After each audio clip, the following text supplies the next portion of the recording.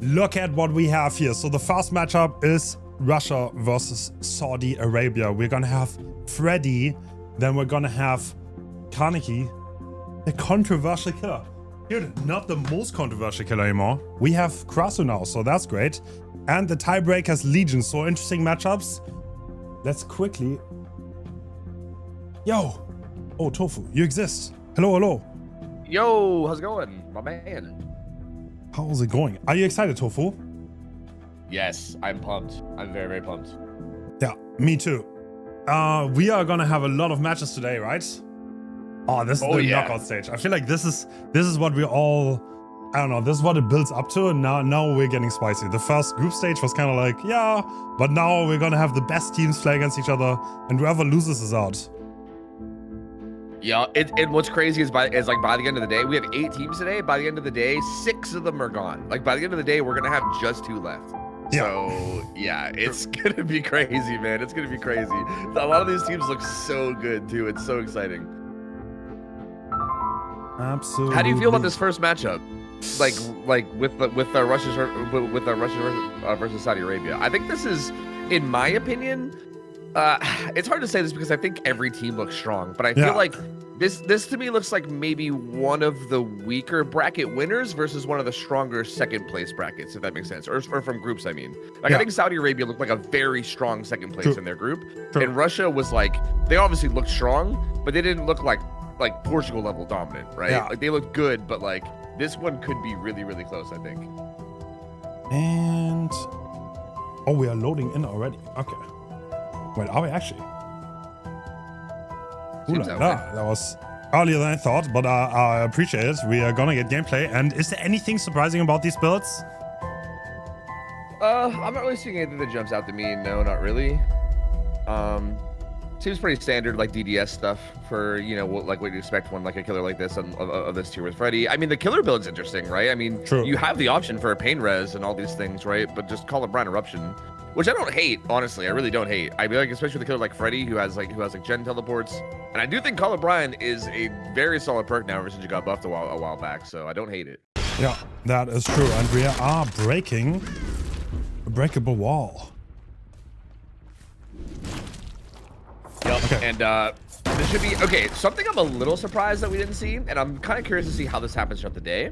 I mean, this is with buff ruin too, right? Like, I'm really curious to see how much we see buff ruin today, with it being at 150. Okay, I will say not from Bubbo. We had a tiny bit of balancing changes that might be important. So ruin is now banned on tier 1, the strongest killers, because we have deemed it too oppressive with the early game and stuff like Blight and Nas. But on weaker killers like Freddy, you could have absolutely brought it, and yeah, I'm kind of surprised. Yeah, and Dead Dog being like a really good totem map too would make it make a lot of sense. Yeah, and to be fair, I think that's a really good call to ban it on tier 1s, because yeah, new Ruined is pretty insane. So looks like Boltar, he kind of just got distance around main, and I don't think Bubble really wants to mess with that. I feel like this is that's the old Dead Dog Saloon special, right? The old take distance and go behind main, and then suddenly the chase is not takeable anymore. But he's got a better chase here with Abo. Ooh, wins the 50 though. Yeah. And does not go to Shack Pallet. Interesting, but is he gonna pay for it? Yeah, he's eating at least 1 hit for that. Yep. Goes there now. Yeah, that was a little odd pattern. Like, it was right there. Really? Does not throw the Shack Pallet, but he doesn't need to, I guess. Yeah, Bubba not committing. I mean, getting multiple tags though still does do a lot because you have Sloppy though. Like, getting these tags and leaving is significantly better with that. Refinding Volatile, and the first down comes out. That was a great find. Yeah, Bulletar, I think just trying to get lucky in that pallet throw. And I think he did the thing where he threw it right as he came around the corner, which is just so unfortunate. Yeah, that's a fast first down. I mean, no gen's done. There was a little bit of progress on Gallows, and then that gen at the top of the street has a good bit of progress. But if you can interrupt that as well, there's not that much progress to speak of. So even here, he shows up with this jet, and he's like, huh. What the interesting, like not much even going on here. Like I think he probably thought they might be like doubling that out and trying to get it done quickly for that down, but no. This gen right here is pretty much the only one with progress. Ooh, and the Bill playing aggressive because the Anok is coming through.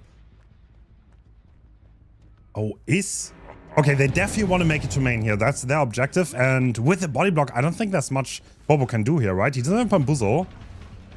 But, oh, you can actually outplay body blocks on Freddy, right? I'm pretty sure you can.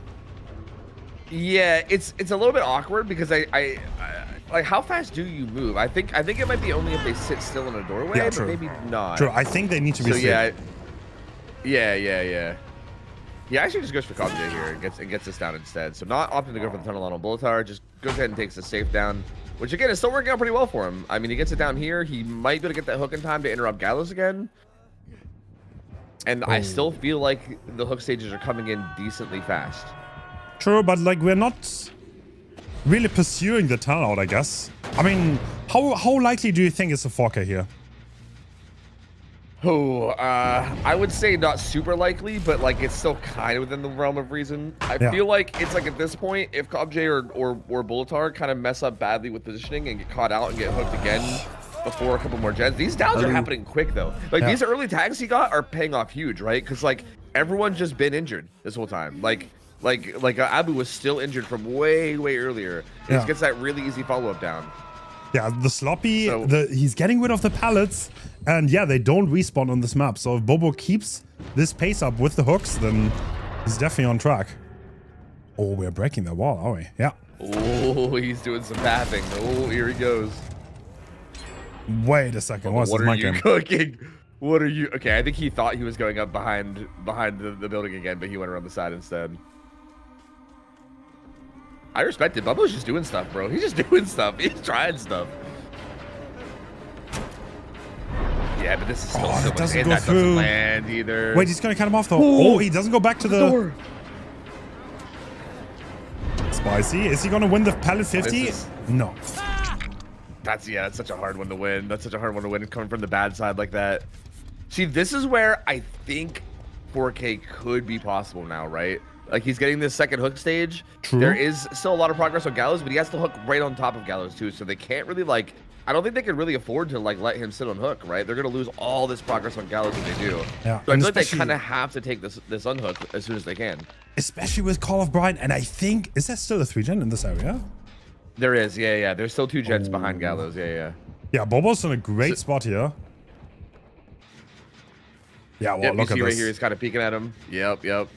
So he's not gonna let the Jake progress the gen.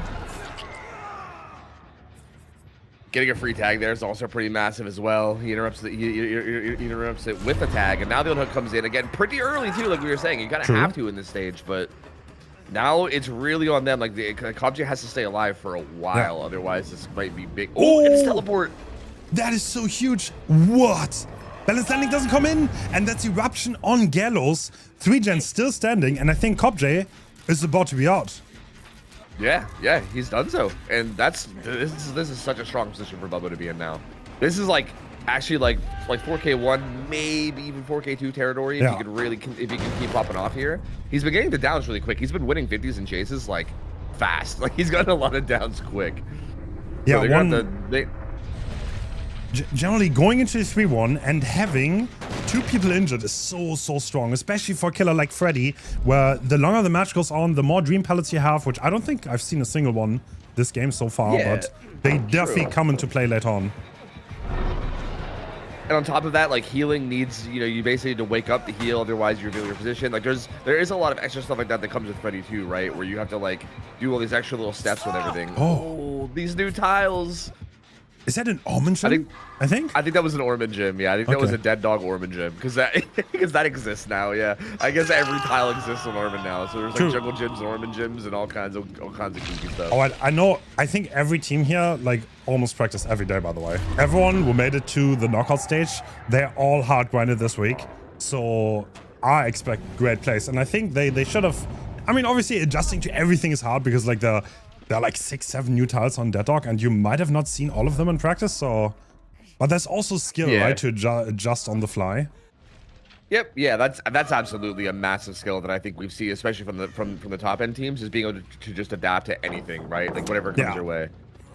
And yeah, actually, this isn't. Wait, is it? Yeah, no, it is. Yeah, actually, it's an Orman gym. It's just a very odd looking Orman gym. Yeah. And yeah, I think the gen regression limit might kick in on the Gallows gen, but for now he still has the 3 gen to hold. Yeah, and honestly, I think every time he takes a chase near here too after kicking it, like, again, Call of Brian is just doing so much. Like, even right now, like, the fact that they're not interrupting that. Yeah. Well, is that Bulletar on that gen, or is he on a different one? I don't know. But if they don't interrupt it, it's going to regress a lot. And I feel like at this point, if you're Saudi Arabia, you might start thinking about playing... Wow. Man, that's rough. There's significantly less vision on that than there is most Orman gens. Wait, that gen... Eruption didn't proc, which means this gen is completely blocked already. Oh, yeah, it is. I think you're right, yeah. He cannot regress that gen anymore. Right. But if Bulletar goes down fast, that might not matter. But I'm sure he's going to call for the rotation. Oh, Lithe being used. Still though, even if they rotate and pop that gen Gallows as Bulletar dies, this is still looking like a 4K2, which is still insanely good for Bubbo. Yeah, absolutely. Bubbo is standing on business. Didn't go for the classic 3-hawk. He didn't play the... He played the map. He played it very smart, I'm gonna be honest. Like, he hit once he had a good Survivor Deathhawk in a good position. He used Call of Brian and played it very tactically, and yeah, wow, that's a great result, right? Yeah, I feel like it was interesting. I feel like he kind of like split the difference early on, and he like he didn't really play full for the tunnel out immediately. He was like kind of spreading damage and spreading hooks, but then still was like, hold on, if I see the opportunity to go for him, so I'm gonna capitalize. It was kind of interesting. Like, in theory, if they play, like if they could have avoided the tunnel out maybe, but he would have still been in a good position to get high stages. Like, he didn't overly commit to any one strategy, which I feel like worked out really well for him. True. And that ends up being a huge result, man. Like, that's gonna be really tough for Saudi Arabia to beat, I think. Oh, I mean, I'm not gonna lie, Bulletar showed last week that what he can do. So, I mean, I feel like Saudi Arabia's like kind of getting carried on killer by Bulletar because he's a great killer and he can make things happen. But 4K2, especially against these survivors, this is gonna be difficult. Yeah, I mean, this is kind of like a, as far as I'm aware, this is kind of like a legendary roster for Russia, right? I mean, it is. Like, in terms of like, as far as I'm aware, I think like the Russians and like a lot of people even from this roster are people that like literally like revolutionized comp throughout the years, right? Like big like macro gamers, like huge, like just really good players. And I think we saw that a lot throughout group stages too. Like, we saw so many, like, I don't know if you remember that like 5 gen game on Wretched that they had versus Dracula. Yeah, like that was they yeah, just so many like insane things like that that required such good macro where they just handled it so well. Like, I feel like this team is very capable. So, but you are also not wrong that Bulletar is a nasty good killer. So it's definitely not out of the realm of possibility for sure. I mean, it's like, the funny thing is, you could literally make 2 Survivor rosters with the Russian team. You could make 2 Survivor rosters that were like really strong. So they have the trouble of choosing. I don't know if they're gonna hate each other because like someone has to make the rough choices of who's actually playing, but I was really thinking about that during groups. I think it was pretty much every single game we saw Russia, and I was looking at the roster. I was like, who are the 4 survivors gonna be here? Like, who sits? Like, do you sit out Excise? Do you sit out Swatter? Like they're all like so good. Like, how do you sit one of those out? You know what I mean? It's crazy. Excise, Granard, Bobo, Swatter. I mean, there's so many good ones. Yeah, like, it's just such a stacked roster that like I feel like like even if 2 of them overslept, they would still have like a super stacked roster. It's absurd. So yeah, I don't know. I'm very curious. I'm excited to see how this goes. I mean, I do think Bulletar is pretty nasty on this, and I do feel like the ping matters here a little as well, which is obviously a whole thing with the Saudi players in general. I know that like to them it's probably like nothing because I think they're always playing on ping, right? Unfortunately, the Saudi Arabia players don't have a server, so they're always connecting to Frankfurt, so like they're always on kind of ping. But regardless, even if you're used to the ping, like there are maps like this that are sometimes like a bit harder, and I'm curious to see if that matters here as well. But I think all these players will be pretty used to that. Yeah, that roster. Oh my god, dude. It's just so gross. Like, just looking at that list of players, like, I don't know what 4 are you hoping to go against if you're Bulletar, you know? Like, fuck. Kind of crazy for sure. I mean, we're gonna, dude, I'm not gonna lie, we're gonna see Clash of Titans today. I don't know if you, but like, at the end of today, we will know who are the 2 finalists, right? So yeah.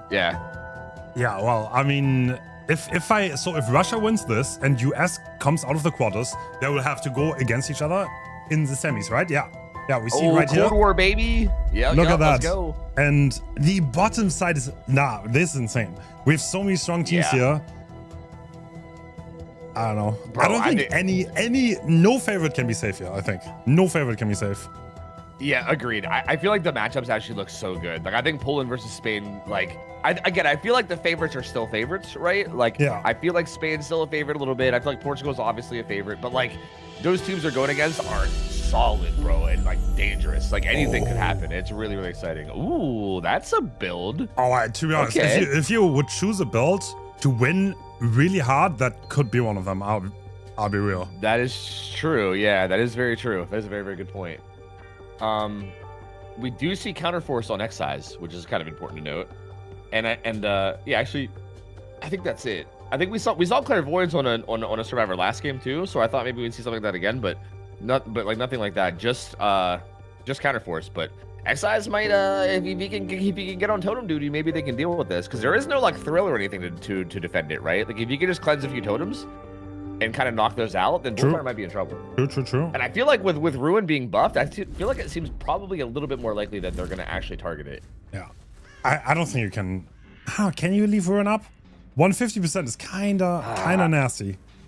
I feel like you can only leave it up if you're very confident that you're gonna have really good chases. And I don't know if you can say that on this map versus like a good killer like Bullatar on a killer like Freddy, right? Like that whole combo. I think you just saw a Hex in main too. Dude, you know what we just seen? The survivors are already scouting totems. That's what we just seen. Le Magic did just check if there was a totem inside.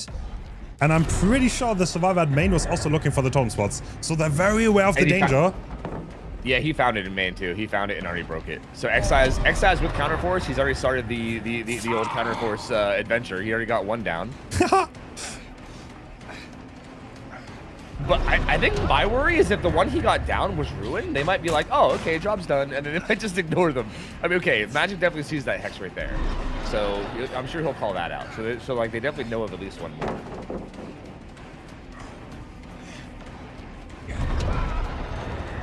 Ooh, Magic gonna play 50 here. Oh, great job though. Super clean on this pallet. This pallet is not safe at all. Ooh, baits that swing too. Such a good chase for Magic here. Is he gonna break? Is he trying to zone break? Yes, he is. But can he zone break? A jungle gym. There's a jungle gym. Long wall jungle gym on Orm, and baby, you love to see it. Takes the 50 vault, gets away with it. Does he make anything though? He might make this. Yes. Dude, isn't Daryl like the worst survivor in the game? He's like so loud. Is that? I don't know. I know he makes weird sounds, but I'm not sure if it's loud weird. Ooh, that swing. That was nasty swing. But we see the Gen Pros. Look at this. We're already on the second totem. Oh, yeah. 2 gens being done. We're not fooling around. Yeah, Russia came to play today. This is that was a good ending to that chase for Bullatar, but overall that was a fantastic chase for Magic. Like they are in such a good spot, and that's everything but Devour gone, I guess now, right? I believe both the other totems other than Devour are gone, so I think Devour is the only totem left. So the whole build now is just Devour Sloppy, and that wasn't even a stack. So yeah, not getting that stack great. Is so bad, so bad. Yeah. Yeah, because at this point, that's kind of like your lifeline. I think that's the only thing you could really hope to win this game with is your third stack, you know? Ooh, Swatter ends up eventually getting tagged there, but of course he's going to take his distance and go main with it. Yeah. That was a good hit, by the way. The way you got hit there means that Bullatar will never be able to caught him off guard from main. Yeah, that's a big thing that I think a lot of people don't realize from like high level play is that the way you take your hits is so important, right? Like if you like vault into a bad area as you get hit, then suddenly you're just instantly dead, right? So yeah, he would be dead if he was sit on the other side, but he's obviously aware of this and he will never let that happen. Ooh, that hit on X-Size. Still though, like that first chase was just so strong that like Russia's in such a powerful position here. Bullatar though, I think aware of it, is slugging, and once more finds Magic, who's already been hooked once. And I feel like this kind of makes sense. Like he really needs to make something happen here. You can't really just be like, oh, let me just down and hook, and you know, but like I think he's got to take some risks, and this is kind of a good risk to take, I think. Hardwell's already picking up X size, but wait, are they gonna get that? They will. Yeah, just barely. Oh, he makes it. What is showing from Team Russia survivors here? Yup, and here's Hardwell to take the hit as well. Oh, he tried to phase through him, but he, see, like real smart too. I think Hardwell, once you realize you're trying to phase through him, he just started following him. Because I think that's how it works. I think if you try to block a doorway, I think you can phase through. But I think if you follow the survivor, I'm not sure if you can, because I don't think Freddy moves fast enough.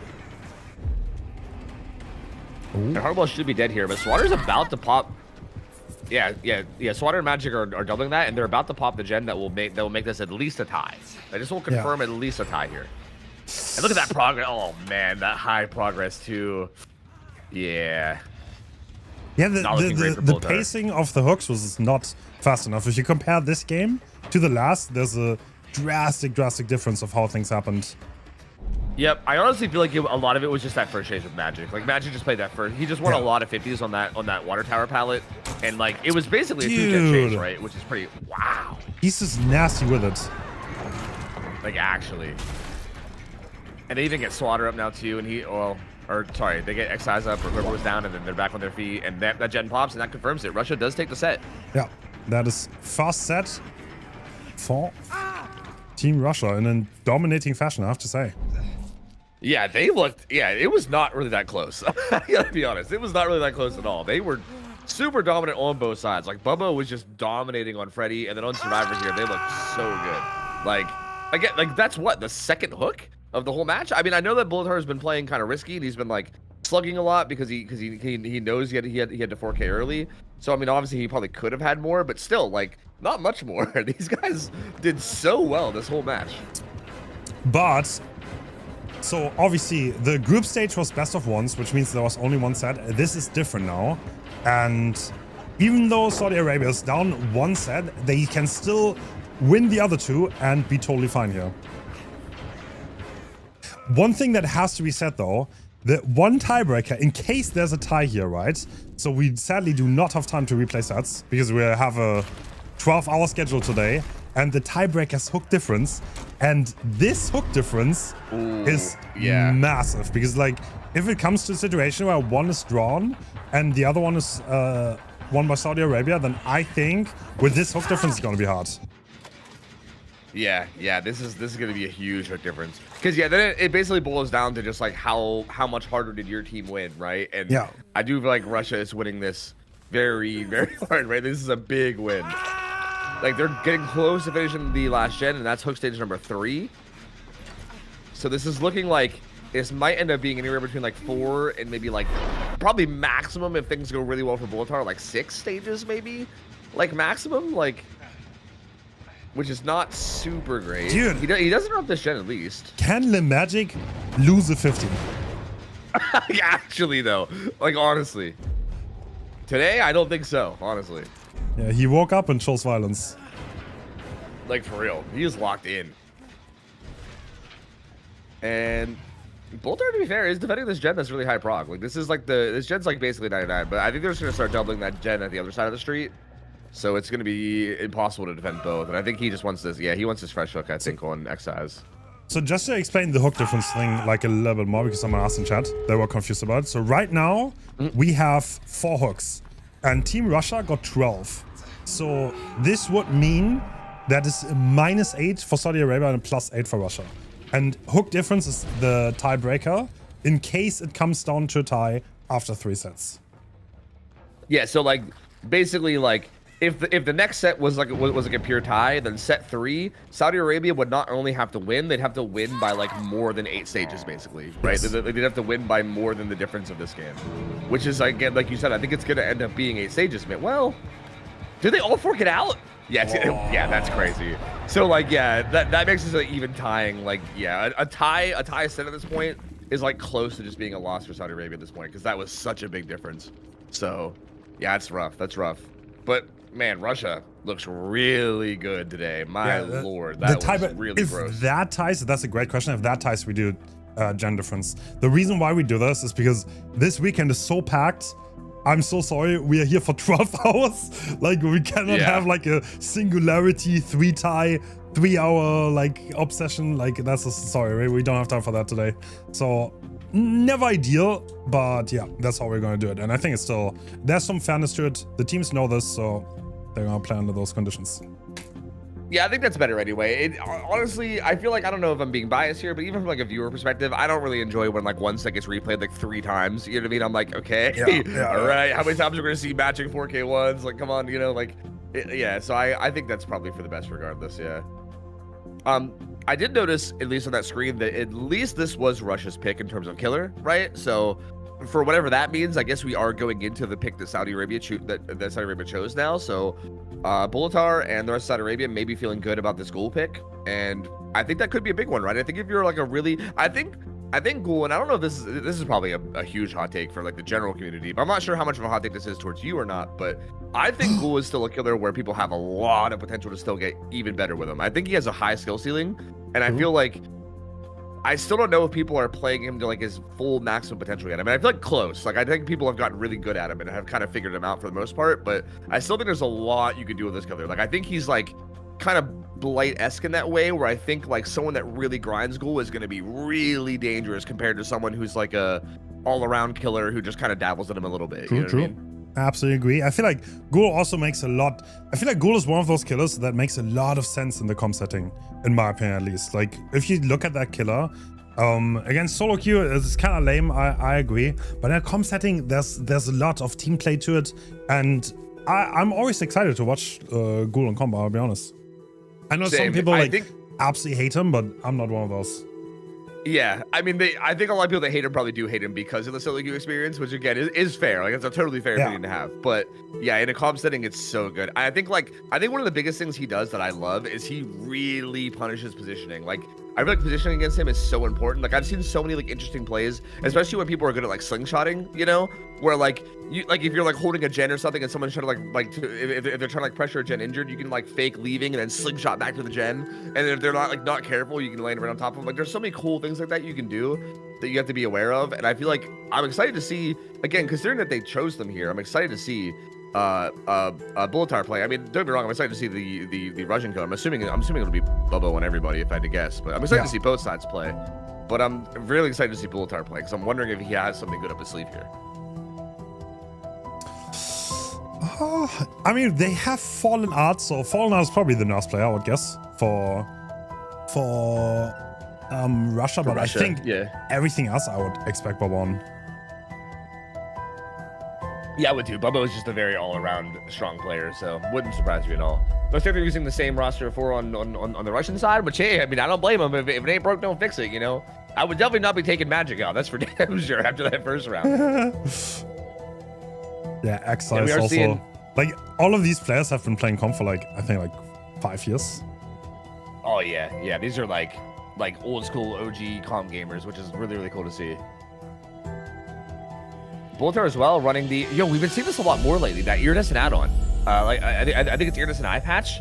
It's such an interesting add-on. It's like the third dash in your leap. If you vault a pallet, breaks the pallet. It's interesting. I've been seeing it a lot more out of people. It really? I mean, kind of good sometimes. I'm not gonna lie. I think it's the first time I've ever seen it was in the last Go match, and I feel like it didn't really work out for Ultra in that match, but we'll need to see if it works out now for Bulatar.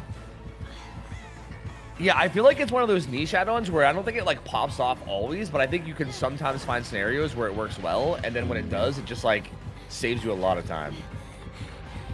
Nah, the Magic once again. Stop it! Stop it, Magic! Wait, they saw it for pallet save. Oh no, they get spotted though. Yeah, he's still greedy.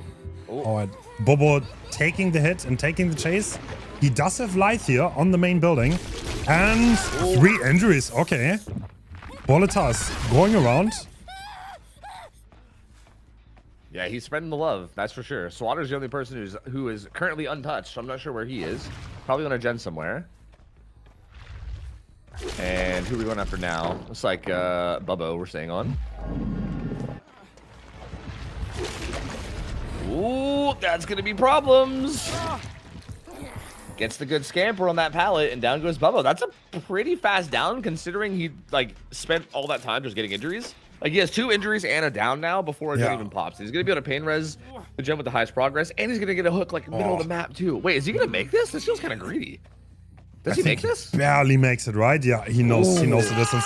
I mean, this is, yeah, like you said, this is a great start. 2 injuries, having map pressure, and the hook is right in the middle, and wow, everyone is injured now. Yeah, now this unhook gets a little hard. Well, I was gonna say if they don't get the unhook right now, then the unhook's gonna get a little bit hard, but they do get it right now, which they kind of needed to, right? Everybody getting injured makes that really awkward because it's kind of hard to go in when you're when you're basically one tap. But that also means Boltar can follow up this chase quickly, and Bubba really needs to. Oh no, not do that! Oh no. Well, that's a second hook really quickly. We're still at 5 gens. Okay.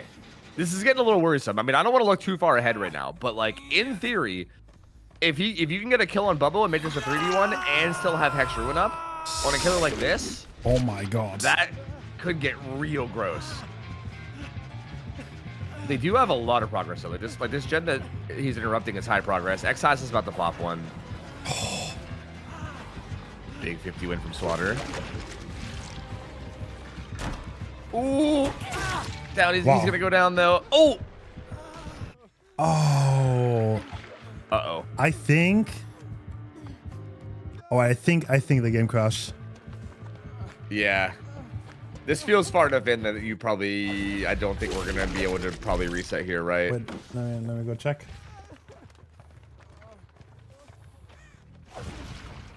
Bubba's taking this chase at the tile. He's actually okay. Boltar's just gonna leave that. Oh, I think he wanted to interrupt the gen before it popped, but then it popped. Well, no, that was a different gen.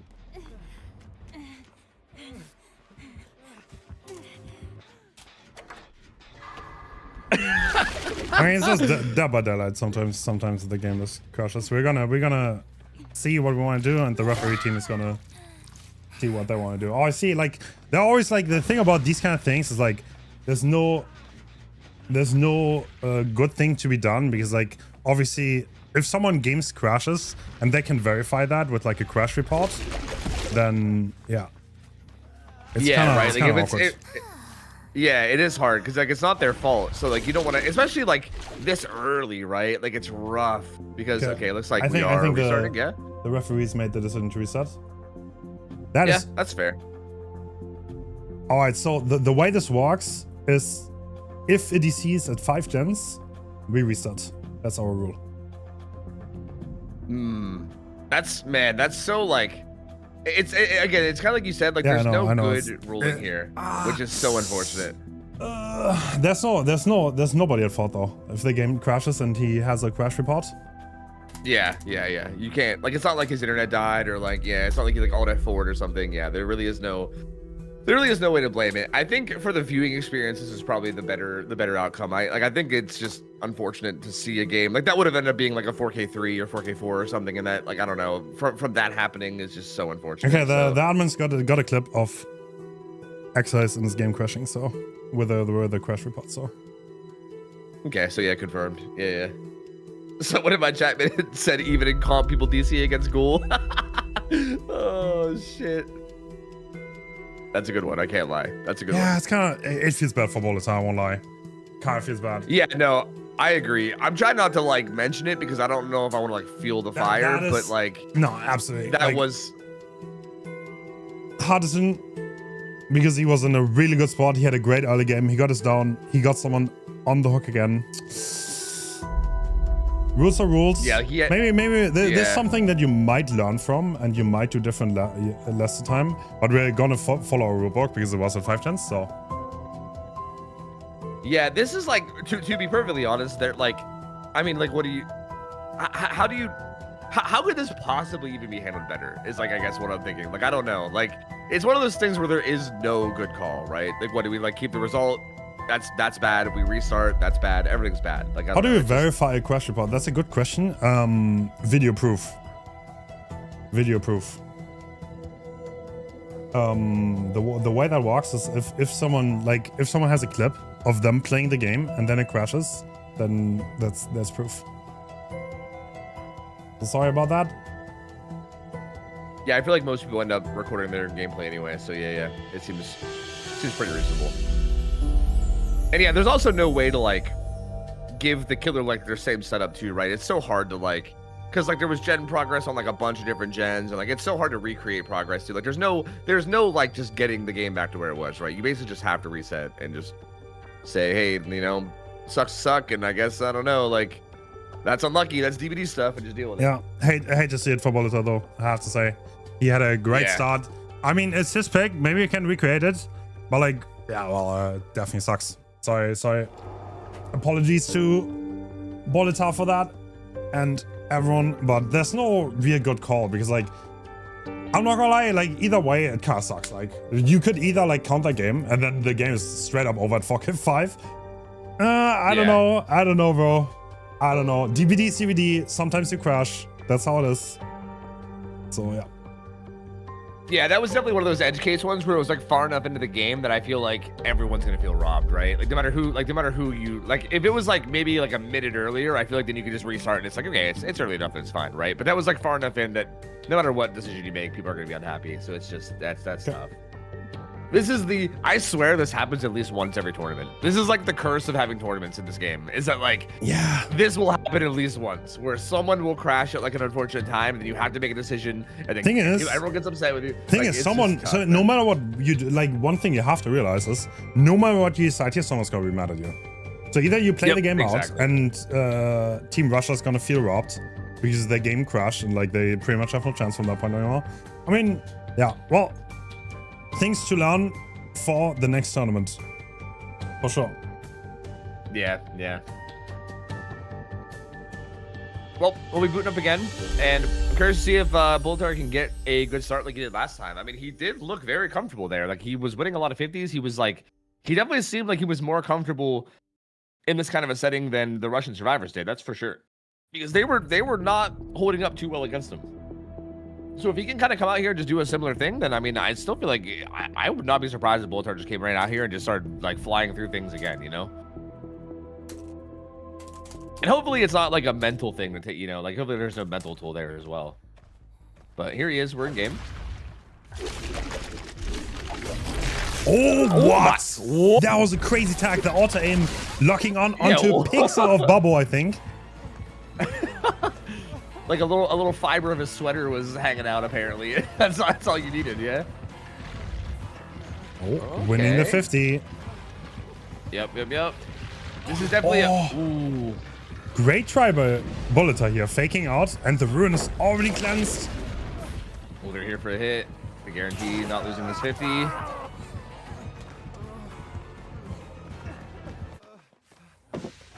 Oh, but now Extas is playing the 50s. Okay, gets that vault. There's the scamper, though. He should make this pallet, maybe? Oh my god, he doesn't even make that. My lord. All right, well, another pretty fast down. Again, in terms of like speed of downs, this is pretty similar to last game. He has one injury instead of two this time, but still, like, pretty fast down with at least one more injury. A pain rest as well. So, I mean, Boltar just back at it, bro. He doesn't even care. He's just like, yeah, whatever. I'm gonna burger vote again. Yeah, I mean, he's just repeating what he did last time.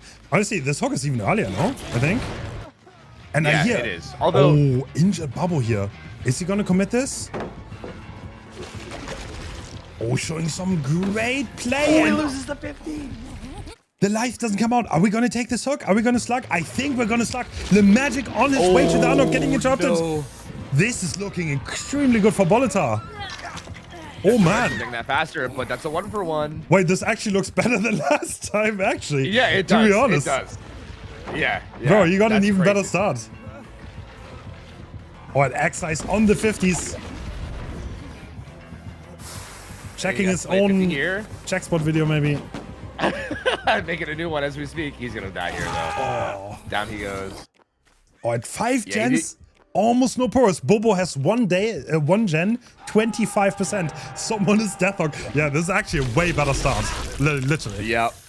There is another gen. I think it's like near Shaq. I think it is Shaq, actually, that had like maybe like 40-50% progress too, and then that's it. That's all they really have. And they've just been on, Bubba's on that one now. Okay, I'm so happy we don't have to feel bad for Bolita here. Yeah, same. Yeah. Dude, the mental fortitude to just like load back in and like be even more aggressive and get everyone down instantly. Yeah. I respect that so much. Yeah, he was like, ding, ding, round 2, bitches, bring it on. Like, he just didn't Coming care, back. dude. Just didn't care. And now Magic's back on the floor. Xey's in death hook and chase. Actually doing good so far. He has resilience, which is probably like the best chase perk you could have against this killer. Ooh, does he make anything here though? The double back to that pallet works out pretty well. No one's full health to take hits from though, and yeah, eventually he's gonna go down. Yeah. All right. I'm not gonna lie. I don't want to. Okay, everyone injured going into the 3-1. We had 4 gens, barely any progress. How do you play this? How do you play this for Team Russia? Yeah, I don't know. You pray that someone can hold a chase, I guess, is what you do. I don't know. Because so far, no one's been able to hold a chase at all against Bulletar. Like he's just been winning every pallet, and they maybe win like 1 or 2 50s, and then they just die. Putting eruption down on everything. Dude, he's a blood trail here too. Oh, did he just find every progress gen? I think he might have, yes. Yeah, because this is main too. Yeah. Magic's working on something elsewhere. He might be working on a top side gen at this point. Just a reminder, this is Saudi Arabia's pick, and Bulletar really does know what he's doing on this killer, so we can see it. Oh. Bubbo doesn't get that. Unfortunately, he goes down, and that's going to be eruption popping. Magic is getting some progress. That's like the 1 o'clock gen, it looks like. So he's getting a lot of progress there, and I don't think Bulletar has gone to that gen yet, so he's not completely aware of that progress. Yeah, so there is at least a minor chance of something there, but he's slugging. He said, hey, don't mind if I do. Oh, new kidnap? Yeah, the nerf version. So with old kidnap, he would have definitely died there. Is this safe, by the way? It looks like maybe yes. You seems to. Yeah, it kind of looks like he like I think where he stopped right there seemed like maybe like a check spottable place. So seems like maybe safe. Yeah, I mean Bulletar seems to think so too because he leaves. Oh, that's interrupt this before Magic can pop it. Oh, and the Magic is. Yeah, well, he just wants to get at least 1 gen done because I think it's very unrealistic to get much more. And honestly, I'm not gonna lie, this is the strongest I've seen Kaneki look in comp, I think. Yeah, agreed. I feel like I definitely think Kaneki has felt like kind of figured out a little, you know what I mean? To the point where I feel like I've seen people do really good against him. But yeah, bullets out here, it looks like they just can't figure anything out here. Like, it's just insane. He's just annihilating everybody. Jumping right on top of Bubbo, he gets nowhere. The only pallet there was the one beside main, and that one's gone, so he goes down. Swatter trying to get this unhook. He should barely make it. But at this point, we're just, you know, we're on, like, musical slug duty at this point. Gets good stun, though. Nice. But gets right back on top of Magic, and he's not going to be able to go anywhere anyway, so down he goes. This one, and yeah, he knows roughly where Swatter is, too. Damn, that's crazy. Well, that was a dominating performance by Bulletar here, and we're playing the check spots.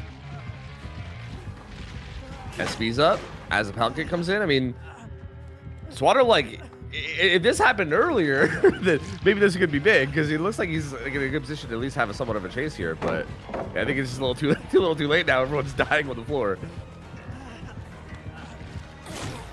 Ooh. This is a weird pallet too because they like moved this pallet. Like the position of this pallet's so weird. Okay, interesting. I mean, the killer cannot know if you go for the vault or like. I kind of like that. Yeah, it is a bit odd. Like the vault that way is really bad though. Like if you ever get forced that way, you're kind of cooked. All right, that is a 4K3. 4K3. Well, solid. So you might think that like Kaneki's really strong. He's always 4K. I don't really think he is.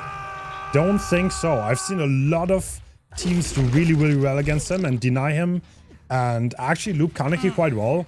So yeah, we're gonna see. Yeah, I do think Kaneki is a killer that I like. From what I've noticed, I feel like he gets, because okay, basically like correct play against Kaneki, I feel like basically just forces a lot of like M150s, right? Is what happens. So I feel like he's definitely a killer that I think becomes a lot more dangerous on like high ping. Like I feel like if there's like a cross ping matchup, I feel like I usually see him do really well. Whereas if you're playing on like same ping where everyone's like very low ping, right? Like if you have like Germany versus Spain or something, and then I feel like he might struggle because everyone's on pretty good ping. But this is technically it's the same server, but like again, it's kind of weird because both Russians and Saudi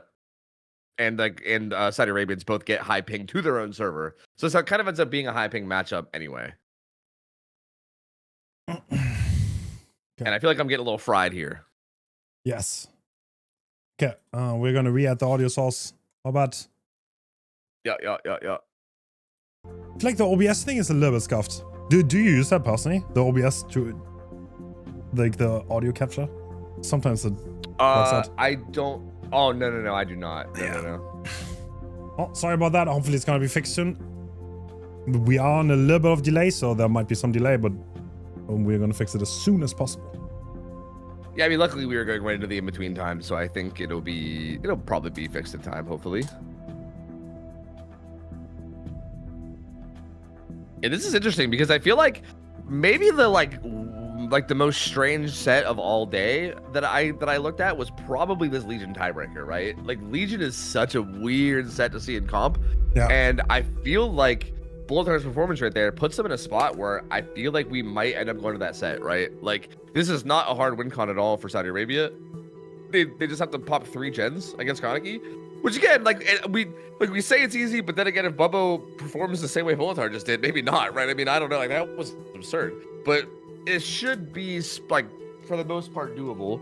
And if we end up going to that 3rd set, that will be very interesting because I feel like Legion in comp is definitely not something that's super common, and I'd be very curious to see how that goes. Same. Well, I mean, is that win con doable? Oh, not impossible, but really hard. I mean, it's like tieable, yes, right? Tieable, yeah. Oh, even that, to be honest, hard. Yeah, even tying is insanely hard. Yeah, I will say, like, I do think if we could circle back to that Freddy set, like the tiebreaker for them is so in their favor that I feel like a tie for them is close to being the same thing as a win. So I just realized I think Russia has a Kaneki one track actually. Oh really? Yeah, I think Hardball grinds that killer a lot. So I don't know if Hardball's gonna play, but I know he did hard grind Kaneki when he came out, so he might have it. Let's see. Interesting. Yeah, that could be kind of cool. I feel like that always seems to be a thing. It feels like even like even the players that are like mostly survivor mains always seem to like have like one killer that they kind of just grind. Like how like Dan's randomly like a Billy main, you know what I mean? Like I feel like that's a very interesting thing that you see a lot out of a lot of these teams. Is like a lot of like the people you always see on survivor will sometimes randomly come out on killer and just pop off. It is Bobo. Like, all right, no Hardwell on. I don't know if he still plays him. Maybe he doesn't. But Bobo can definitely play everything. Yeah, build definitely different here though. No Eruption, has Brutal instead, which again I think is a very different approach from what we saw from Bulletar, because Bulletar was not kicking pallets unless like it was like downtime, right? He was just like kind of playing every pallet, and then we're seeing Handkerchief as well instead of the Ultra Rare, which we didn't see the Ultra Rare come into play at all the last game, which is kind of unfortunate because I do think it was an interesting choice, but it is like a very niche situation type use, so makes sense.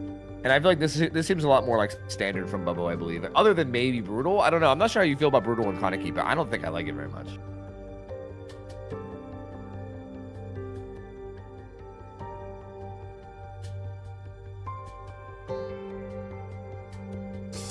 Yeah, kind of relying on, like Ruin has to do the hard work here, right? No, it is Hardwell. Yeah. Okay, the audio is still bugged. Oh, it is Hardwell. Ah. Oh, make it more quiet now. Yeah. There's a delay on the stream.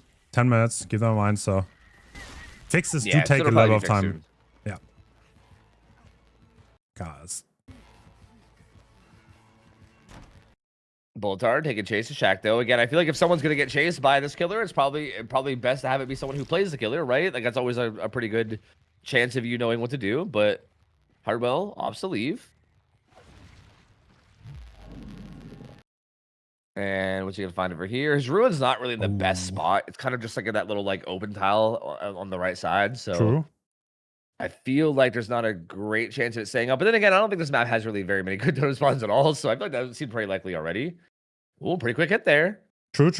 Are we going to follow up on this? Looks like it, yeah. This is an unsafe tile to be stuck on. And Brutal Strength coming in handy. He's breaking the pallet. Yep, Zone's Reg map. And now all she has is this window. Oh, great patience by Hardwell. Is that a hit? Yes, it is. All right, pretty fast down. I mean, honestly, okay, and they also broke Ruin. This feels like a very similar pace as last game. Like they broke Ruin, raised the first down happened, which is the same that happened last game. And then also, this is going to be a pain res hook with like them being at 5 gens and not really a lot. Okay, the audio is currently gone, so I'm assuming it means it's about to be fixed. Yep.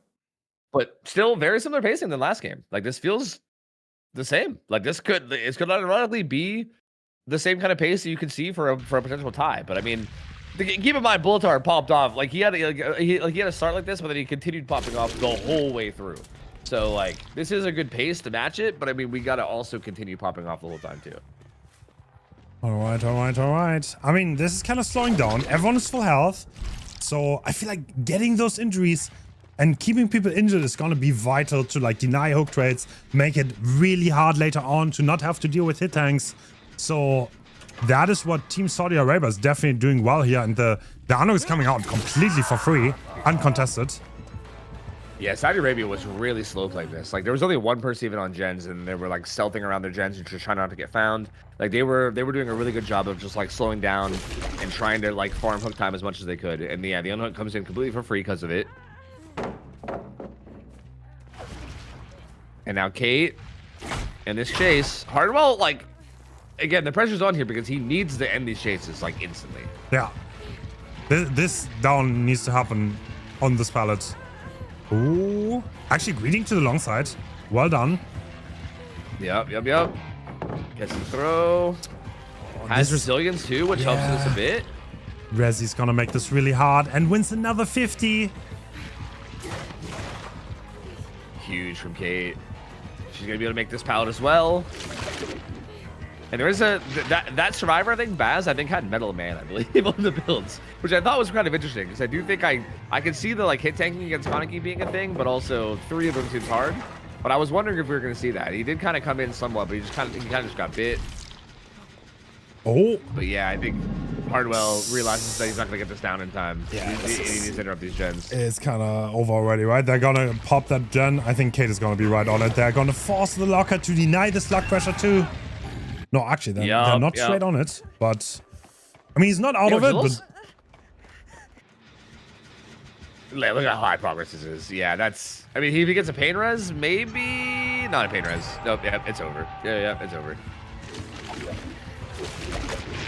Yeah, this feels more like what I expect from Kaneki and Conk, right? This feels like more like the kind of stuff we usually see, where people like are able to like win some 50s and hold their own and chase at least a little, right? While they kind of just like slow play and pressure the map a lot. Like this feels a lot more the pace that I think we usually see. Bulletar just, I don't know what is in that man's cereal, but holy bro, he was just popping off. Like both games, like he popped off and then there was a reset and they just popped off even harder. Like it was crazy. Ooh. Great 50 wins there from Cobb J. Playing this palette really, really well.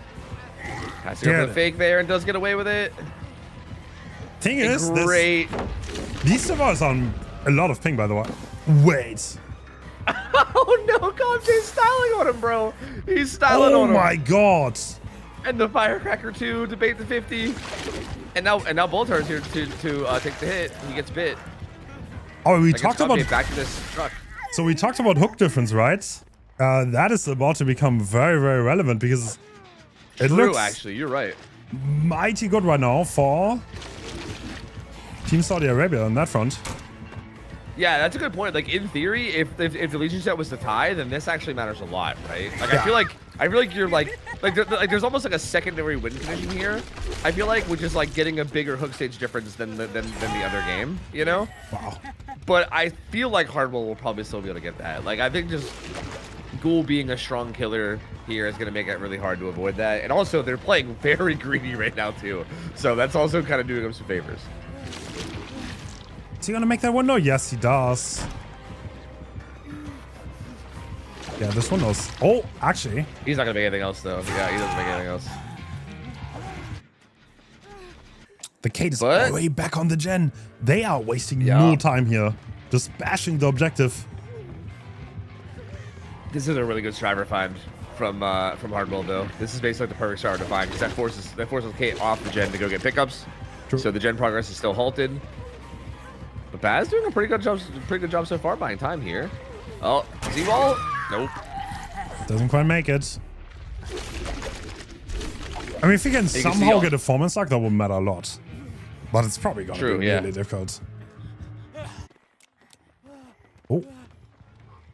That is Sprint Bus coming out from Boletar. Does he have Champions of Light? Yes, he does! Light, yeah. Oh, he's so annoying with it too. He's fixated Champion of Light. Oh. Yeah, that build is so obnoxious, bro. I love it. I love it. Might look a little bit goofy, not against it. But the thing is, what you can do is you can flashlight and you pretty much run at running speed and you recover your exhaustion, and that's how he got his Sprint Bus back. Yep. And you also, I think, are silent. Like you don't have footstep sounds too. You also don't leave scratch marks. It's like a way to like run without actually running. Like you don't get any of like the downfalls of running. Like there's no footstep sounds. There's no scratch marks. There's no. It's goofy. It's super goofy. Yeah. I feel like honestly though, like if Hardball could just get it down on one of these fresh hook survivors, and then it's kind of an interesting position because again. Obviously, if the final game isn't a tie, then it doesn't matter. But if the final game does end up being a tie, if he could just get a fresh hook down and kill them on hook and make it 5 stages, that would, I think, be enough for the hook stage difference for the tiebreaker, right? True. So that kind of is like the secondary little mini win con here. But Boltar is here full health. Even that, I think it's going to be hard, right? Oh. Yeah. From this point, I do feel like that's maybe what Hardwell should have been playing for earlier on too. Maybe instead of going for all those slugs, maybe just getting some hooks and trying to get that like tiebreaker win con is probably like the better play here.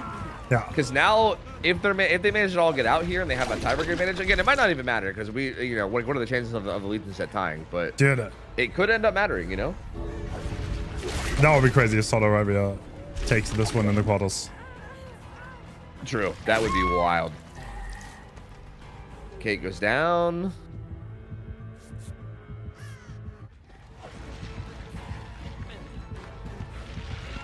Okay, wait, this is isn't this a complete tie? No, because it was a 4K2 on Freddy, right? Oh, so yeah, it's 4K2 versus 4K3, right? Wait, was it? Yeah, I think it was 4K3. I think they're both 4K3. No, it was a 4K2. No, okay. It was a 4K2 for Freddy. But I think they ended up all getting out anyway, though. So it doesn't matter. Spicy. They ended up getting Kate up with Soul Guard, I believe. Spicy. Okay. All right. Yeah, so Saudi Arabia wins that really hard. Like we were talking about how Russia won the Friday set hard, but like I guess we should just shut up because Saudi Arabia said, hold on, watch this. And then they won that like just insane. Like that was 2 stages versus 4K3. Was the difference there? That's yeah, you know what's funny? After the first game, I read in chat like Ghoul is so OP, and now I read Ghoul is so ass. Yeah, so that's Twitch chat for you. That's Twitch chat for you. Yep. Everyone is getting confirmation bias whenever they want. Exactly. This should be interesting. What map was that for Ghoul? Or for Legion? It didn't look like Dead Dog. It looked like I think an Auto Haven map. Was it Wrecker's Yard? I think it's Wrecker's. If I'm not mistaken. It might be. Yeah. I know that you guys. I know that you guys use different maps for like week 1, week 2. Yeah.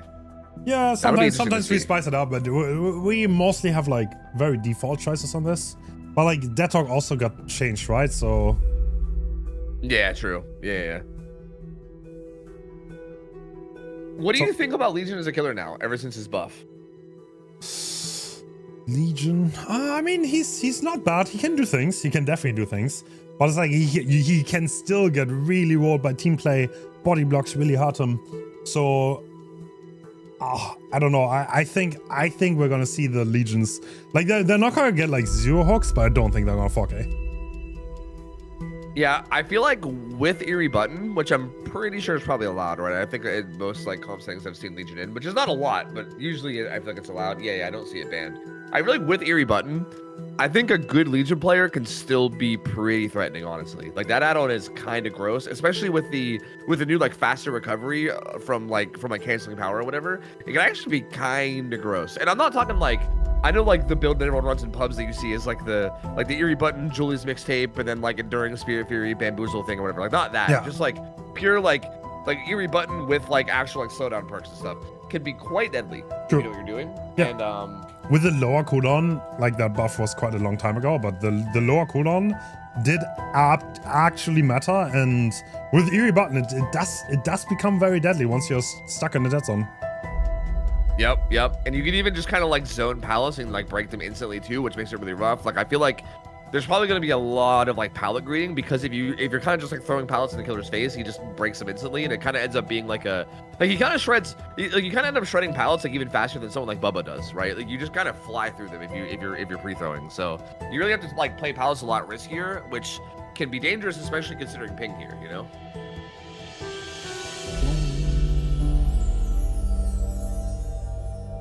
So I don't know. I think it'll be interesting. I'm assuming we'll probably see Bubba 1 killer for Russia here, and they're gonna be coming right back out. And Saudi Arabia survivors, I mean, I will say I don't know how much like morale and momentum matters in a situation like this, but I feel like Saudi Arabia survivors probably feel amazing right now after that game. Yeah, true. I mean, they definitely have momentum. The scoreboard is still gonna be bugged this game. I'm so sorry about that. We're having a lot of issues with that, but we know the teams, right? It's right here. It's Russia and Saudi Arabia, so we can figure it out. Yeah, we'll just try to mention it with casting a little bit, and I'm sure it'll be fine. Yeah. I'm very curious to see what a build is going to look like here. Like what is a Legion build in comp going to look like? This is so interesting. I kind of love sets like this just because they're so like unorthodox, and I'm just like, I don't know what to expect. You know what I mean? Like I've watched a million Wesker sets. I've watched a million Oni sets. You know what I mean? Don't get me wrong, I like them too. But like this is just very like I don't know what we're going to see. I have no idea. You know? I wonder if we're going to see Ruin. I think we will. I think maybe like something like Ruin, Eruption, Corrupt. Painless, maybe? Oh, that would be my guess. Let's see if I'm right. No. Wow. All right. I am. All right, I'm as wrong as it could possibly be. Okay. All right. Yeah, that was not what I was expecting to see either, though. To be fair, that's very, very interesting. We do see a button though with the with the roller add-on, which I honestly can't remember which one that does. I can't remember what that does, to be perfectly honest with you. But I know the Eerie button is, obviously Eerie button. Isn't that moderation? No, that's recharge, that's right? Mischief List. That's recharge. Oh yeah, that's recharge. You're right, that's recharge. Yeah, because Mischief List is the more duration one. It's like it looks like a piece of paper. So yeah, I think that must be recharge. Which I guess does make sense with Eerie button, right? You just want to get Eerie button back up like as fast as you can, that way you can keep using it. So it does kind of make sense for sure. And looks like we're ready to go. All right, Bubble, are we heading into the match? Starting off with the power, and yeah, we can see the recharge is way faster. That's why he has this add-on. A little bit more mobility for sure. And we're looking for the first survivor. Oh. I actually it's really interesting. I didn't really think that, like, if your recharge is that much faster, you can just start using your power for actual mobility, especially with the faster cooldown now. Like, that's kind of interesting, All right, so it's almost like... Oh, scratch marks? I'm being spotted though. Yeah, this is a great start for the survivors. They're kind of stealthing out. And this kind of attack is going to be all the way in the corner. Ooh, this is the kind of baiting we were talking about, though. He should still get hit. Yeah. Wow, that's so far away, though. Okay, now, this is the thing, though. Babbo has puffed info on everyone on the map now, and that's so huge in the comp setting. Yeah, they're all kind of scattering for rotations and spreading out, but Abo gets hit there as well. Makes the window at least. The reset comes through on the Legion. But look how fast the power's back up. Look at that. Bro, the window's still blocked now. Oh my god. Yeah. Hit tank though coming out. Oh, that's such a great hit tank. All right. Wow, instant back in power though. But dude, that roller add-on is insane. He's getting his power back like instantly. What is that add-on? Holy, I never knew how strong that was. Oh my god. That's actually crazy. His power is like never off cooldown. This tile is shorter than it used to be. So not very safe for the Droid. Can he play it though? Oh, he wins that. 50. And the only full survivors currently on a gen. Are they doubling main? I think they might be doubling Shack, which would be huge if they pop it. I think Dwight's winning just enough 50s here that they at least pop that Shack. Was that Shack? It was. Oh, That's honestly huge. pretty huge for them. Yeah, that's really, really big. Dwight did a really good job there. Like he bought just enough time that they were able to pop that safely and get away. So at least that middle map gen is out of the way. You don't have to worry about constantly getting interrupted over and over again all game. So that's huge for the survivors here. Dude, okay, not gonna lie, is Grim Embrace a great choice for Legion? It's like, can you just use the downtime to heal? Yeah, it is a little interesting. Yeah, I don't know. I'm not sure how I feel about it, especially when perks like Pain Rush are on the table, right? Like, yeah, I'm not 100% on it. Oh, that's a very unsafe pallet, and we are on the 50s in the gambling, so that's gonna be a hook. Yep, it'll be another Grim as well, so they'll get interrupted a little bit more. So Bubbo, once again, choosing to not go straight for tunnel out. He's not playing like the classic, I'm gonna hook one survivor 3 times and then I'm gonna care about the gens. He is kind of looking to control the map early. Yeah, he seems to do this a lot, where he kind of like splits both strategies, and then kind of like as the game plays out, he kind of just like commits to one more, like you know, the other as it goes. Yeah. Which is kind of interesting. I do like that. God, the recharge add-on is... Oh, doesn't get that though. Still gonna commit maybe? Yes. Okay. Yep. I think I got some info when people are around, and now also has power back up too. So we're fully going for fresh hooks here. Interesting. Another gen pops. Bulletar is also on a pretty high progress gen here too. Oh, great green from Gomji. He's doing so good here. Okay, this is what I'm one talking thing about with your button though. You kind of have to play this way, and it's working so well. I don't know if you realize, but Saudi Arabia, these players are gonna be on 100 ping, by the way. So like, yeah, it doesn't look like that, but they are doing so well. Oh my lord, Gomji is juicing right now. He's gonna eventually. He still doesn't die. What? Okay, now he died. I think Bubba had to be like Bloodlust 2 there at least. Like at least Bloodlust 2. That was so. Oh my god. Disgusting. Yeah, that was Saudi so Arabia gross. is like they are juicing up hardcore right now. This is the tiebreaker too for like Team Russia might dude, like we could see them get knocked out first round. That could be crazy. That would be so spicy. Russia definitely one of the teams that many thought is one of the favorites, so yeah, like this team, like I think Russia's roster just looks so stacked, but Saudi Arabia really showing what they can do here. Like they are playing phenomenal. Oh, Abu unfortunately does lose that 50, but they're about to pop gen number 4. Quick and quiet not coming into play, and we are not getting any value on this hook. There's not a Grim hook. The only one left is the Claudette. And I'm pretty sure they are aware of this, so they will probably try to deny that. Did they have a high progress gen for Deadlock? Is that what I heard as he was walking around? I don't know if that's what that was or not. It might have been a gen that was already completed, but because there was Deadlock in play. I'm not sure if they had a high progress gen that was eating Deadlocks or not. I think the gen that he's hooked on was high progress. I think. I'm pretty sure it was. I think when he was walking away from the hook, I'm pretty sure I heard gen progress. So yeah, they might have some prog there. That would be a crazy decision to leave. Over there. Oh, you're right though. The gen is 50. Yeah.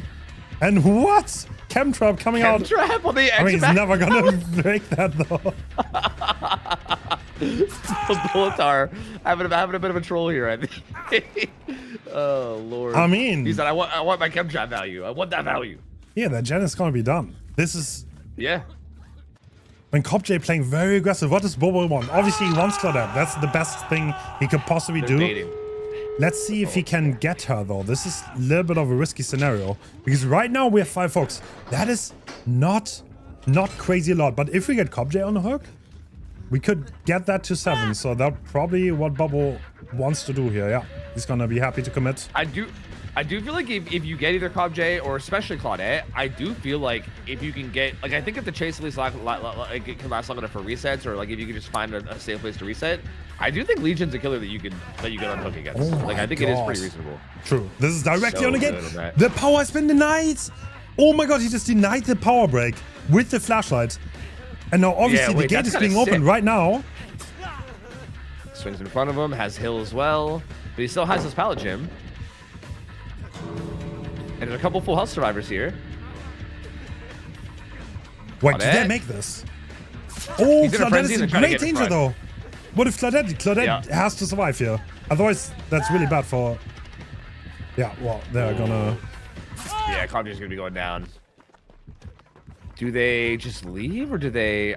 Again, I feel like you could go for a reset here and save this. Like... Legion is really hard to save against. Really, really difficult. Because you can... I mean, it's pretty hard, because like the normal dual save just doesn't work. Because you can interrupt it, then hit the savior again after they become injured, and that kind of becomes a trade. Unless you can somehow get like a crazy body block, but this could very easily backfire. But they could definitely try, because they have 2 other Deathhook survivors. So if one of the Deathhook survivors dies, there's like no risk involved. The only one that cannot die for Saudi Arabia here is Claudette. So that's the one that they actually have to protect. Yeah, so like even if things start to go sour, they can just like throw themselves at the killer to save Claudette, most likely, just to make sure she gets out. Yeah. So this is definitely a freebie, and it looks like they want to try. I'm a little surprised to see the killer not just immediately popping frenzy here and start getting hits. He does now. Oh, wait, he doesn't hit. Wait. This is where Claudette can come and take the hit. Claudette can come and take the hit though, but the power comes back so fast. Oh, Dwight blocked a little bit. Claude. Can he get Claude? No, he cannot get Claude. No. He's getting spicy now. Hatch is in shack. Nobody there to body block anymore. Oh, he did that is not a hit. Wait a minute. God. And his pilot we saw earlier is like semi-safe. Oh, but that double back was so clean. I think Conjure's dead. Bobo doing a good job. The others have to just get out now, right? There's no way. Oh my God. So he's just gonna die. Tofu is gonna come down to the wire. This next game, 7 stages. 7 stages feels solid. But against the survivors of Team Russia. Oh, I don't know. This is anyone's game right now. Bolitra, great killer, has proven it over and over again over the course of this tournament. Yeah, I don't know. I will say, I think what we saw, oh man, I was gonna say something, but I feel like I'm instantly contradicting myself. I think what we saw last game on Ghoul was that like, it forced a lot of M1 50-50s, and Bolitra was winning like almost all of them. But then at the same time, if we think back to the Freddy game, like Magic won like 10 50s in a row in that Freddy game, which is what got them the good start. So yeah, it's so hard. Like I feel like either side here could pop off, but I feel like I love this. This is like the high stakes. Like groups, obviously, you see so many games. It's always exciting. But like knockout stage, like they deserve to be here. They worked hard to be here. But like this is gonna be the decide. And one of them, sadly, will not continue to the semifinals. Yep, and it's gonna feel so harsh every round to do this too, right? Because both these teams played so well. I feel like so invested in both these teams, right? So I think it's gonna be happening all day. All day we're gonna have this happen where like one of them has to get sent home, and you're like, fuck, like no, they worked so hard, you know what I mean? But I feel like honestly, I think Russia being the favorite here, I think like if they move on, I feel like no one's that surprised, right? Like it's like they're kind of the favorite. Don't get me wrong, I don't think people are super surprised when Saudi Arabia moves on, but I definitely think it would be like a bit of a statement for them. And as like someone that likes rooting for the underdog, I kind of think that would be kind of cool to see, right? Because I definitely think on paper Russia looks like a favorite here against almost everyone in this tournament other than like a couple teams. So like if Saudi Arabia can come out here and just beat Russia and be like, yep, that's right, we're actually that team, and then that's gonna be interesting for the semifinals. Yeah, absolutely. I mean, yeah, one thing to note here, if Saudi Arabia ties, I think they advance. I'm pretty sure they do. Yep, they definitely win the tiebreaker from the hook stages, right? Because they had that like 2-stage versus 4K3 result. Like that was wild. They have to have the advantage in ties, yeah.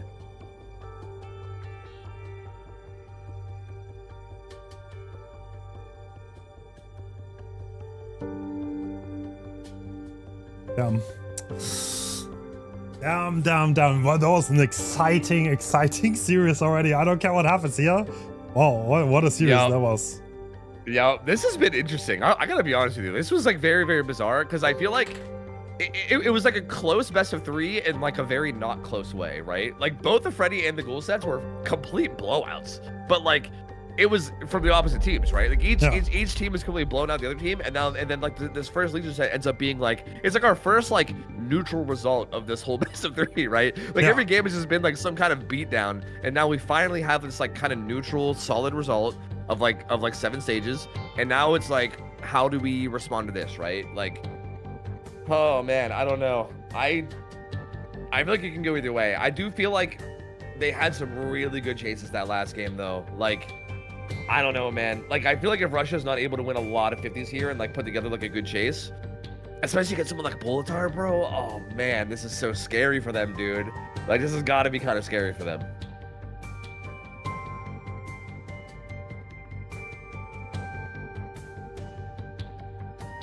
I think if I was Russia, it's Operation Let Magic take first chase.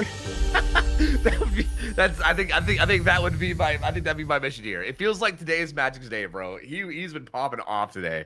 Like, don't get me wrong, every survivor on that team is capable, but like I don't know if this is a thing or not, or if this is just like a theory in my head, but I swear like players will just like have days sometimes, right? And they'll also have off days. Like, I mean, I think every player will have like their off days and then their on days. Yeah. And I swear it's a thing, and I feel like Magic today is having an on day. I'd be putting that man in check. I'd be like, hey, you know what? You go play aggressive.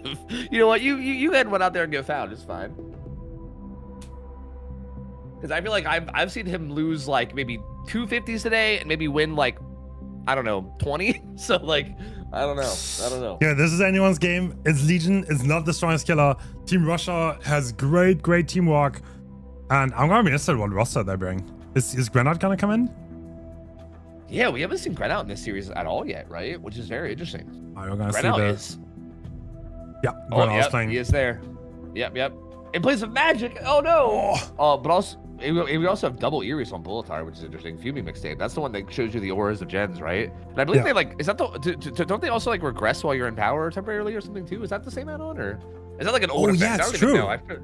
Double Iris. Does that still work? Yeah. Yeah, I think that's how it works. So with Ruin, does that stack actually? That's a good question. How does it work with Ruin? Yeah, I don't know. I mean, Ruin would regress faster, so maybe it just takes Ruin's regression? Maybe. It does stack? Okay. Maybe, yeah, that would be good synergy. Okay. Interesting. Yeah.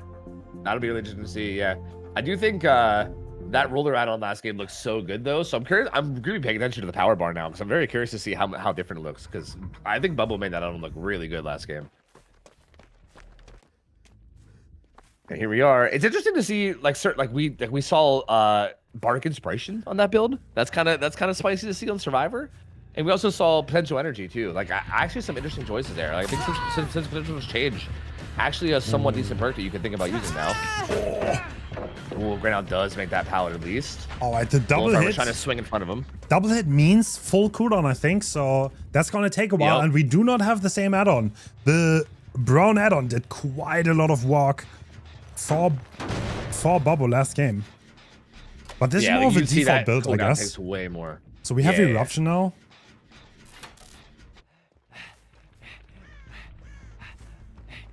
Oh, and finds Grenade again. Oh, this is the new Jungle Gym though. Yup, this one's gross. Like, the super long L wall is so nasty. Yeah. XXL Jungle Gym. Yup.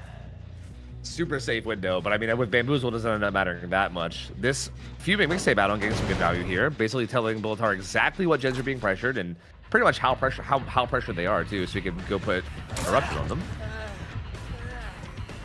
Excise getting deep wounded here. Oh, no way! Beans counterplay. Yo! Wow, that was great work by Excise. I don't think we saw that in the other match, but with that fast cooldown now. And they're about to pop at least one gen. Shaq about to get interrupted. They were doubling this, but looks like Excise just had to run. Excise has no... He's throwing them. Yeah, they want to deny the fast down as much as possible, I think. Yep. And I mean, him having any means, I think it makes sense. He can throw this and then any means it. Yeah, look at this. I didn't even know that's a thing. That's so gross, bro. That's the thing? I thought he'd do it again right there. It's so gross, bro. Oh, man. That's wild. It seems like Bolitar's caught off by it too. I wonder if that's just different, maybe like this patch. I feel like DBD has a lot of things like that, where like patch by patch, random things will change like that. True. Because I don't know if that, like, I'm not sure. That's so interesting. Oh, Team Russia's like, I think they're gaming again. They know they're on the ropes and they need to do well this match. And I think they're showing, but I mean, 3 injured here. This window spammed. Oh, the pal is still up though. Bubbo does make that though. Yeah, huge. Good spacing from him to block him there and still be able to make that. And they have a lot of high progression. They popped Shaq. It was the gen that got done with Shaq. And then they had another gen like really high prog. I wonder if they were expecting deadlock or if they just really wanted to heavily prioritize getting Shaq out of the way. I don't know. But they have multiple high progress gens. They have 2 different gens that are at like 80%-ish. And they're still not a down yet. So this is looking really good for Russia. Yeah. And Swatter's still here for the hits. Timing is just so insane. I mean, they're not going to get that much spacing. Like, usually a hit tank, you would have a lot more space after. But with Legion power, forced to straight up drop the next pallet and Eerie button. But, like, look, you need the downs. You need downs. Yeah. That's how you win. Yep, you can break pallets all you want. But, yeah, if you're not getting it down, like, gens are still getting done, right? You're still losing the overall matchup here. Like, you need the downs. And yeah, gen number 3 gets done. They have a 4th gen that's at like 60-70%. What? The game is like getting close to over at this point. Like something's got to happen. Great teamwork from the survivors. Bubbo and Chase here too. He gets away with that as well. Oh, Bolatar seems he like swung late on that. I think he seems a bit flustered. Which I mean, of course you probably would be here, right? Like you need some hooks here to like get the win for your team, and it's just such a struggle. Bubbo, huge 50 win there as well. Oh my lord, bro. Still has that pallet if you can make it there. Oh, I think Bolatar gets that down. I think he took a little bit too long. Wait, is there somebody kind of nearby nearby though? Oh, no. Does he? I don't think he makes that, right? No. All right, fast down, but look, the survivors are completing the last generals as we speak. They are all injured though. We still have pain rest. A lot of the pallets have been depleted. So this is, Bolatar needs to strike here. He needs downs, he needs to win his 50s. Otherwise, this is big trouble. XI's already doing pretty good in playing distancing here. Yeah, basically from here on out, we need like every chase to end like near instantly. And XI's on his fucking any means necessary bullshit again over here playing pallets. I mean, they're playing around the Legion power perfectly, though. That has to be said. They're taking hits when they need it. And they're also winning 50s really like a lot on these pallets too, right? Like he's not able to find any hits on pallets until he like breaks them, right? It's basically forced into breaking them all. Yeah. Finds Granite edge map though. He'll be in trouble. Probably force lock here with these weird edge map blockers. Bro, wait. He's had a locker. No. Oh, he didn't get it though. Yeah, no. And Bubbo will maybe pop there. There was a pain res right there, it looks like, I think, right? I believe that hook was white. Swatter. I mean, this could be a little bit of an opening, but they're already on the last gens. Yeah, and he does have a decent pallet here. I think Bus is still up, right? From earlier? I don't think they've used Bus yet. Yeah, Bus is up too. Good greed there as well from Swatter. Swatter playing so well here. Yup. Again with the greed. And they get Grenade up and they force double lockers here. Could you in theory say that? And the locker maybe get a save there? Wait, you could, right? But yeah, I think they're close enough that he might have been able to, yeah. I mean, why take the risk though if you fuck it up? Yeah, true. Yeah, true. That's actually insane. I never thought of that. Yeah, and that's only the second hook on the Bubbo as the final gens get done. So Russia is in prime position here to win this. Like at this point, Bolatar needs like to get like multiple downs instantly, essentially. And I mean that's one, but like you need so much more. And they're already on the gate. Yeah, they're gonna be out. They're gonna be out, right? No way. Damn. Yep. Team Russia. There's no way you get there in time. Actually bringing it back when it mattered. They started gaming. That was impressive survival performance. They were there for hit tanks. That was really good. I think the map has 0 pals left and 0 gens. This is expertly done. Well played. But nonetheless, phenomenal. Amazing showing by Saudi Arabia. Definitely the huge underdog, but their survival performance was kind of insane. Corp J popped off. Like there were so many amazing moments. So GG's to them for sure.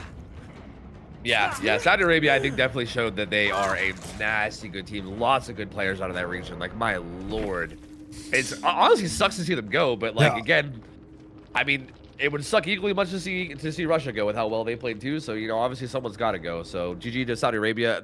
I'm very impressed with them, man. I think they played phenomenal. Damn. Russia's moving on though. Holy. Okay, I need to go. I'm gonna step out for 1 minute. Be right back. Yep. Oh, good. Oh, Poland versus Spain. Okay, we got Dr. Konecki and then Huntress Tiebreaker is kind of spicy. This is, okay, to me, this is such a good, I think this is such a fun matchup because I think Spain has, like, in my opinion, one of the, like, most interesting rosters of basically just, like, 1v1 juicers. I mean, I feel like a lot of people on all these rosters are, like, like, 1v1 players, don't get me wrong, but, like, these guys are, like, these guys are juicers, bro. And, again, it's Doctor again. I think they played Doctor in one of the group stages, too. And they look so clean here, right? A lot of these like 1v1 players love Doctor, and they are very, very comfortable in Chase. And I think that game we saw before, that was a big deciding factor, which is how well they played Chase. I'm very curious to see how this plays. But we also have obviously Poland with Nightlight on Killer, and that's always a bit spicy. So I think regardless of how good you are on the survivor side against Nightlight's Killer, I don't know how much it's really gonna matter. I guess we'll see. I think Poland is such a wild card team, and I'm so excited to see how they do here. Like, I feel like they did so well in groups, and they only lost to Russia in their groups by a little bit on the twin set, and they look so good against everyone else. And I feel like they're such I guess a dark horse here. I mean, kind of. I guess it's just their roster doesn't look fully stacked, but I feel like with the IGLing of Nightlight and also with his killer play, they are very, very capable. True. To be honest, Poland also looked pretty decent on the group stage, so I don't think there's gonna be a free ride. Yeah, absolutely. Like they have some very, very solid players for sure. Like I think Nightlight IGLing is probably doing a lot for them too. Like, dude, I still think my favorite set of this whole tournament so far has been Poland survivors against I think it was Thailand Nurse. True. Or whichever Nurse they played against. Yeah, no, that was insane. Yeah, there was that nasty 3-gen, and they handled it hard. It was like textbook survivor macro. It was so good. And again, if that kind of stuff happens more with that roster, they have a good roster too, a very, very good players. I don't know, man. It could go either way. This Spanish roster is also gross. The one surprise I had this tournament was how good Thailand played. They drew against Russia, and they were so close to winning against Poland. That was we didn't cast together on the first weekend, bro. Their killer player, right? Yeah, their killer player Tap was disgusting. He was I think he was top 5 killer in the whole tournament. Honestly, he was literally top 5 in the whole tournament. He played insane, dude. I really want to see that more. Yeah, when I host another team tournament, I think I'm gonna have I think I'm definitely gonna invite some Asian teams to see how good they are. After that Thailand, honestly, that was just massively impressive. Yeah, it was. I could not believe how well their killer player played. It was absurd. So yeah, I would love to see them back some more. Yeah. And that's why that was interesting too, because I feel like Thailand and Poland were both kind of these question mark teams to me, where I'm they might pop off, they might not, and they were in the same group, which means I feel like I saw how the games went, but I feel like coming out of this, I'm still I look at Team Poland and I'm I don't know how strong you are. I know they're a strong roster, but I think this will be the actual first real test to show exactly how strong, right? I mean, we did see them against Russia, but even that was a kind of a weird set, right? It was a twin set, which can get very snowbally one way or the other. Yeah. I feel like this is a really, really good showcase to see just how good they are, because we know this Spanish team is really, really good, right? This is this is basically just multiple teams that have already existed in the past, right? Spanish players already just play together. This is Team Eternity, Team Torment, Team, these guys have played together on multiple teams before. So we know these guys are good. Yeah. There's someone in my chat. Dude, using enemies to deny vaults is not equal to cheating. I'm so sorry. I'm sorry that your team lost, but this isn't. That's a smart use of the game mechanics. In my opinion, at least. Yeah. I agree. I think if that got changed, I think what I'm thinking might have happened is that might have changed this patch, but that also just means that Russia prepared, right? That means that they must have went and did a bunch of games and they were like trying stuff and then they saw that worked and they're like, oh, cool. You know what I mean? So like, yeah, I mean, anybody could test that and try it. You know what I mean? Yeah, So the park is allowed. I mean, it's kind of, I'm not gonna lie, I did not know this before this game. So smart on Team Russia. There's also like one thing to be smart about with builds, right? Knowing these things. So yeah, props to them. That was such a nasty game too.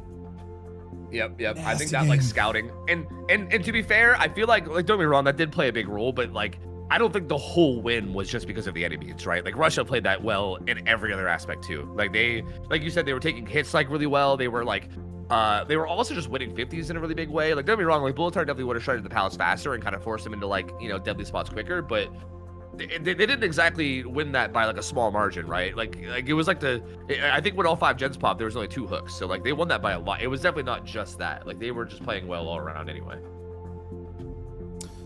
That is absolutely correct. And oh my god, so the first game we're gonna watch, I think, is Zaka against Poland survivors, yeah.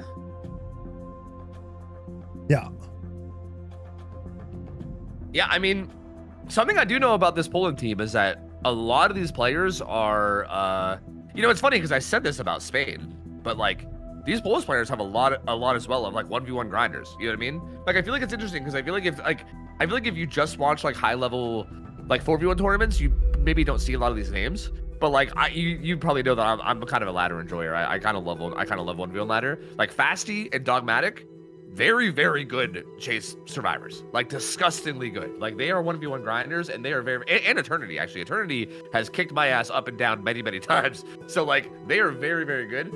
And again, I feel like I don't see them a lot in like 4v1 tournaments.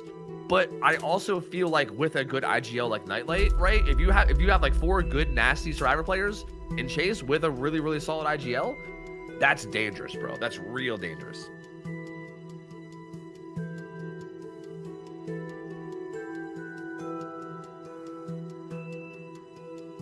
Also interesting that Poland chose Ghoul again. We have another Ghoul set.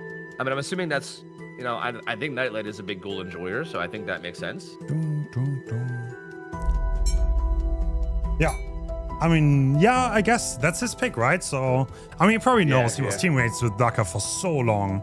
So I know that Nightlight was very happy once he saw that killer pool. And yeah.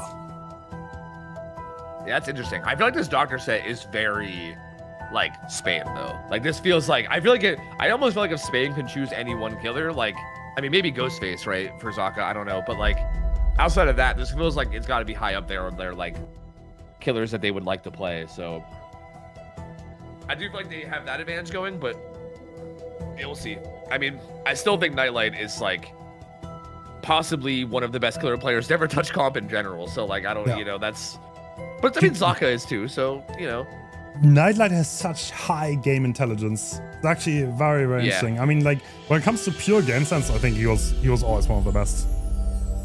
Yep, I agree. I think he's up there as like one of the goats of this game for sure. Like it's insane. Like he's just so consistent. Like that's the big thing about him is I feel like there's a lot of high level players you see. You know, like I think a good contrast I always use the Nightlight is always Zeno, because Zeno is like he's like a high risk high reward player where he'll get like 4K3 sometimes, but then he'll also get like 3 stage sometimes. You know, I feel like Nightlight is like he's like just consistent. Like I feel like I always see Nightlight get like good, consistent, solid results, right?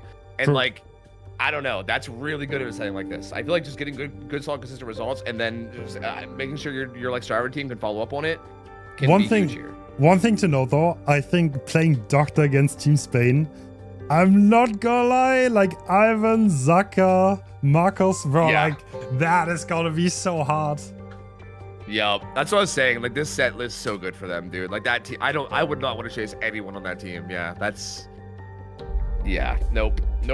Does not look fun at all, for sure.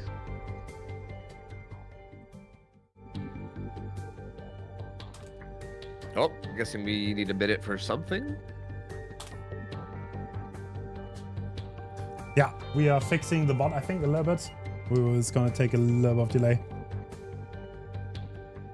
How many perks do you think get ran here in order to counter body blocks? Oh, I mean, probably like you probably throw everything at it, to be honest. Like, that's the one thing you should be really, really afraid of a doctor, if the survivors just like keep taking hits and you just cannot take downs. So yeah, well, rapid, sloppy.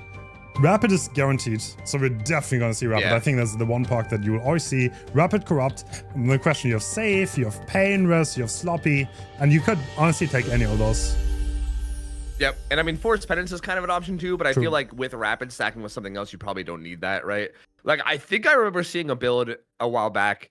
I can't remember. I think it was Zaka actually that ran it, but I can't remember. Where it was literally like, it was like sloppy with like Semifinal and rapid and then corrupt. Just like no like actual like gen hitting perks at all. It was just like, yeah, I'm just gonna punish hit tanking, and it worked really well because yeah, I mean, at the end of the day, that is like the main strategy that you see, and if you just completely shut that down and make it useless, then like it just boils down to how well can you play the 1v1, you know?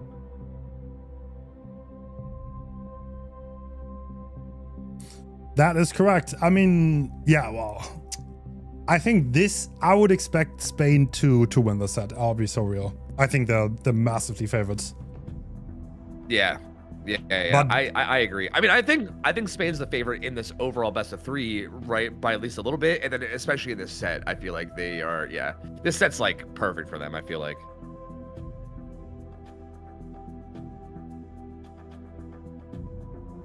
Which I do feel like, if you're Poland, that means that I feel like it's like, I don't know if this is the way people view it. I mean, probably not. Like, they probably don't want to, like, obviously you don't want to lose any set, but I feel like if you lose a Doctor set, I feel like it wouldn't be like the end of the world. I feel like if Nightlights feels really good about the Kaneki set, then, you know, you can maybe have a pretty good chance of winning that. And then the tiebreaker is Huntress, which is a very interesting one. But I do feel like maybe it's not the end of the world if you lose a Doctor set, right? I'm sure they're probably aware that this is a very strong set for Spain as well. Yeah, so I think Zaka had technical difficulties with this game. That's why we have this delay. I'm so sorry. I see. But we're gonna get right ahead back to the gameplay in a second. Yo, I'd rather have the technical difficulties happen before the game than in the game, like earlier, right? Like, that's it. I'll take that like, every day of the week. I mean, so far, I think it was pretty smooth. Like, we had some hiccups here and there. Like, that's to be expected. You will always have... Like, we're not professionals, right? We are just, like, enthusiasts, I think. And there's so many people behind the scenes working on this. And, yeah, we just do it for the love of the game. And we are not professional tournament organizers. But I think we are doing a relatively good job so far. Yeah, no, I think it all runs pretty well. I agree. I mean, there's always going to be hard decisions too, just because DBD is unfortunately not built for this kind of thing too. You know what I mean? So. One thing I want to say, there are some bugs in this patch that might lead to restarts. And if that happens, you can be mad at me, but it might happen because there's a bug with Kill Instinct, for example, where sometimes it stays on survivors for the rest of the game. We have some countermeasures to make it very unlikely to happen. If that does happen and we consider it game breaking, we might restart sets from Kill Instinct killers though, just as a fair warning. Yeah, that's definitely a little rough. Doctor doesn't have any of that, right? So I think we're good there. Yeah, I don't think anyone in this set has Killer Instinct, which is good. I mean, that Legion set, I guess, was a little bit of a danger for that. But yeah, I can go a little bit on the inside because I've been told, thankfully I've been told how it works. So it's Killer Instinct on survivors that are far away while you play lower graphic settings. So yeah, it's a little bit convoluted, but it's pretty relevant on things like Demo, for example, where you can get cross-map Kill Instinct. And yeah, we have taken some countermeasures where they play on higher graphic settings when they play these killers, but might still happen, so just letting you know. Yeah, that makes a lot of sense because I kept hearing about it on Pinhead, like above everyone else, and that makes sense, right? They'd be solving the box far away, so yeah, I guess that makes sense. Yeah, but I guess as long as you're aware of how it works, then they should be able to avoid it, which, yeah, it does help. I mean, we saw the Legion game, it didn't happen a single time, and Legion's probably one of the most, like, Killer Instinct heavy killers out there, so... Yeah, it seems like decent chance that we won't run into it, hopefully.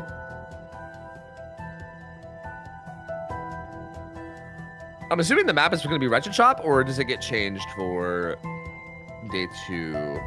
Actually, did not see I think that. it's Wretched. I think it is. I'm pretty sure. Yeah, I think we'll see it on the overlay here, right? I believe. Ooh. Oh, no, actually, we just see builds. All right, this one part I actually did not mention. We have batteries included from Zaka. Yeah, we did. I think we saw this on someone in the groups too, and it was like pretty spicy. Like with rapid, you like get a hit, and if you're also near a gen, you get like 10% haze temporarily, which is insane. Like you catch up so quickly. And also batteries is one of those perks where like it's a like maybe if it's becoming more meta and people are running it more, maybe people are expecting it. But I feel like it can definitely be one of those weird misdirection perks where you're like, wait, is this guy faster? Like, what's going on here, right? Like, it's a very odd, like, it's a haste that kicks in a very weird moment, which can catch people off a lot. True. Haste matters so much on Doctor because it's all about timings, and if you can catch up that tiny bit quicker, it does make a difference. Yep. If you just make them uncomfortable in spacing, it can do so much. Alright, fast pallet already being dropped. I think Eternity is also a 1v1 player if I'm not mistaken, so... Oh, yeah. Eternity has, I said earlier, he's kicked my ass quite a few times. He is very, very good. Yeah. Taking fast chase. I think a lot of these players are going to be comfortable here, right? Like, Yeah. there's a lot of very, very good chase survivors in this best of 3 in general. Yeah, to be honest, like, don't sleep on Team Poland survivors. They played amazing in the group stage, and I think they're probably gonna have a great showing here, so... Yeah, I think they're extremely capable for sure. It's just they also have to go up against Zaka, which is rough, right? Like, you know, like that's an important thing to keep in mind too. Is Zaka is quite gross on killer, so we are gonna have that to deal with too. But we'll see what they can do. I mean, if they can come out here and get a big result against Doctor here, that would be an insanely good way to like pace this best of 3. Oh, Zaka timing his vault perfectly, and Tab cannot vault that window thanks to the shock. That's gonna be fast hit. He's getting at least one hit. Gonna be heading towards Shaq now, towards the corrupted gens. Rapid Brutality gonna kick in a little bit, but Dogmatic does make far enough that it shouldn't matter. He makes this car is so strong here because it just connects to everything, right? It connects to this pallet, it connects to that window, and he has a teammate here to drop pallet, but he gets shocked too. Did not work. That's pretty bad positioning there. Oh, the thing is, the ace is running into the area where I don't think you want to go down here, but there was quite a few pallets on the way, and is Eternity going to be able to make use of them? This is not long. Stay here and yeah, I don't think he makes this. Down he goes. They do pop one gen, and there's another gen at about 50, but not a horrible start, but not an amazing start either. It's like pretty just, I think, neutral overall, I'd say. Yeah. Definitely not bad for Poland for sure. Like, this is definitely solid. So this is not going to be a painless hook. The painless hook was too far, but I think Zaka's probably going to be pretty happy. I mean, contesting that main gen, it's a little bit awkward. One thing you can do, though, is you can shock it from the outside. Yeah, to interrupt it, yeah. Oh, Zakas is not even interested to protect the hook, I guess. Yeah, he did bail from that chase. He's not full killing to V there, so we'll be bailing back a little bit. Looks like he maybe wanted to get a tag before he left, but I think V went a little bit too far away and does not end up getting the hit. Oh. All right, Nightlight being spotted. He's the For the People player. He was definitely the one that was supposed to get the unhook. That is not completely ideal for Team Poland here. The other two are on generators though, so they are getting progress. Does Nightlight want to trade this? That's the question, right? Yeah, like I guess a last minute trade. I feel like at this point with him not being on a gen this whole time, I feel like maybe you feel like you have to now, right? Because I feel like no, he's bailing. Looks like he's bailing. It's very risky, especially against Rapid Brutality. That might backfire big time. Yeah, like if Eternity doesn't last after the 1-for-1, then you just end up getting snowballed on. Yeah, so I think this is probably the better, safer play. It's just to bail and trade for gen progress, and then maybe Nightlight can still come in and get a FTP play at some point.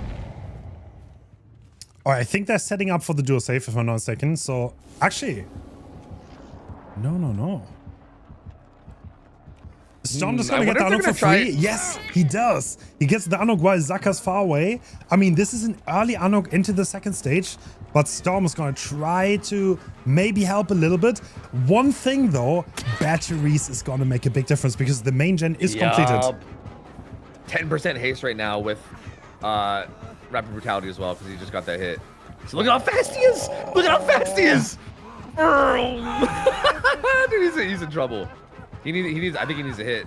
Someone's here, but it's the...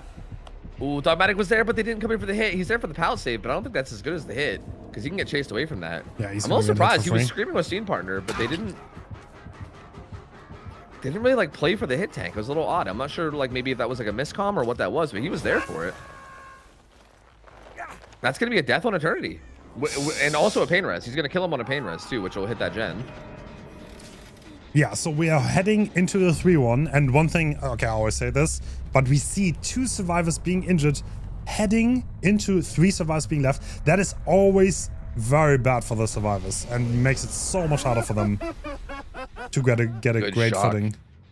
Yup, and he finds Nightlight too. He finds a stealth spot on our side of that 4 lane. He shocks over there. He screams, and now he has a chase. But it looks like they're doubling the 1 gen. That should pop, and they'll be down to 1 gen left. And Nightlight is the only full health survivor taking this chase, which is good, right?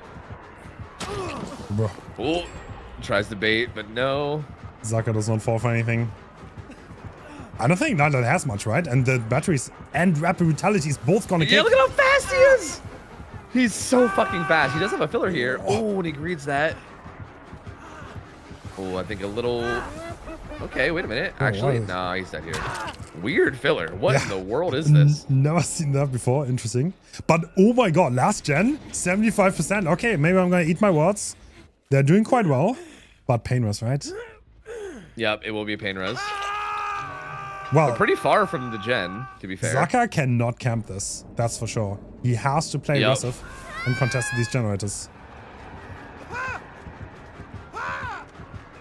Yep, he's going to be chasing Dogmatic, who's going way far away, like deep topside, just getting really far from everything. But again, this is where batteries is going to matter, right? Because he's running up into the area where all the gens are done, and that's going to be perma haste for the killer. He's playing this time waster near this filler. This filler does tie into a maze tile here in some way, so you might be able to get something going here. The unhook comes in. There's a window there too. Yeah, it kind of ties into a window, which is decent.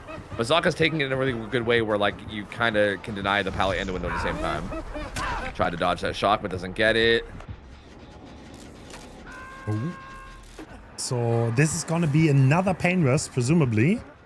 Yep, he's heading to 1. Yep. And well, I mean, they're both in it. So Team Poland, they have a high purse gen, but no. Oh my god, what is that tree? Yeah, right? Jesus. Bro, I thought he's not gonna be able to. Brother. Yeah, right, actually. And this is awkward now because they're basically having to like pull someone away. Like they needed someone positioned away from it, right? To like pressure the hook. But then, so only 1 survivor is really able to pressure the gen at a time, but then they just keep getting pain res. So like the progress they get just keeps getting regressed too. And it's just, they're finding, I think it seems like they're just kind of finding it hard to actually finish it. Yeah. Well, this chase needs to go on for a little bit. Otherwise, I think there's big trouble. Yeah, this does get thrown, but this is pretty zonable if Zaka wants to. Yeah, he's going to break it on that side, right? Yeah, if he comes out here and kicks it, yep. Decently zonable, but V does still make it to this tile.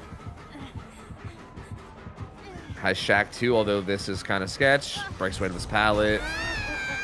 Great shock by Zaka here. Really, yeah, good patience. Man, they just cannot seem to last though is the problem. Like a lot of the resources like in like the mid map are down. There's not a lot to tie into each other, and Zaka's shocks are just so good right now. He's kind of controlling the game. They didn't really. I mean, they had a gen 75, but like with how short these chases were, these 3 pain rests all on that 1 gen. And now the hook's on top of the gen too. So that's the only gen with progress, and there's a hook on top of it with everybody injured. Nightlight is in a locker right beside it though. Like he's in a locker right beside the gen and the hook, so he might be able to make a play for this. But Dogmatic basically needs to go to a gen across the map. Yeah, like he's gonna split a gen way across the map. Oh, no way. Uh-oh. Uh-oh. How does he know? Oh, no. Well, problems team. Problems team. I think that's a 4K. Maybe Crow respawning? Problems team. Yeah, maybe. Maybe a Crow like flew back down. Yeah, I don't know. I'm not sure. Either way, he sniffed him out. Maybe he heard him in the locker. I'm not sure. Like, I mean, survivors do make faint sounds in lockers, but I don't think he was that close, so I'm not sure. I'm gonna guess it was a Crow giving him away. Yeah, it might have been. Yeah. These are like the kind of things that, because your teammates are watching like the screenshot, right? I can definitely see a world where one of them like noticed a Crow landing somewhere by that tower. And he's like, yo, there's a survivor in the corner. Yep. And then once you get close to the lockers, he was like, I think that's when he was trying to hear for him and eventually got it. Well, he's not recovered at all, is he? Yeah, he's just trying to crawl away. Yeah, I mean, they're kind of just, they're trying for something here, but I don't think Poland's gonna be able to make anything happen here. This looks like 4K1. Yeah. Especially once he goes tier, once he goes tier 3, then you're not able to do anything anyway, so. Yeah, that should be 4K1, which that's a really good starting result for Spain. Yep, that is pretty decent. Zaka, I mean, he's just rock solid, right? Oh. Yep. Actually managed to cue that wall, but Zaka reading it perfectly. And that's gonna be 4K1, a hard result to beat. I don't know if we're gonna see Nightlight here. I'm not sure who's gonna play Doctor. Yeah, that'll be interesting to see. I mean, you could end up seeing one of like the 1v1 players, right? Who might be very, very comfortable in chase here against these other 1v1 players that Spain have, you know? Like, that would be maybe experience-wise good for like the micro, but yeah, it's hard to say. I mean, either way, it's going to be a very, very tall order to try to get a 4K against these Spanish survivors on Doctor, right? This is like such a comfort set for them, right? They're so good in like the chase here and also the teamwork. I do feel like Poland, like, it's such a shame because I feel like they did really good. I feel like if they were able to keep Eternity alive a little bit longer, like that tile he died at, again, I think Dogmatic was there hovering, and I don't, again, it's hard to say whose fault it is because we can't hear the comms, but there was a survivor there to take a hit for him and keep him alive, but they ended up just not really executing it, and then he ended up dying at that 2 gen left. But if they would have taken that hit and maybe popped 1 or 2 more gens there, that could have easily been outs with like very low stages too. Like they were very close to getting a big result there. So still, again, I think Poland looks pretty clean. It was like one little thing away from having a huge result. Yeah. And pretty unfortunate for them, but we'll see now what they can do on Killer, and maybe they can still make something happen here. But Spain probably feels pretty good going into the survivor round. True. I mean, Spain already played Doctor, I think, in the group stage. They did amazing, wasn't it, against Saudi Arabia? I think the first game, and like, yes, people were like, "Oh my god!" Like people were like overreacting so hard, like because Bolita couldn't get anything done. But they just played such a great. They just played great for hit tanks, and they just denied Bolita any pressure. But later on, thankfully, Bolita could show what a great killer player is. So. Yeah, Bolitar is so good, man. He's so good. Like I think he deserves to be one of those like household names, I guess, in comp, right? Like, I know comp's been getting more popularity, and people obviously know people like Nightlight, right, and like Xeno. I feel like Bolitar is one of those names I think should be up there, and yeah, I hope he's proved it this tournament. But yeah, I'm curious to see this too, because it's kind of like you said, like even against Bolitar, they look so clean. And again, this feels like such a comfort pick for them. I feel like this is one of those sets that I think they all know really well. Even just having to take a chase alone, like chasing like someone like Ivan as Doctor is not a fun time, bro. It is not a fun time at all. Same thing with Marco, same thing with Zaka, same thing with like, I mean, all of them. It's not a fun time, even in a solo chase, like let alone when you have like teammates coming in to drop pallets for you and, you know, take hits, and like it could just get real sloppy real fast.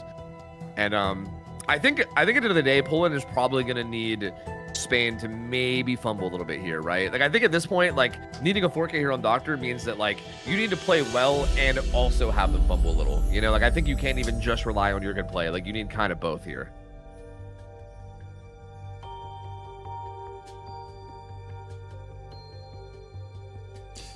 That is true.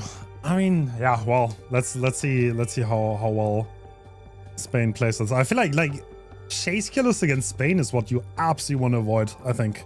If I was against Spain, I would try to like not have them like the pure chase killers like Doctor, Demo, because they are so strong individually. They're gonna make it so hard.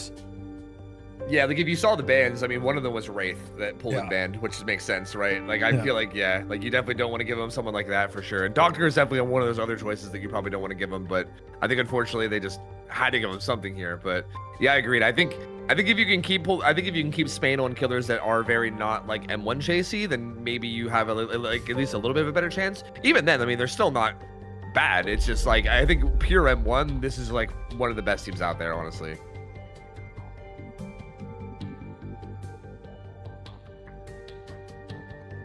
Agreed. So one thing we know, by the way, just like Spain and Poland and United States and Italy has swapped because US has like they're in a different time zone. But yeah, this is the winner of this is gonna play against the winner of the 4th quarterfinal. Yeah, which was Portugal and Argentina, right? Which is also going to be such a good matchup. True. I mean, I think Argentina, in my opinion, was the strongest second place team out of a group. True. Like I think out of like all the groups and all the people got second, like Argentina looked so good in their group. And that group was like pretty strong too. Like that was the USA, France, Germany, Argentina group. Like that was such a strong group, and like both USA and Argentina came out of that looking so good. So I think that'll be a good matchup, especially with Portugal being so, such an insanely stacked roster. That should be a good matchup. And yeah, whoever wins this has to go against the winner of that, which should be Man, it's gonna be so exciting as this tournament starts to play out, man. I don't know. Like the semis are gonna be crazy.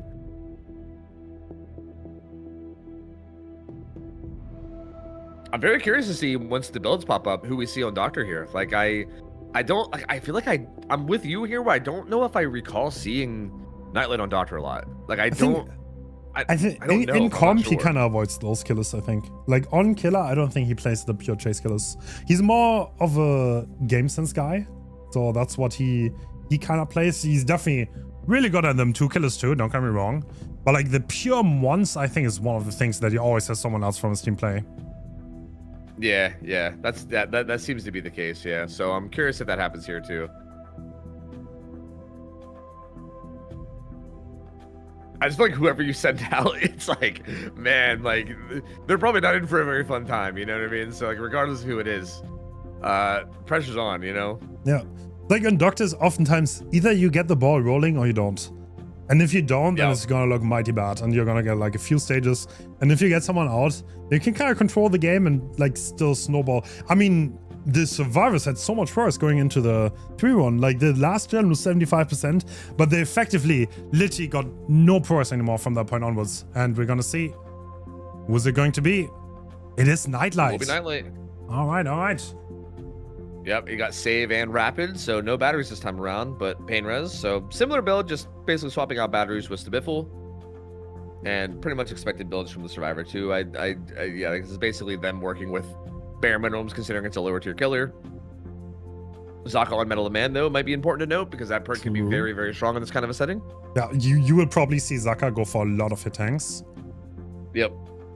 To get value of that park, because that park it's kind of sneaky. You have such a trump card if you get it to activate, because you have 1 jail out of 3 card more or less, where you can take a hit tank or you can save someone late game, and there's not much they can do. And yeah, Nightlight loading in.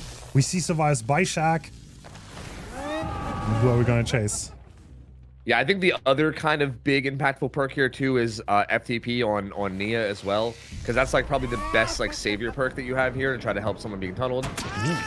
And that's also the first chase. So Adra gets found in chase first and already gets a hit. I think it's a first hit here very quickly.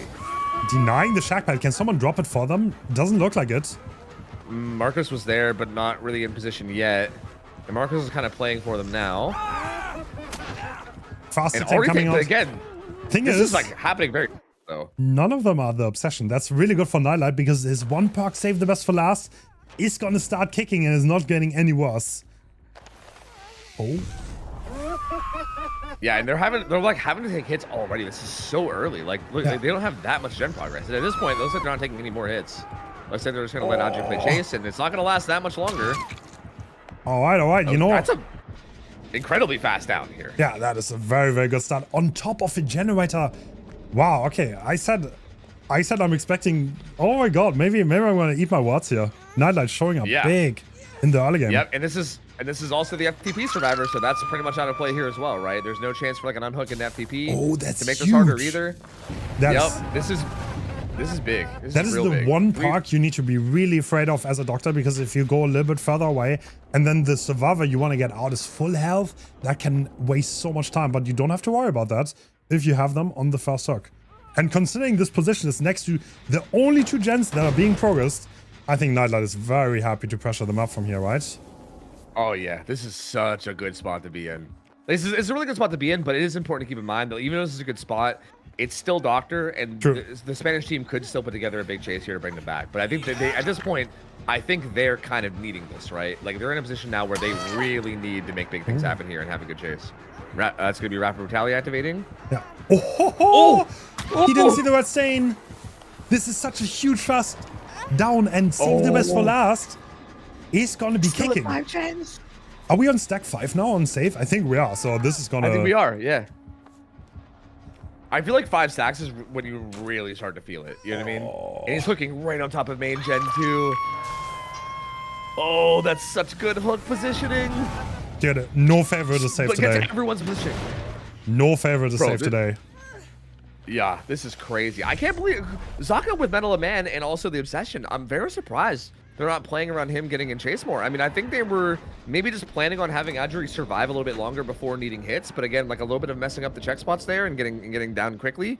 I think maybe putting a little bit of a wrench in their plans here. Did it? Because Zaka has not taken any hits yet, and Semifinal is stacking up a lot. We have to point out, we are a few minutes into this game. There's there's no gen pros at all. There's one gen about to pop. Like, considering how late we are into this game, I think this is the only high pros gen that the survivors have. So this is looking very bad for Team Spain. Outside of main, which is currently regressing under the hook. Like, that's the only other high progress gen. So yeah, and he's about to, I think, maybe only tier 2 them. But he does see Zaka on the gen. He might try to interrupt it with shocks here as well. Doesn't get it. But I just want to die. Like no one's going for him. They're just trying to get gen progress. I mean, but again, they're like trading his death for gen progress. But look at the gen progress. There's not that much. I mean, I'm not gonna lie. Can you even save this against save the best for last? Maybe Zaka could trade to get rid of the stacks. But even then, you have rapid brutality to follow up, and then the shock is so hard. Yeah, that's like probably not worth it. I do feel like the call to just get gen progress is probably the best call, but it's like Nightlight's just in such a dominant position that even that's a hard call to make because you're not really getting that much, right? All right, the thing is though, we have 3 players left. They're all full health, and then Sane at 1v1 and Dr. Chase, so not gonna be an easy one. Yeah, like Ivan is like, this is not a fun survivor to chase here. This loop was also shortened slightly. The like tire circle that was on the other side of the dumpster is taken away now, so a little bit less distance. I know, we're actually really good against Doctor though. But Nightlight winning the 50-50. Yep. Gets rapid brutality active too, so this next 10. Oh my. Okay. That will probably be a pain res on Marcos's gen too, so might keep it at 3 gens a little bit longer. He's hooking them somewhat close too. That was that gen right there at 6, right? Close to Shaq, I believe was the gen he was working. So it's gonna get pain res, and he's gonna have a hook right beside it too. So that's actually gonna be kind of really bad for Spain, actually. That's the only progress gen right there. Damn. Marcos, oh no, okay, wait, no, he bailed to a different gen. That gen did have high prog, I think, but this is looking like 4. This is looking mighty rough for Spain right now. I mean, they have 2 full health survivors, but still having to complete 2 more gens to even draw. That's difficult. Yup, he puts Marcos tier 3, forcing him to snap out of it. A little bit of time waste, and now I think he's looking for Zaka. Probably knows that Zaka. I mean, with Sack Blast not landing, I think he knows Zaka's over here somewhere. Did you see him? Oh my god! But the Doctor Illusion, the Doctor Illusion. I think he saw the illusion. The illusion popped up. Yep, the illusion popped up. So fun fact, those illusions always pop up like facing the survivor and about like, I don't know, 4 meters away from them. So I think he saw the illusion popped up and knew exactly where he was. And now he knows exactly where the rotations are. He's probably aware that he's going to give up that gen that Marcos was on, but I think he doesn't even matter now. He knows where everyone is. True. I mean, Marcos can still get on a gen. I mean, this is definitely not over. They're both full health here. That can make a huge difference. And yeah, I would expect Marcos to go on a gen, and now Nightlight is gonna venture out and try to pressure them. He can't just play it too safe. It looks like to me like he's wanting to commit enough to Zaka that like it baits the the rotation for the unhook, and then he wants to go back. But that's exactly what just happened. You see Marcos go off the gen. But Marcos got back on the gen, so I think they seem to be expecting it a little bit as well. Dude, now he's going. No, he's actually committing. Okay. No, he's not. Dude, Nightlight's game sense is so insane. Like, he read Team Spain's macro movements perfectly. And the moment the ace Marcos rotated, he was back there to deny the unhook. And now they have 0 gen pros. Like, what are they going to do? Yeah, he's like pressuring Marcos without even like actually going anywhere near him. It's crazy. Like on the survivor side, they're like, oh, go, wait, like they're like, wait, he's committed, go for pull. Wait, no, never mind. Wait, never mind. No, wait, never mind. Like that's got to be the comms. It's so crazy. Oh, save the best for last. Semifinal. Nah. Semifinal, they don't even get it. Oh. They don't get it for free. It's a 1-for-1. Nightmare scenario for Team Spain. Both injured now. They can't take hits either. Yep, they can't take hits. They're injured. Oh, might make window off that. Wow, Ivan. Great play though.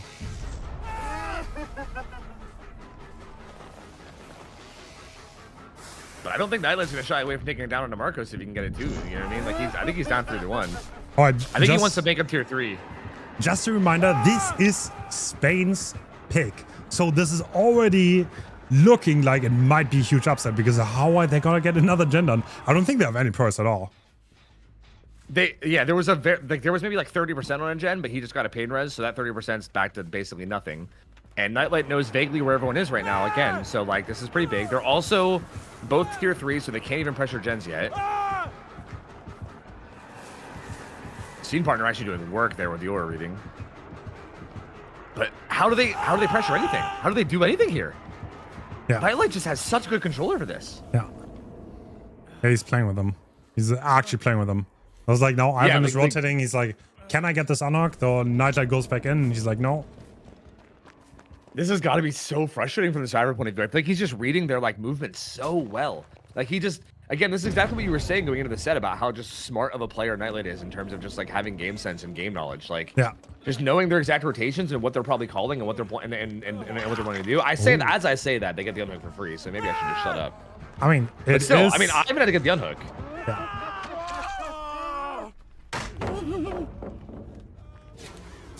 Was that another Metal of Man stack maybe? That would have been huge.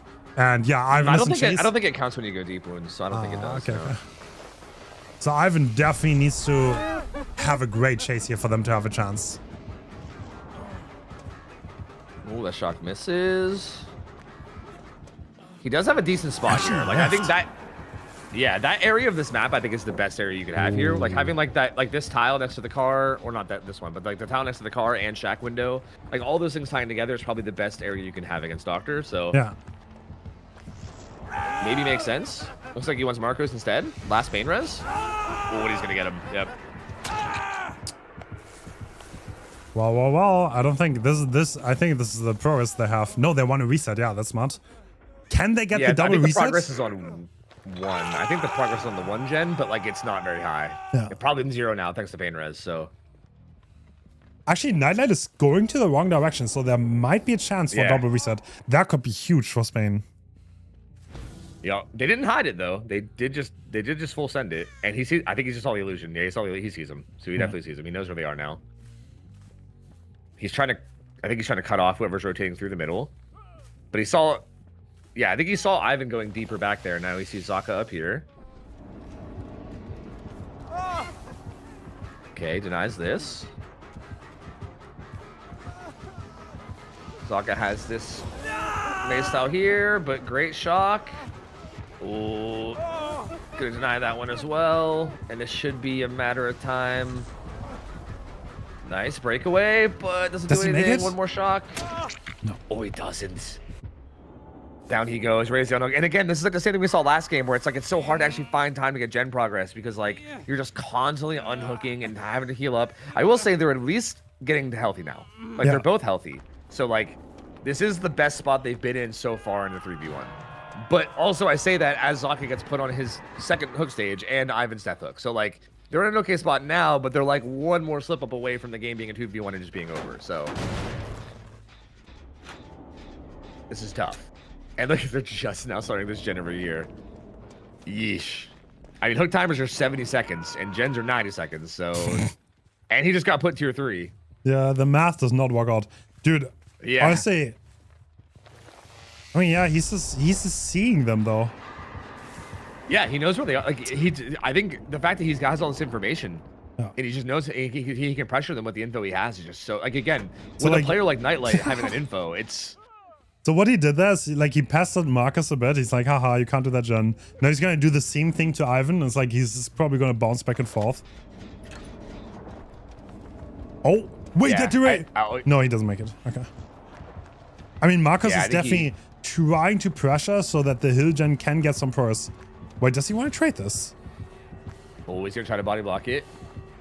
He can still shock. Big body Nightlight. Big body Nightlight. Big body Nightlight. What? Big body Nightlight. Not. Oh my God. He dies. That was so perfect. Oh my God. And Nightlight's he's got it. He's gonna be able to win our first shot right past it. Right? Nightlight? Yeah. Okay, I mean, that's I feel like there's dangerously high though. Dangerously high. Yeah. But I feel like if he kicks it, puts Ivan tier 3, they don't really have very much progress elsewhere, and I think he knows that. Marco's basically spent that whole time on that hook, True. like jockeying for positioning, right? He wasn't really getting any gen progress, so like I think Nightlight's probably aware that that gen is all the progress they have. Oh, Marco's starting a fresh one. Yeah. I think at this point he just wants a tag on Ivan because once they're both injured, it becomes really awkward to do anything at all. Yeah, true. I mean, he can't really get it. He's a little bit scared of that gen. Now he sees that it has not been progressed probably. Yep. It's like the line of sight is so big to that one too, though. I feel like you got to be able to assume that once you see that that gen wasn't taken over, I think you got to assume, okay, they're starting a whole new gen. You're on like a 90-second timer, right? Like you could probably just realize that already. And Ivan will be getting hit here once. Taking the good hit to get back to main, but rapid brutality. Alright, Ivan will need to do some work here. That gen is 50, so 45 seconds on pretty much nothing. Can he do that? He has a double window, but it's not looking great. Ooh. To be honest, he's just... Wait, does he have a lock here somewhere or a Z-wall? I don't think he has a locker. He's trying to die. Is this a draw? It might. Oh, it's so far. It might be. Rapid brutality gave me a little bit of speed. No, I don't think he gets a shock range. With static blast either. Wow. It would only put him tier 2 even if he static blast. Yeah, they're gonna pop it. Oh my god. Okay, that looked impossible, but somehow in the 2v1, Spain is getting the progress done. Yeah, that was really impressive from Spain there for sure. Like that was such a tough position for them to be in too, because like you get like, how do you like bail from chase there and try to keep pressure those two gens, right? Like that with that other gen being high progress too, like it just doesn't seem super likely. I think they're aware it's over now. He's just like, okay, let's just end this, go set 2, which I respect. You know, don't. I mean, they're not gonna be happy drawing their own pick, going into this best of 3, because now Poland they can be proud of their result here, and going into their own pick. I think they can play here because Nightlight, I think, is going straight back to Kaneki. And I think this is going to be a killer that he's very well versed in. So, yeah, we're going to see how well they can do. And now all that stuff we talked about in the first set is going to matter. All that tiebreaker stuff we're talking about, like, now it's like, so like, for instance, if we can assume that Poland's going to have an advantage in their pick, right? We'll just say, like, if they're able to win the Kaneki set, how much they win it by is going to matter a lot. Because in theory, like, whoever wins the next set, if they win it by like a large amount, then the other team basically needs to win the third set by a larger amount than that. Like the win condition here becomes really weird because of this first round being a tie. Like it's almost like at this point, it's not even just about winning; it's about winning hard and like winning harder than the other team. True. Because at that point, you can afford. Yeah, true. It's gotta be spicy. It's gotta be spicy. Drawing the first round. Yeah, I think these tie can, like, I think the way ties work right now makes a first round tie make this a super interesting rest of like a best of 3. Because yeah, it's like for instance, if we end up seeing a result here similar to like the Saudi Arabia set where like you get like a 4K3 versus 2 stages, then suddenly like the last game becomes, as long as the killer gets 3 stages, you win no matter what. You know what I mean? Like you don't even have to care about gens on the driver's side. Dude, but the killer just has to get 3 stages. Oh like, my god. Isn't it crazy how spicy the games are today? I'm not gonna lie. Yeah. Oh, this is mighty good.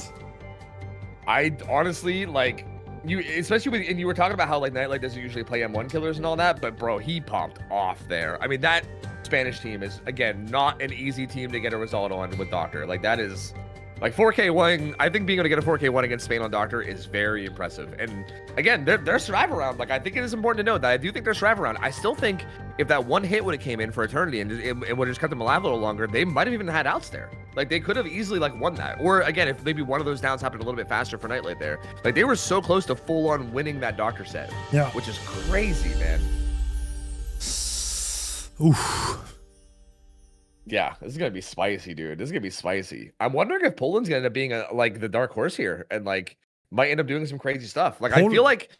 So there was a World Cup by Roderick Rüdiger for the Spanish community that was like, I don't know, like a few months back. I think like 8 months ago. I also played on that, and Poland did incredibly well there. Got to the semi-finals, and yeah, had a great showing. I think they won 3rd place match even so. Yeah, I think I was told that they won 3rd place in that. Yeah, and I think I was told they like beat Russia or something in that too, which was pretty big. Yeah. Which again, Russia is an insanely strong like country in terms of roster. So yeah, I mean, It's interesting because again, it's like we said, I feel like their roster isn't like, again, if you just watch 4v1 tournaments, right? If you're just watching like DBD League finals and stuff, you know what I mean? You're not going to see a lot of these names from the Polish roster other than Nightlight for the most part, right? Yeah. So it's a lot of names that people might not recognize, but again, really good players. And I feel like, I think it goes to show how good I would assume Nightlight's IGLing is too, right? Because I'm assuming like he's like the major 4v1 player there, probably leading everybody. I think it goes to show how big that could be as well. So, I mean, yeah, I mean, they're definitely a force to be reckoned with. Their teammates are, I think they're really good in chase. They know how to do, and Nightlight being able to lead them as a team is a great combo. Very, very deadly. Yeah. Yeah, I said this earlier, but like they're all pretty much 1v1 players in there. Like Eternity is a 1v1 grinder, Dogmatic is, Fasty is. Like I've seen them all on ladder. Like they're all like top 50 ladder players. Like they're very, very good. Like they're extremely good in chase. It's just, again, you don't see them in 4v1 a lot, so it's a little weird because obviously 4v1 changes a lot, right? It's not all about chase, you know, so it does change a little bit, but that's where like maybe solid IGLing comes in, and that makes a huge difference there. So dude, I'm so amazed how Spain got to 110, given like how far behind they were when that survivor was dying on that hook. Then you got a free, like the trade didn't even work. Oh, that's kind of crazy. Yeah, I can't believe they actually, like, I feel like Nightlight was kind of like annihilating them, but then they also still squeezed it. It was crazy. Yeah, I can't believe it too. It's so wild. Like I feel like they just squeezed out just enough to get the tie, which was so huge for them. Because I feel like if they would have full on lost that set going into this set, that would have been awful for them, bro. That would have been really bad. So we see Call of Brian Eruption, no use of the buffed rune. Interesting. Yeah, that is interesting to see, especially on a killer like Kaneki with high mobility and like a lot of pressure. I do think, I will say, I do think these auto haven maps make totems significantly less strong. Like there's not really very great spawns in this map, you know, like that could, I mean, I know that doesn't stop people from ranking on other killers that play this map, but I still feel like that makes them a little less desirable here, at least to me. Oh, a little bit of new kidnap tech, denying live a little. True, but he doesn't get injured. The cooldown is acquired, and that's a great time waste, even though the mark is applied. Yeah. Because yeah, it's, and it gets understand. And look at the gen progress. They're currently cranking. Were they Oh, they were tripling Shaq, I think, maybe, or maybe main. Is it the? It's the hill gen. They abandon now. Oh yeah. That's a great start though for Team Spain. Zaka doing amazing, not getting tagged there. Yep, still everyone healthy right now. Slingshot coming through. Got that seed partner gamer out in the distance screaming. That's always fun. So you can already tell that Nightlight definitely wants to control the map. He wants to see where everyone is. Get those injuries on the board before you commit to someone. Yep, gets a bite there onto Ivan. I love that whoever's spectating here has a heart next to their resilience. I love that. Resilience is one of my favorite perks too, so I love that. And yeah, it's just on top of the gens. Oh, gets a bite here to Zaka too. Could put Call Brian Eruption down here. Probably will. No, actually doesn't opt to. So there's a lot of synergy with Corrupt in these situations because like the playing field is a little bit smaller and getting a lot of injuries is kind of easy at this point because the survivors cannot spread that far. Oh, good wow. bait. He like sat there and faked it and then pulled up his tentacle at the perfect time. That was so good. Yeah. So like, it's important to note that like Kaneki at pallets almost plays kind of like Huntress, where it's like how like if a Huntress pulls up a hatchet right as you drop the pallet, you kind of just like die. Kaneki is kind of the same way. Like if he pulls up his tentacle right as you throw a pallet, he just gets like the perfect vault on you where you get like very little distance. And yeah, that's essentially what Nightlight was able to do right there to Zaka, and he gets a pretty fast down with the pain res in a really good spot too. Like important to note, like dead center of the map, near all the gens with progress, other than Ivan's. Solid spot. Come and get me, we see on this build, by the way, and it looks like they just used it. That's like a discount babysitter is what that is. Like that gives Zaka no scratch marks or blood, I believe, which is why you see there's no actual trail here. Zaka's like running away, and he drops down from main, which made a lot. Does not stop Nightlight from finding him though. Does not stop Nightlight at all. That is once again pretty damn early to have someone dead on hook. Yup. Like first gen's about to pop, and then they have a little bit of split progress outside of that, and that's it. And even here, like Nightlight will be able to hook this and pressure those gens a little bit too. So, I guess babysitter from Timu not doing enough here, unfortunately. And they're going to need more than that. Call the Brian Eruption coming in.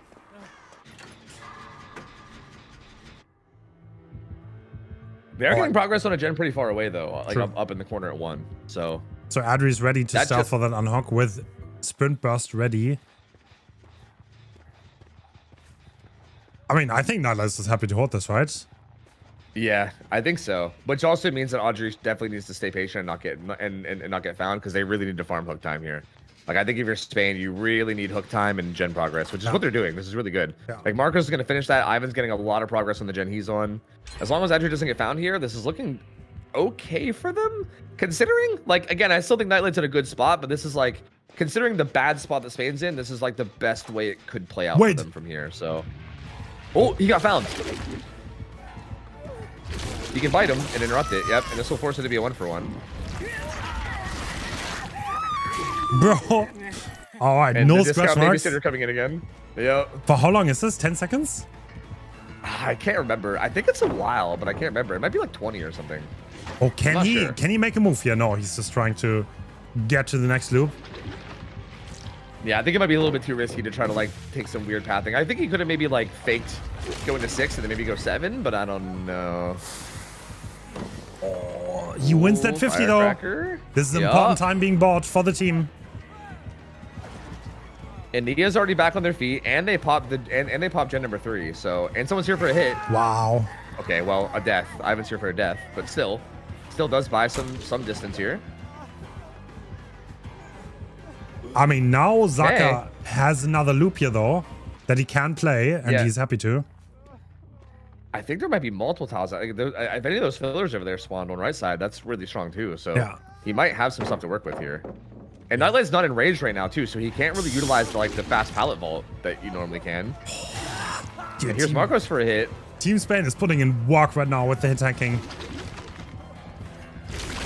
Oh, that's fight Zaka. Actually, I mean, he just wants his mark, right? So this is to be expected. Yeah. I feel like you definitely can take like a mark in a way where you put like an object between you and them, and then you don't actually commit to the bite. I think he can't. I think he knows he can't commit to this. He's abandoning. No tunnel out for Zaka, for Nightlight, sorry, on Zaka. And he's taking the fresh hook and probably the pain res. Yep. This is a huge step where like basically Nightlight has to bail from the tunnel because he knows he can't get it in time. So that's huge from Spain to actually put enough pressure on that Nightlight has to back off of it. And now they're in a position where they probably were gonna get like at least semi-likely 4K'd if that down came in quick, and now instead they're in a pretty decent spot, I'd say.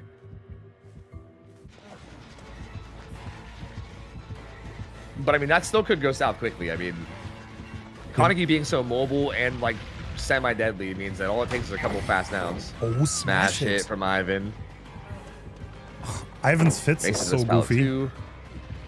Yeah, they are. Oh, he'll have to play a 50 here. What? With Resi, though, he still doesn't make it even with Resi. Down he goes. That'll be another fresh hook. Another pain res. And gens are being worked a little. I mean, pain res will interrupt that Nia's gen a bit, but they are getting at least a bit of progress here.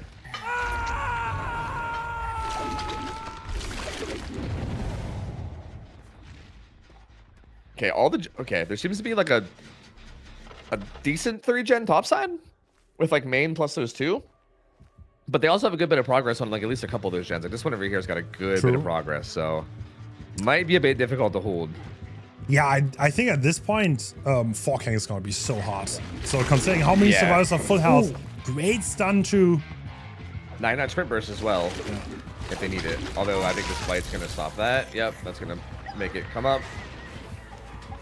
And already they're all just immediately on the gens. Like they're all over them. It looks like I was gonna say maybe Nightlight just wants to commit to this final fresh hook, but no, he can actually go back. Oh. Doesn't get that final pounce on top of them, but 2 of them were here. He's gonna put Columbine Eruption down. But they have a lot of progress now on that gen and the other gen and that 3-gen. Like 2 of those gens have pretty high progress. So yeah, it's like at this point the gens are popping. Like there's no way you're gonna be able to fully stop it. It's just a matter of like what you can get for it essentially at this point, you know? So we have one more fresh hook and Nightlight knows where it is, and I think this is the moment where you might actually want to commit. No, actually he doesn't. All right. No, what? Yeah, I think this is a nasty 3-gen, but Like that gen kick limit is probably gonna come in, right? You can't hold this forever. Like I think that gen by the hill is already getting close, to be honest with you. And they're both like pretty high prog anyway, so yeah. Oh, great movement by Marcos. Ooh, kind of wins that 50, but does he win it enough? I don't know. I think, yeah, Nightlight didn't respect it enough to actually get punished. Someone's here for a pallet save, though. That is a hard one. Is he gonna get it? I don't. No, and the free hit. It doesn't. And it's a hit. Unfortunate. Back to customs, baby. Back to customs. Hate to see it. Marcos gets put on a second stage.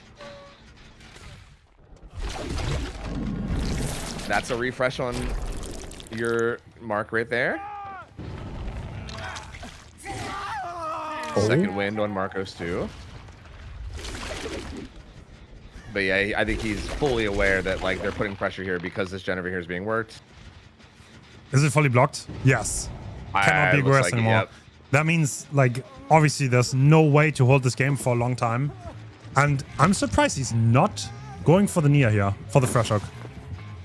Yeah, I think the Nia's pre-leaving enough that I'm not actually sure if he even knows fully where she is. Like, for instance, right there, we saw some scratch marks, but I don't think we fully saw her. Here, okay, here we do. Yeah. Wait, what? What? Why did he not? Yeah, you can see the camera moving there, frustration, because why did that not bite? What in the world? That looks very odd. Yeah, he like jumped right up on top of her like it was a bite, and then didn't bite, which is really weird. Okay, at this point, he definitely wants to get those 3 hook stages that the Nia has to offer. And is that a hit? Yep. Yeah, he said, oh! Zaka taking the down, though. And there's a really strong pallet. Yep. And they do have a bunch of survivors that are gonna come in right here. Oh. And one more survivor on the gate. That's about to be open soon. He's gonna interrupt that with a bite. That makes no healthy survivors to body block for Adrino. Okay, this is spicy. Except for Zaka, who just got put the fool. No, did she just? Yes, she did. Oh, she snuck out. No way. Is everyone out? Zaka's by hatch. Oh, that is a tragic way for this gent. No, Mark's by hatch. Oh, no. Yeah, that's going to be 5 stages. Oh, he barely doesn't get the close. Oh, my God. That must be bad. 5 stages. Wow, dude. That is an insane result for Team Spain. On the killer that was not their choice, too, right? On Poland's killer choice. That is very rough if you're Team Poland. That is not what you're hoping to see. Damn. Well, wow, Team Spain. I mean, showing why they were one of the favorites going into this, right? Like that was an insanely good survivor performance there. Like that was the kind of performance I was expecting to see in the Doctor set. And it's interesting that instead we saw it in the Kaneki set. But you know, hey, maybe they just needed a warm-up game. I don't know, because that looked like prime Team Spain right there. That was so good. Yeah, that was clean. I mean, it looked kind of bad at the beginning, but like Zaka's chase at the end kind of showing Ghoul's weakness, right? Like you can get stuck in those chases, like 1 or 2 hit tanks, and then you lose 1 or 2 50s on the pallets.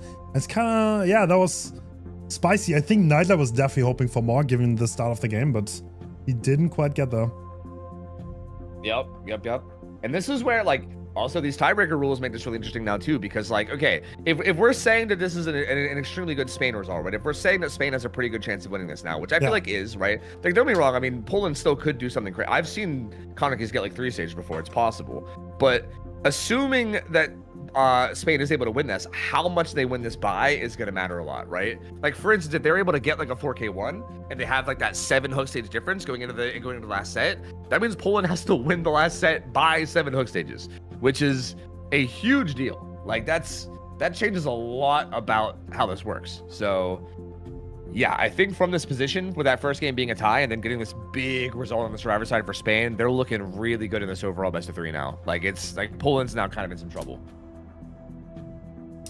True. I mean, this is not unheard of. I've seen games where a Kaneki only got like 4 or 5 stages, but this, I mean, it's probably gonna be Zaka, right? Like against Zaka, hard. Yeah, I also feel like the advantage of knowing that you just need like 5 stages 4 fresh, for instance, right? Like you technically don't even have to really play around hook stages that much at all, right? Like you could just kind of go get all your pain reses in, you know, and then just kind of like play for your freshes, and then just try to get a fit, because it's 5 stages, 4 fresh is the win condition, right? They only got 3 freshes. So in theory, if you just kind of go around hooking everybody, it's just like hook everyone once and then get 1 additional stage and then you win.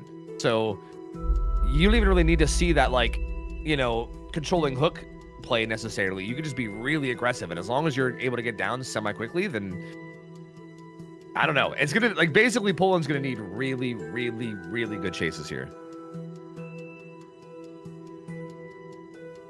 Which, to be fair, I don't think is really that, like, impossible. It's like I said, I do know, like, the one thing about a lot of the players on that roster is that a lot of them are like 1v1 players, and even though they're not, like, you know, big in 4v1 tournaments, they are good in chase. Like, they are good in chase. True. Like, ladder players are disgusting when playing 50s. That's like their thing, is that they play a lot of chase, they play a lot of 50s, and I feel like they're, yeah, like, I think they absolutely still could make this happen.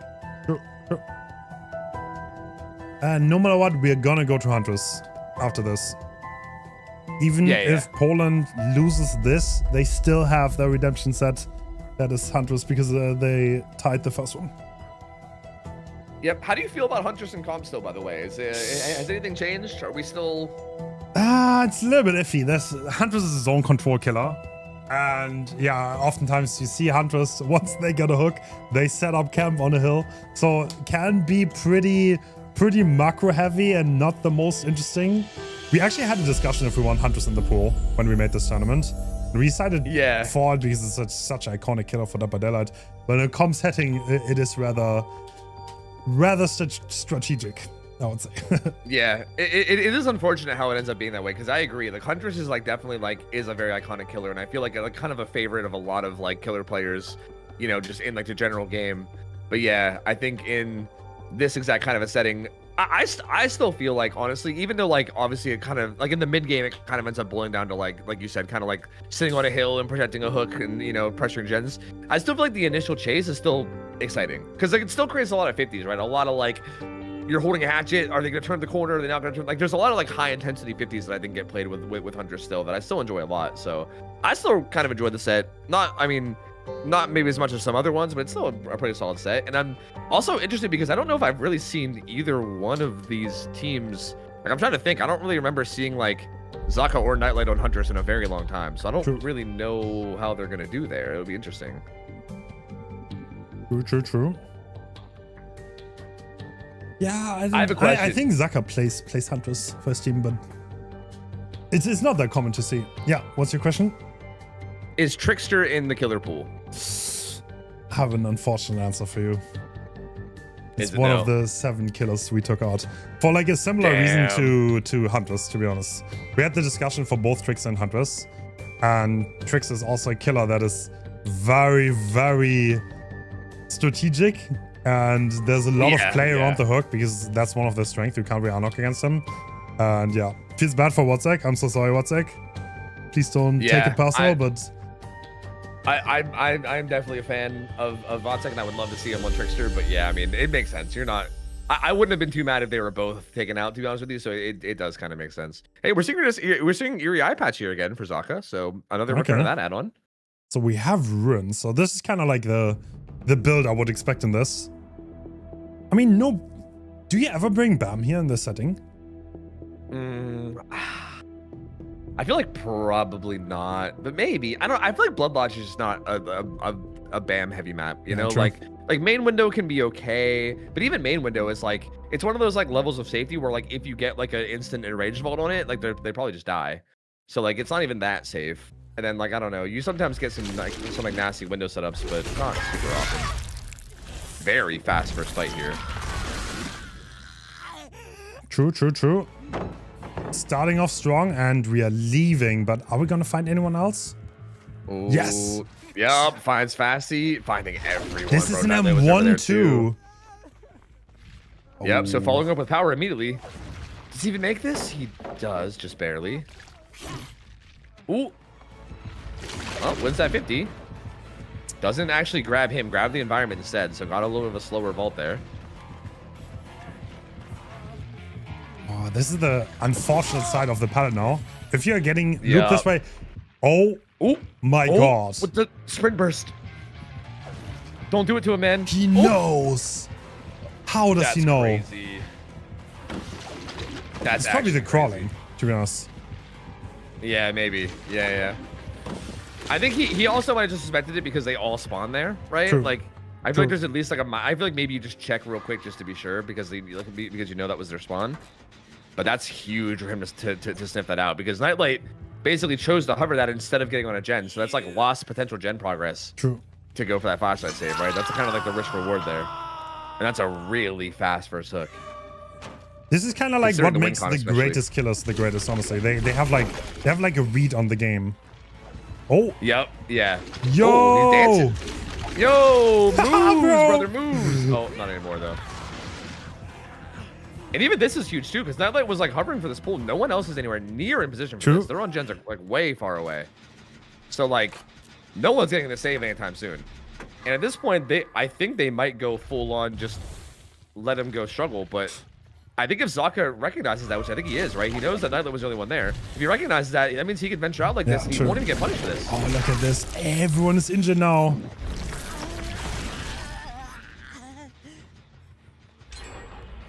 Him committing to this might trigger Nightlight to go back and get the pull, which I think it will, because he's really hard committing to this. But yeah, like based on the win cons, like we said, it's like I was saying earlier, like he could just play for freshes here. And I think that's what he's doing. He wins that 50 there on Dogmatic and he goes down. Like in theory, if he just hooks every survivor one time, he just needs one more hook stage after that and he wins, right? 5 stages, 4 fresh is enough for the win. So he's in a pretty solid spot so far. He's 2 out of 5 towards it. And only 1 gen done.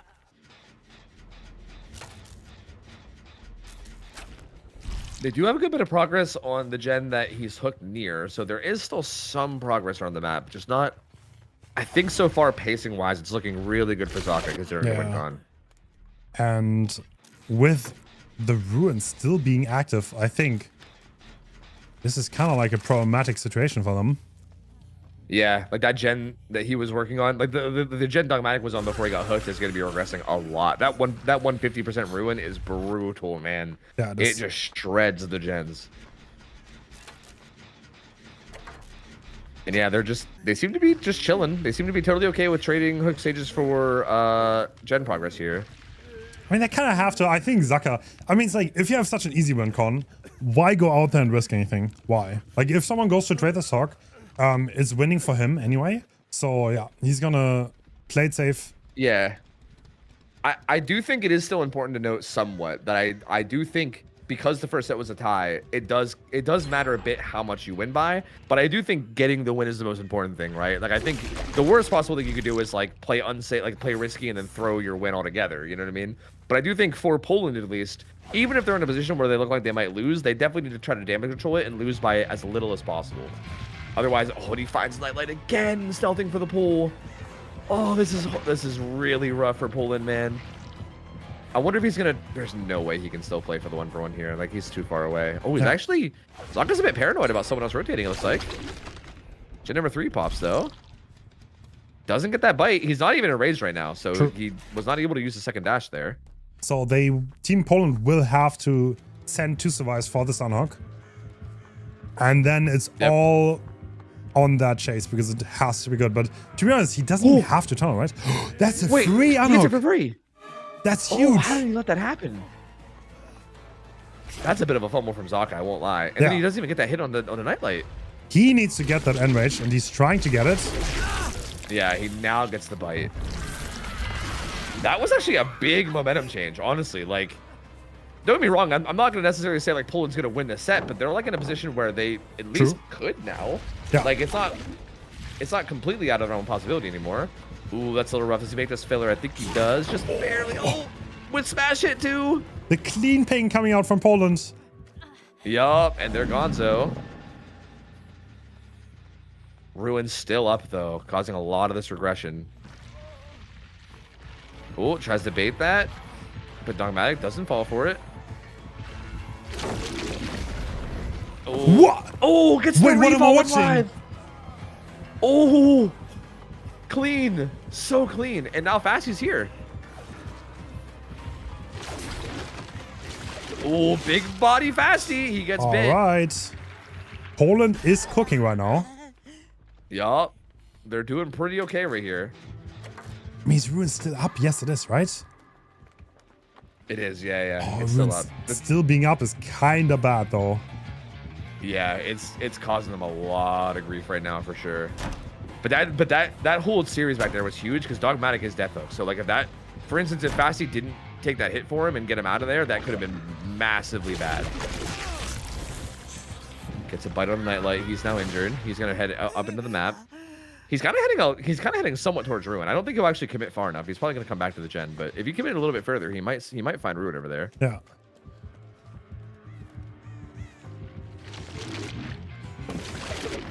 Oh, it doesn't get the tag. Ooh. Oh. Yeah, refreshes the enrage, but that's it. And I don't think he's gonna stay there either. Nope. Okay, 3 of them are back to full health. Everyone under the Nightlight now is back to full.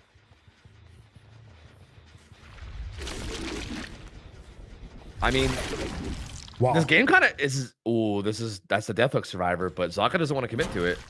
This is interesting. The game's kind of slowed down a little bit, and I feel like Poland's stabilized.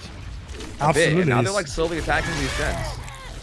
I mean, all that Zaka needs really is 2 more hooks, right? Yep. 2 more hooks, and if he gets all the freshes, if he gets a hook on the Nightlight and a Storm, then it's basically over. And this might be the hook on the Nightlight here because that vault there is so well. No, I guess not. Oh, he gets blocked. Okay. Nope. Yep. Down still happening.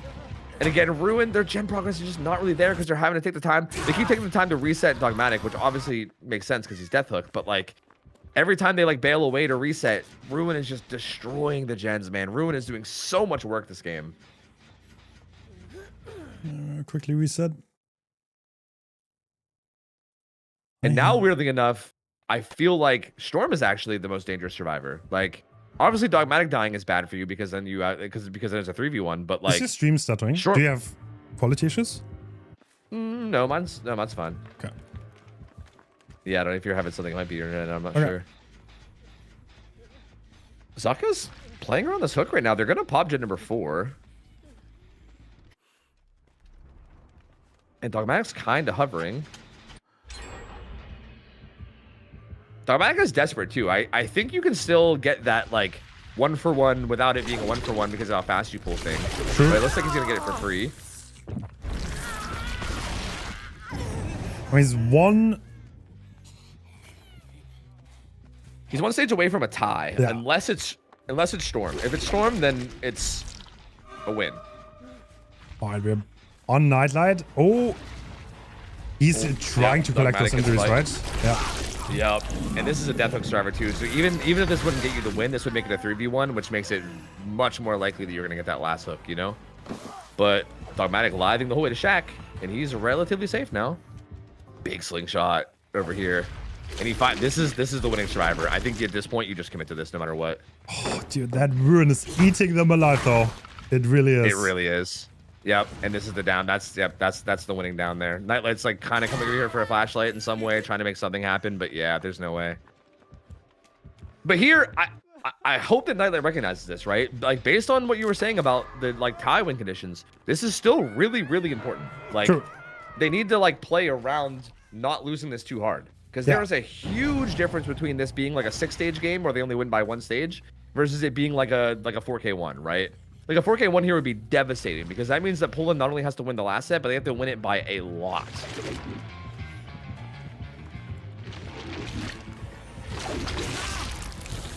That's another tag, but the sprint burst is 99, so yeah, but Zaka's not gonna commit. Dude, this Ruin is gonna make this so hard. Are they? This could still be like a 4K1, I think. Yeah, I think it could. Yeah, I got it wrong. I think all it's going to take is like catching Dogmatic in a bad position like one time and getting a kill on him. Especially like if that happens with like not a lot of gen progress to speak of, it's going to be big problems. Oh. Big 50s win there for Fast. He has an edge map palette that's kind of ass. True. Ooh. Did an okay job of buying time there, but he's going to get put on hook again too. And again, look at the gen progress. It's just ruined. Chewing through these gens always, man. It looks like Dogmatic was maybe loosely looking for it. It's right over there at like 3. I feel like they just haven't really gone by that yet. Yeah. Man, I guess earlier what I said about Ruin not being very good on this map because how easy the totems are to find, I guess I should just never say that ever again because, like, my lord. Oh, he whiffs that bite somehow. Oh. In his face. Does not get tagged, so Nightlight can buy a lot of time here. Wait, what? How is he? Okay, gets tagged though. Oh, Ruin is gone though.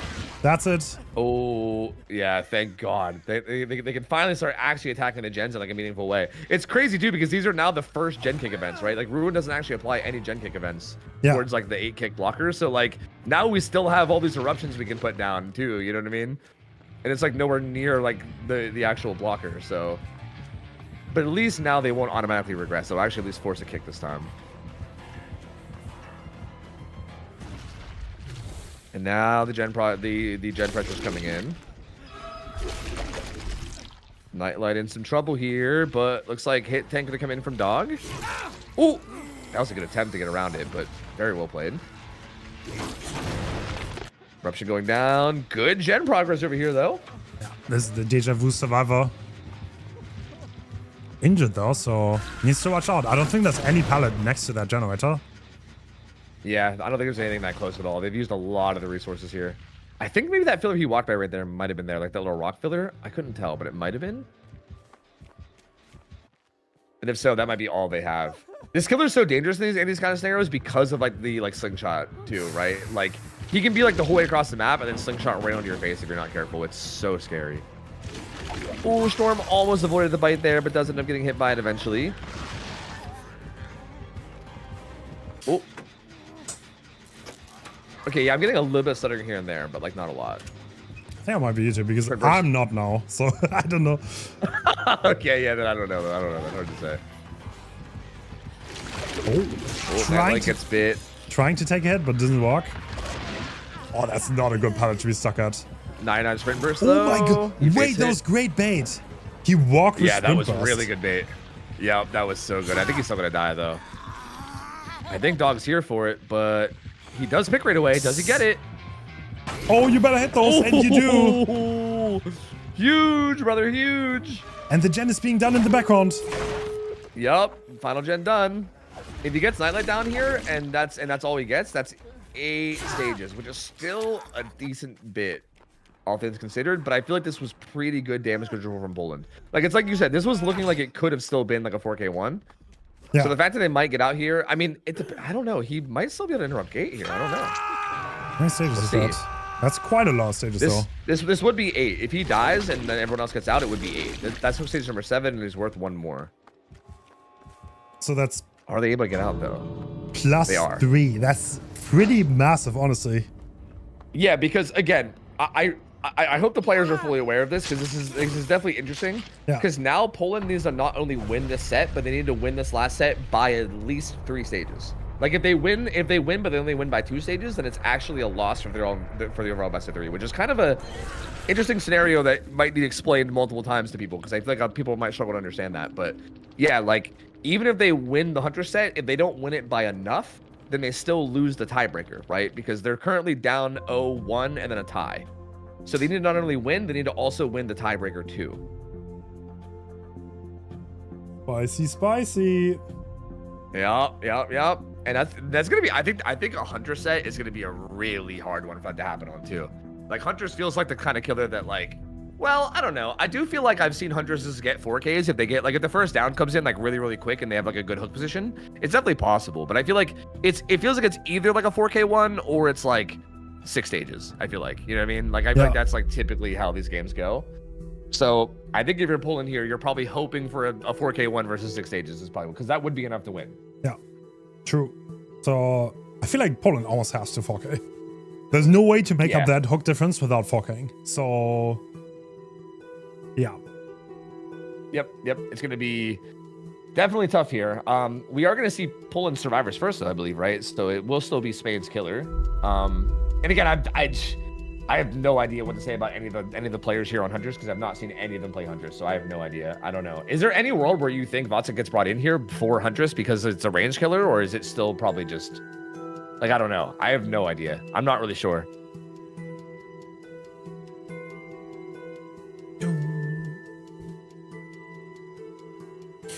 Yeah. Damn, we went to third set in both matches so far. Yup. It's gonna be a long day, man. It's gonna be a long day. Which I'm not complaining. I mean, these games are good. Okay, it's okay. I have time. Same. I have This whole weekend, baby. I I'm have ready. 2 homemade lasagnas prepared. Nice. So I'm gonna be fine on food. You're like literally German Garfield out here. That's Yeah, crazy. yeah, Dude. Look at you go. That's fucking wild. Dude, we went into mass production and like, bam, bam, make 2. The German efficiency on the lasagna. Yes, dude. Just have to put it in the oven now. Love to see it. Yeah, I got a whole pot of coffee. I got lots of stuff ready to go too. I'm in it for the long haul. That's nice. That's nice. Man, these games are so good though. I'm so excited. This is one of the, again, this is the same thing as last round though, where like both these teams are playing so well. It's gonna be so sad to see either one of these teams go, man. Like obviously that's how tournaments are, right? There has to be a winner. People have to get knocked out, but like, man, it's rough because like Spain, such a strong roster. Like I feel like, I don't know, if I was trying to make like power rankings for the teams based on how strong their roster look, I feel like Spain looks like maybe like number 3, maybe number 2 in like the whole tournament, right?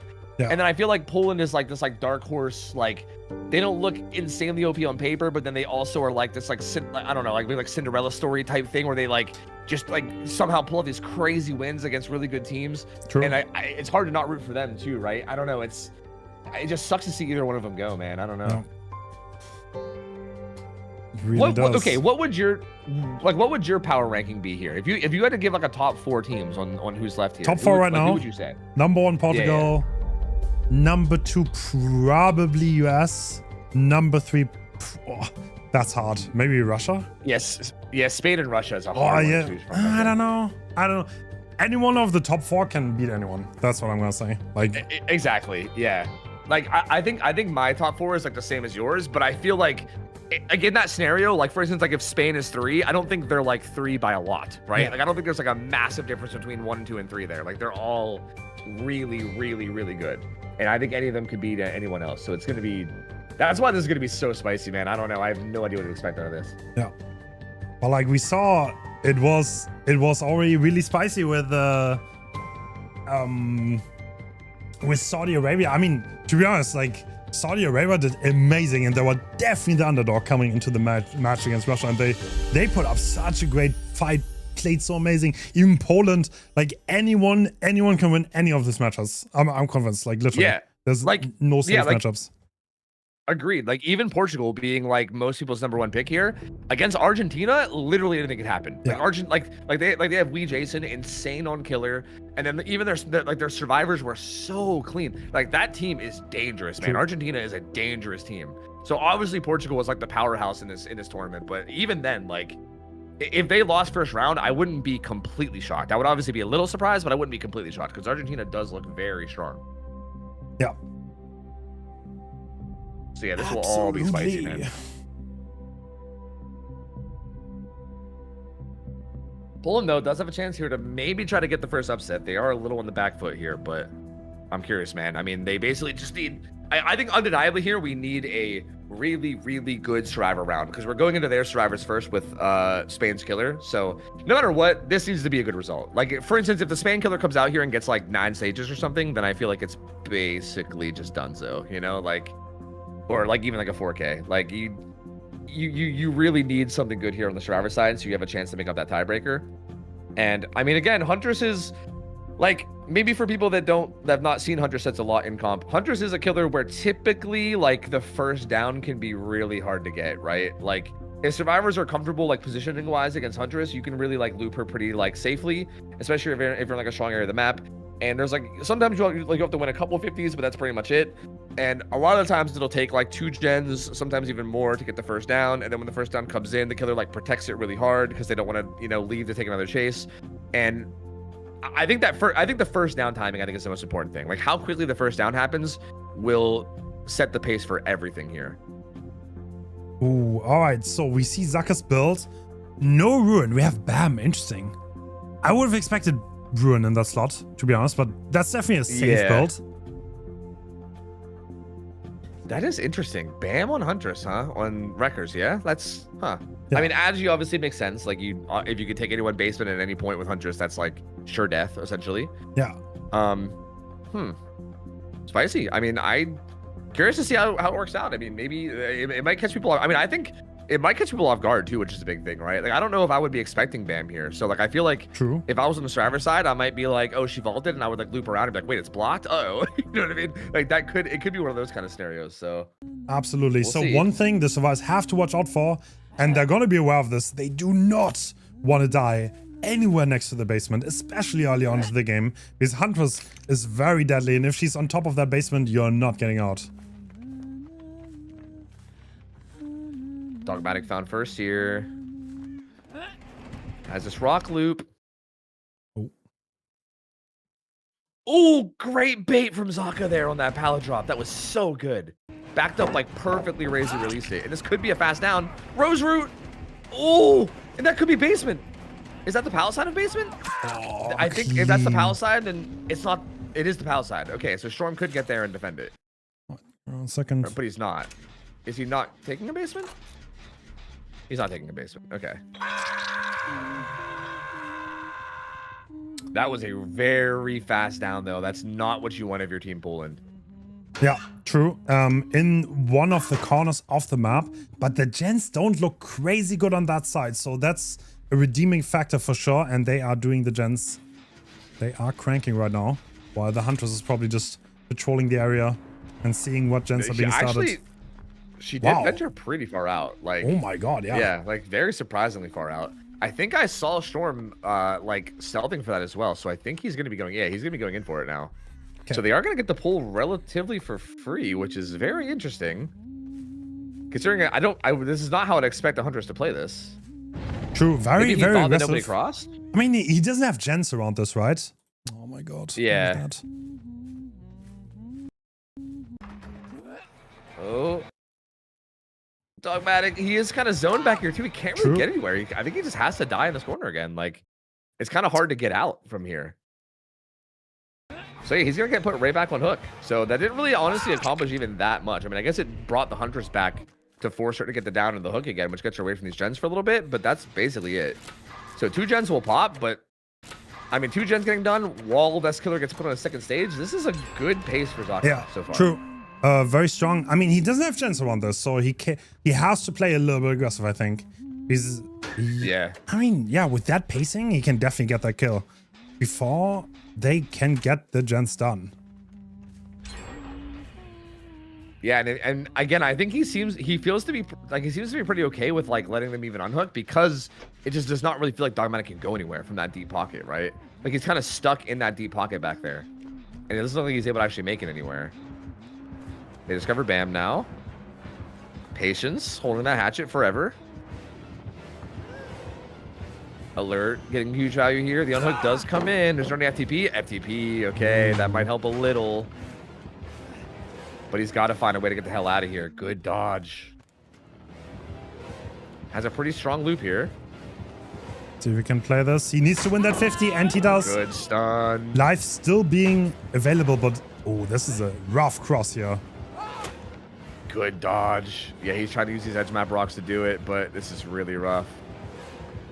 I think he's at this point. I think he knows he's gonna need a hit. He's trying to. Ooh, he's trying to eat it in a good way, but not really.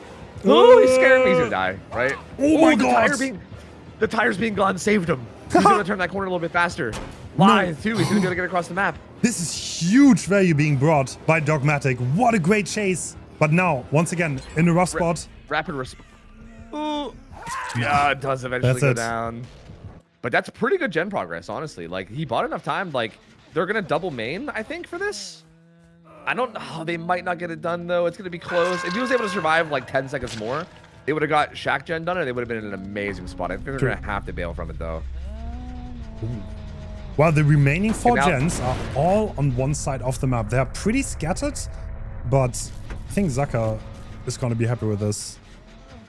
Yeah, it's definitely like a very loose 4-gen, and I think that area, this area of the map is somewhat dead now too, because this is where all the chases have been taken by Dogmatic as well. So not a lot of pallets here, not a lot of good pallets at least anyway. Most of them are just like low wall fillers that are not going to be of much value. But Survivor's doing a really good job of like so far they're just like pre-leaving every gen by a lot. And they're getting a lot of progress. This is where Huntress's like low mobility matters a lot, right? Like if you're stumbling your ass over gens with your big ass lullaby the whole way there, you know, like you can see every single time the Survivors are nowhere near. Every single time Zaka gets to a gen, they're like way gone. This is very good macro from the Survivors just to like very safely pre-leave. Although Fasty kind of gets caught out here. Ooh. No, he doesn't make that corner. Get away with that. This is why Rose Food Babushka is also the kind of the meta. Yeah, true, actually. Is that basement? It will be a pain res. No, he's heading for. I think he's gonna probably pain res. These are both the gens with progress too. So this is actually pretty big. This is pretty big. Nightlight has to play this has to stay alive. Yeah. And he's got to stay alive. If he dies fast here, it's really, really bad. Alert giving so much value here, though. Playing these little cracks, check spots well here. Takes a risky ball and doesn't get away with it. No way Zaka just reads that vault. That was crazy. I know. That was such a weird vault to go for. I can't believe he called it out. Oh, and now another pain res. Oh boy. Great on this gen too. It hits that. I mean, Shaq will probably get done. Fasty goes ahead and shows himself. He says, go ahead and chase me, and then we can finish Shaq, but no. He's got to be careful. If he's going to go for that unhook injured, he's got to be really... I don't know if that's what he's trying to do. He does. That's scary against a girl like Huntress, but he does get away with it. Okay. Oh, he zones Nightlight. Yeah, Nightlight couldn't cross, really. But, I mean, this is not a... Nevertheless, this is not a pain rest, no matter who goes down here. I mean, it's on top of the one per gen though, so. Ooh, Nightlight actually managed to get some distance and but there's not really anywhere to go from here is the problem. You kind of just have to play these top. Oh, the BAM. Okay.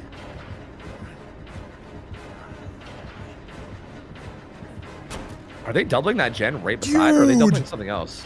Nah, Nightlight is a demon though. Bro, yeah, he's playing this so well. No, they're doubling a different gen for sure. Bro, he's just winning every 50. Is he getting bloodlusted? Is he coming out of hatchets? No. Oh, no, it seemed like it. Gamer was bloodlusted. Wow, but he goes down, and that's... Yeah, that was amazing such a good chase. They really needed that. Yeah. Like, honestly, that could have been a 4K, but Nightlight definitely, with that chase, securing the last gen being done. I mean, it's not free from here. They're both full health, but Team Poland needs to watch out. So obviously Storm wants to not be found. Oh. Zaka, he must have saw something because he was beelining for that edge map over there. It was either a hard read on the rotation for the gate, or he just maybe saw a crow or something, because yeah, he beelined right too fasty. Oh, but he's paranoid about the unhook. So the one he really wants to Storm here. That's the best person to put on the hook, because he's the fresh hook and 3 stages worth. So yeah, I think Storm is over here. Zaka's definitely gonna try to get this. Ooh. Making use of Bamboozle. Oh! Problems. Problems team. Problems team. And yeah, if you put Storm on hook, there's no saving against Huntress. Like, he can just sit there with a hatchet out, and there's nothing they can do. And yeah, he's just forcing lock now. That's gonna be a really big result. That's gonna be like 9 stages, I believe.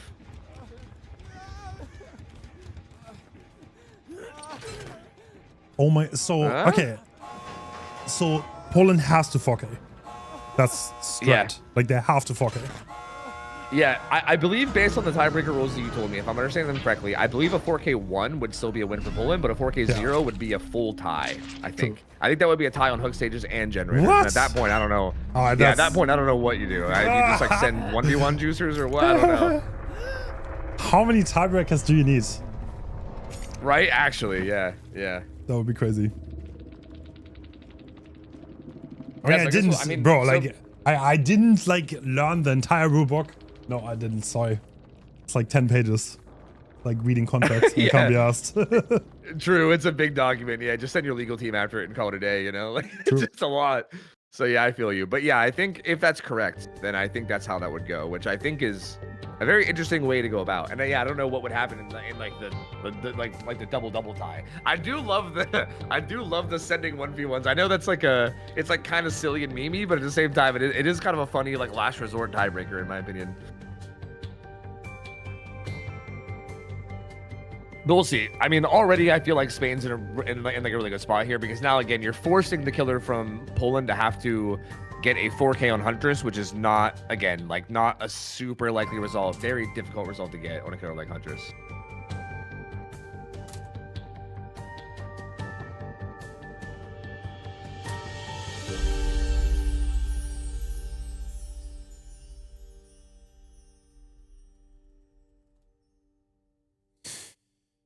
Okay, people in my chat were asking about the why it's a tie. Do you mind if I rant and explain it? Is that okay? Yeah, you cool with this? Sure. Okay, so basically, as far as the way I understand this, the way it works, like the first match was a tie, right? The very first set was a tie. Yep. The second set was a win for Spain. They won by 3 stages. Basically, it was I believe it was 5 stages to 8 stages, right? Were the 2 results. So one team got 5 stages, the other team got 8 stages. So they won, and the difference, like they both got all 5 gens done, but one team got 8 stages and one team got 5. So they won by 3 stages. Now, because like right now, if Poland wins this, it would be a 1-1-1 for the overall best of 3, right? Each team would have won 1 set and then tied. So at that point, it comes down to tiebreakers, and the tiebreakers are difference in hook stages is the first one, right? Which right now there's a 3 hook stage lead for Spain because they won their goal set by 3 hook stages. So Poland needs to win by at least 3 hook stages. And then the second tiebreaker is gens done, which so far is the exact same because in the goal set, they both got 5 gens done. So there's no difference right now in gens done. So if if Spain finishes all 5 gens but then dies afterwards, then it would be the exact same. It would be like both sides would have the exact same amount of hook stages and the exact same amount of gens done. So it would be like a triple tie with every single tie condition. Which at that point, who knows? I mean, I guess we'd leave it up to staff to figure out what the hell they want to do then, because that would be it'd be pretty unfortunate if we have all these different ties. There's no way we don't have a rule, but like, sorry, off the top of my head. Like these discussions, like this rule set, we did that like half a year ago. Like we definitely made a rule, but like I don't remember that for half a year. I'm so sorry. Yeah, that's also important to know too. Like I remember you first talked to me about World Cup like a year and a half ago or so. Yeah. This has been a long time in the making, right? Like this tournament was a long time coming. So yeah, it would make sense that like that's, you know. And again, there are so many rules and stuff that it makes sense that we don't know exactly. I actually looked back. So this was planned for literally 1 year ago, but we canceled that because there was so much drama. I was like, this is not the time. And then luckily we pulled it back up and we dusted the dust off because like a lot of these things that you see right here have been made like over a year ago. Yeah, that's actually really interesting. Huh? I'm really glad you did because I think this is a really exciting event, man. Like this is so good. I love this. Yeah, I always had this dream. Like I always wanted to host the World Cup. Honestly, I always said that after I hosted the Winter Invitational, the very first one. I was already like, okay, I kind of want to, but we didn't really have the resources and we couldn't really make it happen at that stage. But yeah. Yep, and I love that since then too, you've gotten like more connected to like the Far East teams, right? Like, the fact that we had Japan in here and like Thailand in here was so awesome. It was so cool to see them. You know, I also wanted to get China, but China sadly did not have time. So obviously this is pretty hard for them because they're playing at like midnight that time. The best players sadly declined. Would have loved to feature them here, but sometimes it doesn't work out. Yeah, that's pretty unfortunate. I think China would be very interesting to see for sure. Was there any talks of getting like Oceania region in, like Australia or anything? So we did ping dress on Australia, and we deemed the ping sadly unfeasible for crossplay. It's like, I mean, there's like a healthy limit. If you go over 250, like it just, I think there's not much to be had there anymore. I know that sounds like 200 is already really bad, but like on 200 you can still do things and have like macro play. But if you go over like the 250 threshold, it's like nothing really works anymore. Sadly, like the Australians have like way higher ping. Yeah, like at that point, like once you're above 250, it's like you go to like vault something and you like stand still for an entire second before you even vault. Like it's crazy stuff happens at that point. I don't really know how that works, but for some reason Australia has way worse connections to other regions than any other like country. I don't know why. There's some internet infrastructure, I guess, but pretty sad. It might also just be that they're very far south. Like they're very, very far south in like the hemisphere, and that probably maybe gives them some problems too. But yeah. True. Nightlight had 3 fresh, Zaka had 4. Oh yeah, you're right. Oh, you're right on the goal set. Oh, true. Oh, you're right. That's true. I forgot about Nightlight not getting that 4th fresh hook. Wait, so maybe that's right. So maybe a 4K0 would still be a win for Spain then. Oh, that's spicy actually. I didn't even think about that. Yeah, you're absolutely right. Yeah, I didn't think about that either. Nice. Okay, good. Okay, good, because I didn't want it to come down to a quadruple tiebreaker or whatever the fuck this was going to be. So that's kind of nice. At least there's going to be a guaranteed winner here no matter what, right? Like it's a 4K1 is a win for Poland. A 4K0 is a win for Spain. Is basically the win conditions then.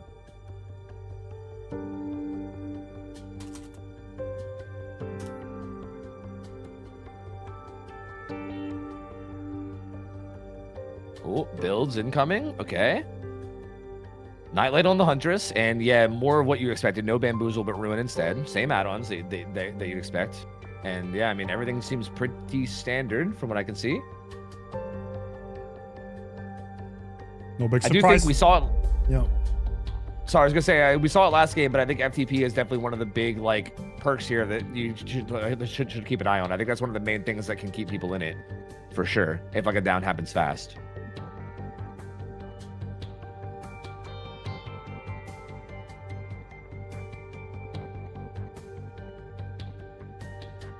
Adrenaline as well could also come into play in like a very big way. So exciting to see, man. Exciting to see. Let's get the pop off, man. I mean, I think like the problem here too is that these survivors are all so good, and essentially I think you 100% need a first down here to happen fast. Like I feel like if the first down takes like a gen or two to happen, like if they pop like 1 or 2 gens before the first down comes in, it's almost just all over right then and there. So yeah, this is gonna be rough, man. This is gonna be a lot of pressure on Nightlight. I mean, if there's anyone out there that I expect to like perform under pressure, Nightlight's probably the guy that I expect to do it. So we'll see. But regardless of how good you are under pressure, I mean, it's Huntress versus a bunch of insane survivors. Like there's only so much you can do. So we'll see.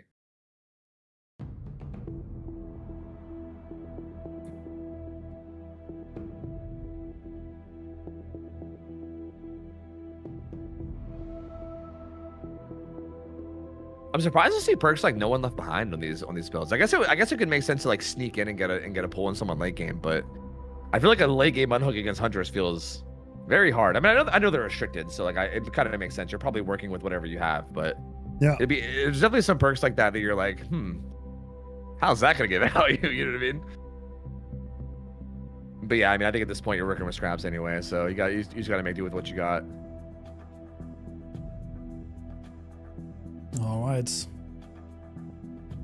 What does 4K1 mean? 4K1 means killing 4 survivors at 1 gen left. The last numbers, the gens remaining. Yeah, so we're basically in a position right now where if the survivors pop all 5 gens, even if they die for it, if they pop all 5 gens, then they win the overall best of 3. Again, it's a weird situation, so I'll explain again that even if Poland wins this Hunter set by a little bit, they don't win the overall best of 3 because of the tiebreaker rules. So like they need to win this by a lot. They basically need a 4K1. Like if they got like 10 stages, they would technically win the Hunter set, but then they would lose tiebreakers and then they would still not advance. Ooh, okay. Oh my god, huge actually. Massive 50 win there, even through the firecrackers. So big first hit.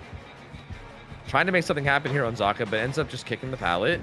He basically just got LT walls. Looks like they're doubling that gen. That probably Shaq if I had to guess. Ooh. Lithe coming through from Zaka. Oh, he's actually staying there. Nightlight is kind of reading him. Yeah, really well played actually. Oh, but he doubles back at a bad moment. What a great mind game. They're gonna pop that first gen for sure. And down goes Zaka, but they do pop 1 gen for it. Exactly 1 gen. It was not Shaq. It was some gen off to the side, but they did pop 1 gen for the first down. Shaq will not get completed. And this down is in a position far away from basement where there's no chance for, like, you know, like a basement to come in. But this will be a pain res. This is definitely not great pacing for Nightlight, considering the fact that he needs a 4K1, right? Like, I think you would want to get it down like really, really fast, but it's not horrible either. Like, Spain definitely looking pretty comfy here. True. They're gonna be happy to just bash gens here, right? They don't have to do anything fancy. Also, one gen already done. But Nightlight obviously has to go out here and make something happen. Yeah, this is a tough spot because you're like Nightlight's in a position where he can't just play this in like a safe way like you'd want to. You basically have to play a bit risky, right? Like you got to take some chances and get out there and try to find people. Marco seems to be the one hovering, and he does stay hidden.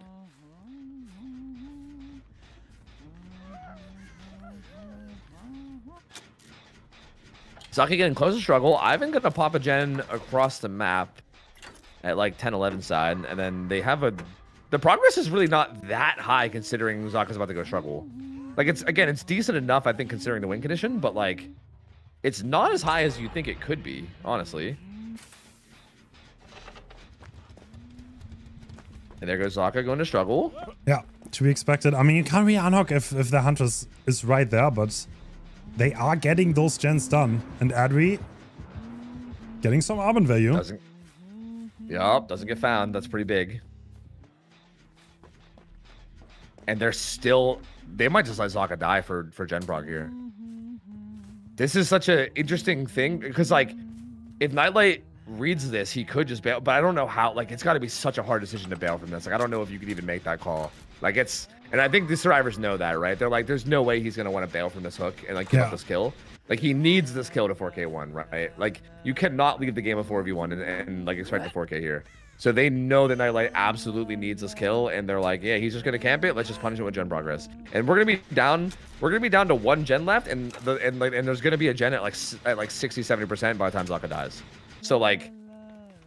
This is going to be a very strong position for Spain. Nightlight's basically got to get a down and interrupt that gen. Like, well, actually, he interrupts this gen that Marcos is on.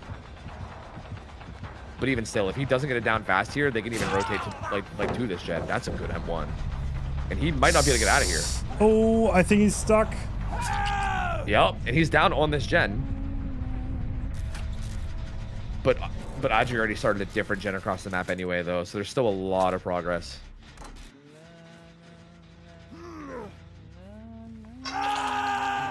Man, this is tough. He's gonna hook him here. There's no pain res, unfortunately. He's gonna kick this gen and it's gonna start regressing. But again, there's still so much progress out there. If he, in theory, if he finds Ivan rotating here, and he's not that, he's right over there at the crane.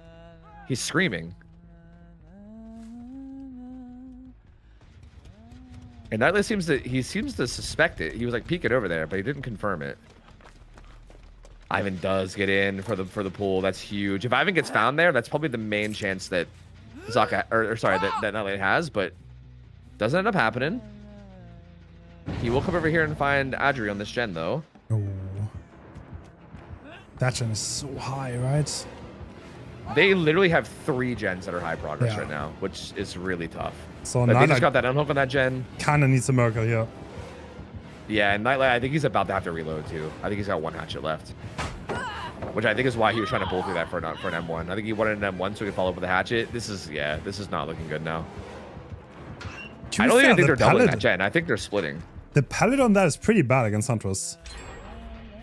Yeah. But look at the gen efficiency on Team Spain. The gen has got to be done. And that should be it for the overall best of 3 no matter what now. Even if they die, that should be it. So yeah, which I don't think they're going to die anyway. They should be able to get outs, but... Man, oh man. Spain just so good on the Survivor side, dude. Like, this Survivor team is just so nasty, man. Yeah. Very impressive. But what a great series this was. True, yeah. Poland put up such a good fight here. Like, again, considering how stacked Spain's roster looks, Poland looks so good here, too. Like, so good. Oh, okay. Some smackies at the gate. Love to see it. Love to see it. Yep. Oh, GG's. Yep, 6 stages, final result. GG's to Poland. Man, well played, hate to see him go, man. They played so well. Yeah, they played really, really well. Great showing from them. Yep. Shout out to Team Poland. You guys did absolutely amazing. And where are we going? Are we giving Hatch? Oh, Are we let's gonna go. Mori You on top love of to see Hatch? it. No. Damn. Wow. That's very out of character for Nightlight. I feel like, you know, I feel like he's the kind to usually Mori over Hatch, but hey, you know. Damn. What Respect. a nice guy. Yeah. He's changed, bro. He's changed. All right, great set. Should that be taking us now into the USA-Italy set? I believe most likely is next.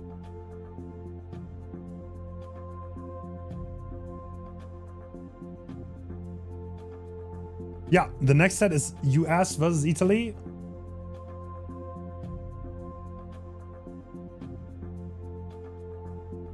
Man, that's exciting. That's real exciting. Whoever wins this goes on to play Russia in the semifinals, and Russia looked really good earlier, man. Like, I know Saudi Arabia also looked really good, and it was like a close set, but like Bubba on Killer was looking so clean. Their survivors were so, I don't know. I feel like that's going to be a hard matchup for whoever. And I think this matchup in particular, I think is going to be really tough for Italy. I think USA looked extremely strong in the groups to me. Like, they looked so good.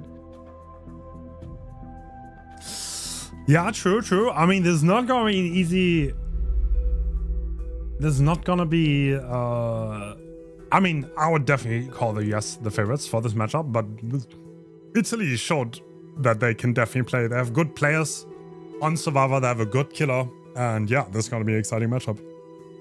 Yep. I'm actually like, I think one of my favorite things about World Cup is like, there's so many names from the comp scene that like I recognized, but I didn't really know like where they were from. Like, I was very surprised to see like Italy's roster, and I was like, damn, there's a lot of high level players from Italy. Like they like, their roster is very solid, and I didn't even realize that before World Cup.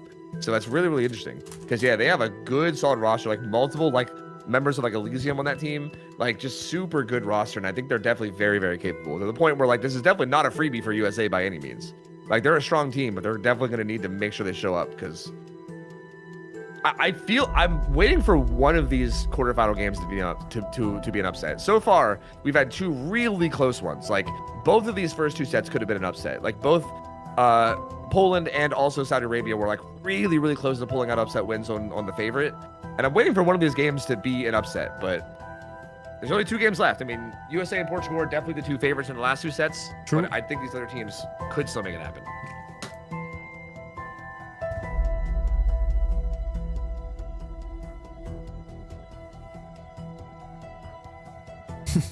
Is there any reason why reshade is not used by a spectator? There are filters on the game, but they're a little bit more subtle.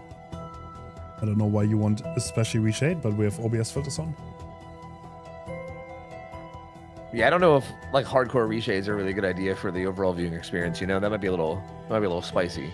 Yeah, reshade is also bad for the encoder, or like the video quality. It makes it a little bit worse. Yeah, for sure. The sets here are interesting too. I've noticed that it seems like Team USA likes this pig set a lot, which is really interesting. I've heard, apparently on the grapevine, that Angels has been popping off with Pig, apparently. Like, he's been like doing really well with her. So that's interesting to see. I think Pig is one of those killers where like she keeps getting these like little subtle buffs, right? Like every like 6 months or so, they'll just like buff like little things about her, right? Like her dash is just like a little bit faster, her charge speed's a little bit better, you know?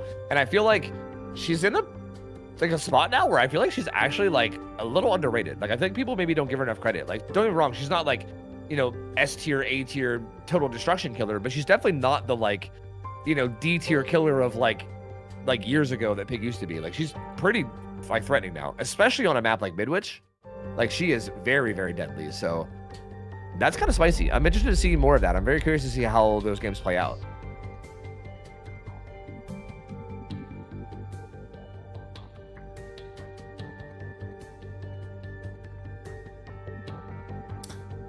Gonna be spicy. Yup. Exciting, man. Exciting. I can't wait. The winner of the best of three we are about to watch has to go against Russia in the semis, and we're also gonna see that today. Today is gonna be a long day, guys. We're gonna have the quarterfinals, and right after we're gonna have the semis, because to fit all of these games into one weekend, one of these days just has to be insanely long. There's no other way to do it. And we're looking at the builds. Ooh, batteries. Okay. I mean, on Midwich, that kind of checks out, right? There's a lot of potential times that you can get batteries because of the multiple elevations. Eruption and Ruin, so only one of those will be up at a time. And yeah, I mean, for survivors, very bare minimum perks because of Pig being like a relatively lower tier killer. So I feel like this seems like a set that could be really deadly. I mean, Midwich has like pretty much every paladin with Midwich is like dashable. Like the Pig dash is extremely deadly on this map, and there's not a lot of like perfectly safe spots. I think Midwich is a map, like if you know the map well, it does have like maybe like 4 god palettes in each corner. There's basically like 1 god palette essentially. But aside from those, every other palette is pretty sketch, especially against a killer like Pig. Here we go. Angels on killer. Crouching around. Yep. He's got both the Last Will and Workshop Grease add-ons to help his dash out. I almost would be curious to see if anybody would run, I think it's called John's Medical File, the add-on that makes your crouch speed faster. Because I did notice that, like, the stealth gameplay does get used a lot here. I wonder if that extra speed while, like, crouching around would actually be helpful. But I mean, I think people going with the dash add-ons also makes total sense. I think making that more deadly is very, very worth. Only 1 person on a gen so far. I think they're just trying to get positioning. I think you got to play this like somewhat similar to like a Ghostface set where you got to be very careful about positioning until you know where the Pig is, right? Like, got to get some eyes, some call-outs on her. But it does look like they have some eyes here. Somebody was right here. Yep. Looks like power loop there. Yep. Ooh, the bait? Wait a minute. What? He's baiting like he dropped down, I think. But he didn't. I don't think it actually worked, though. Yeah, no. Renato is not going anywhere. Actually, no one's doing anything right now. Which, I mean, for the sake of Hex Ruin, is pretty good. Eventually, he leaves and he finds Pedro now. That is a good first chase. And he's in a good spot. Like, this is a very good spot. There's, like, a lot of good palettes here. He has a God palette right over here at 11 he's going to use. Yep. That's, like, one of the best palettes on the map. Probably the best palette on the map, so that's a force kick. They did manage to see where he was going a little bit with alert after the gen kick, too, so they are going to be able to call that out a little. The drivers will be somewhat aware, which is probably why you see the Nia pre-leaving here. So again, so far, really clean play from Italy. I mean, nothing that crazy has happened yet. They've just kind of like thrown a pallet, but they're so far positioning really well, right? The fact that Angels hasn't been able to find a hit yet, even while sneaking around in his stealth so much, is clearly something going right for them. Yeah. Ooh, they are playing it safe. Like some Gen Pros, but Ruin is probably going to do a lot of work here, right?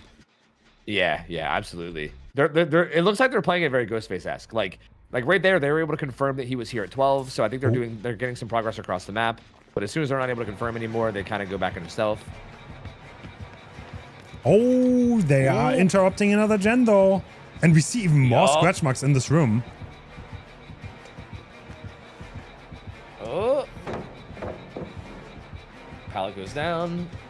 I think he makes window, right? He should be able to make window. Yep, he should be able to make window here. Well, I mean, once he's stuck on that pallet, I think this is going to be hit, right? Yeah, this is pretty bloodlustable. Oh! Marco, though. Huge. He makes window again, I think. And Ruin is down. Oh, that's massive. Wait, is it? I still see the hex on the screen. Gets that stun, but gets hit for it. Oh, yeah, true. Actually. Throwing this. I think that might have been counterforce. That might have been them scouting totems, maybe. Ooh, really well played by Marco there. Not getting zoned, zoned, though. though. Forcing the kick. He's buying a lot of time for his team. That's risky? Oh! Hit tank! Here. Oh, can you actually do this, though? Oh, I guess he just takes it. I was going to say, you might be able to, like, slide. I don't know how that really works. If it, like, auto-connects when you touch them, or if you can kind of, like, slide off them like Chucky. I'm not really sure.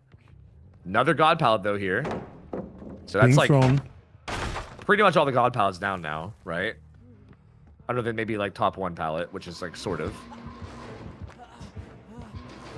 But really good chase. I mean, 1 gen done, 2nd gen's getting very close. Angel's kicking that from the outside as well, giving him the whole map, which is a little interesting. Not often try to zone him there. Is Marco gonna reach that pallet? He knows it's there with windows. No, I think it's gonna go down. Nope. Yep, he does go down. The hat doesn't get put on in time for the gen to activate it. Good first chase, though. I mean, looking really good for Italy. Looking really, really good for Italy. Again, considering this was the USA pick, this is a very solid start for them in this set. 2 gens done. Third one is like getting very, very close to being done. Strong early game. Everyone's back to full health, too. And yeah, Ruin is gone. So. Ooh, what's Angels up to? I mean, there are 3 gens kind of aligned, but they're across 2 floors. Can you really hold that well? Yeah, that's very hard. I mean, maybe with stealth you can like scare people away enough, but that's very difficult, I think. I mean, you can tell they are very careful with their positioning. I mean, you see multiple people just kind of standing around at like a safe area and just being like, I'm just gonna not move from this. And now they're just, they see the killer back on top of the hook, and now they're just going gen progress. And this is a lot of gen progress too. Well, I mean, wait, do they not want to... Oh, do they have a Gen 99 already? Interesting. Yeah, they do. I think they maybe for his bear trap, I guess? Are they trying to 99 gens for the bear trap? I don't know whether that's how worth it is or not, right? Because if Angel stumbles upon that gen at some point and puts eruption down on it, that could end up being big problems. I mean, I think... Okay, he's definitely going to contest the gen that Pedro's on right now. And looks like Palace is... No. Oh, no, he's not. Yeah, he got spotted by Angels, so he's gonna take this chase on him now. Marco went struggle, and now he has a chase on Pally, so I guess that's gonna trigger Pedro into go ahead and get the unhook, I believe. He finds one of the 99 gens. Is he aware of how much gen progress the survivors have here, honestly? Yeah, I'm not sure. I feel like seeing these 99 gens might also throw you off too, because you're like, okay, now I don't even know what is being worked or like what popped. You know what I mean? Like that must be a little weird on the game sense. Because yeah, Shen has a gen close too, and like Pedro's gen I think was at like 50. So they're realistically speaking, like it says 3 gens left, but they're almost down to like 1 left at this point. Okay, Halle walking back. He's gonna get hit anyway. I mean, at this point, like, we are definitely playing for stages, right? There's no way we're going to get a fuck out of this. Yeah. Marco was even working on that gen with the active bear trap one a little bit. I don't know if you saw that. He was doubling the gen with Pedro a little. Yeah. Ooh. He's wasting as much time as possible. Yeah, he does buy a lot of time. He'll get a bear trap. He'll get a bear trap that'll active, which will be active, which will be a little rough. Thing is, oh, this is so nasty because the other 2 survivors will probably try their hardest to stealth from here on out. Because, like, even if both of these survivors die, if Marco plays really aggressive here for this unlock probably, and make sure that Pedro and Shen have a very great chase to escape, because those are 2 fresh hooks that the Angels will not get. Yeah, like that could be huge. Like I think even just like, he is venturing out to get Shen, but Shen. Yep. Nope, she gets hit. I mean, this is not the god pallets over here are gone too. So like batteries has to play these sketchy fillers and batteries. Yeah, like you said. Is this gonna make the difference? Is he gonna catch up because of batteries? I think it will.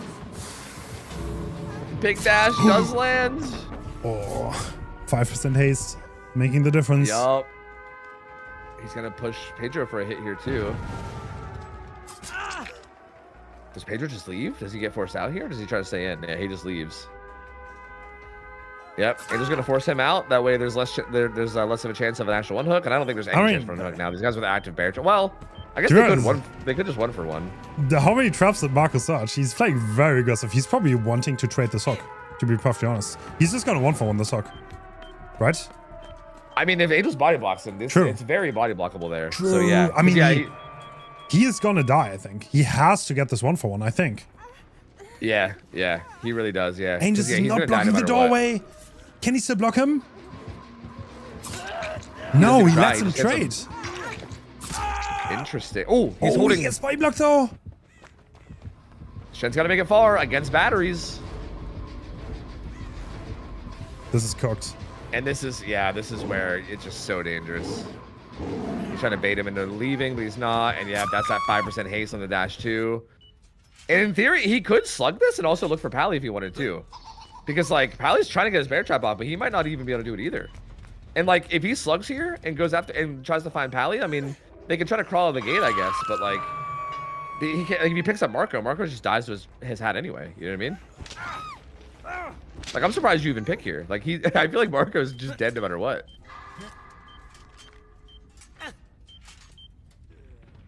But there we go. He's dead. And Pally... I mean, is he going to be able to find... I mean, this is a little bit of a spicy situation. Oh, Pally got it off, though. He got it off. Yeah. Yup. And he should be able to get out most likely. This is the gate that's open, though.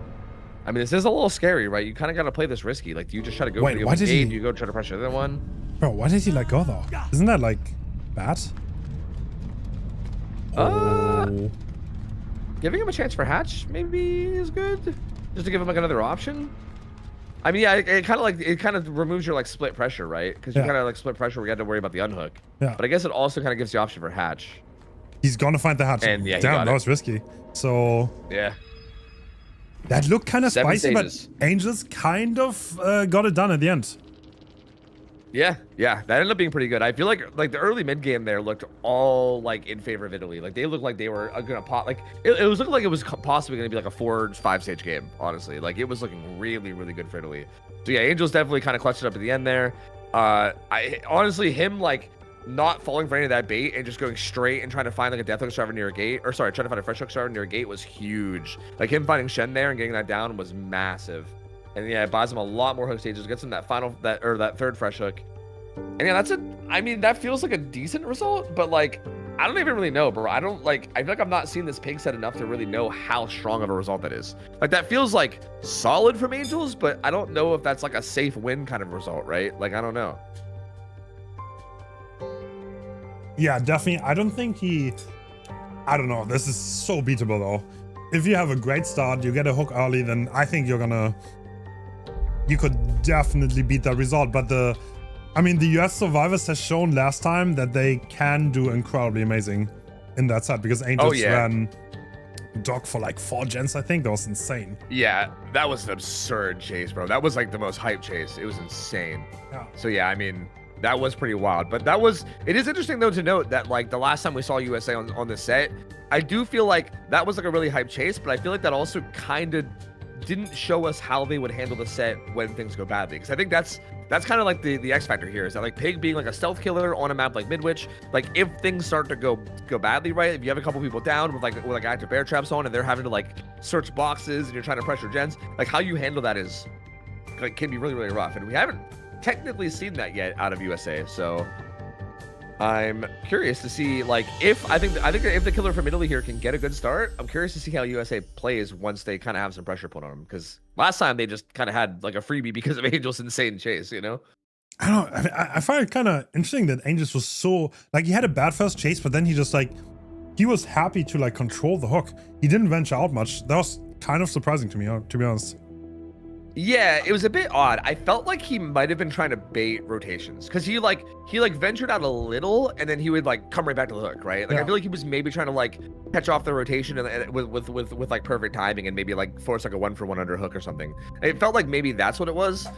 And then he ended up like, well, I think when that didn't work, he was like, well, I guess I might as well like force struggle now. It was interesting the way he played it. I agree. Like you would sort of expect him just to full on branch out and just go chase people, but I think that might have been a part of the mind game, right? Because I think he probably knows that Italy would expect that, right? That's what, bro, like high level play in this game is just so crazy. It's like they would expect me to expect them to expect this, so I got to do this instead. Yeah. It's like just crazy like level decision making. You know what I mean? That's kind of like, I think that's that's what makes the great killer players great, right? Like they have a great read on the game and they have a understanding of what the opponent is most likely doing. Yep. And then like you can like make certain bait plays because of that, and I think that's what Angels was doing there, if I had to guess. But yeah, it unfortunately didn't work out for him the way he wanted, but I still feel like he ended up scratching out a pretty good result there. So yeah. I still feel like, I don't know, like I could be completely wrong here, but it feels like this set, especially like on ping, right? Because this is also like cross, ocean ping.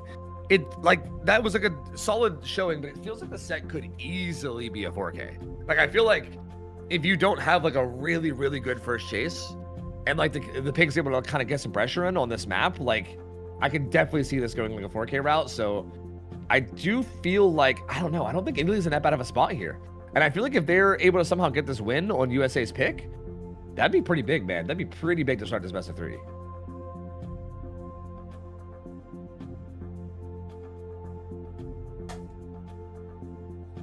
Absolutely. What do you think is the average for this set? Do you know this? I'm not entirely sure. I don't know this.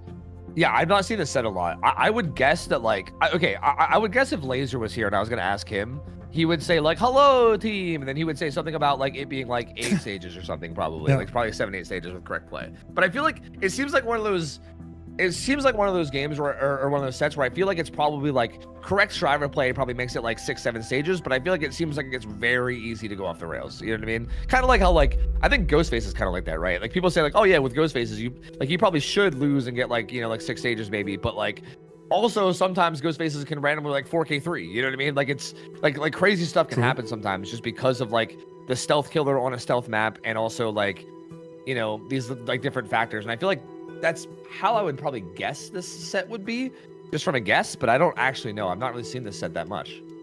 I'm glad it's getting played more because I do think Pig is an interesting killer, and I'm glad it's kind of seeing more play. Dude, like look at this Survivor team though, bro. Like, oh my god. Yeah, like, it's kind of Jesus. Yeah, like who do you chase here, man? Holy. Devour is spicy though. That's real spicy. I like that choice here.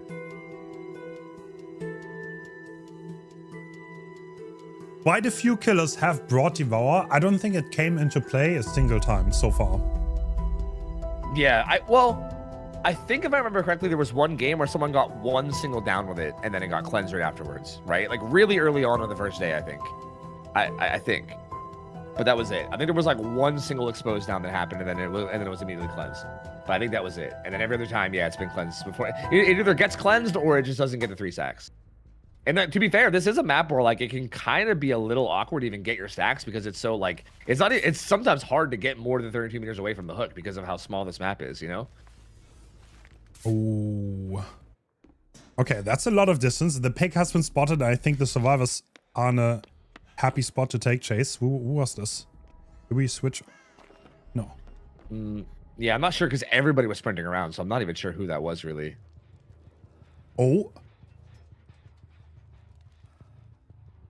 Oh, no, gets found. This is a very good room. Temporary drops that. Yep. Oh, it looks like Marcos is happy to take advantage of his ruin, see if he can get 1 or 2 free tags here. Yeah, we hear them run. Yeah, this feels like a pretty good, safe way to play this, is maybe just like having ruin. I mean, as long as your ruin's up, I feel like playing around your stealth and like kind of forcing them to play safe feels good. Although we say that as interesting, good bait there. We say that as he commits to this chase on note. Makes a god pallet. I mean, he's got plenty more. He's got a god pallet other side of that hallway, and then also opposite corner of the map. But he's just, it looks like he wants to go clock tower? No. He's going. Oh, does he make this? Wow. Oh, tag comes in. Great awareness of the range, honestly. That was a max range ambush attack. Yeah, okay, that was really, really good, actually. Now we are getting ambitious, though.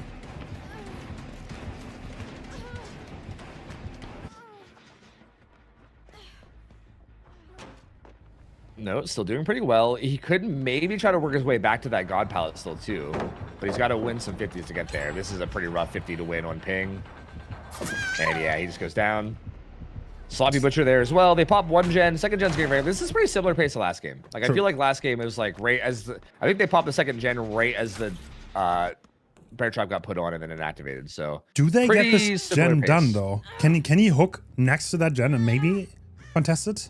He doesn't get a pain rest, so... Yeah, no pain rest. I think if it was pain rest, probably yes, but doesn't seem likely. Well, yeah, no, they pop it. No, they don't. That's the risk of having pain rest on this map. Midwich, you don't have much choice what hooks you can hook on because of the two floor layout, and yeah, sometimes you just can't get where your foot. Yeah, pain rest on this map can be real spicy. It just...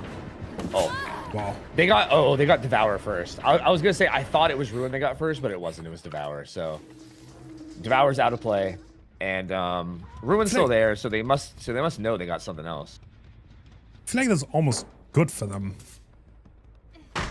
For the survivors, it is. Yeah, I feel like if you're Marco, you probably hope for Ruin to go first. That way they're like, oh, Ruin's gone. Now we can just not worry about totems. You know, like that keeps your Devour stealth. So yeah, I think ideally probably the best case scenario for the survivors, even though obviously Ruin still sucks to deal with, but it's like You definitely don't want that sneaky devour getting you, so I think it's probably still best case scenario.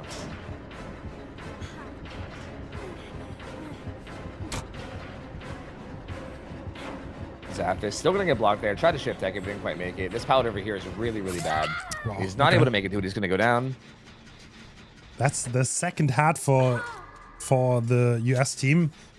Note is doing his traps injured, and this is gonna be the first pain rest of the match. Yeah, that's real sketch, especially now that Marco's going to be... Like, I feel like while Zapdos is in chase, I think you could do your stuff injured because you know exactly where the killer is. But now that, like, you're kind of losing sight, this is where it gets a little sketch. I mean, he's in a pretty safe area where he is right now in terms of pallets, so at least he feels somewhat safe there. But this chase is kind of getting brought close to him. He's right in that room to the left here. But he got his hat off, so he's okay. Ooh. Oh! This god pallet's gone, and whoa. Marco does find him. Yeah, hey, looky. Has the window, though. This pallet over here got thrown earlier. I mean, no, he's stuck there, though. Backside against Pig, yep. Just against Pig, all these are just so hard to play. Like, none of these pallets are really that safe. All right, so this is another trap on Note. Third hook stage. 3 gens remaining, and can we pain rest this? No, we cannot. Yep, still no pain rest. That pain rest RNG is so rough, man. I mean, Ruin's still up too. So like that's, to be fair, every time they're like getting off gens and healing each other and everything, Ruin is still getting some value. And they also can't 99 the gens because of that too. So like they basically have to activate these bear traps, right? Or they just have to let their gens regress. So that's also like a lot of pressure on them in that way too. Ooh, finds a Freedom Angels here with the sneak. This is going pretty well for Marco, man. Like, I feel like this is... USA is in trouble, I think. No Death Hook now with a bear trap on. Ruin's still up, so they can't 99. And a lot of the god pallets are gone. You don't make that either. Like, you just don't make anything against this killer, dude. Like, you can't even leave. Like, you can't give up pallet control against this killer, dude. Like, the second you give this killer pallet control... Wait... No, they can't pass. If I was about to say, if that doorway was open, but no way. So this is 3 hats being active. Surely you're not gonna pop. Surely. Oh! Really? They do. That's very bold. Crazy decision. So this is hook stage number 4. And the tie on the fresh hooks. So if Ja, theoretically, if Ja goes on that hook and dies on that hook, that's already a win for Marco. And look who's in chase. Yup. Bates tries to bait that window, but does not work. He's going to take his distance here and try to go somewhere. Doesn't really have any more god pallets to chem trap on. That could have been really useful in like one of these god pallets, but there's nothing really there. He's going to go water tower, maybe? Or not water tower, sorry, clock tower. Is he going to make anything here? Can't even make it. No, he has to force lock. Oh, man, this is rough. And everyone's in like reverse bear trap mode, you know? Like, look at them. They're all running around with bear traps on. Yeah. Well, Zapdos got his off kind of fast. Was that a first try, maybe? I'm not gonna lie, I feel like... Because that's a... I almost wonder if it's better for one of these survivors. I mean, you never know who has the low count bear traps, right? So it's a little bit of a gamble. To like maybe just do gens. Oh, did he finish that search? I think he at least finished that search. But yeah, he's going to be getting tailed. Well, considering that Marco just got the 4th fresh hook and the US only had 3, that means if he gets 7 stages, that would be a set win for Italy. Yup, and it's looking like he might do it. I mean, there's still 2 gens left with Ruin up, and they're not on any gens right now. Like, they had 1 gen kind of high progress, and it's losing progress right now to Ruin.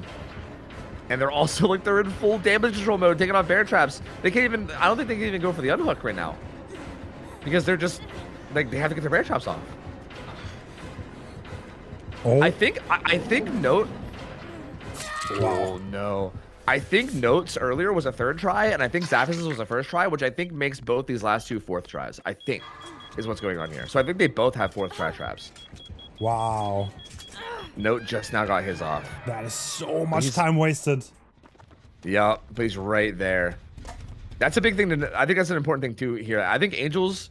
One Pig, I think, had maybe only 2 reverse bear traps actually become active throughout the game, right? I think he had one on Marco and one on like Pally, I believe, and that was it.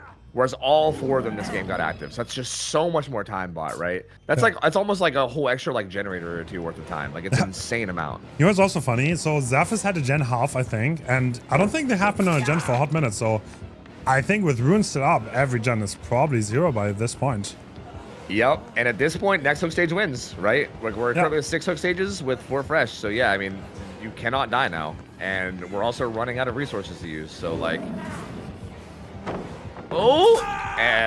beautifully played by Marco there. That's it. Yeah, that's it. Italy's gonna take the first set against USA.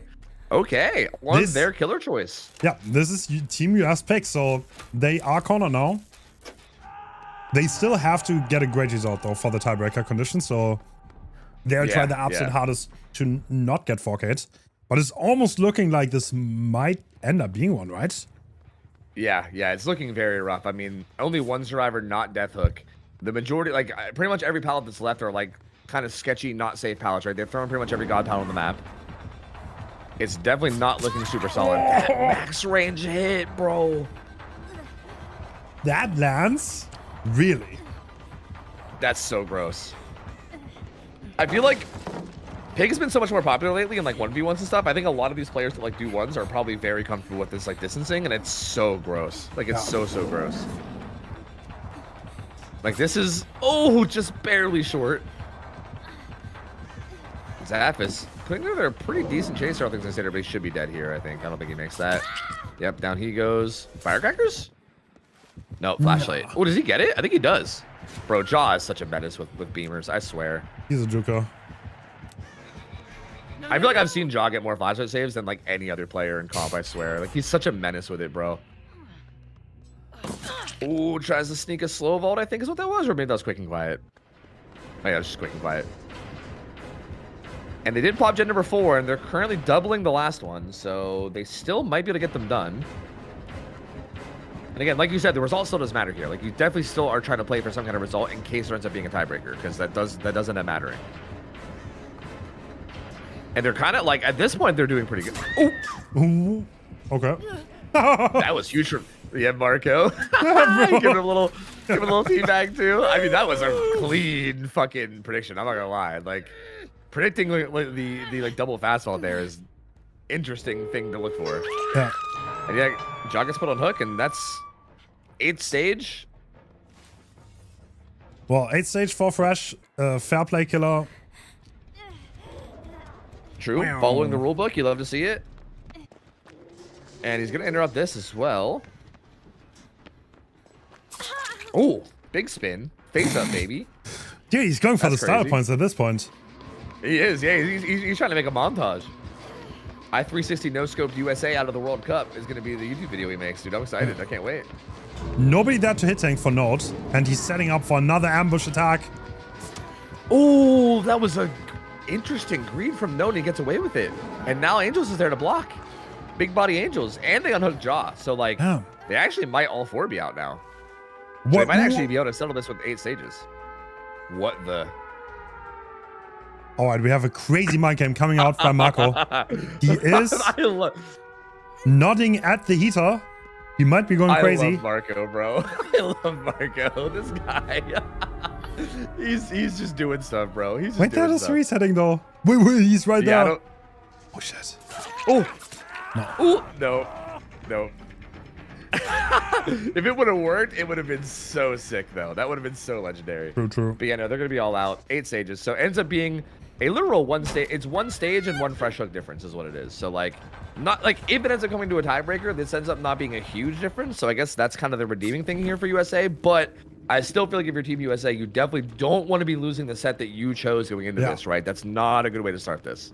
Yeah, I mean they're experienced players. They're gonna get it back, but they are down right now. And we're back. 1 minute. Yeah, all good. To be fair as well, though, I feel like Italy's choice of killer is Demo here, and I don't really feel like Demo is like a... Demo's got to be like one of the most standard killers in the entire game, right? Like, basic dash attack, you know, like... I don't think this is like one of those like tricky killers where like you're going to have some like weird one-trick player. Like, for instance, like killers like Ghoul, where maybe like somebody that like one-tricks them can have a big advantage over someone that doesn't. I feel like Demo is a very like standard DBD killer to the point where like that's at least the saving grace here for USA is that you're not going into like some weird specialist set. You're going into a very standard set where I feel like as long as they play this demo set well, they could still absolutely tie this up. But Italy, huge start here, man. We could end up seeing our first upset, which would be pretty big. I feel like USA is not the team I expected to get upsetted. So like if that happened, that would be wild. I'm excited, man. Marco's probably feeling good after that game too. So going into this demo set, he might end up feeling even better and might have the confidence. He might even go doing some 360 shreds for all we know. Who knows, man? Who knows?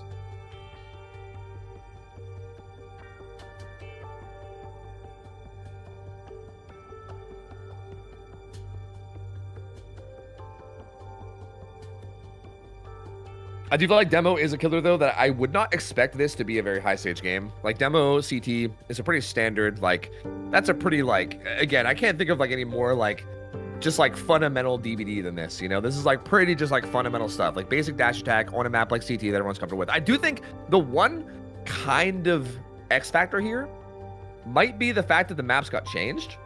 And CT is significantly different now than it was, like, a month ago. Like, the palettes are, like, much, like... Well, they're not. They're definitely weaker. They're not like god palettes anymore, but they're also there's like way more of them, so you can chain them together much more. And I feel like for a killer like Demo, this actually might be worse for him, because I feel like Demo was able to kind of just like zone break god rocks and kind of deplete resources. Now I feel like if the survivors are really good at chaining tiles together, it might be really hard to get a chase going. Honestly, true. This is the first demo set, right, of the entire tournament. So, yep. And there's the builds. We're already basically ready. Oh, whoa. No corrupt intervention. Double Scourge with Gifted Pain what? And then Pop Eruption. What in the world? Okay, Marco. He's cooking, man. He's cooking. Yeah, he's definitely cooking. Interesting. I feel like... okay, what I just said earlier might end up being really important here. Because I think with the map changes... Demo might struggle a bit in chase here. Like it might also be the opposite. It might be the opposite where maybe he just never breaks a pallet and then like outplays him. Yeah, I think he's not gonna break anything. That would be my prediction. I don't think he's gonna break anything. That could be true too, but I feel like it's like if the survivors win any 50s, they can use that distance to go to a different filler. And I feel like these survivors are very clean with like pathing, and I expect it to be like he basically needs to win 50s and get downs, otherwise he might end up finding himself in like a long chase. And this build is very risky. This is a very like all or nothing build. Like no corrupt intervention even at the start to like stop gens. Like if the first chase takes a while, this could get out of hand really quick, I think. All right, Marco choosing to break the doors. There's always someone on main, so they're taking full advantage of no corrupt. Getting on those gens by the main building instantly. Oh, they're splitting the map. Oh. Yeah, there's already down at Shack doing that gen. While Zappis takes chase in main. Oh. Doesn't get hit by that dash.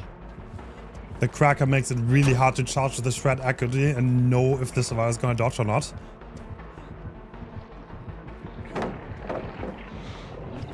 Ooh, what? That was a crazy ambitious dash. Yeah.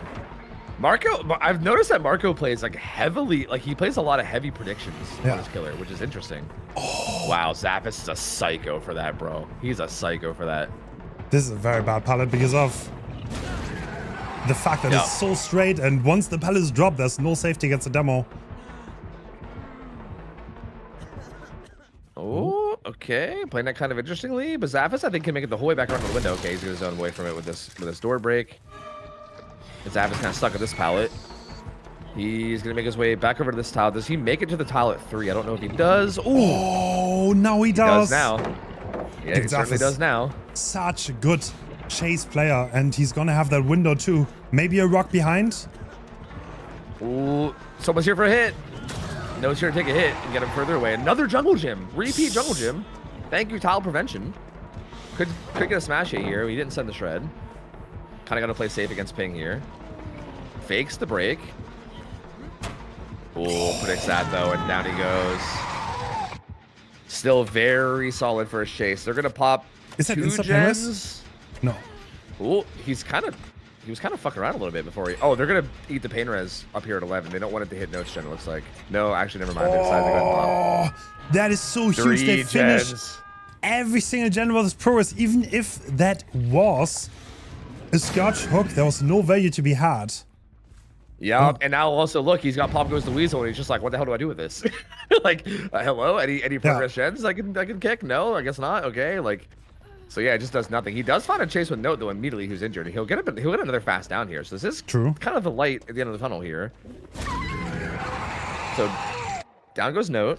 Zavis is unhooked and healed, so they're back on their feet.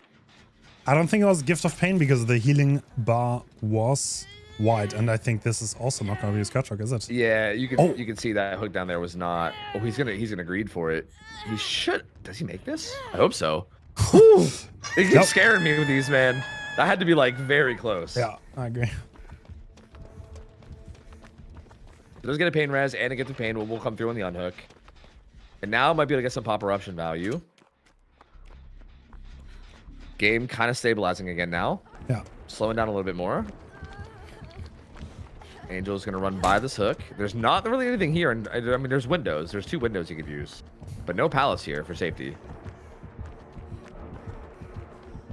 Marco kind of winning. Ooh, that's a great vault. Good timing. Guest spot from Angel's winning. There was an edge map filler over there I saw actually, which is kind of interesting. Unhook comes through though. Note taking the endurance hit. He's gonna go way down towards bottom side towards Shaq, I believe. Was he BL? I think he was BL. It looks like he was making a play for that hill, so he must have been BL. Oh, Zappis found again. Ooh, what a shred. Urban evasion, but still does not get the crouch off in time. Yup. And now has this filler. This is a decent filler against Demo. Not kind of hard to get a shred here because it's not very straight. Good greed. Wow. Needs to be a little careful with this though. Again. Okay, well this might be a little too much. Might be a little too much here. Yep, he does eventually go down. Someone's here though. Saw him. Sprint burst. Gets away from it. He wants to keep pressuring it. I mean, how much you pressure this against a Demo though, who can turn and shred, right? You gotta be at least a little scared here. But honestly, I mean, the more you pressure, the more free gen progress you get. So like, I do feel like it's kind of worth. And even here, he might be able to get the pickup if he commits a little too hard on Jaw here. I mean, he's isn't he going to be He's happy? Yeah, he's going to be happy to commit Jaw here, I think. Jaw doesn't have an exhaustion puck to use. There is a rock. I don't know if he saw it, but this pad is already gone. Yeah, yeah.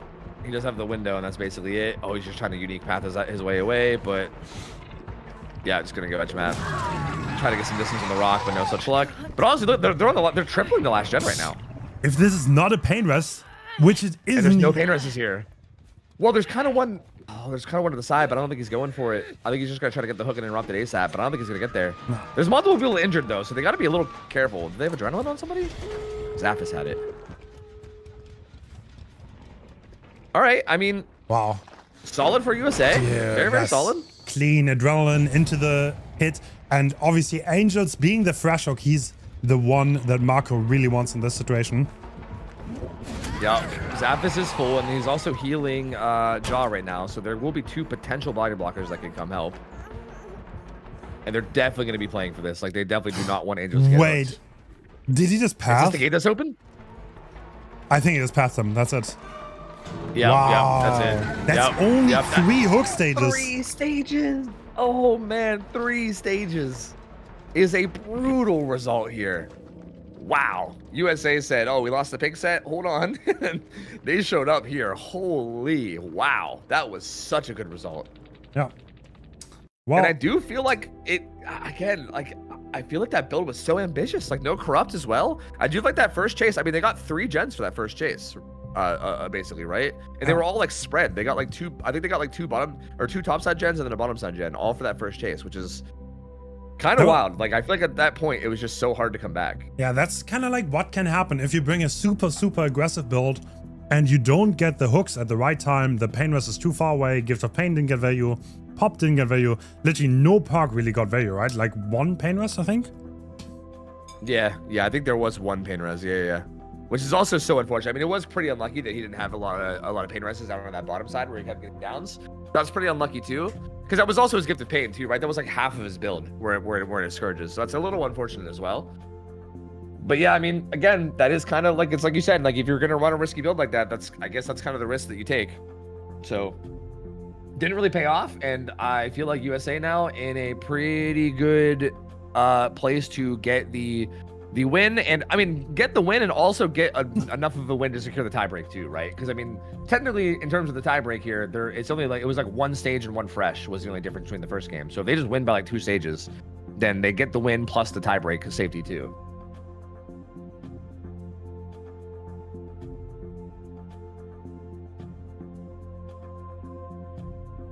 Yes, and the winner of this best-of-3 series will have to go against Russia in the semifinals, we saw which earlier. Also, yeah, that's also going to be today. So yeah, we saw them earlier too, and they looked real good. So yeah, like not gonna be an easy matchup in semis, no matter who it is, for sure. Okay, unironically, I like, it might sound insane, but I really feel like getting like at least like a tie here is not completely impossible. Like I know 3 stages, 3 freshes, like not a crazy big result, but I really do feel like if you get like the right like RNG, and if you just like also like win some 50s and have a good chase, I definitely think you could make something else happen. Because I feel like realistically, from the point of view of like, I guess like Angels here on Killer, it's like, what do? You just get like, you just gotta get like 4 stages, right? I don't think you really even have to like camp hooks. You can kind of like venture out and like pressure. But I feel like if you play that way, where you venture out and pressure, I think all it takes is like 1 or 2 like bad chases, and then I feel like again, like Demo's not a killer that can necessarily like secure hooks, right? Like you can totally unhook against a Demo like late game. So true. It's not out of the realm of possibility, but it's definitely gonna be hard. Like they need like basically perfect chases on Italy's side if they want a chance to do anything here. Honestly, could you imagine that 1 hook in that jungle gym is a painless?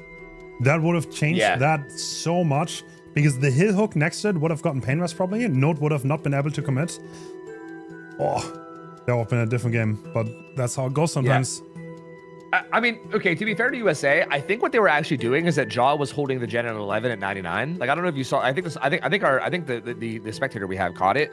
Jaw was like holding it 11 and gen at 99. I think he was trying to have that eat the pain res so that Note can pop. So I think they were kind of prepared for that already, which again is such a smart heads up play from USA, which is like, again, I'm so impressed with that team. But yeah, I mean, even still then though, you're not wrong, because even that would still delay the 11 gen more, and like it would still change a lot about the game. But yeah, plus get the pain, like, you know, like being able to kick in for later, it still would have changed a lot for sure. And here we are. All right, Angels on Killer. I mean, it's the same thing, but he got rid of Gift of Pain for Corrupt, which I feel like is a lot more like standard in what I'd expect. See some people around main, trying to catch people rotating into the map. Not super interested in taking a chase like in main when all the gens are far away. Goes ahead and puts a Eruption down on this gen right away. Might as well. Ooh, fixated, okay. Yeah, fixated sprint burst on water towers. Like not that's good. Pedro's pretty safe there. I don't think he's in any danger anytime soon. Water tower now having a filler on it too. Yeah, you can pre-throw to get even more distance, which is pretty crazy. Pyloop heartbeat reading this. Oh, not successfully though. That's a Yup. Ooh. Killer blind too, damn. Yeah, I think Angel's tried to send into the like, fuck, I'm gonna get blinded and I'm gonna send it anyway dash, and didn't work out for him. Looks like they're doubling one of the gens. Marco had to hop off that one temporarily. Wait, did he see that? Good pathing. Oh, the pathing. Oh, Pele with the pathing. So good here, so good. Delaying this first hit by a lot. I mean, this is the first pallet he's thrown, right? Even? Yeah, this is the first pallet down even. And they're about to pop a gen. This is unironically an insanely good start for Italy. So... Ooh. Italy might be cooking here. They're up 1-0, remember? So... He wins that 52. Angels doubles back on that pallet, and he holds W away. Alert value. Jack pallet goes down. Yup. This filler is awkward as shit and kind of strong, to be honest. It's a little bit of an odd one. It is. It's super awkward. Like the angle that one goes at. Zones him towards bottom though, where there's not a lot of resources. But look, they're about to pop a second gen. Pedro and Sir on that second gen. The first hit just now coming in. Is he gonna make anything? I mean, this pallet, yeah. Yeah, he makes that. Looks like he wants to just path away from it. This is someone's here for a hit. Sir's here for a hit. Takes it. Black heart value, though, from the killer. Third gen getting progressed as well. Oh, and now Pedro's here for it. This is a lot of hits, though, to be fair. True. This is a lot of health states in a very small amount of time. But Pale is showing the demo the map right now. Yep, going on the tour. Going on the grand tour. And Marco and Sir are about to pop that third gen as well that are doubling. And he's got to chase after Pedro now because that main chase is no longer worth it. I mean, I guess taking those hits to make it the main ends up being extremely worth it because you can't really commit to that anymore. All right, so now at this point, the win condition seems pretty reachable, I'll be honest. Yeah, 3 fresh ups like actually doable. Oh, he doesn't get that either. I wonder if Angels is panicking a little here. Like, he seems like, it feels like he knows that he really needs it down, like, soon. Oh, no way! The 50's being won by Pedro too! Oh my god! Oh no! There's no way he wins this 52, right? Oh, okay, now he's gonna go down. They popped 3 gens and they're healing. Okay, realistically speaking though, this is pretty much the same as the last match, right? Like the third gen, like, I mean, I guess it's a little worse because like last time, Note popped the gen in his face and he was able to get another down on a Note like pretty shortly after, right? Like both the first 2 hooks last game came one right after another. And Angels is not going to be able to find another hook immediately here. Everyone's full health and far away. Yeah. So this is actually a little bit worse than last time too, which is wild. So yeah, Italy absolutely still in this. Oh. Did they pop main? Or is there a 3 gen up here? Yeah, there is. I think there are 3 gens. Yeah. But like, yeah, so I think demo, I think that's definitely like not holdable. I mean. Yeah. And this palette. Not. Like I think this palette is also really strong. They still have it. Hopper up going down to the gen with the most progress. And he has Sir here at Shaq, who has a lot of distance. And okay, he's TPing away, I see. Oh, only 1 injury still, too. True. Finds Pele. Zones him towards edge. Oh. Should have that hit. Yep, gets that tag, but he does get main window, so he's going to have a lot of distance. He's out. Moving his way towards mid-map. Still some, again, there's so many fillers now, dude. There's so many fillers. This is what I mean. I feel like, it's like, obviously they're not like super safe, but I feel like if the killer, especially if the killer is just kicking them all, which I feel like is what's been happening in a lot of these, then like, you just end up having like a never-ending, oh my god, did Marco's camera just bug out? What the fuck? That was bizarre. Oh, he tried to hit him with the drive-through tech. What? All right, Angels is cooking. I have that sometimes when my camera goes all the way up. I don't know why. It happens like once a year for me. I think what it's like, it's something in like your mouse. I think if there's like a hair in your mouse or something, it like messes with the sensor and makes it go all haywire is what it is. Maybe Marcos is styling. Maybe Marcos is styling on us. Okay, true, maybe. Tofu. With 1 hook, I think 2 gens are high progress. I think it's panic time for Team US, right? Team US. Yeah. This is hardcore panic time. Yeah. Like, there's 2 gens about to pop. And Demo is not really a killer that can camp hooks late game at all. Like, you cannot really secure stages with Demo. He's pretty easy to save against. And again, we have another palette here. Pretty strong. They're going to pop that last gen. I think we're going to see the first big upset of the tournament. You think? I think Team... No way. I think so. How do you get out of this now? He has BL. Look at this. Yeah. How do you get out of this? Also coming in. The last gen is about to be done. Wait, we are interrupting it last second. Angels is not happy with this. No gen being completed. I mean, we do have the 3 gens there. We do. Yeah, but even then, like if Italy just slows down and like slow plays this with their exhaustion perks, there should be no way for him to actually make anything happen here. Like, thing is, we're kind of getting into a position where we need Italy to throw now. Yeah.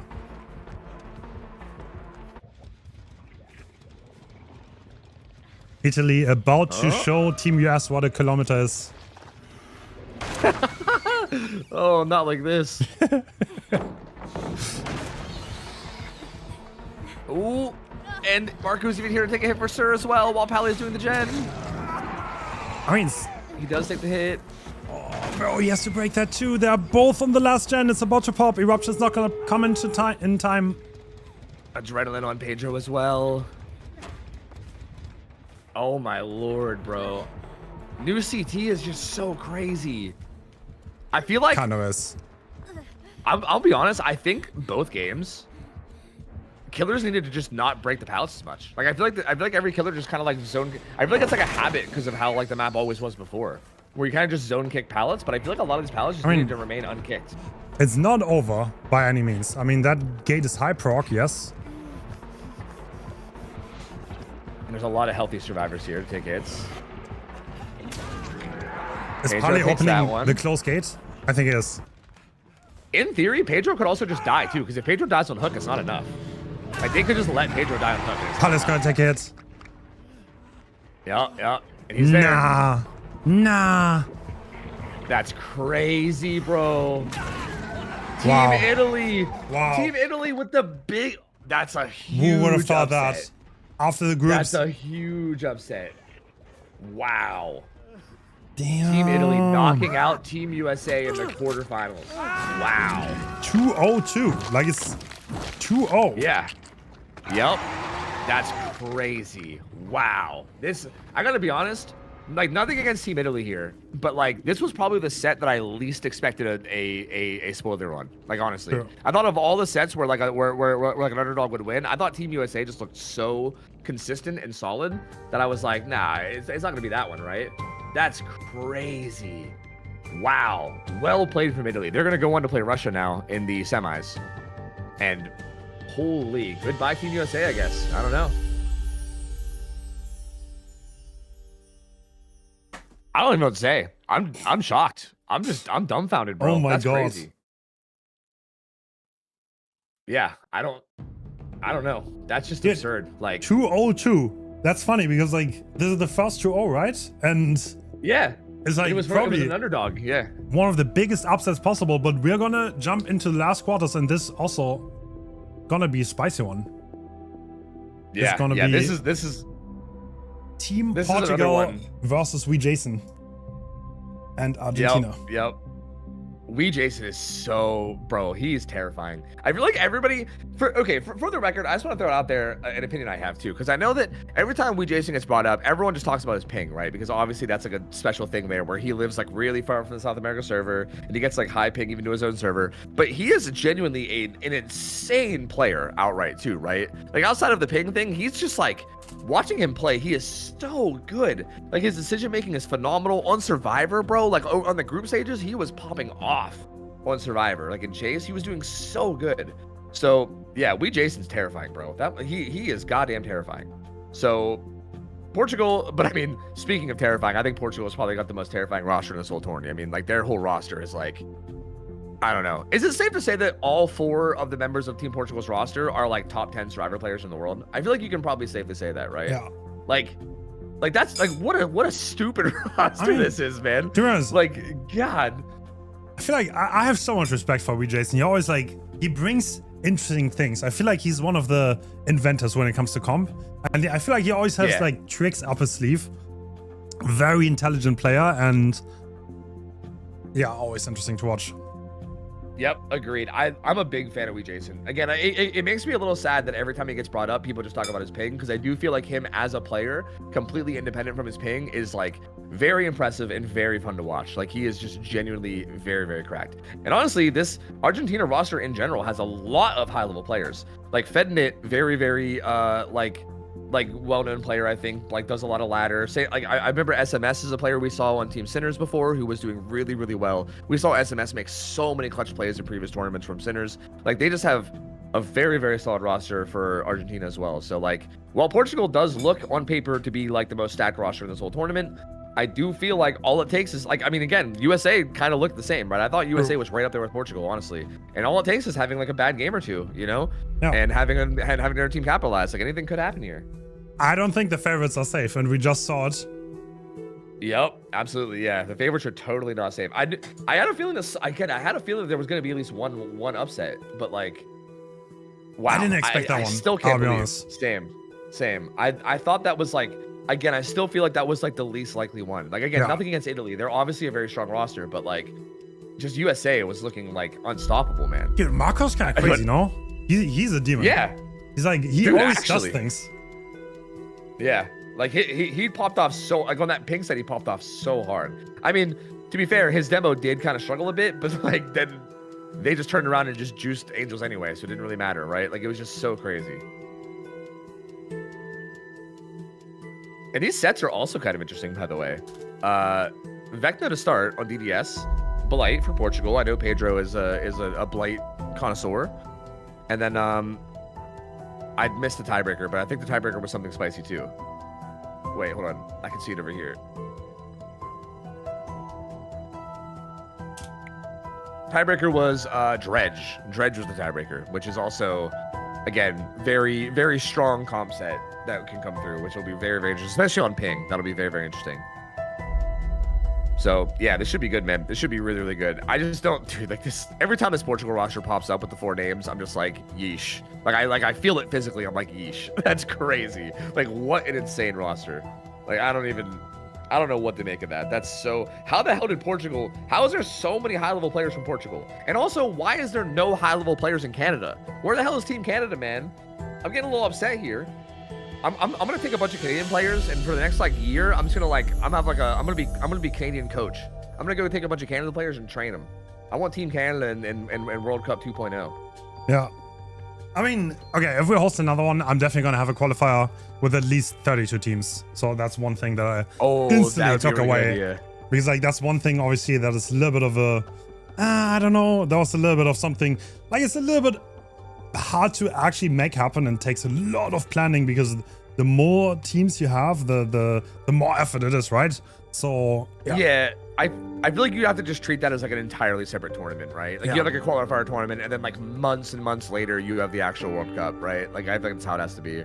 And for and also for the record, like I'm mostly joking about the Canada thing. I do think that there's just not enough high-level players in Canada. Like I think if there was, even if you put the best Canadian players on a team here, I don't think they really hold up to any of these other teams. So I do feel like this was made well, for the record. Like I feel like all the teams, I think like the team, like the countries that have the best teams were like represented, which I think is good. I know there's always going to be some people that are upset that their countries aren't there or whatever, but like at the end of the day, like some countries just don't have strong enough rosters. I think they just don't have strong enough representation, right? Like I'm from Canada, right? Like I would love Canada to be in it, but I just don't think they have a strong enough representation, unfortunately. It would be nice to at least give Canadians like the opportunity to cheer for a team in the qualifier, right? That would exactly. Be cool. Yeah. I would love that. Yeah. That's why I think the qualifier could be cool, because at least your team has a chance, right? It's like if your team plays in the qualifier and just loses, then you're like, whatever, you know, like we at least tried. But you know, like that is true. I think giving them at least a chance to try would be pretty nice. So yeah. But that is an insane. It is all obviously much more work. So.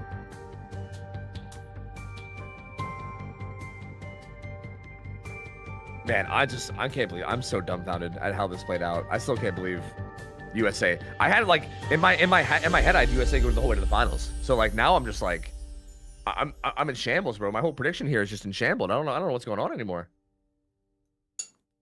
Yeah, same actually.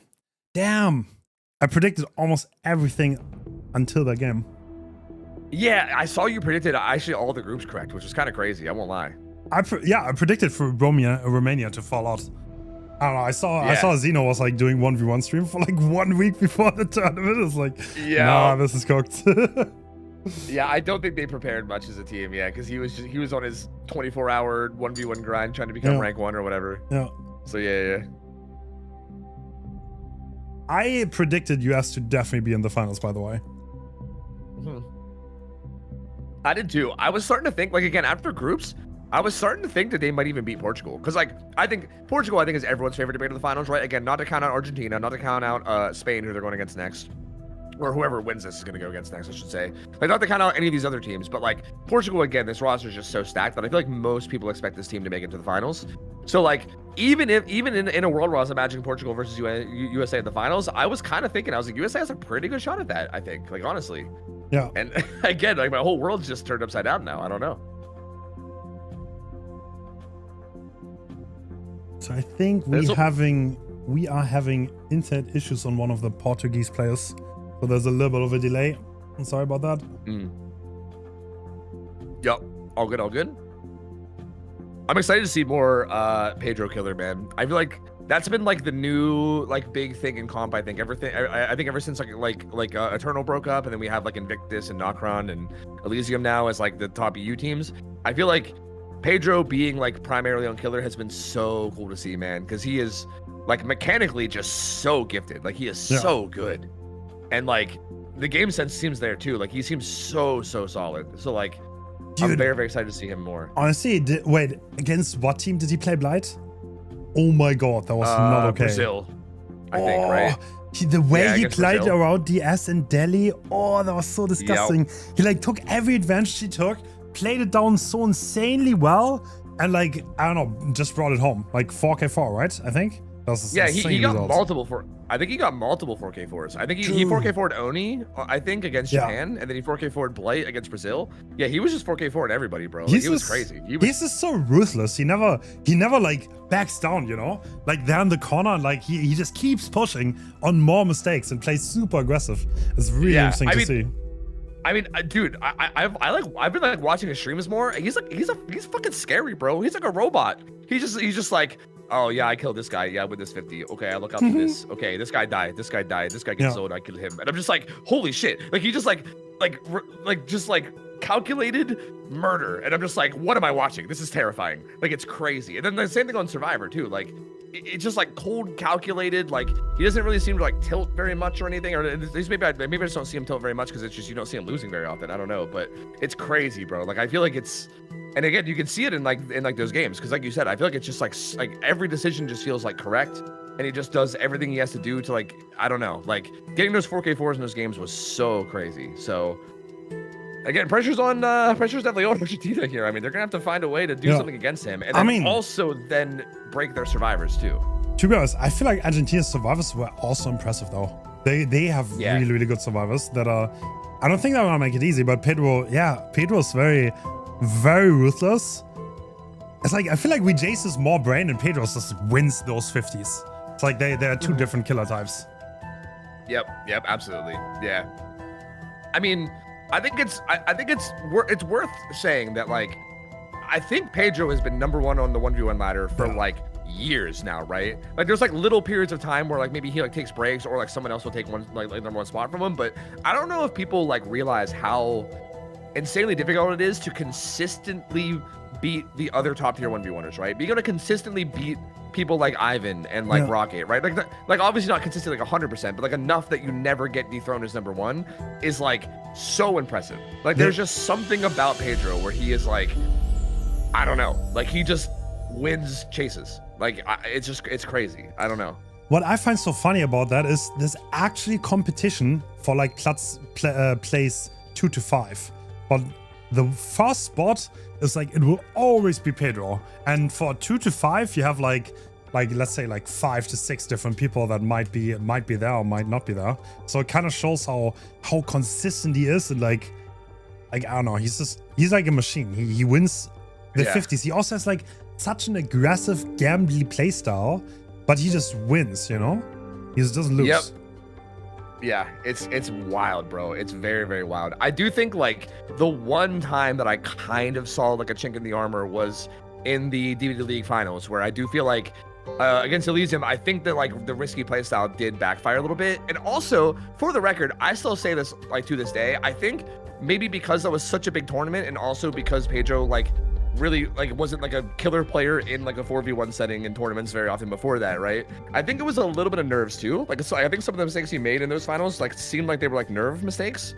But I feel like since then, I'm assuming he's gotten way more experience, and I don't expect that to be happening. I think once that goes away, I don't see how you stop him, man. Like it's so crazy. Like, cause again, like I feel like micro wise, he like trumps everyone, right? I mean, it's all the stuff we've been saying about the 1v1 ladder thing. Like I think he trumps everyone in micro. So assuming his macro is good, when it has been extremely good. Like I feel like his macro has not seemed like a weakness at all. Like I feel like again, we've been saying about how he like 4K forward on Blight, made all the right decisions, played around every perk correctly, like utilized every single advantage he had. Like, what do you do against that, man? I don't know. Hope he has a bad game, I guess, is the answer, essentially.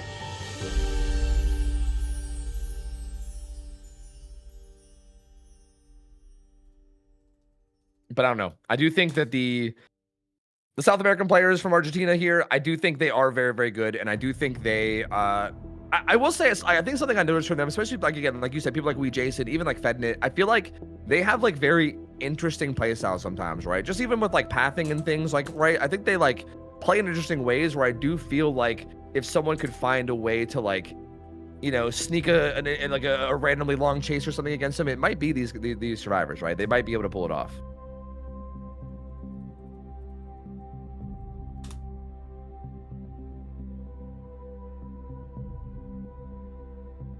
Where's the delay?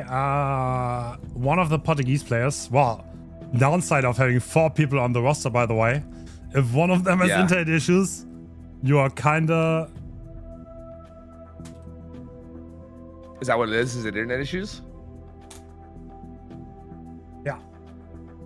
Problemos, team. Problemos.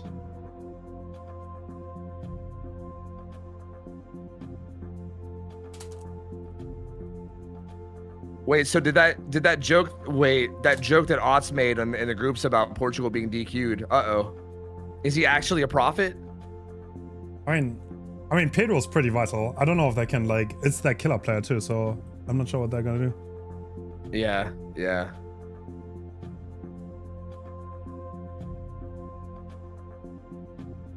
Any Portuguese juicers in the chat?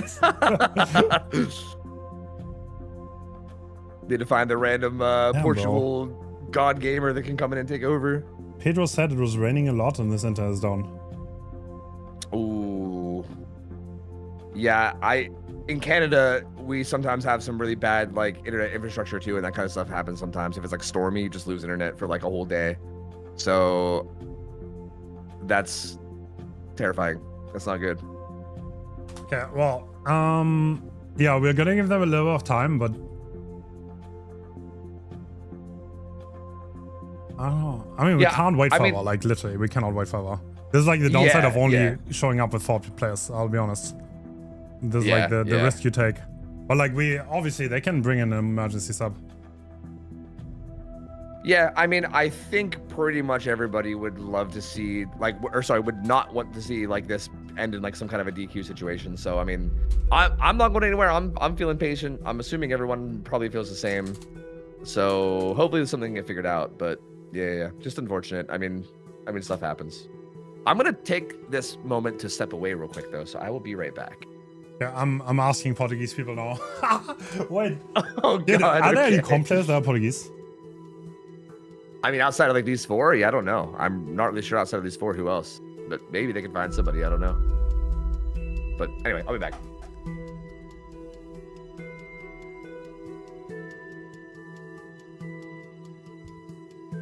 Does anyone play DBD?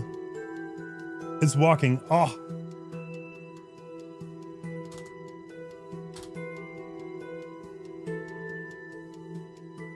All right, we're back. We're coming back. Pedro's internet is working. Dude, internet stopping because of rain is crazy work, honestly. My internet might be slow. We might be stuttering watching a stream. But at least I have internet when it rains.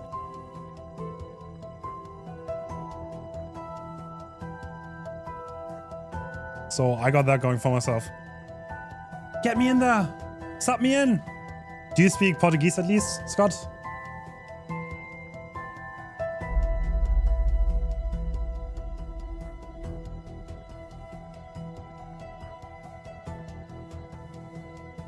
Gotta wait like 5 minutes.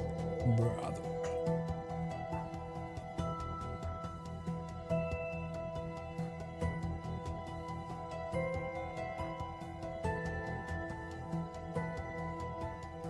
I'm Portuguese, let me sub. You can play killer?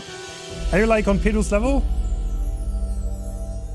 You're not gonna lie, one thing you always underestimate, like the nerves when you play on stage in front of people is always like, it's always nerve-wracking.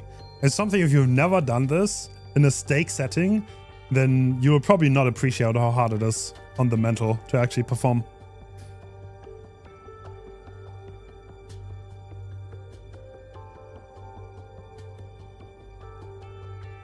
I sub in. I'm not Portuguese, sorry. I was in Lisbon once. They had great food. I don't know if that counts.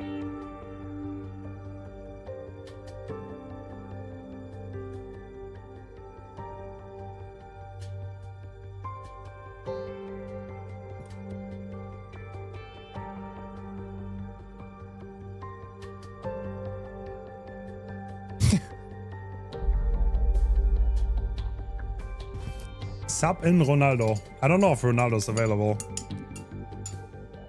Okay, I'm back. Anything get solved? Okay, Pedro's Intel is back. So it might take a hot minute because obviously we are delayed. Sorry about that, guys. We had nothing to do with that. Oh, wow. That's good though. I would much rather have Pedro back rather than like Wait, while we're watching, while we're waiting, I got sent. Wait. I want to send you this too. The Italian team's reaction when they won. You want to hear it? Ooh, yeah.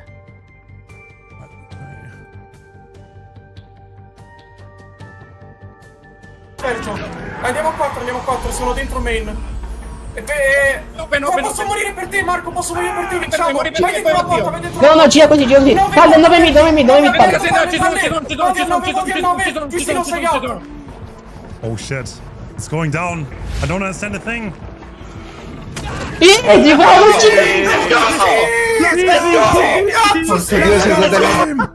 Oh shit, sorry, I'm not even on the team. My bad. Bro, that's so hype. Damn. Love it. Love the emotions. Man,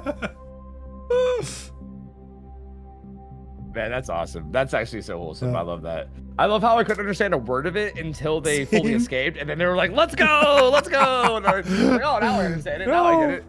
I love that. One of them said, "Mamma mia." Did they actually? No shot. I think so. Yeah. W. Fuck, that's so good. That's so good. Absolute W. W Italy. Great victory. Yeah, I mean, very well deserved, man. I mean, that's honestly really wholesome to see. Like, as much as I'm sure it feels bad to lose if you're like the USA team, like that's got to feel so good if your team Italy, right? I'm sure they had probably understood that they were underdogs, probably on paper going into that, right? Yeah. And, like, that was such a big win, man. Like, they just played so insane. So that's so wholesome, man. That's so cool to see. Hey, man. I mean, you know what? Russia might be in trouble. Like, honestly, in the semis. Like, true. Bro, that team Italy looked good, and I think they're riding that high. I think Russia, they better make sure they're on top of their game in the semis.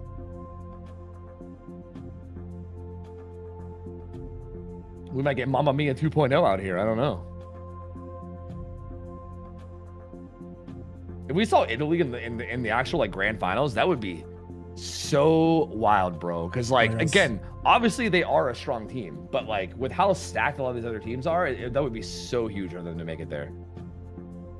Oh, by the way, the semis pick bands are done. You want to know them for Russia versus Italy? Oh yeah. So that's obviously a best of 5. We have Twins first on Sappho, then we have Pinhead on Red Shop, we have Executioner on Wrecker's Yard, Wraith on Deadhawk, and Wesker Cole. Ooh, bro, Twins as the first pick is wild. That's interesting. But I like it. I like Twin sets. That's a good series of killers, I think. I like that. I actually did not realize the semis were best of 5. I thought they were best of 3 still. No, so I guess you were not joking about this being a very, very long day. Yeah. Sorry, bro. I had to do best of 5. Like, I think that's fair. Yeah. It's like, I feel like semis, I think it's okay. If you do like quarters best of 3, semis best of 5, and then finals best of 7, I feel like that's the best, to me at least.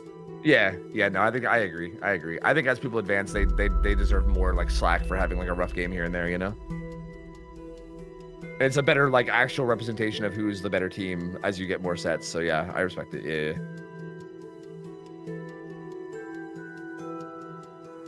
Alright, I require celebration clips from every team that wins now. It's one of the rules. yeah. Submit a clip of your celebration, and then we'll rate them from 0 to 10. I think Mamma Mia might have taken. Honestly, might have given that a 10. I don't know. I didn't hear the Mamma Mia. No way.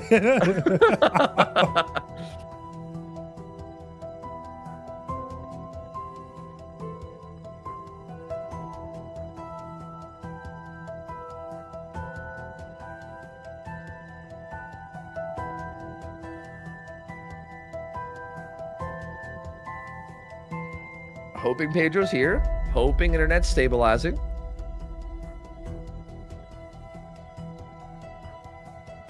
Yeah, all right. So we have a penalty. That's -1 hook stage for Portugal, by the way. Because I don't want to wait forever. And they better hurry up. So... Yeah, because he's back, right? But it's he's like... back. No, his internet is back, but his PC doesn't have internet, I think. I don't know what's going on. I'm not sure. I don't know the exact situation. I don't know. I don't know. That seems like a crazy situation. Yeah, it's tough. That's tough for sure.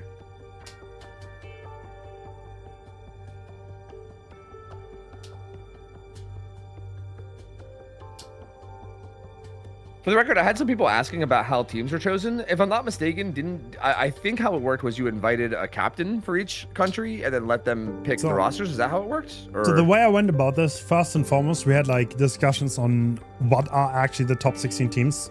We tried to make like a shortlist, who's deserving to be here. Obviously, there were some like edge cases, you can't predict everything, but I spent like a good 5 hours like DMing people, who's the best in Asia, who's the best here, who's better than this.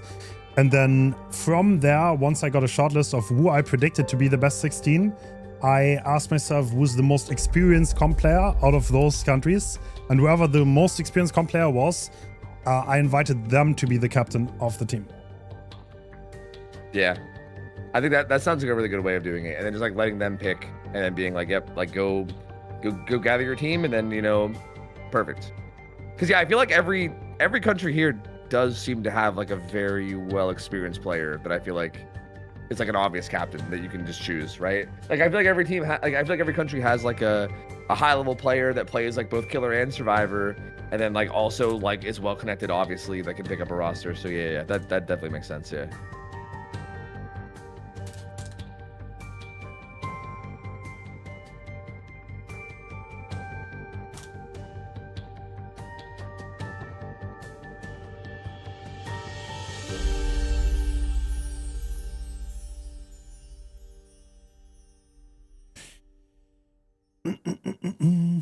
Pedro, where are you? Pedro. We're looking.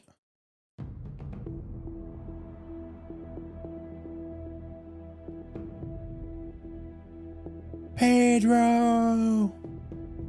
Not me, Pedro, man.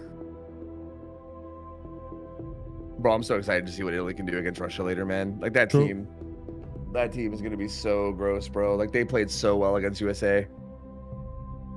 That's gonna be wild, man. I don't know.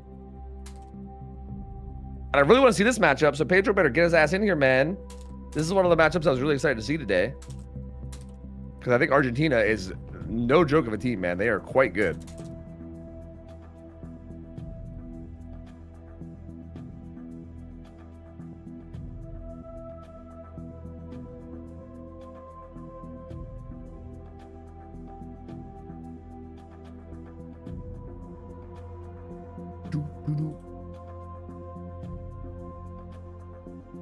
Disqualify them.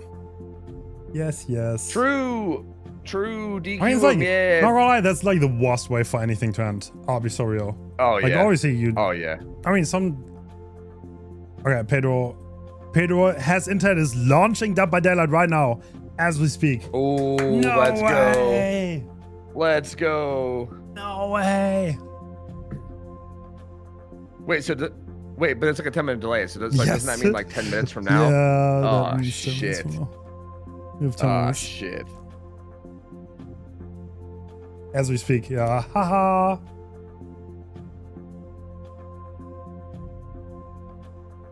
Next time, make the teams have some backups. How? Do you want to force backups on the teams? I mean, it's like, I don't... You have great ideas, but I think that's just unfeasible in practice. I feel like because also in theory, even if they did have a backup, like who's gonna replace Pedro? Right? Who's gonna replace Pedro? Yeah, it's like gonna be like Jimmy 1-2-3 gonna play killer for Portugal now. Is that it? And Jimmy got 2 hook stages. Yes, Argentina has a very easy win con. It'd be my sinister 4 injury fucking win con all over again. You know what I mean?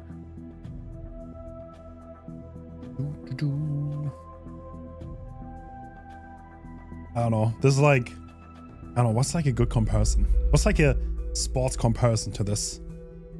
I don't know. Maybe like a I don't know, like an NBA team is missing a player, so you're bringing like a high school basketball player. Yeah. You know, Like you Here you replace go. Michael Jordan with like a high schooler. Like, okay, go play Yeah. now. Yeah, I don't think that's gonna go too well. No.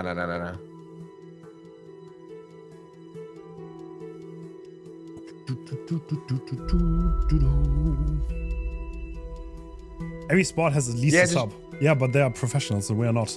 We're just gaming, brother. This is a passion project. Isn't that a W? We are all here for the love of the game. Including us, True, including the true. staff, including Tofu. W Tofu. Yeah, OhTofu, including all you fuckers watching too, bro. You guys are also here for the W. game. Just chill out and enjoy it, man. Relax. W. Figure it out. I mean, pretty happy with $5,000 prize pool, to be honest. That's the biggest I had. But at the same time, it's not like anyone's gonna get rich of that, but they can be happy for that. Yeah, it's definitely something to like get hype about. You know what I mean? Yeah. Not bad Like, at all. And plus, like, we're not quite the NBA yet. That's just how it is. yeah, we're not signing the multi-million contracts yet. You know, give us another couple years, maybe. I don't know. Maybe next time.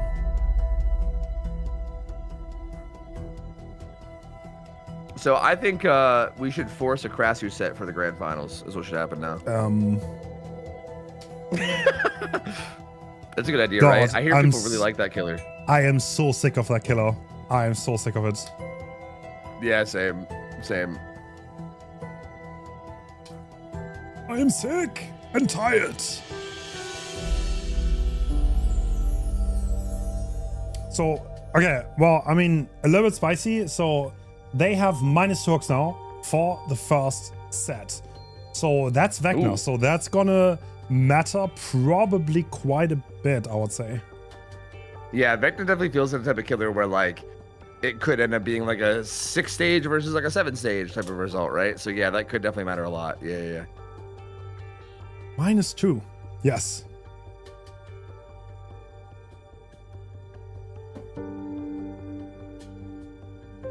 I mean, to be fair, that's actually probably better for Portugal than Blight, because I guess Blight, if you get like matching 4K ones, then you would lose. Right? Whereas like Vecna, I feel like, you know, if you get like a 4K versus stages, then maybe it doesn't matter. So, you know, if they pop off, they'll, you know, it'll be all right. But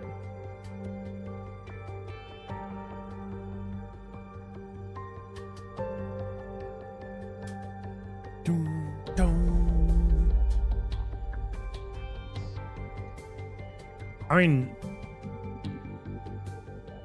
yeah. I mean, how likely is it to 4K on Vecna? I feel like that's not really a 4K set.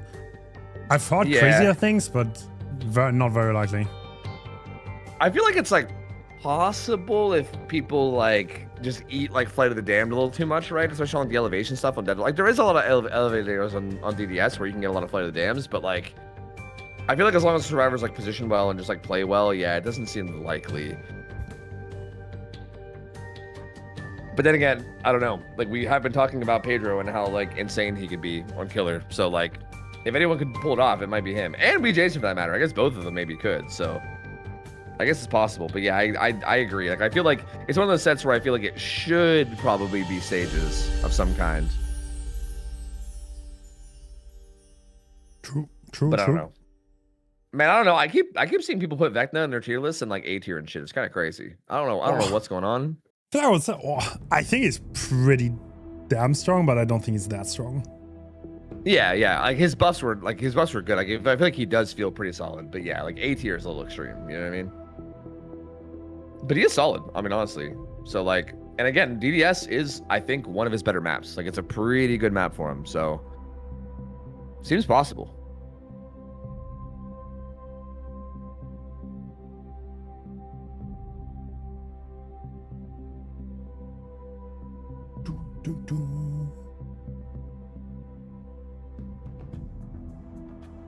Man, I might be due for a coffee refill here soon. I don't know. Don't penalize Portugal. It's not something in their control. I think you do, though. I think you have to. I mean, it's like you're responsible for your own setup to some degree. Like, that's your responsibility. Nobody else's. I mean, it's always unfortunate, but I don't know. We can't wait forever. This is how it is. Yeah, and like Argentina honest, has to sit here and wait for a long time. I think in too, like, most tournaments you would have gotten DQ'd by now. I think. Yeah, yeah. I don't know, how long? probably, yeah. How long would you wait? Like, what do you think? We were pretty lenient here. We waited like 30 minutes, I think. Yeah, this has been like a 30-minute wait at least, I think. It feels like. So yeah, I mean, this definitely feels pretty lenient for sure.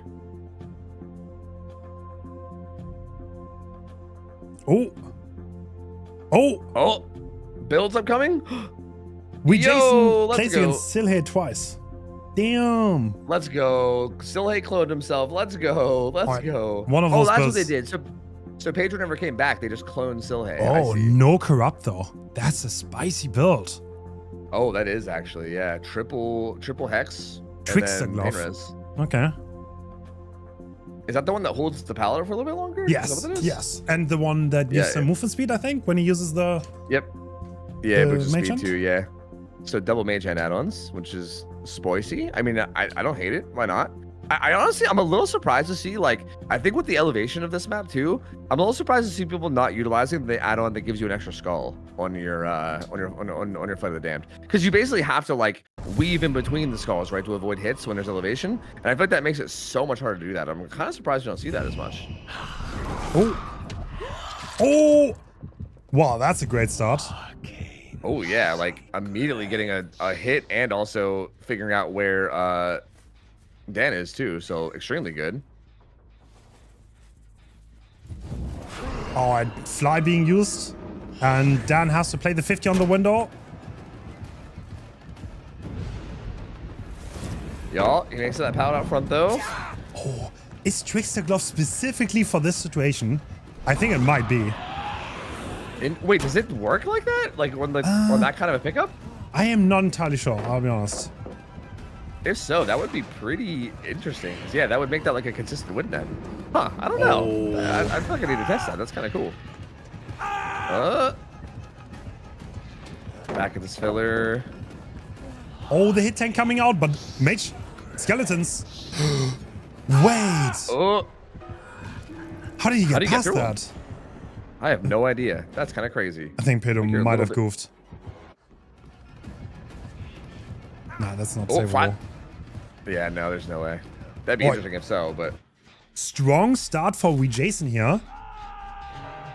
yeah, this is a very good. Like, look at their gens. Like, not that much. Silhate got hit by paid res. This is about 50. The other gens are pretty low progress. And also finds Silhate here, so has a chase too. Does he get his devour stack? That's what I'm curious about here. Ooh, Silhate does a good job winning that. As far as I'm aware, those like window plays are basically 50s, right? I mean, you can kind of like bait which side you're going to land on as Vecna and kind of make it a very awkward 50-50 guess. And so far, no one getting the unhook. We're kind of just chilling and getting gens done. All right, We Jason seemingly pretty happy to control this hook. I mean, Ruin is still up, right? He can force the second and then control the main gen, so that's a pretty decent position. I think Pedro realized that. Oh, are we double saving this? Looks like it. Ooh, looks like we are, yep. Skulls do not get anything. And yep, there we go. Save comes through. He might even get a Metal Man hit here too. Yep, one stack of Metal Man too. Just because why not? All right, All right, Dan lives to juice another day. all on Dan now. Insane What's vaults. that, 50?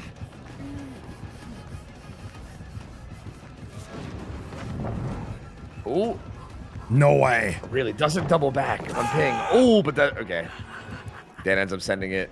Yeah, these pallets are so hard to play on this cross ping, man. I mean, you got to like kind of pre-predict. So like some of these plays might look a little bit goofy from spectator, but you got to keep in mind from their point of view, they really got to like pre-predict a lot of this. So one thing to note, Devour's probably not gonna get any value here, right? I kind of doubt it. Yeah, highly doubt it. Unless like the game plays out a very specific way. This could be sketch. Oh my god, Pedro actually gets hit. This is huge. This is absolutely huge. The fast Devour stack coming in. And Dan, Deathhook, he will have to have a little bit of a chase here.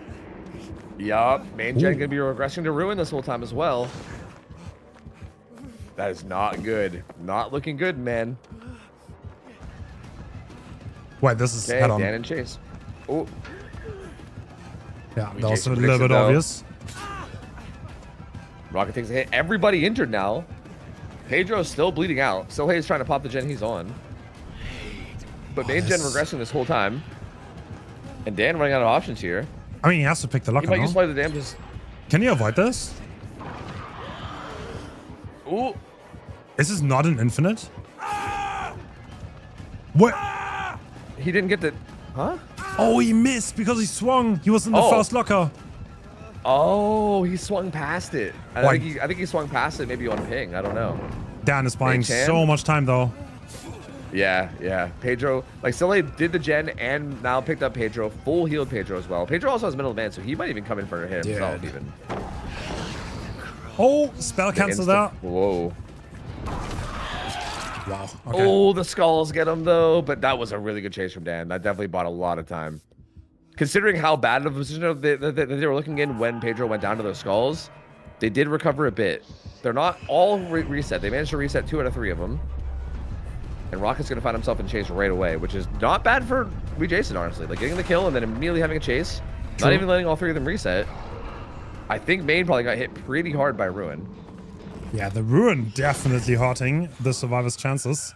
Wait, is that a pallet gem on Dead Dog? Yep, the old Dead Dog pallet gem. I've seen it all. Yep. That was so greedy. Great play for Pedro. I think Jason could have gone for the M1, but he wanted to greet the skeleton hits. Yeah, the M1 looked like it was going to be close, but yeah, maybe, possibly. But Pedro getting away from that. He's still doing okay. 2 different gens being started now. So hey, with the pre-throw. Ooh, great 50 win there with a lot of distance. True. Okay, he got so much distance off that fly, actually. Oh, guess spotting it works out for him. Okay. Got some distance. That pallet gem is gone. He's got to loop back around to this other side. Still has his middle pallet. And Pedro's there for a hit. Oh, does he get there? He does. Second stack. I think that'll be second stack of Middle of Man if he takes the hit eventually. Oh. What? That's hittable? Apparently. All right, Jason knows more than me. I think it's similar. Like, you know how like it's hittable when you're vaulting it? I think it might also be while you're throwing it. I think like while you're in the animation, I think it is. Okay. Because I think it's like very similar to being in the animation of vaulting, I think. But yeah, I mean, yeah, I wasn't even 100% sure on that, but I guess Jason knows. So yeah, you got that down. Team Portugal is kind of struggling here. Yep. And honestly, this could be second stack of Devour. We could actually still see Devour in play. That's the second stack right there. So 1 more stack of Devour, and we're going to start having one-shot downs. And again, Ruin still up is doing so much for him too, man. Yeah. The 150% Ruin, the buffed Ruin is definitely going to put him some walk. And Silly, once again, injured in chase. Yup, just has this like not super great filler.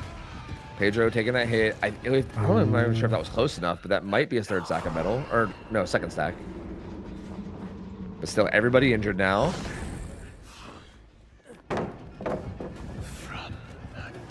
Rocket and Chase. Does he see this hex? I think he probably will see this hex.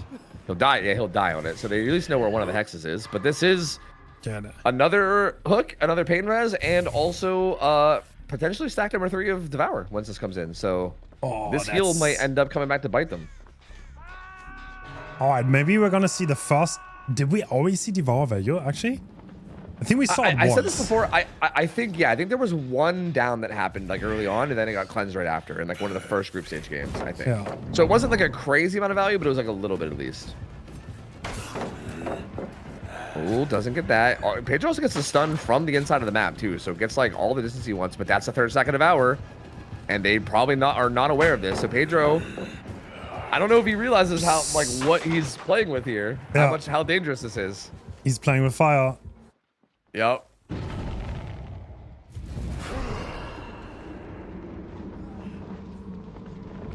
Oh, does he make it through the window? He does not. Might try to skull him. Huh. Wait, what? Did he leave? I think yeah, not sure. He must. Yeah, he must just left. Yeah. Yeah, Rocket can't seem to find him. Looks like they're gonna try to reset. And again, all this time they're taking to reset. Oh no. they're gonna discover eventually. Yep, there it is. Surprise! The Surprise! Only full health survivor, and they just stopped healing because of that. Actually, they're gonna. Wait, what? Yeah, I mean, it was already 99, so I think you might as well, like, maybe for the stealth aspect, I don't know. I know, like, Rocket had to have seen that totem behind Gallows, right? He, like, died right on top of it. So they know where one of it. There's actually a totem in Maine, too, where they were. But he's gonna orb right away. Oh, trouble! Nope, Rocket gets away from it. Nice. I wonder if Selhei made a move for the other totem, because he might have. No, he actually just got on a gen. This is super sketch looking. This is not looking good for Portugal at all, actually. Like, I'm getting a little scared here. Looks like Rocket did manage to find some distance here, and he might be able to get this unhook. But even if he gets this unhook, like, Pedro's got to, like, BT tank for him to where, though? Like, where's he even trying to make it to? The window at Water Tower, maybe? Oh, he can't even BT tank for him anymore. Okay. Oh, did he get both of them? Was Rocket full health? Actually, yeah, you might be right. He got them both there. Yeah, I think he got them both. Oh, Jason was worried about the gen behind Gallows, but it's not the one that was being worked on. What do you even do here, Survivor? I feel like there's no way you're gonna get another gen done. Okay, they're trying to double that gen now, and hopefully Silly can have a chase. Oh, no, Silly pre-rotated a long time ago. Interesting. I feel like I don't know. You either just like hard greed injuries and like staying injured and try to do gens, which looks like what they're doing, or because I think they know of the position of both totems, right? Like they should. Like they were kind of near the one on main earlier, unless they just didn't see the one on main. Because also Ruin, like obviously Devour here is massive, but I feel like Ruin here is huge too, right? Like this is hurting them a lot. But this is a lot. Like Jason kind of just spent a lot of time searching around and not finding anybody, so they're splitting 2 gens across the map, which is very, very good for them. Like, Silhei is progressing that generation on the map right now, getting a lot of progress. Spell cancel does not work. Oh, Trickster Glove value. Yup, that down comes in. Down goes Pedro, and he's coming back here to find Rocket too. Silhei, I think Silhei just sticks that gen now, right? Yeah. I think at this point, you're just trying to make it a 4K1. I think they're going to be happy with that, yeah. Oh, wait. No. Unless there's a last second pain rush. There yeah, is! Oh, there is! Oh my god! Oh, no! Wait, but Jason is going for this. Yeah, okay. I don't think he realizes what gen's being worked, or maybe doesn't realize like where Silhei is. I mean, he probably thinks he has a little bit more time because of the pain rush, but he really doesn't. True. Yeah, unless Rocket's like also a pain res, I don't know, but yeah, I don't think, because yeah, I think now Silhei just sticks that and pops it. Because yeah, that gen, I feel like if you would have just like let that unhook happen even and interrupt this gen, I mean that gen behind Gallows was pretty low progress. Like it would have taken him a while to pop that. Nah, is he gonna get away with that? Nice. he might. Wait. No. Nah, he's on. No, he does not. Yeah, he's done for. Almost though. He almost urban evaded the glory right there, but still, I would say 4K1 here is massive from Argentina. Like that's huge for Effecta set against these survivors. Like, hello? And also with the penalty, right? That's, I think that basically means a matching 4K1 would be a loss, right? Like, doesn't Portugal need a 4K2 now to win? So yeah, that's pretty wild, man. That's pretty wild. This was a really good showing for me, Jason. And again, I mean, a little sloppy from Portugal here, I think. Like, I mean, they're probably, like they played. Not gonna lie, like the entire Pedro situation, I would probably get on my nerves too. But yeah, well, definitely not the best. One thing to consider here, if it's a 4K1, that is a win for Argentina because of the penalty. Yep. So they have to get a 4. So the win con is 4K2 now. It's like 4K2 win con for Portugal, 4K1 loss. Like it's not even a tie, it's a loss. Yes.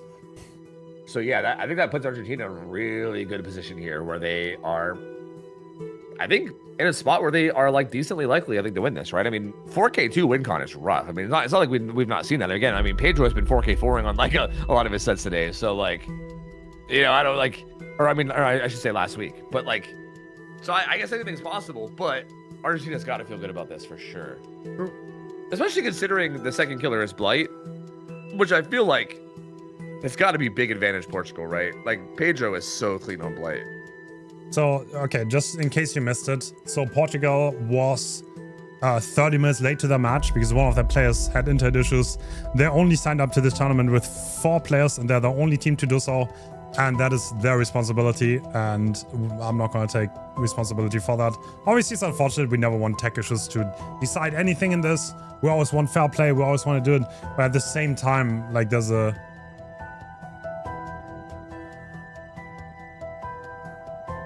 at the same time, it's just on them. That's their responsibility. So always sad, but like at the same time, gotta make rules, and rules are rules. Yeah, and it's like you said earlier, like the fact that you guys gave them a half an hour of like delay, right? Like, I think yeah, like I think most tournaments would have just DQ'd them after like 15-20 minutes. You know what I mean? Like I do feel like there was a lot of grace given already. So like, yeah, it's unfortunate, but also, you know, rules are rules. So I get it. Dude, being the judge in those cases, I swear you're always hated by everyone. Like having to make the rules is like the most unthankful job ever. Yup. I feel so bad for like tourney staff, man, because I feel like there's always like multiple decisions like this that happen like every tournament too. And it's like, it's tough, man. Like someone like DC's in the middle of a game and it's like, how do you handle it? Like no matter what, people are upset, you know, like there's no, like, there's just so many decisions where it's like a lose-lose for you. And it's just so unfortunate. But yeah, I don't know.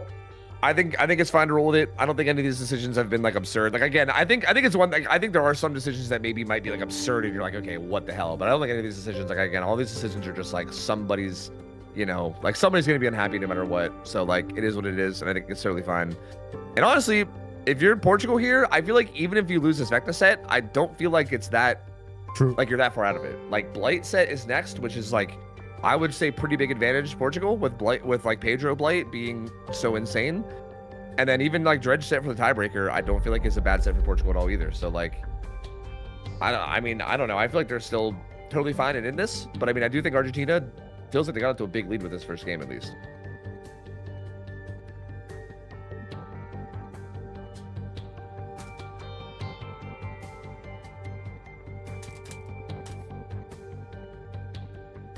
Penalties only first match. Yes. That would be a little bit mean. Yeah, if you penalize like every set, yeah, that'd be a lot. I think the penalty is for the game that they were late to. You know, like they were late to the Vecna set. So like if this would have happened in between sets, then it probably would have applied to the Blight set. So yeah. Yep, it just kind of makes sense logically. Again, it's unfortunate, but it is what it is.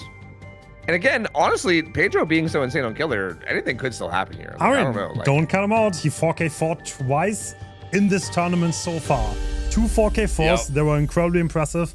And he's the kind of type of guy to pull off those results. So yeah, like it's one of those, like if anybody's gonna be able to do it, like Pedro is one of the ones that I would expect to maybe be able to pull it off. So yeah. Like I mean, honestly, Jason almost did it right then against Portugal survivors even, right? Like I mean, they barely popped that last gen. So yeah. And we are heading in. That's a pretty aggressive builds. Do we see Trickster Glove again? Is that Trickster Gloves? Yes. It is. Yeah, it is. Same add-ons actually. Yeah. Okay. No flight add-on. Yep. But I mean, it worked out pretty well last game for Jason, so I guess it makes sense. It looks like it does affect that maybe. I don't know if I'm crazy. I swear that gets held up a little bit longer. Yeah, it does seem that way. Which if so, I could definitely see that being a very, very good add-on then. Oh, is he going to make that vault? Oh, he just barely. That extra flag cooldown they added definitely being a little bit rough there. Paolo doing a really good job juking that. Loses that 50 though. Straight up. I mean, fast first down. You know what I mean? Like if you're hoping for a high 4K here, this is kind of the start you're hoping for. Pain Rays right on top of this. A little surprised to see no Ruin here. And are we going to get another hit? No. No, Flight of the Damned not up. Would it be crazy to like send one to Gallows from main? I wonder. Like it has a lot of range, right? I think it'd probably just be easy to dodge. Okay, it looks like they completely evacuated the area. And Pedro's not camping at all. He's playing very aggressive. Sees 2 survivors. Okay. Yep, Pop Eruption going down. He sees 2 people scattering over there, so he's like, okay. Probably has a good idea of where the rotation might be coming from, but he's not actually right about that. Jason's just holding a gen on the other side of the street. If you would find Jason's gen, that would change so much. Yep. I don't think he knows though. Did you see it? It's not that far. It was right there. Like you could have seen it, but I mean, he's gonna see it when it pops. I think it's right. Maybe you saw it right there. No. Did we Jason get off the gen? No, he's still on it. That Claudette skin, bro. You know, the old royalty special. True. Hard to spot. Zoop kind of being stealthy for the unlock once Pedro leaves, which is probably going to happen right as the second stage is secured. And now, yeah, the gen on Gallows still contestable. Yup, has eruption down on it if you can manage to find a fast down here, but nothing landing with those skulls. Fednet is out of there, and Zoob will get he has FTP as well. Wait, does he not? Oh, he bails from it. Oh wow, interesting. Wait, what? I feel like that's a crazy decision to not unlock, right? I think so, but also Powers still does have a lot of hook stage left, so maybe they just want to keep trading hook stage time for gen progress, but they're also not pressuring Gallows, which is very bizarre to me. I thought you would try to trade this for Gallows at least. Yeah, completely abandoned Gallows, still eruption on Gallows, so that progress might just go down the drain, and Pedro's still actively pressuring and not allowing them to do gens for free.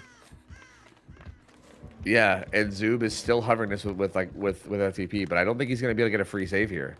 Pedro's doing a really good job of pressuring the gens while still not allowing this, because I think if at any point Zoob was able to come in and get this with FTP, I think he was gonna take it, but he might not even get it at all. He's not gonna get it at all. So this whole time that Zoob spent over here was off of gens, and they don't even get the pool at all. Yeah, I won't lie. I mean, Arrow's full health here, right? So it's not like all hope is lost, but at the same time, at 4 gens, I don't even think they have that much progress. They really need to pop Gallows. I think Jason's on Gallows right now, right? No, I think that was a different gen. That wasn't even Gallows, I don't think.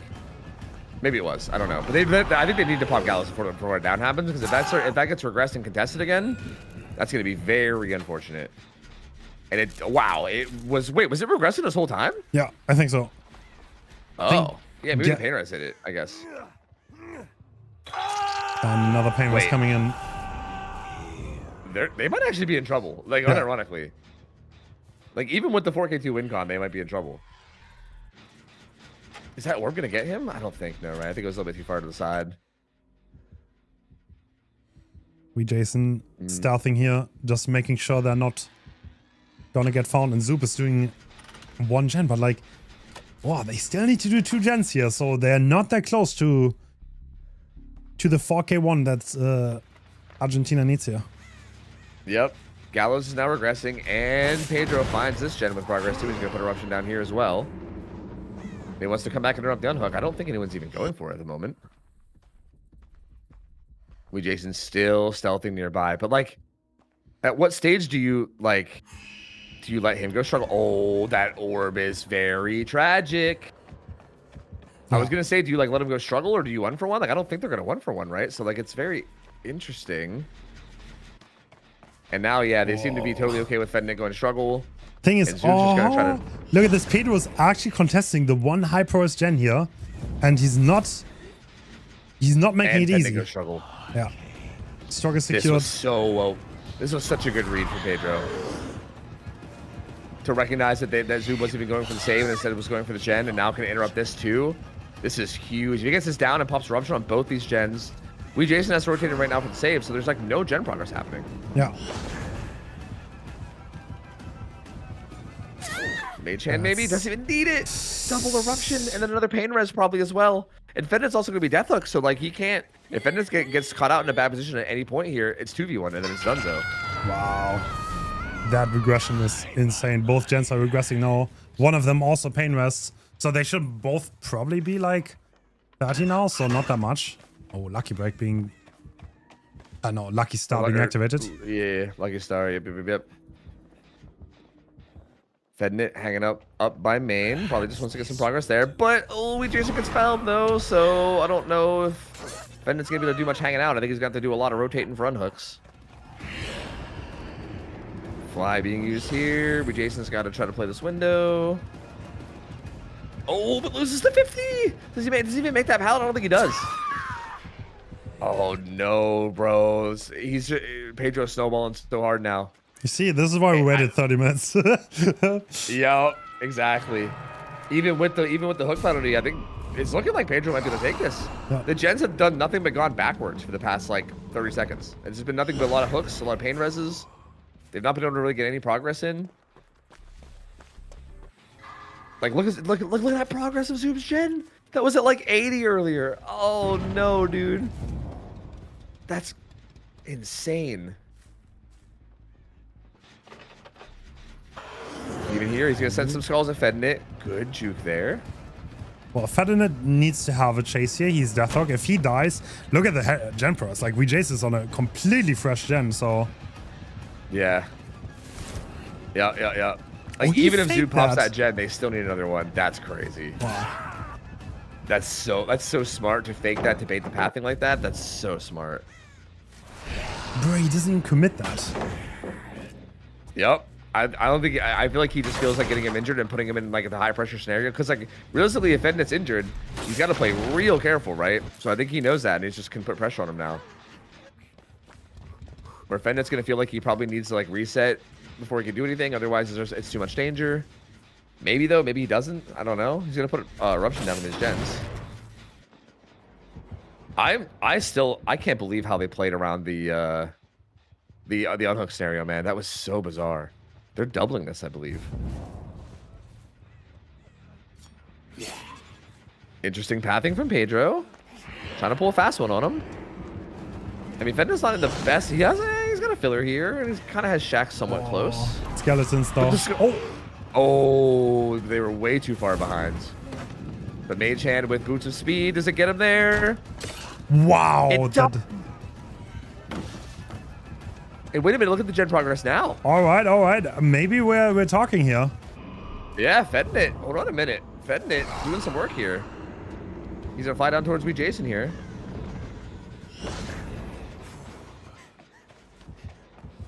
And he knows roughly where he is.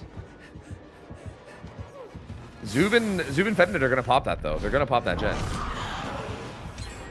Free crouching this. Oh, what? No way he swung. And he got stuck, so this is main building. And I think No way you fake that. Fakes that. He makes this. Oh, but Mage Hand stops it. He's gonna go down. It's gonna proc Eruption on that gen. I mean... But that gen was still pretty high prog. Oh, he's slugging. Oh, and they failed a skill check. Oh. They do get the reset on Fednit, but... Sketchy scenarios here. True. This is probably gonna be a hit, right? Yep, gonna take the M1. Everyone's injured now.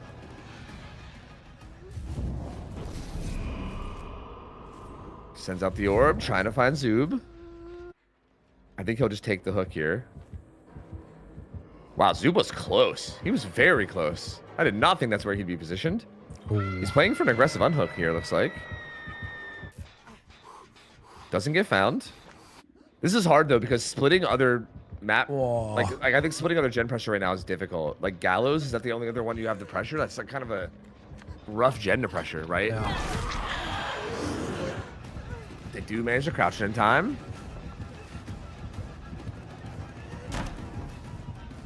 Oh, we Jason not gonna be able to take a hit much longer. Mage Hand being faked again. Oh my god. And now he has it for the next pallet.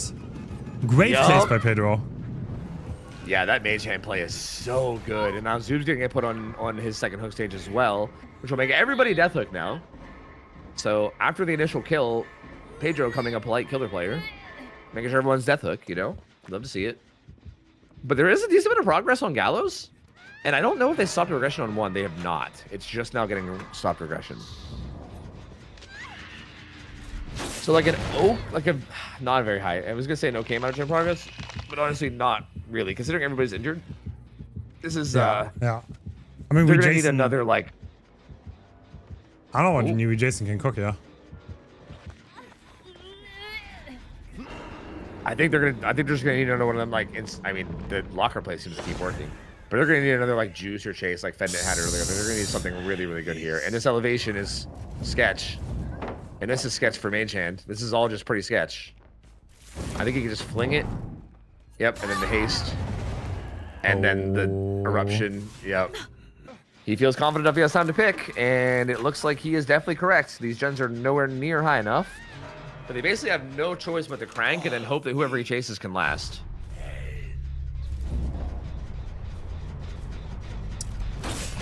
Well, split those two gens, but 2 survivors left, both are injured. He did not get eruption on this. So if Ferdinand has some insane juicer chase, then maybe. That gen's at like, it's at like a third, so it's like a minute. It's like a 60-second gen at the moment right now. That is so which hard, I think is doable. I mean, it's not impossible.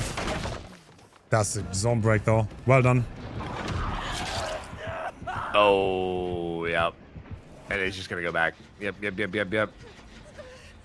Yeah, that needed to last a little bit longer. I think if you could have like dodged those, maybe did like a circle and then force locker, which I think is maybe what he was hoping to do. All right, so the orb. Looks like Pedro is indeed able to turn it around and win. I mean, it's not completely over, but how do you come back from this? I feel like it's over at this point. Yeah, like technically they're still in it, and Jason's trying to make something happen, but yeah, like I don't think they would need like a miracle here, because even if they did find a way to go over and pick up Fendit, like you're gonna lose all this gen prog doing it. So there's like, yeah, it should basically be done. So just for you guys to understand, the way the wins work is gens is always the highest priority, then it's hooks. So because the survivor team from Argentina did 3 gens and the Portuguese survivors did 4, the Portuguese team would take the set. Unless, nah, he's not gonna. That would be crazy. Yeah, there's no way. That would be crazy, yeah. That happened in your tournament. yeah, it did. Yeah, which is wild. Yeah, I still can't believe that. It's like absolutely crazy. The down happens though, and then there you go. So yeah, Pedro does. So yeah, that's. I mean, if you're team Portugal, you probably feel pretty good about that, right? Like, I mean, obviously it kind of sucked that they got the penalty. I mean, obviously like the whole situation was very unfortunate, but they still managed to get this win. Again, we said going into this that this win column was looking good for Argentina, but you never know with a coder like Pedro. And true. Man, he played this well. Like all those like mage hand fakes and everything. Like he plays so solidly, man. Like it's so hard to have a chase against him. You just can't. No. And yeah, he kept the pressure on. And like, I feel like if you're Team Argentina, this has got to feel kind of bad, especially going into this Blight set now, right? Like a Blight. I feel like if there's like I don't know, like what sets are Portugal most advantageous on? Blight's got to be like somewhere up there, right? Like that's got to be such a good set for them in terms of like strength. Because Pedro, I mean, we saw what Pedro can do on Blight. He is disgusting on Blight. True. Okay, I got another question in chat about so the way it works, right? We have 3 things that decide who wins the match. So the first thing is who does more gens. So in this case, this is why this game is decided for Portugal. And the second one is who gets more hooks if the gens are tied. So if both survivor teams do 5 gens and one killer gets 7 hooks, the other one gets 6 hooks, the one with 7 will win. And the third tiebreaker are fresh hooks. You see these little dots on next to the hook icon? That means there are 4 collected fresh hooks. And on the previous result, there are also 4 dots. So they both collected 4 hooks. That is the third tiebreaker. And if all of that is tied, then we have a tie. That's how it works.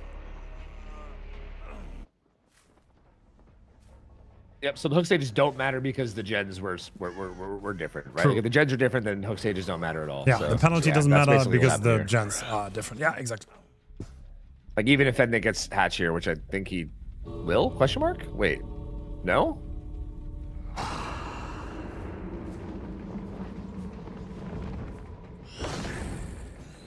What?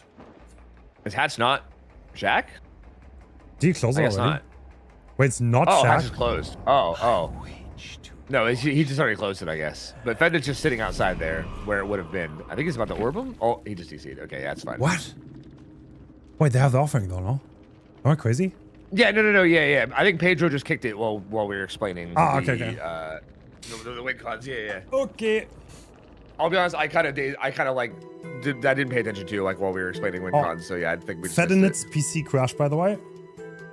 Oh, I see. He did not mean to disconnect. Damn, bro. The tech issues today. Right? I know. Cursed today, man. Unfortunate. On the longest day of the tourney too, of course, because that's naturally how it has to go, you know. I think I'm still pretty happy how we dealt with this. Yes, same. I think it's been handled well. Yeah. Like I feel like if you host a tourney of this scale, something is always going wrong. That's just how it is. Yeah, there's no way to avoid it. Like, it's always going to be a thing. Yeah, the not unhooking was kind of odd, I have to say. I agree with that. Yeah, that was so strange. And then, like, the fact that, like, Zoob also continued to then, like, stealth over there. And, like, I think there was a couple opportunities where, like, Pedro kind of, like, committed down towards the gen that was being pressured, right? Where he could have, like, ran in and, like, he couldn't have FTP, but he could have at least, like, pulled without going down, right? He could have, like, pulled without a 1-for-1. Like, the fact that they never even tried to, like, get him off hook was so bizarre, because he also just didn't do gens either. Like you had a survivor off gens, and you had your other survivors that were on gens getting harassed, and then still no pull. It was just so weird. Like, it was, I don't know. I definitely feel like they kind of threw that one with the way they played on that hook a little, yeah. It must have, again, it's one of those things where, like, we don't know the comms, so we can't really say, like, whose fault it was, but just, like, as a team, I feel like something definitely went wrong there, where they must have been, like, I think they were, like, hoping to like make enough space to get an unhook and for the people, maybe like maybe they were waiting for that, and then it never happened, and then by the time, you know, they gave up on it, maybe, you know, killer, you know, like the killer was like camping too close. I don't know. It's just, it's hard to tell. It's hard to say exactly what happened, but they definitely fumbled around a little too much with it, unfortunately. And yeah, man, I feel like that, unfortunately, I think threw away what I think was probably a really, really good chance to get ahead in this best of 3. Against, again, probably like the favorite team of maybe the whole tournament on paper.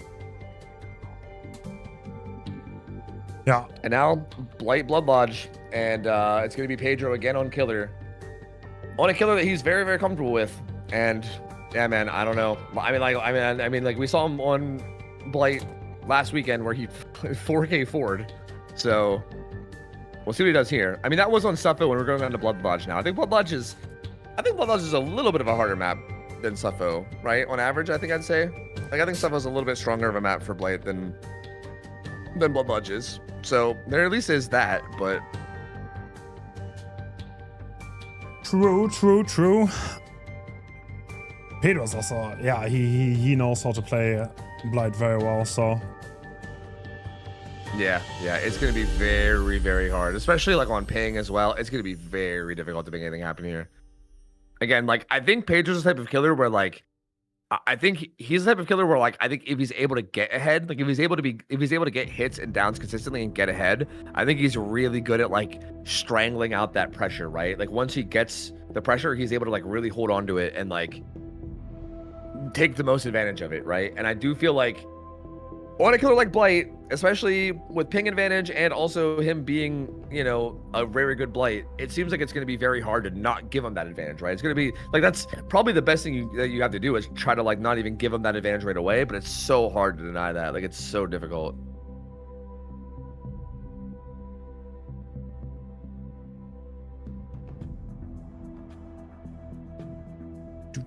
I guess the, like, sort of silver lining here, though, like, we've been talking about this every set just in case, is I guess on the off chance that, like, Argentina is able to win this Blight set, at least the tiebreak win con thing there was not too bad, right?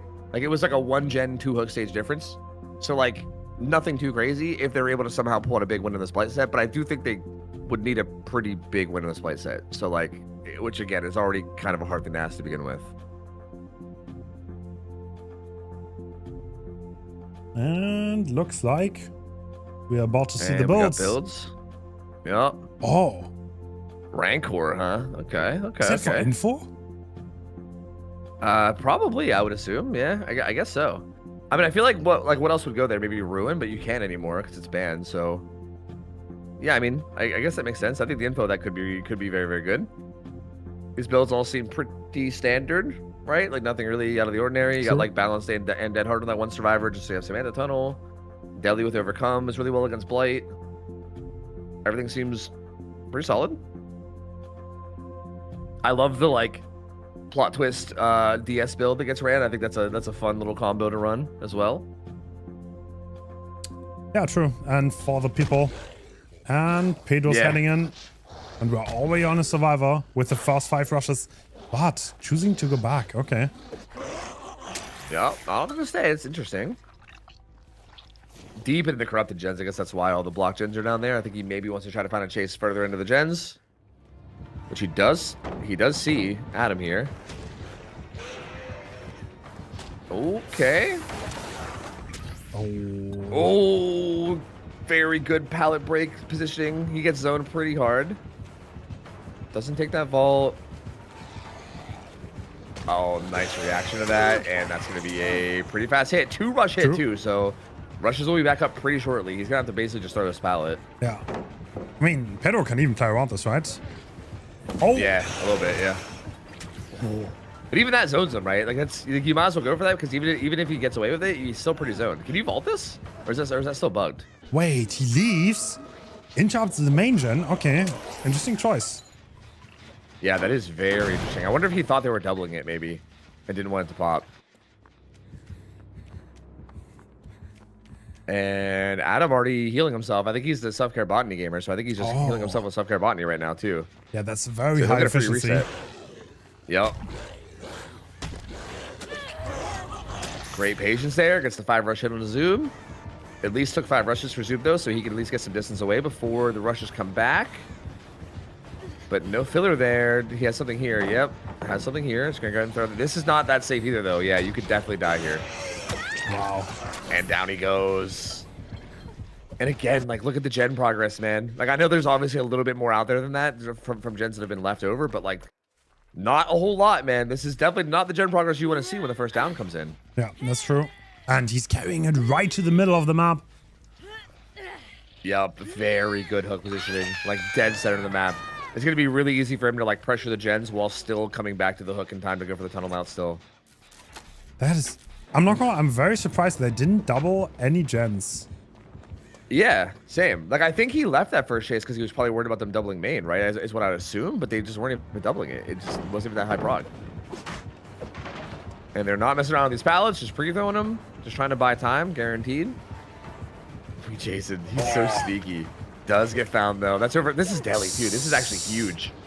Oh. Great dodge though. Doesn't quite get that flick.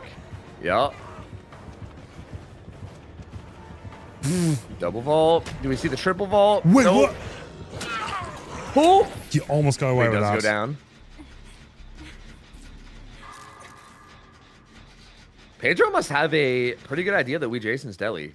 I mean, I think he probably saw the overcome, which I feel like is probably a dead giveaway. But even before that, like, he seemed pretty content to commit to this rather than go back to the hook. So he must have a pretty good idea here. Because, yeah, that's pretty huge. Like, getting that hook onto Delhi now is kind of massive. You have 2 potential targets that could be your tunnel out now, and also Delhi is basically completely out of play.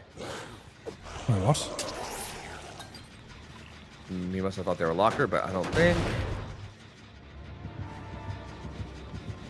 Oh, yeah, he's just hovering. Oh, deletes the scratch marks. He's going to get found, going to get tagged. Does he even go back to the hook? I feel like he has so much pressure on the map. Interesting that Zoob FTPs that when he's already down at hook stage. True, actually. But yeah, I mean, he's not even contesting that. That was such an interesting decision.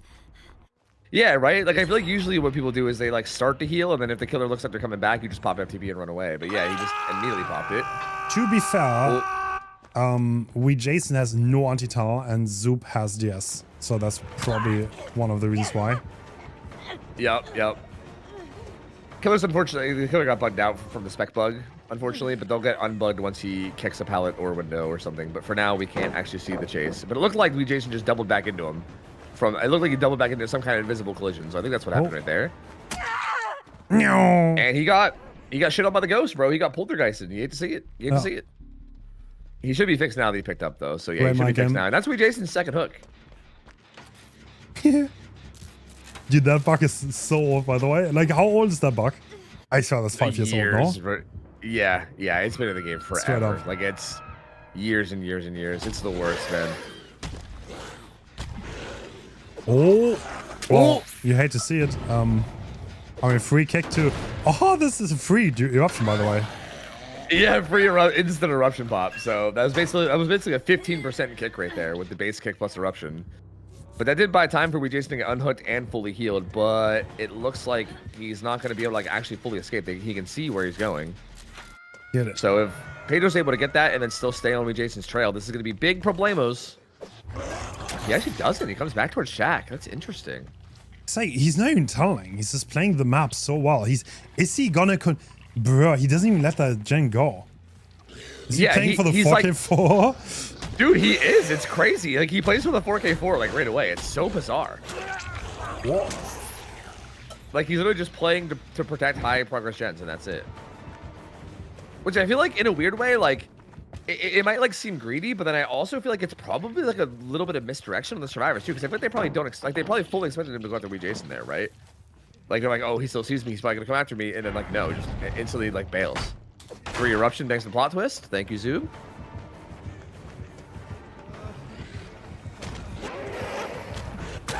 And Vednik goes down. This is another fresh hook. And Powa has a...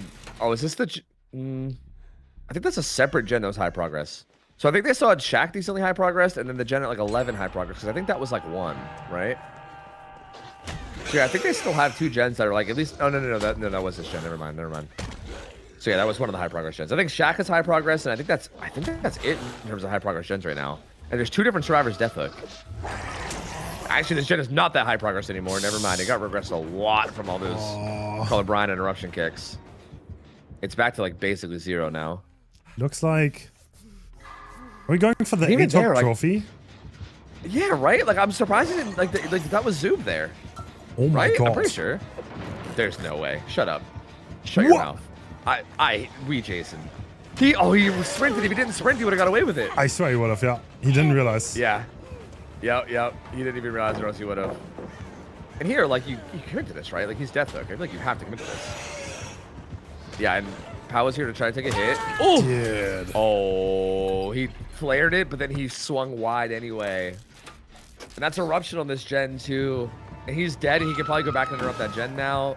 So, yeah, this is potential 4K3 territory now. It's looking very, very 4K3-y. He's worried about Crane gen, actually. He's going to quickly realize and go, okay, wait, maybe actually Shaq after all. This might be running low on kicks, though. Or maybe it's out entirely even by now. I don't know, but I feel like it's got to be close. Well, no, he just kicked it, so I guess I was wrong. But it's probably getting close. Like, I think maybe the next eruption might be the last one to pop. Looking edge map. Ooh, great find there on defending it. Color Brian triggering on that gen, and they're trying to double it, but yeah, there's no way.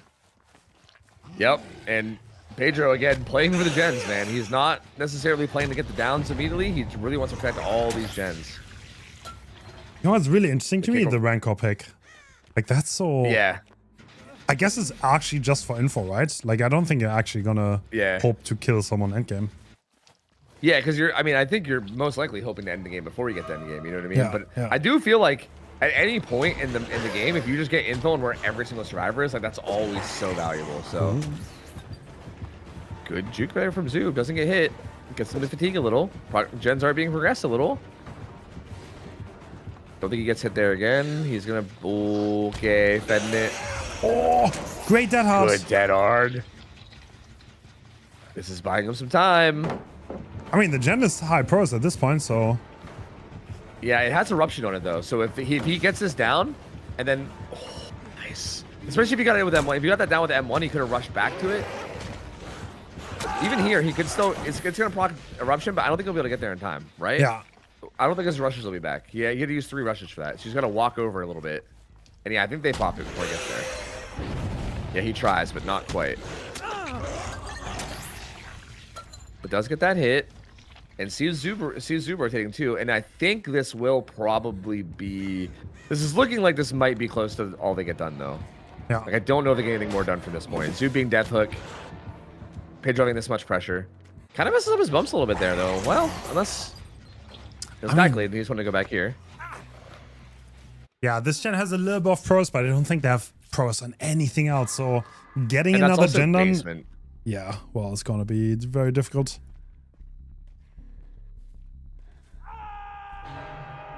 Doesn't basement him, though. Okay. Does not basement him. Yeah, I think that's all the progress they have. That's like literally it.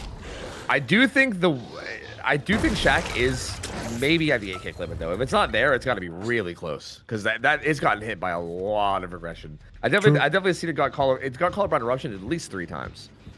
So And I'm assuming I probably missed one earlier too, because Pedro's just been pressuring every gen, so it's hard to keep track of them all. He's like literally playing all like 7 gens at the start of the game. It's crazy.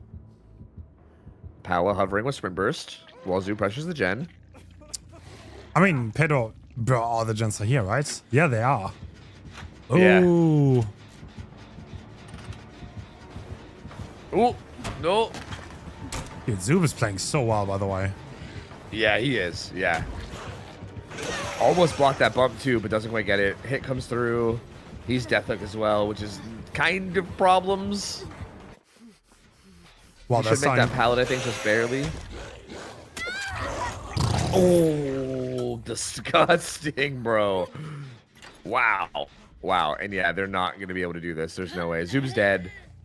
They're healing up, which makes me feel like they're going to try to like maybe slow play the 2v1 and try to split gens, right? Like maybe one of them's going to try to go pressure Shaq, while the other pressure is like, what? But what? Like that gen they're pressuring is kind of close to Shaq. I mean, they're all kind of close.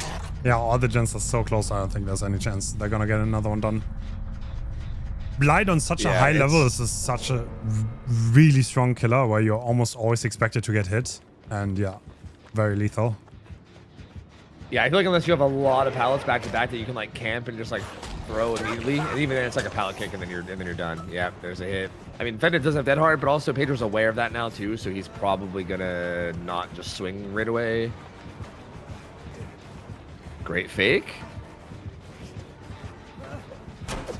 Oh, Resi. Ooh. That resilience value. Oh, we lost a little heart on it. Oh. What? Whoa, it does it dead hard. Wait, where's the I heart feel like gone? that was... Oh, yeah, that's what I'm saying. Yeah, where's the heart on Resi? That's what I'm saying. I miss it. No love for Resi. Oh, Paua said, yo, we said, yo, this worked earlier. That's awkward. No, doesn't work. Yeah, not quite gonna be it. All right, so Great that's flick gonna there, be too.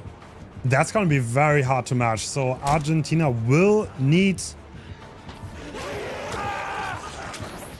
Yeah, they're get getting a 4K2 at least a tie, just Yeah. to set us a third set. Like if they don't get at least a 4K2, then it's just 2-0 over right now.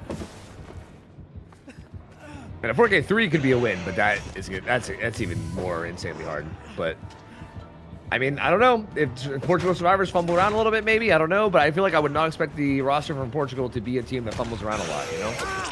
True.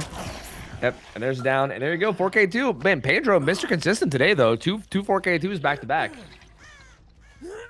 So Portugal in a good spot now. I think result-wise, I think Pedro has so far in this tournament the best results. I'm pretty sure. Yeah, I can't remember his third killer result from groups, but I remember he had 2 4K4s, and then I can't remember what his last one was. I can't remember what the last killer they played was. That is a good question. But I think it must have been something good. Because he 4K4'd both Japan and Brazil. And then who else was even in that bracket? Italy, right? Who'd they play versus Italy? Bro, I forgot. Actually, I don't know anymore. But damn, how did I not remember that? That was last week. Does anyone remember? Yeah, same. I don't know. There was so many sets that I don't even... Wait, actually, I can go... Hold on. I can find it. I'm investigating. Give me 1 second. Bump. Okay. They played...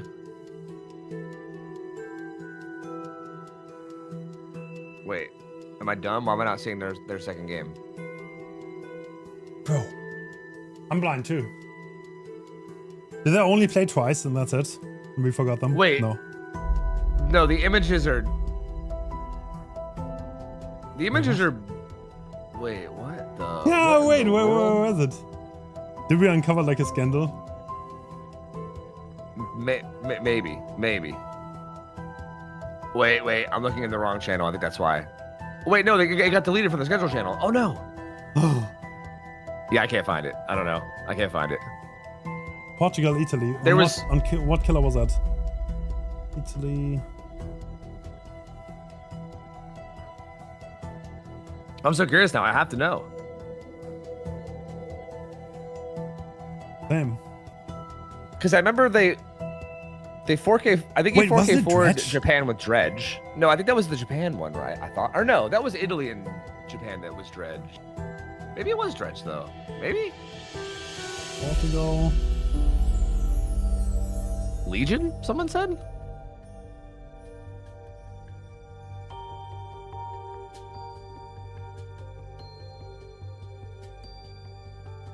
Wait, am I looking at the same image twice? Yes, I am. Yeah, in the channel. I think you're looking at the same channel I was looking at. Yeah, there was 2 images that I kept looking at them, and I was like, wait, what? Yeah, I just realized I look at the same image twice. I'm like, what the hell? It was freaking me out. Yeah, it was freaking me out. Okay, you know what? I'm gonna passively investigate while we get ready for this next game. I'm gonna figure it out. Don't you worry. And I'm gonna figure out the exact results. I posted the same image twice in that. Okay, I'm completely confused. Yeah. I think in the actual schedule channel it was like both images, but then that got deleted for the new schedule. So yeah. It's okay. I'm gonna figure it out. I'm gonna solve this. That was day 1. That was, yes, it was actually Legion. That's correct. That was the last game of the first day. And I'm pretty sure. Yeah, Portugal definitely won that. I don't know how high though. Yeah, I'm gonna go see what the result was. It looks like their survivors did pretty okay. Let me go see what the result Rocket or he got a. Huh? Oh, they actually got outs against him. It wasn't a 4K. It was 8 stages. Oh, 8 stages 4 fresh is what he got. So yeah, Italy outed him. So again, another shout out to Italy. Italy's the only team that has actually outed Portugal so far, to be fair. And every other game has been 4K on high gens, right? It's been like 4K2, 4K2, 4K4, 4K4. So yeah, I mean, Italy still showing that as underdogs, they're fucking here to play for sure.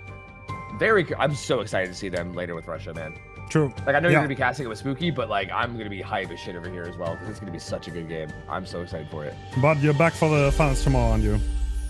Yes, absolutely. Yeah. Oh yeah. I'm so excited, man. I'm so excited. Builds are up, I think. Oh yeah. There's that. Wait a second. Iron Maiden? God. Jason is doing his thing again. Yeah, where he's running weird stuff. It's Iron Maiden.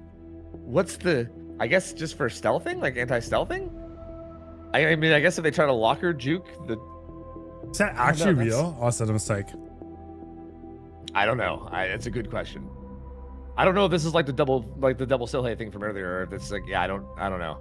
Because yeah, that's very bizarre. And then Colorblind, Eruption, and Oppression too, because why not? Oppression did get a little bit of a buff. A little bit of a better cooldown, I think, and it also affects a 4th gen now. I don't think that really matters that much, but yes, it's real. I know, yes, it is real. It is real. Damn, that was almost a good conversion there on Pedro, but not quite. Starting the game off strong with 5 rushes, but quite can't make it. Pedro playing that palace so confidently, even on ping, gets the stun. That was really, really good. Wait, what? Resetting his rushes. I think he realized he's never gonna make it with 5. Oh, yeah. Look at those parks. Yup. Oh, important first find. Gets that hit. I wonder if he'll recognize. Well, I don't think he even can recognize Overcome because they just didn't go anywhere. True. Well, the mech kit is kind of like a little bit of a giveaway, though. True. Yeah. True. Ooh, swings from the outside, but Dan just not even throwing it. Still is pretty safe for now. They are doubling a gen this time, so we are seeing that. We didn't see that from Argentina last time, but we are seeing Pedro and Silhey double a gen. I feel like that's pretty standard. You want to try to knock out 1 gen for the first down if you can. Oh. And Dan playing this so well. He's going to be in some trouble here as well. Whoa, he actually didn't find a bump. What? Bro, the patience. Oh, this Dan is okay. That would have worked. That would have been ridiculous. He loves slow ulting. I mean, it would have been a good play if he would have insta-rushed, but Jason was very, very patient, and the Father People Survivor already setting up for the save. Yep, and they did pop that first gen. Pedro blowing skill checks. You'll have to see it. That's our goat. One more rush still. Ooh, but tries to send the big flick. Doesn't quite get it. Does he just go back for Dan here? I think he might. FTP right away from Silhey, though. So yeah, Dan will have his Overcome up again. Oh, that's such a huge hit. And he's not even going to take it. He wants to find Dan, does he? Dan, go on a locker, buddy. He will take it, yeah, I think. Yeah, Dan. Yeah, honestly, he might. He actually might, too. I don't think they've discovered that perk yet. That's such a crazy pick, I have to say. Yeah, I would never expect that in a million years in a play set. Like, I would love to hear like the reaction of Team Portugal whenever they first see that perk come into play here. If they even do, I don't know. That's such an obscure pick. Oppression is also a little bit wild. True. I mean, especially considering like he could have even had like corrupt on or something, right? But like, Yeah. not even putting on corrupt and putting oppression on is very interesting. I mean, I guess he feels like he just needs a ton of pressure around the map at all times, right? I guess which is fair. Like it's like a 4K3 win con. You kind of do need a lot going for you. So I think he's just hoping to pop off with, you know, triple regression. Yeah. But Portugal is playing it really, really slow. They're getting that progress on, and yeah, Rocket seems to be starting for this unlock. Nobody hiding in a locker, so Yep, no Iron Maiden yet.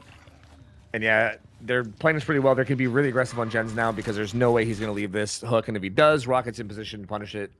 So yeah, they're going to get a lot of progress here before he goes struggle. I almost feel like the survivor. Like I feel like if you're Rocket here, you might be able to take advantage of him leaving early. I feel like he's definitely going to leave a little bit early.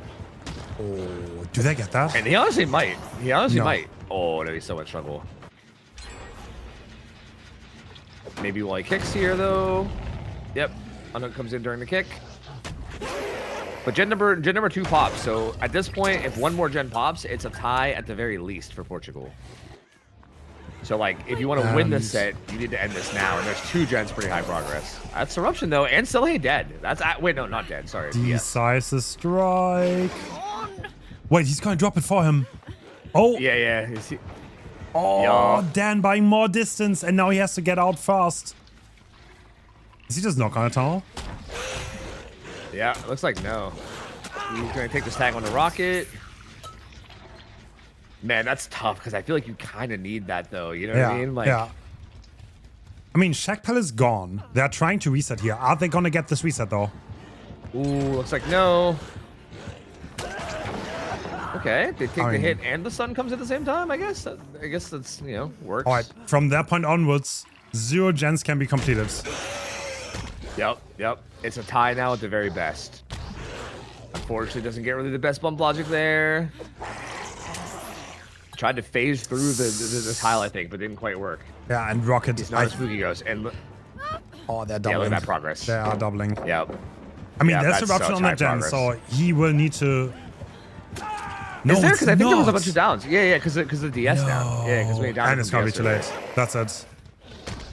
Yep, they're just gonna stick it. Yep, there you Yeah. go. Portugal does end up 2-0ing. So, man, Argentina. I still feel like this team was so strong, bro. Like I don't know, it's so strong, but I feel like if anything, this maybe is a testament of how good Portugal is. Because I feel like Argentina, like again, I think going into this, I said Argentina to me felt like the best second place team to me, right? Yeah. Like from groups, and I feel like Portugal just played this so well. Like the Vector set was at least like kind of close, but then this Blight set was just kind of a beatdown. And like, I don't know, man, Portugal looking pretty unstoppable right now. I don't know. Yeah. That's pretty crazy. I agree. I mean, they are definitely one of the powerhouses, and Pedro's is playing out of his mind today. So, well, we're gonna have the semifinals in a bit, though. So, Yeah. I mean, I'm assuming that Spain and Italy and Russia are probably basically ready, right? Like we already have their sets. So Yep. I'm assuming that Portugal and Spain will draft their sets, and then damn it, the Portugal Iberian Spain matchup, is also goddamn. a juicer matchup. That is, yeah. They're fucking neighbors too, man. Like, howdy neighbor, you want to juice together? It's perfect. Ooh, are they gonna get this last shit done? Dude, I love Jason for that player. Iron Maiden, though. To be perfectly honest. Same. I mean, it had 0 effect on the game, but like the fact that he brought it is like so cool. It's so Giga Chad, dude. It's so Giga Chad. He's just like, yeah, I'm just gonna bring Iron Maiden to this tournament where like we need to we need to win, and like it's like very clutch, and I'm gonna bring Iron Maiden. Like it's so crazy, dude. And I would have loved for it to get value. Like if it, because again, I think it could have. It definitely could have. Like I mean, like people do sometimes use lockers to like juke like blight rushes and stuff. Like I feel like there's absolutely situations where that could randomly pop off and get insane value. So I respect the risk. Ooh, let's eventually get that down though. I think that gen, Bless there was the only one that was high progress. Yeah, Rocket's just now starting a different one over by Crane.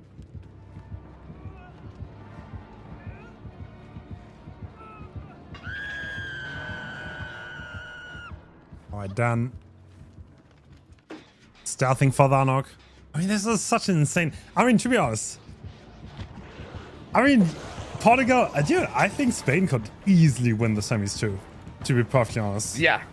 Yeah. I don't think Portugal is going to have like a... Yeah, there's no way. Like, Portugal looks strong, but Spain is like such a good team too, bro. Like, that's such a dangerous team. Zocco and Killer, their survivor roster is just absurd. Like, yeah, that's going to be a really good matchup. I feel like Spain and Portugal, like, their teams kind of remind me of each other in a weird way, right? Just like really stacked, like juicier survivors, like one very strong, all-rounded killer player. Looks like Rock is going to go buy time in base. We're probably going to eat a hit and then force lock. Are they finally going to discover Iron Maiden? Maybe? After all this time? Wait, what? Why is he not going into the locker? I don't know. Wait, we're not even gonna get value. No! He's denying the value! No, our Iron Maiden. Rocket, you son of a bitch. How could you? Denying us our screams.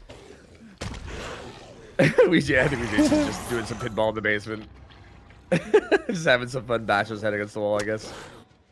Yeah, I mean, again, Argentina getting knocked out. Unfortunate to see, but again, I still think great showing from them. I think getting put against Portugal in the quarters is probably one of the roughest matchups you can get. So all things considered, I think they did really good. And again, in the groups, they looked phenomenal. I think I think Argentina definitely showed up this tournament.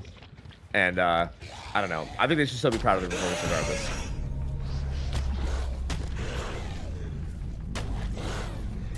But Portugal, man, up against Spain next. That's going to be sick. That's going to be super sick. I'm pumped. I'm excited. Yep. All right. That is it for the quarterfinals. We now know who it's going to be. Oh my god, this is gonna be a long day today.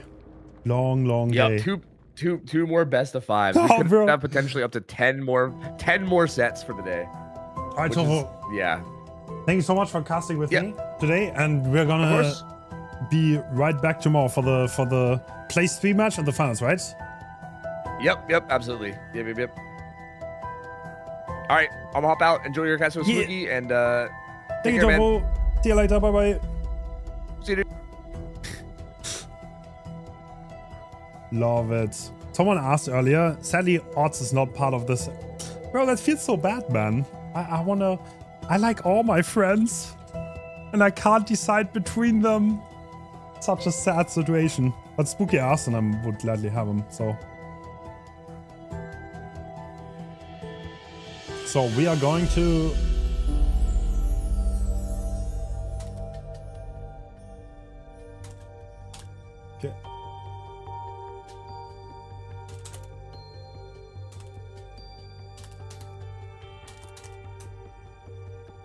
Hens literally told me to go fuck myself.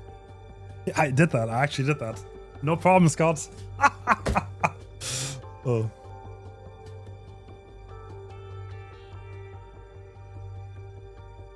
Too many nice people, man. Super great casting. It was.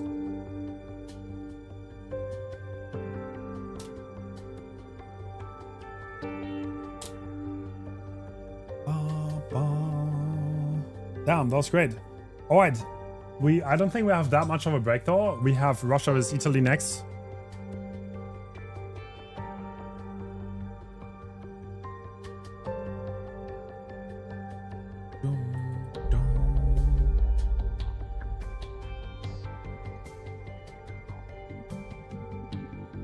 Give us the sets. All right, what are the sets? What are we about to see? We are about to see... So the first set is, that's how all great things start.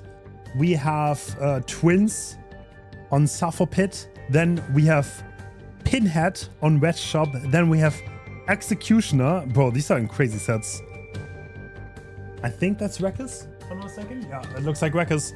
Then we have Dead Dog, Wraith Classic, and Wesker Coal Tower. Is it the first Wesker? I don't think we had any Wesker at all.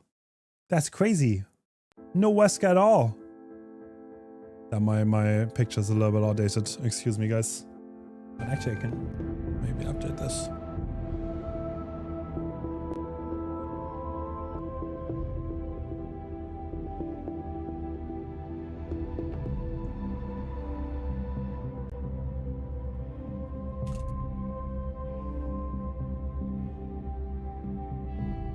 Outdated is an understatement. Sorry, not my. Sorry, man.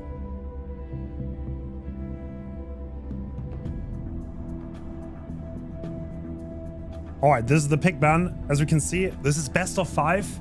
We have a long, long series.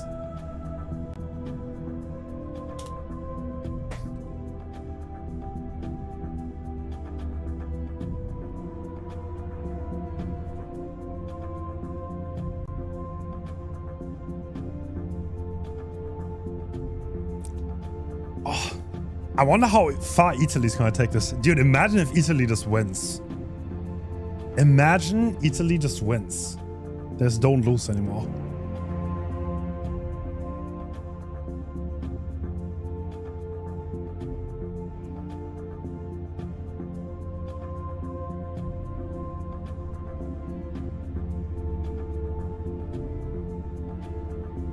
Yeah, Team US sadly lost. I'm so sorry. If Pedro wins World Cup, I'm retiring. Damn! Fighting words, Obi. Dude, if I host another one, then you have to captain Norway, by the way. Just letting you know. I don't know if I'm gonna host another one, but if I do, then just be ready.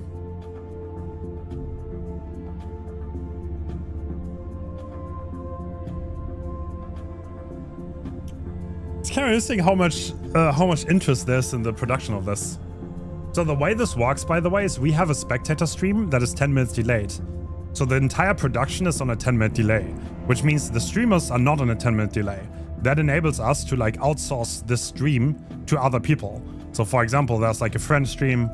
I think there's a Spanish stream. And if I host another tournament, I will do a little bit more advertising that if someone wants to restream this, then I'll give them the chance. Because I like having different languages. It's cool, it's cool. Wait, Obi, since when are you partner, bro? What? Congrats. What?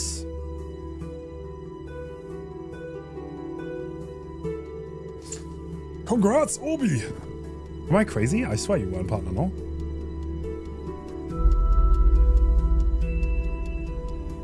Today, congrats on Twitch partner to Obi.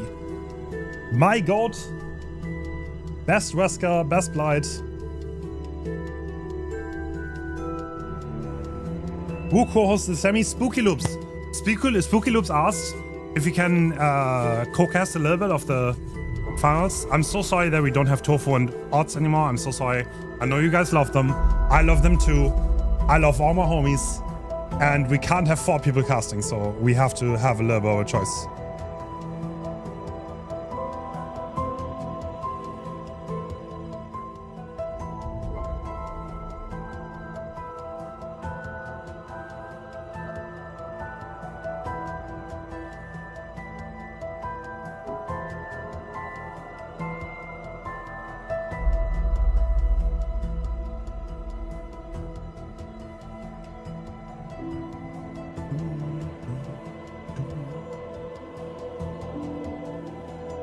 Spooky's awesome. I agree. Spooky's awesome. Yeah, these are exciting sets. Twins is kind of crazy. I mean, I'm not surprised that Russia picked twins, to be honest. They're probably going to be the kings of coordination. So... should have had 10 other people to co-cast. Yeah, I know. I know. There are a lot of amazing people and not a lot of spots.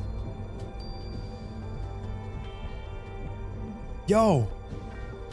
Oh my god, is this the Hens? Yo, nice to hear you, Spooky. How's it going? What is up? Good. Crazy quarterfinals, man. Crazy. Yeah, it's kind of going down, right? It's kind of going down. That Italy upset was insane, bro. Yeah. Sorry, Spooky for Team US. But the kilometers is the better measurement. Indeed. Don't worry. I ate 2 McDonald's breakfast sandwiches while the match's going on. I made it first. I don't know. Okay. Gotta get the cholesterol up for the home team, buddy. All right, so what do we got ahead of us? What do we got? So, we are about to load in onto a twin set. That's kind of spicy. We have twins on Suffopit. Oh, and we are about to see the parks. You have the stream, right? I do have the stream. Okay, Call of Brian, Agitation, Pain, Res, Corrupt. I don't know what these add-ons are though. What is that? Cup of soup and ribbon? What is that? That is double speed, I think. So Victor's gonna be speedy. Super fast. Got it. Yeah. It's very close.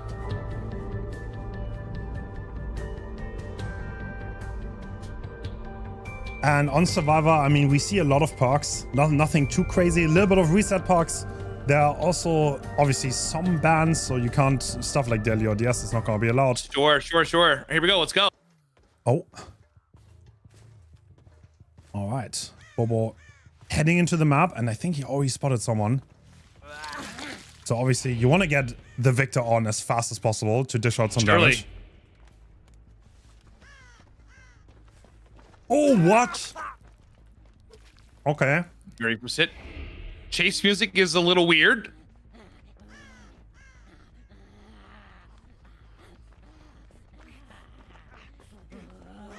Oh, yeah. I think on Killer PV there's no chase music, but there's still chase. Don't worry about it. Yeah. And I believe it.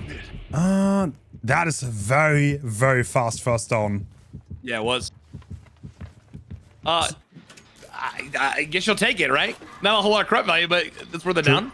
I mean, they're tripling this gen. They really want to get this gen done, but Painless might come in. No, we're taking the basement. We're going basement. Yep, yeah. Okay.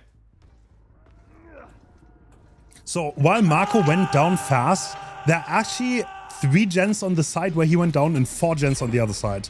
So the survivors are probably not too unhappy with that, even though instant basement hook is kind of yucky. Right.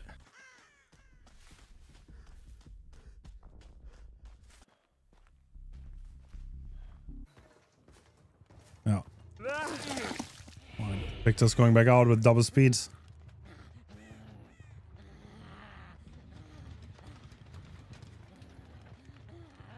Ooh. Okay. Is someone on that gen? Yes. There is. Wow, that's gotta be a tag, right? Unless they can juke on the tree, Definitely but they can't. Yeah, definitely on a tag. Can we see one survivor starting mid-map? I mean, we should cure Marco here, right? Surely. Yeah, it looks like that's going to happen here. Okay. Oh, actually. Wait. Whoa. Wait. He doesn't get that. What? Rezi? He does get that. Oh my god. That is leader. Measures. Oh my god, this is the... Wait, no. Why is It was that just for measures, wasn't it? Oh yeah, true, actually. Yeah. See, I know perks, dude. Damn, the value is insane. Insane. Massive. Oh, can they get a boy block? Maybe. Victor is greasy. Oh. That's a hit for sure. Into a blunt. No way, that can reset that in time, right? Oh, this car looking bad for Team Italy. A little bit. What is our what kind of latency are we looking at here, Hens? What do you think? This like 50. I mean, this should be as low as it that's not terrible. Okay. Yeah. Okay, got it. So this should not have any latency at all, this matchup. This should be agitation to pain res, you'd imagine, right? Yeah. And he still has Drago down in the basement. Yeah. Oh, he's not even going for it. He's going aggressive. He's looking for another tag. Can he find the injured survivor? So Bubbo is kind of like a little bit of a twins expert. Oh, we're going for the pick. Oh, okay. We're getting it. Definitely aware, though. Yeah. Oh. Are we juking on the gen? Is that gonna work out for us? Nope. Nope. Gen number 2 finishing up here. Okay. Yeah. But every survivor injured, I think Team Italy is kind of on the ropes already. Oh man. Can they possibly get this? Probably not now.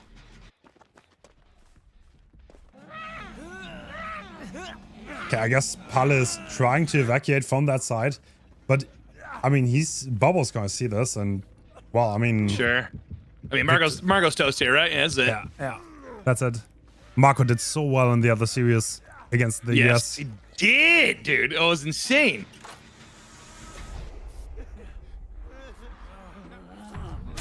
Oh, the heel barely getting through. Right at the wire. All right, gen number 3 done. So what do we do here in terms of? I know suffocation pick is really big on protecting either side, right? Yeah. Where do you go here if you're the Twins? Oh. Where are we going? To be honest, at this point, with We everyone being chase or injured, what? I think you just chase. Right. Yeah. Like this is like You go chase. there's like you have full control. You don't want them to heal. I think that's the number one thing. But Right. Pedro's kind of like taking it back to the shack pallet, so he's gonna waste a little bit of time. But the thing is, once you down someone, well, you can just go on the slugging spree with the Victor here because everyone's injured. Sure. And I think that's exactly what's gonna happen here. Nice try. Ooh. He tried to go back for the stun there, but didn't quite work. Nope. So at this point, oh yeah. Oh, this is in trouble here. Oh, he's trying to force lock up, but he can't. And now that two servers locked. Classic twins match. Very industry standard. Yeah. Okay, Charlotte's back here. They are gonna get the pickup.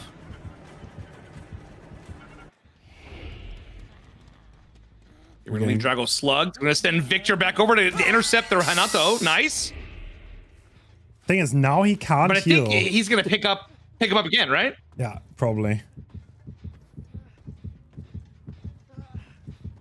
This is kind of like a cycle where it's really hard for the survivors to ever get out of. Because now they Right. obviously, I mean, Drago definitely has reset packs. He can heal a little bit here, but yeah, Pedro's gonna get slugged again, right? Oh, he's down. Yeah.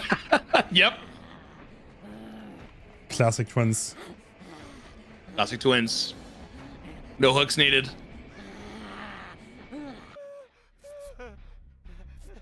Full reset on Drago here. Nice. By that. Okay, both are healed.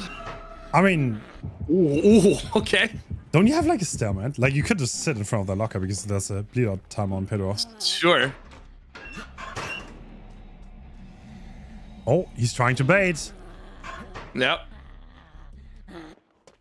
But Bubble was not born yesterday. He knows what's up. Oh, yeah. Oh, Almost got the kick. elevation. Oh, that's the kick. That's the kick, right? Meow. Yep. Happened to me plenty of times in real life, too. Yeah. So at what point do we go? Are we hooking Pedro at any point here? Or is he just really just going to try to sit mid and just try to see if he intercepts anybody? Oh, that's a good question. Oh, Pedro's actually up. someone picked. Pedro's I don't up. know. I mean, like it's pretty hardcore to go for the slug completely. This is leader. Sure. I mean, I would definitely assume that he's gonna hook one of them and choose one of them to hook and just like slug the others, I guess. But the way this looks, I think he knows there's like no gen press at all. He has a 3-gen on this side, Right. 1-gen on the other, and once he checks that other gen, then not much to do. Oh, that's another one.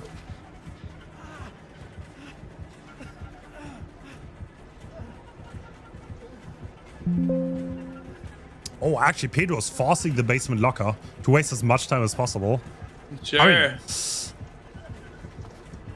so at this point, Team Italy just hopes to get one more gen done. Realistically, there's no way they get more. Right. Which they shouldn't. This should be going down. This is a little too far. Yeah. So what's been some of your favorite matches so far? Your favorite sets? Oh, favorite. I mean, go over sets. 2 weekends.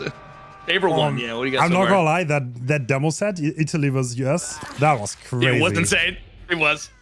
It Absolutely, was absolutely nuts. insane. Okay, we're interrupting this for sure. Okay. But Wait, are Charlotte they is gonna so finish far the away. gen? They finished that gen. Yeah. 100%. Yeah. All right, that's all she wrote though, because there's no way they're gonna get another one done. I feel like this set was like, that was a very odd set because someone went basement instantly, and like the game just kind of played out that way. And well, let's see what Team Russia's gonna do against Twins, because this is their pick, and I expect them to be a little bit more, I don't know, coordinated, I guess. Okay. This is kind of like a speciality pick. One thing about Twins is that's very odd. You never see Twins, right, in your normal matches. In comp, Twins actually used to be a very popular killer. Not that much anymore. Really? Okay. But lots of playtime, and a lot of these players have probably played more against Twins than any normal player ever, because like, yeah, how often Oh do you go wow, against sure. Twins? Yeah, sure.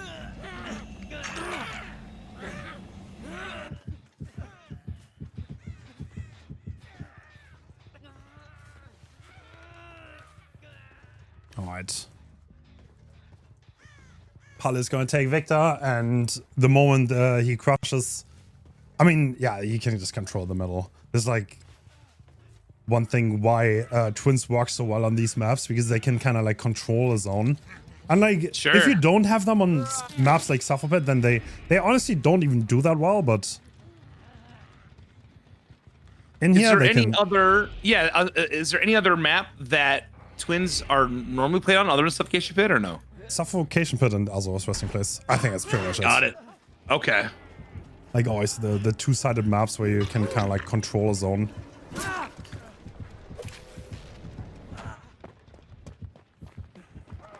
Right. Because otherwise they kind of fail to develop much pressure. Sure. Makes sense. And then they get like, I don't know, 6 hook stages maybe. Right. Oh. Ooh. Second wind. Nice. Very strong park. Huge.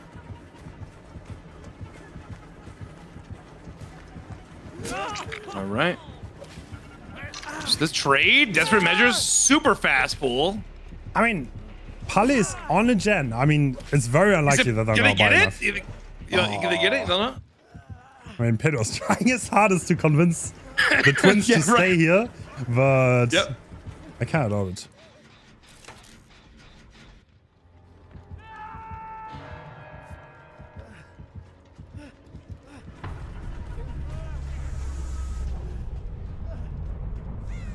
Looking like this is probably gonna be it. Yeah, it does seem that way. Yeah, the gens has been interrupted, and can we juke around the gen? No, we cannot. Nope.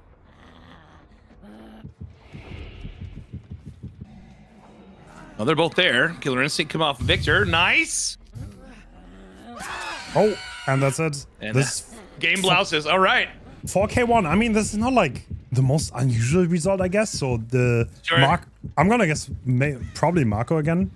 Could definitely beat this, but the Russian survivors, they have been proven to be very coordinated. Did you see the Legion set? That was one of the earliest ones. I did not see it. Oh, that was the it good? first. Yes. So the Russian survivors, they were so coordinated. They always took hits for each other against the Legion, and there was no way for the Legion to pretty much do anything because they were of the level of coordination they had. So maybe you can see that again. Okay, let's see.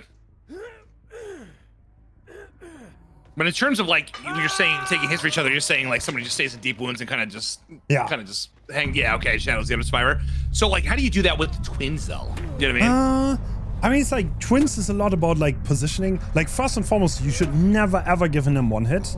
That's like the #1 rule. And one problem with this game that happened like 5 seconds in, more or less. So true. Yeah, it kind of went south very early on because like Marco went to the basement like literally with no prayers. They barely got a gen done. And getting to 1 gen at that point is probably not that bad. But yeah, that's like you try to not get hit by Charlotte, and on top of that, you can kind of body block against Victor. You can do that if you're like in a corner or something. Then you can prevent them from doing much. Gotcha. Have we seen a Cenobite set yet?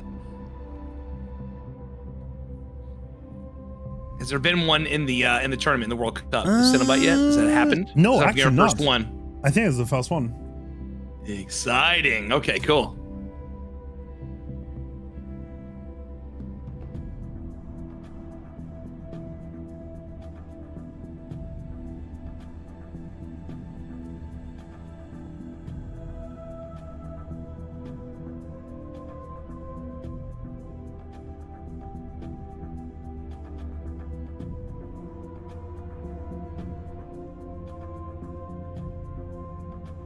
Yeah, I don't think so. This red shop, so I mean, first we'll have to have the second Twins set, obviously. It's gonna be hard for Marcus though. I don't know who's the Twins player, but I'm gonna guess it's Marcus. So what I noticed too when I was watching with Laser with Portugal, I know it seems like the vast majority of teams have like, you know, obviously 5+ some alternates. Yeah. Portugal is just 4. Is that what the all the tech issues were happening with? Yes, because only 4 players. One of the players, I think there's some kind of like a storm in Portugal right now, and one of the players had no internet. And they don't have a fifth player. Tough.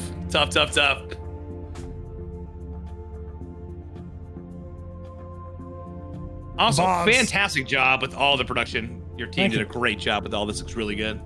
Thank you. It's so much work. Like conceptualizing this and making it happen.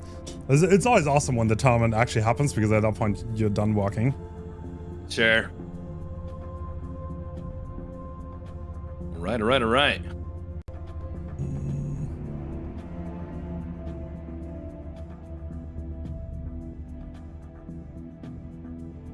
This will be exciting. Let's see it.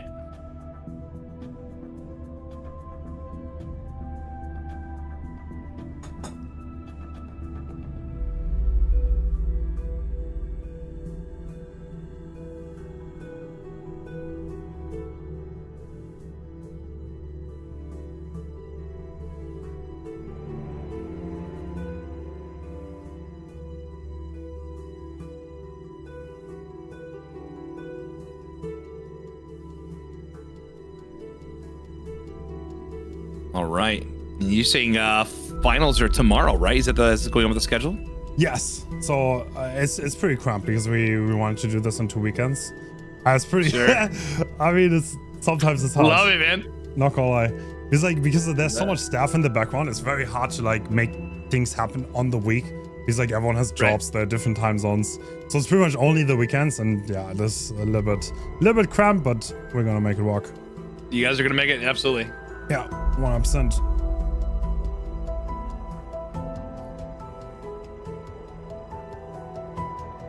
Awesome. Yeah, Russia definitely being the favorite here. I mean, I feel like 4K1 is doable though. We'll need to see.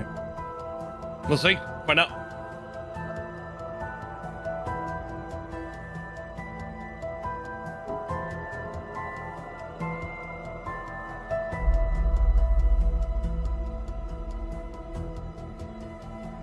Now, in terms of like having builds and stuff like that, because obviously I see all the graphics, everything's already preset. Yeah. Do you guys have staff going through and like making sure everything is all lined up with what you guys have for the graphics, stuff like that as well? So the way it works is they have to submit their builds like a few hours before the match, and then we can feed it into our bots, and that allows us to display them while we load them. The way we do it, if this screen ever comes up, the game is about to start and they're already loading. Oh, excellent. Okay. So good we to can. know. Awesome. Oh, Monster Shrine. Okay, we have Mado 5 on Killer. It's not Marco. That is a spicy build. Batteries and Monster Shrine. Okay.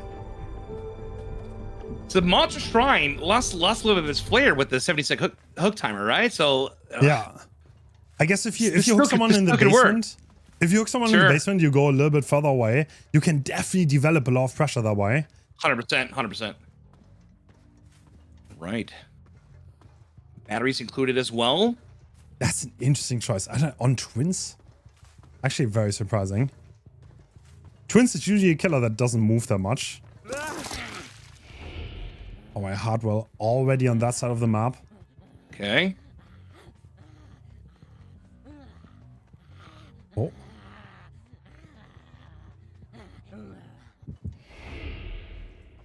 Oh, we can pick up Killer Instinct right at the last second. You know somebody's there. Yeah, somewhere around. Oh, it looks like the team Russia's splitting. Yeah, they're just waiting. They're just waiting for now. There, yeah. For Matt to make a move. Okay, one is already crossed.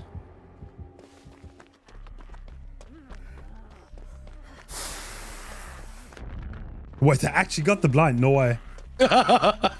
What? I mean, the fire. Oh, yeah, that was good. Holy shit. Oh my god, they got completely away because there are no scratch marks on Victor. No idea. Yeah. Oh, that's such a time waste. Completely lost where they were. Yeah. It's a huge firecracker. Yeah. Alright, are they on gens already? I don't know. Looks like I think they're waiting out Corrupt. Are they? Actually. Yeah, it looks like it. Yeah, they're actually just waiting out Corrupt. Slow game. Wow. This is the play. Let's see. Yeah, they're literally waiting out Corrupt. Okay. Do you see someone edge map? No, he's looking. He's still. He needs that Nia's out there still, right? Yeah. That firecracker was massive. Wow. Yeah. Definitely delayed a first hit.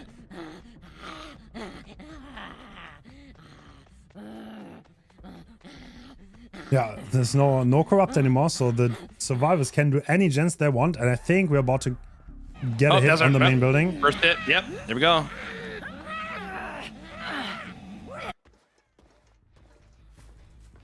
Okay, it's a little bit of progress, not much on main. Yeah. Yeah, dropping the main building pallet. So I would not expect Hardwell to crush here and keep Victor on him for as long as possible. To buy time. For sure. Force a recall there. Yeah. Okay. There's always someone stealthing there. Yep. Light coming in. I would imagine the other teams have crossed to Shack side. Yeah. Now we're working up there as well too. Yeah. They're probably walking two different gens. Yeah, they do.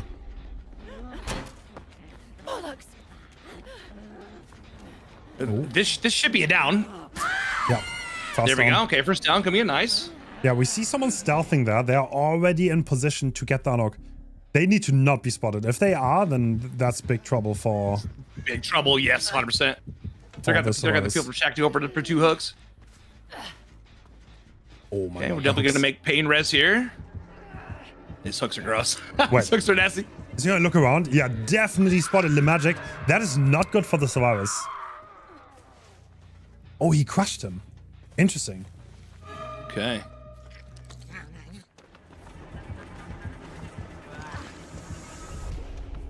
Yeah, looks like coming out here. Looks like the teammates are just happy to bash the gens, and the magic is taking Victor. Well, someone will definitely have to rotate now. Sure. Ooh, Oh, they already did. Made it right past him. Wow. Oh my god, that was a sneaky rotate. Getting the Anno completely for free, uncontested. Okay, first gen done.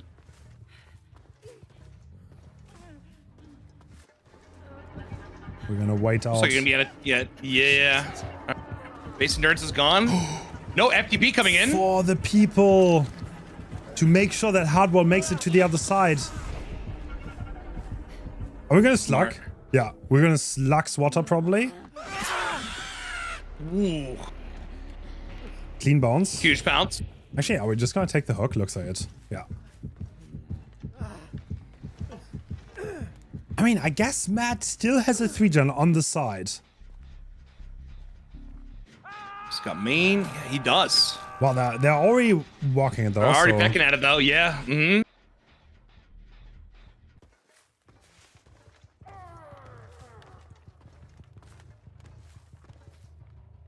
Okay. This is, yeah, I guess he's a little bit of 4-gen with the middle gen. Oh, and Matt. Where are we going? Oh. Is that... Another save. No. Yeah, they will definitely need to see that. Does Swatter make it out of this area though? That's another question. Looks like it, yeah. Oh no, Victor's right there. Wow. Oh. Good hit, good hit, good hit. Yeah, so Swatter makes it back to the Shack side. I mean, is this where batteries comes in? Is he actually going to commit this?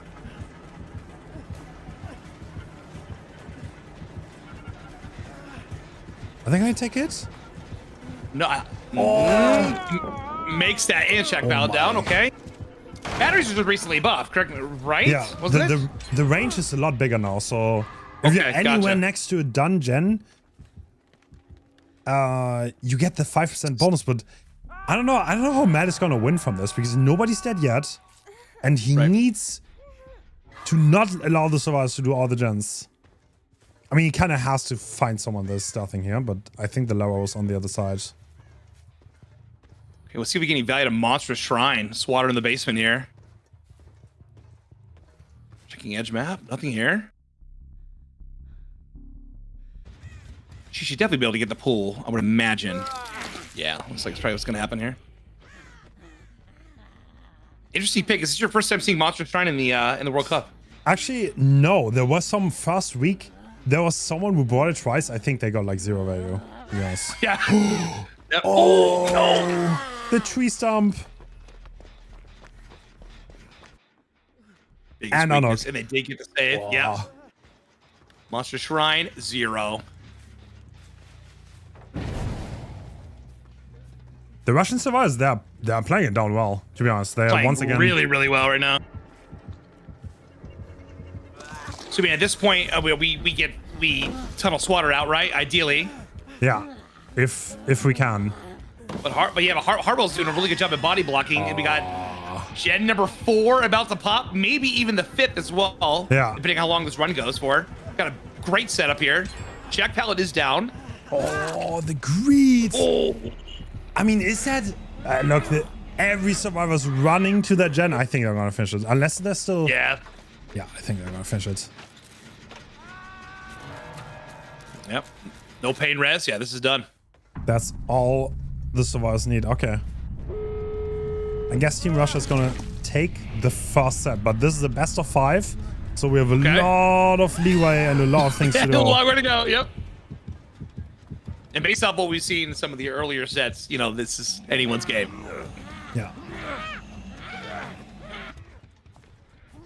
I mean, this is also Russia's pick, so this is definitely a speciality pick where not every team is that well versed at it, so not crazy surprise. Good. The Magic is playing so well this tournament. Let's see. Had a great showing against Saudi Arabia. Wasn't able to catch it. I take your word for it, though.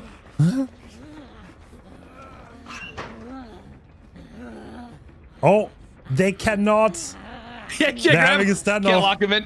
Yeah, no, because they cannot press space. Because the Nia's blocking it. And that's how you perfectly counter twins as a duo. Wow. And I think that's 3 men out, right? Well played. Looks like it. The Magic is going for the hatch, which will always spawn on Shack in this setting. Correct. Wow. They played that fantastic slow game at the start, definitely. It didn't get caught out of position really early on, and it paid off. It's impressive. Well played. Impressive. Well played indeed. GG's.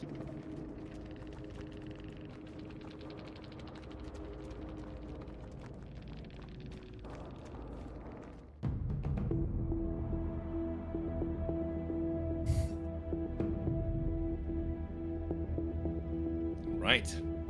Set 1 in the bag. Best of 5. Moving on to Settle by Right. Wretched Shop. Yeah, actually, that is going to be Italy's pick. So Team Italy will have to play Killer next again. I don't know if it's gonna be Mad 5 again, or probably I would guess Marco maybe. He played really amazingly against Team US, so. Oh, yeah, he did. Yeah, he did.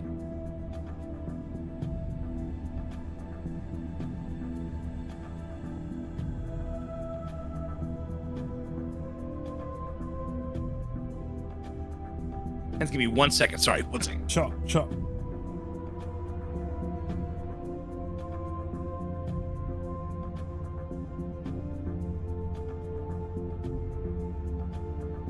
Yes, BHVR is supporting this tournament. We're getting some RXLs and EV shots for the winners. So that is super cool.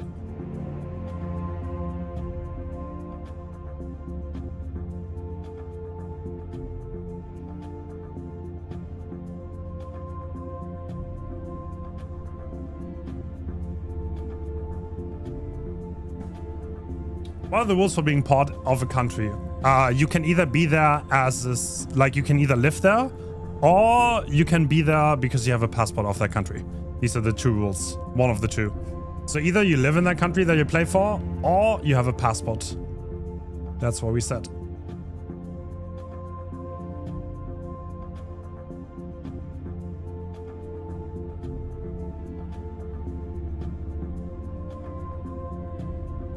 we are playing the semifinals. These are the semifinals right now.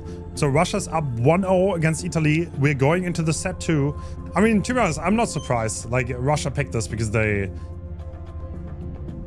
know it's a good coordination set, and I think like Russia is just like is gonna one-up them in this regard. So this next set is gonna suit Italy better, I think, and they're gonna have more of a chance. And Spain is gonna play after, yeah.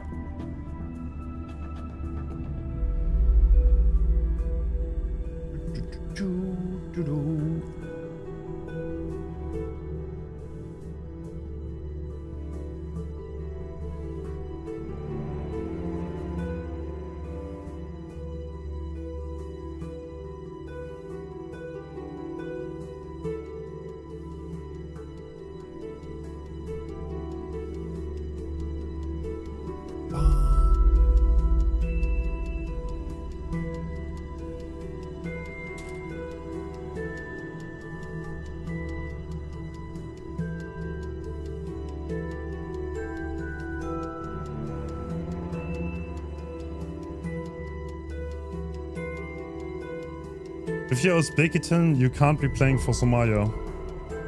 What? Chat, are you guys trolling?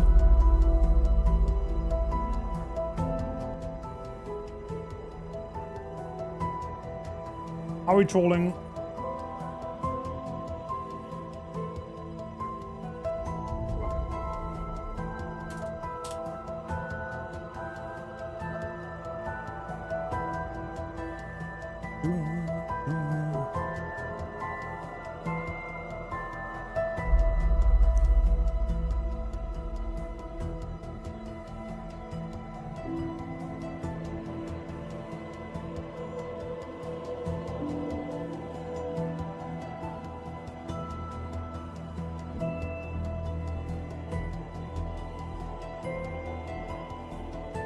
Pinhead was on Saloon, I think week 1.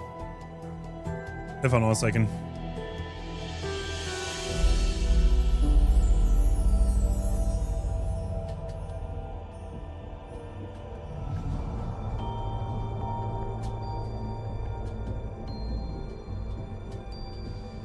I have returned. Sorry about that, buddy. Welcome back. Didn't miss much. We're about to load in. Very excited, very excited. Let's do it.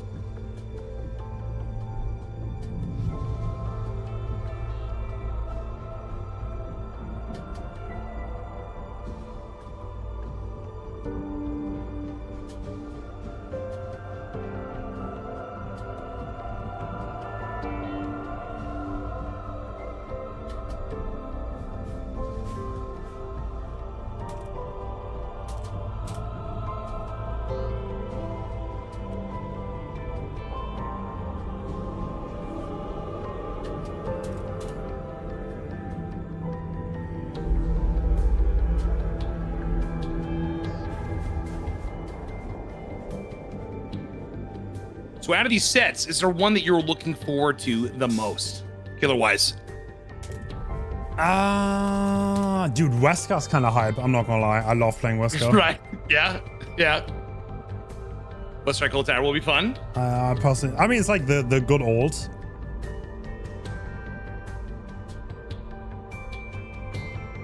All right, so Marco's gonna play Pinhead with Corrupt Intervent. No Corrupt. Actually, we have Crowd Control, Ruin, Undying, Pain Rust. So no Corrupt, but the usual add-ons, I guess, in this setting. Yeah, no Corrupt. Okay, also running Impaling Wire, so we're gonna be getting an additional chain. One breaks the original Pain, which is the Tunnel add-on. Yeah, Tunnel One always good. So nothing Tunnel too One surprising. always good. Yeah, let's see it.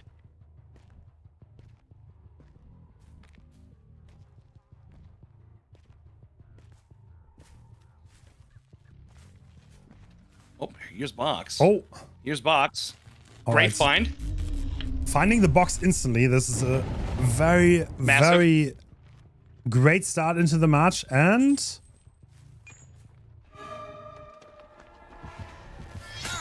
oh, Rough, fantastic chains. There's so many. can he? Whoa. He makes it. Oh I my think he makes god. it. With an absolute barrage of chains. The Imperial Wire and the chain hunt happening. Somehow doesn't get hit there. That's kind of crazy though.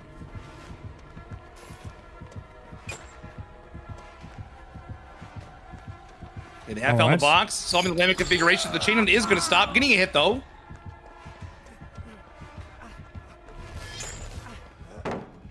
Ooh. Close gateway. Chain barely misses and the first totem.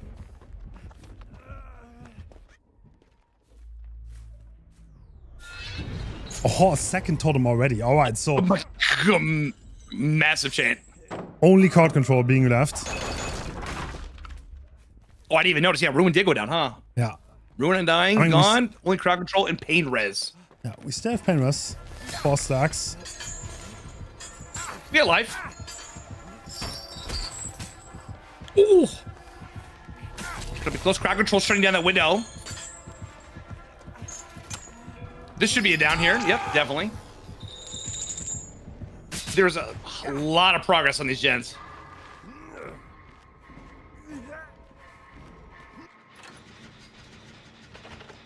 Will they get it done before Pain Risk comes in, though?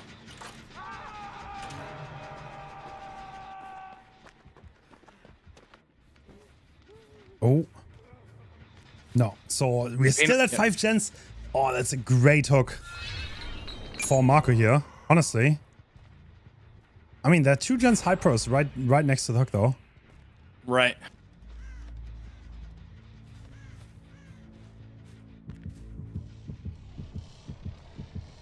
Can he hit that box? Also on the other side of Shack, huh? Ooh. Oh. Oh, I think we have a little bit of a bug situation. So right now there's a bug with Killer Instinct in the game, and that just triggered. And the killer could see the survivor that solved the box for the entirety of the game. So we're gonna reset this match. Wow. Yeah, it's a bit unfortunate because there's a nasty bug. This is the way this bug happens is if there's a survivor far away and they get Kill Instinct, there's a small chance the Kill Instinct never goes away. And you have like Kill Instinct on the survivor for the rest of the match. So even if somebody else pulls the box, it still happens, huh? Yeah. Is there any way to reset it? Okay, got it. Yeah, wow. Yeah, we're gonna reset as fast as possible. This is a no-fault restart, so anyone can change builds. But yeah, well, this only happens in lower graphic settings, so the killer will play on higher graphic settings now. Gotcha. Wow, did not know. And Crane is also bugged, correct? Is it just only Crane on Record Zero, or is it every Crane? Every Crane on Azorovs is unvaultable. Yeah, it's unfortunate. I mean, I told them if they want to not have the bug, then they have to play on high graphics. That's just how it works. Right. Got it. Tough, man. It's a great start too. Yeah, I mean it's kind of sad because Marco had a great start too, right? He got the box early, had that down, 5 gens right next to the first gen. Hate to see it. And we're running it back. All right, let's do it. I mean, this play, hopefully Marco can only hope for a similar start. Hopefully he finds the box early. He's got a lot of info. Yeah, that was a very unfortunate turn of events. All right, running right back. I think he's already looking for the box again, right? Would imagine so. And he found it. Nice. Okay. Shame not to be not a bad start. Playing box logic.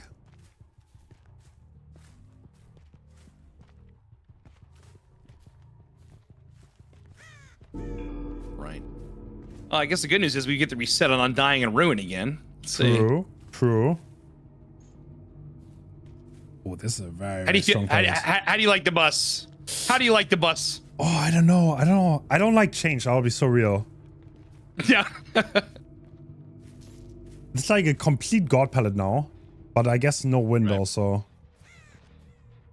And someone. Except port, okay. Unboxed. Ooh, by Shack. Okay.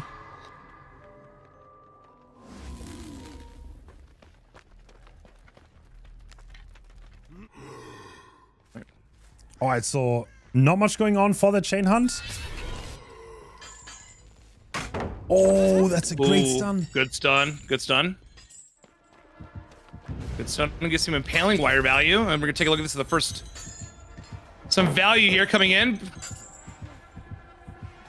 Wow. Granot. Fantastic. So patient here. Bro, he slow walls instantly and gets away. Let's go.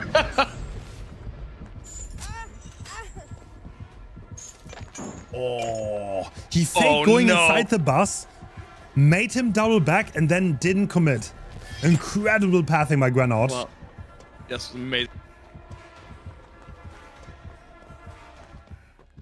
He's got to break chase from that, I would imagine. Yeah, that makes sense. Did spot another totem though, so we have Undying and Crowd Controller now out of the question. Ruin is still up though. They are so fast at getting rid of those totems. Yeah. Rechain, okay. And now we only have Pain Res for the rest of the game. Yeah, Oh, completely partners, 5 gens. I mean, okay, yeah, well, we still have Pain Res, but... Sure. Oh, bro. Oh, I feel so bad for him. Looks like gen number 1 is about to finish up here, and they have about 70 on Gen 2. Wow, the Russian survivor is insane.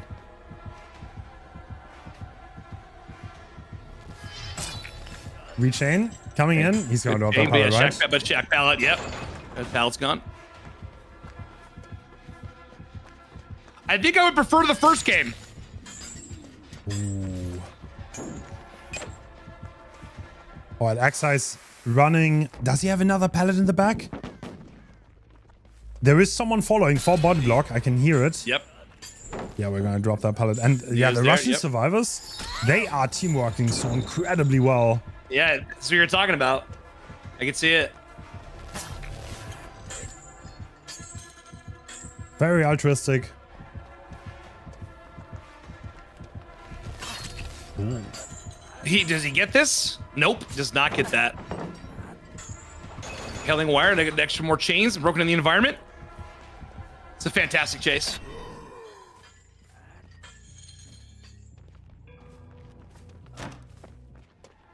All is left, a little Z-wall edge map.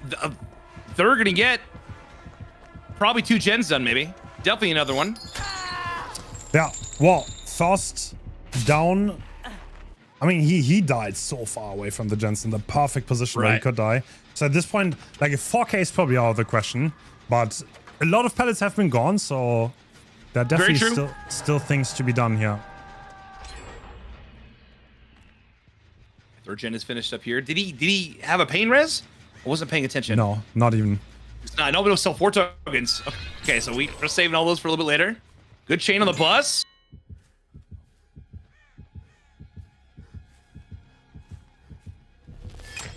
Oh. Yeah, Swatted is holding the check spot on Shark.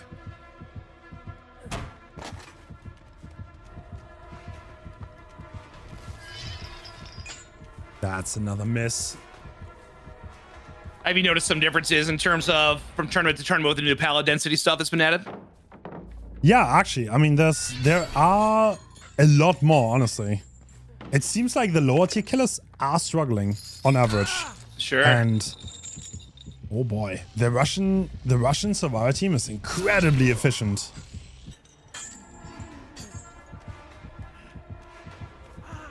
Here comes the body block, right on cue.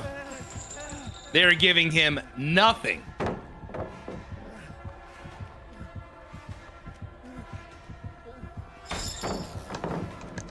Good stun. And another body block coming in for Nia.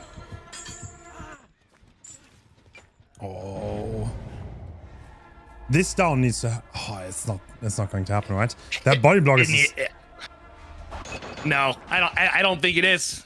Water's never gonna get away. Nia's just right there the entire time. 50% on the last gen. Looks like they are doubling. Oh, tough reset, man. Tough reset on those matches. It is indeed. Yeah, I mean, is he even gonna get another down here?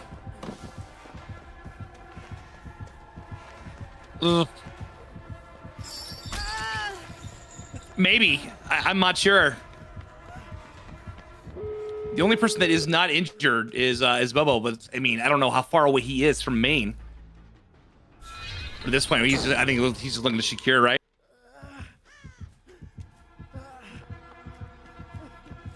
Yeah, you were not kidding with the coordination. Yeah, they've been playing great. Holy cow! I mean, this is they're probably happy to take this result, even if Swatter dies in, gets put on the hook. That's only 4 stages, but sure. Bubbles still hit tanking. Yeah, the coordination is out of this world.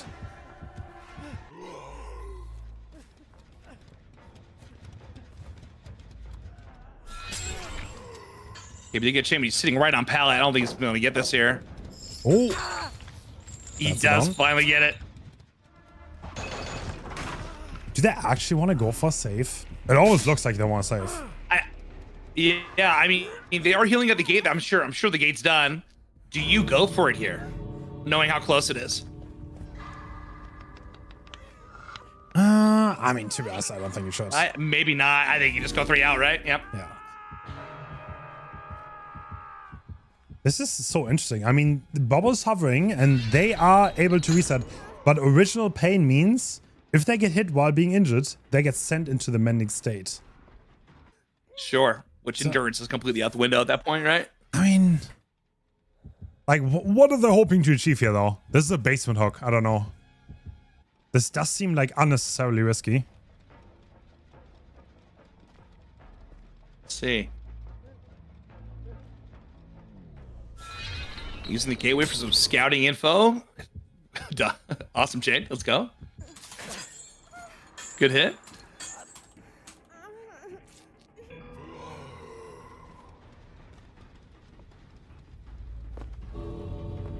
That is true. I think. Yeah, they're just gonna I think someone had chance.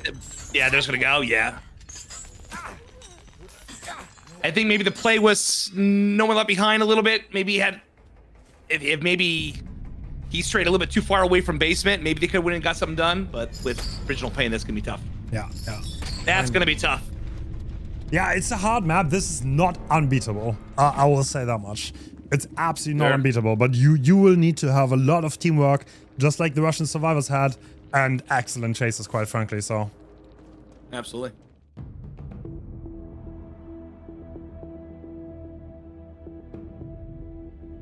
Let's see it.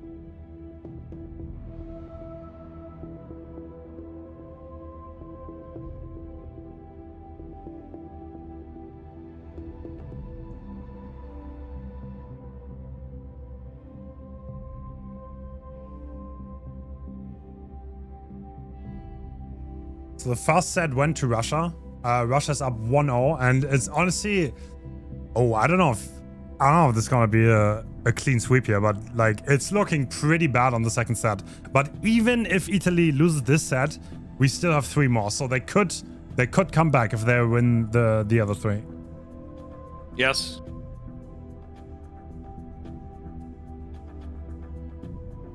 Anything is definitely possible. I did watch USA lose against Italy here, so you never know. True. You never know. Steep win con, but I think it could be done. We'll see.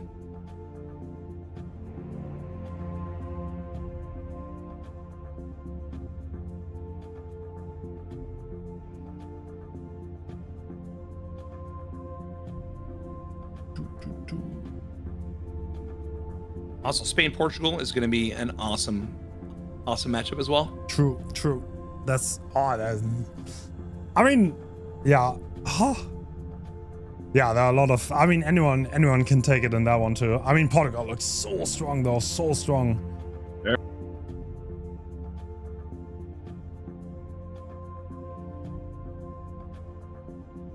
Yeah, it's always unfortunate when like bugs make us restart the game, but we kind of have to because it's kind of like game breaking when there's one hack or one survivor. Yeah.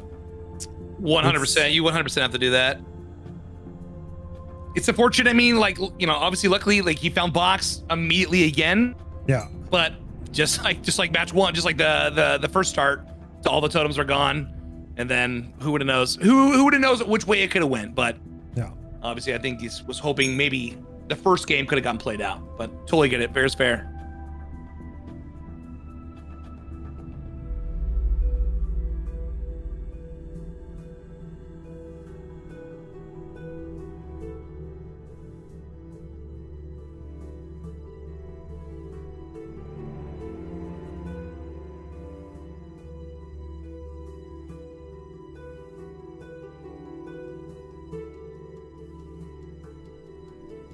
Do we know who is playing Pinhead for Russia?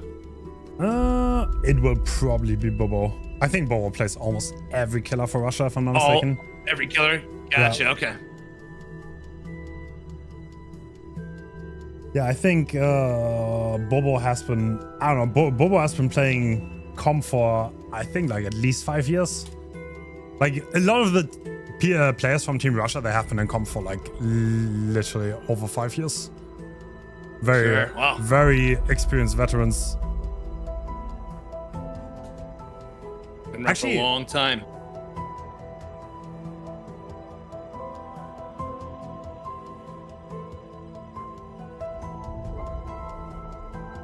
Actually, yeah, I mean, like the modern comp actually first started in from Russia. Actually, that's where modern comp with like hook stages and really? con. Because like the first tournaments in DBD were blood points. Actually, that's what the majority did, and whoever got more blood points won. Okay, but that's a little bit odd and weird, and then some proper hook stages. Like, I think next people just did kills. At some point, people were like, wait a second, hooks is like the best thing and leads to the best gameplay. And yeah, that was like somewhere in 2018, I think. Hold on a second. Wow. Did not know that. Pretty old at that point. Yeah. Definitely did not know that at all. So originally, you're saying that it went on like blood points just on and just scoring. Like, how did that work? They just took this tally all the survivors. Is how that how that worked? They tallied everyone's blood points, and whoever had more won. I think that was the first thing they ever did. Okay. A little bit, yeah, weird. Yeah. Definitely a little bit more engaging, especially for viewer wise too. Being able to watch with with the win-con Spain with hooks and stuff like that too. I 100% agree. Yeah. Yeah, right. I just want to, I want to quickly say this. We're going to leave politics out of this to the best of our abilities. We're just here to play. Nobody's any affiliates with politics, with governments. That's not what we're here for, and that's not what we want to do. We're here to...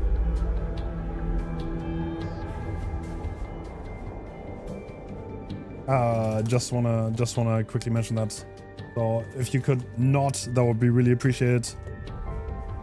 Like, I don't know. I feel like people try their hardest to make it about politics, but it really isn't.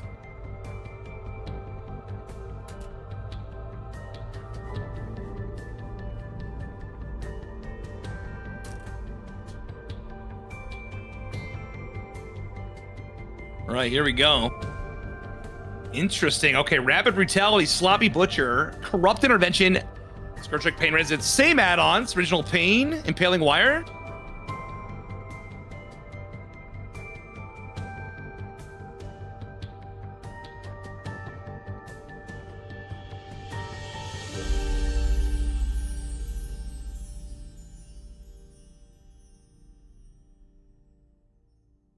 Right, and we are off. Let's see it here. All right. Okay, so Rapid Brutality, that's an interesting park. I mean, oh, okay, same gameplay. We find the box early. Immediately. Let's get the chain hunt started here. So our win con is 5 hooks, correct?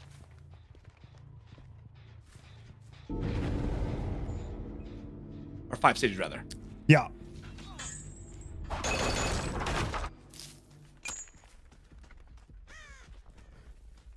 Ooh. I mean, he saw the box. Is he gonna go for it? I guess not. Probably now. Let's see.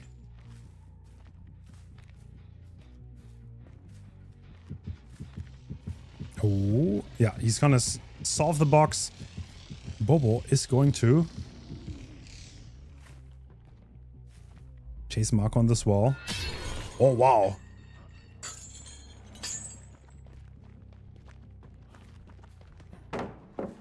Does make the pallet. Yeah. Insta gets rechained though. Is it the faucet already? Good chain. No, not quite. Yeah, no, not yet. This definitely should be a one. Yep, does get it. All right. Faucet connects, and this is where rapid brutality comes in. Oh, is someone here to tank a hit? Or Marco, maybe? Looks like maybe Pedro would pull up. We'll see. Yeah, Pedro's there. Nice, but Marco's very fine on his own. Played an amazing tournament so far.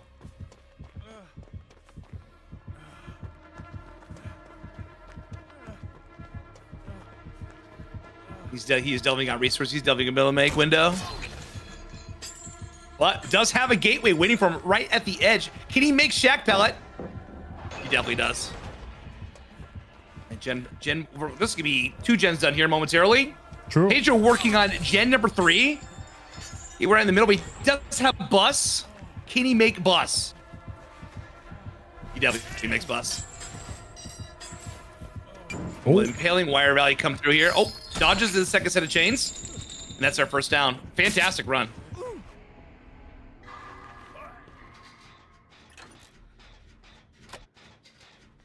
Fantastic run. I mean, Pedro's about 90% finishing up this gen here. Go ahead. there is a lot of gen pressure for Team Italy, but I mean, there's just not many hooks that Bobo needs to get, right? That's kind of the problem. Nope, that's it.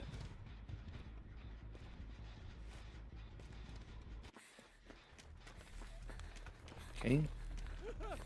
So I was going for the knock. And Bobo's just trailing out, going for chases, okay.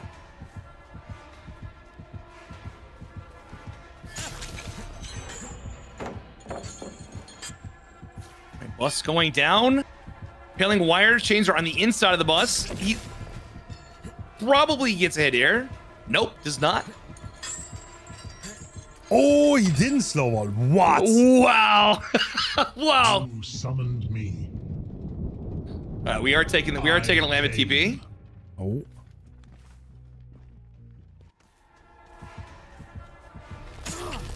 I mean, to be honest, this is anyone's game still. This is anyone's game. Oh, Wins to 50. Beautiful.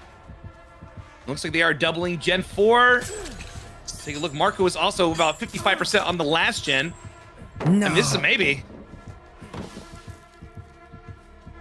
It's an excellent 50 there as well. Firecracker coming out. Does make window. Oh, ooh. Okay, here's Gen 4. What? Dude, the gens are done. Is it? What a turnaround. The gens are done. What a There's turnaround. one hook. There's no node anything. I mean, like, they just jump on doors and take the 3 out, right? That's it. nah, this is crazy. This is actually Now win. go for Buddy Block. This is a win. It's over. Oh my god. Sheesh. Oh my god, dude. Wow. W body Nah. lock. Yeah, that's it. Oh my To be god. honest, I did not expect that. I did not. Wow. Team Italy, Wow. one singular stage. Yeah, how did they win so many One 50s? That was stage. crazy. One stage. Wow. Damn. All right, so I was talking about 2-0, but nope, we are 1-1. 1-1. All right, let's go. So the third set is, this is what Italy picked, and it's Executioner. Okay. Have we seen Executioner yet in the World Cup? No, not at all. To be honest, I don't. So first time. I have not seen Executioner much since he got like his add-on rework at all. I'll be honest. Right. Okay.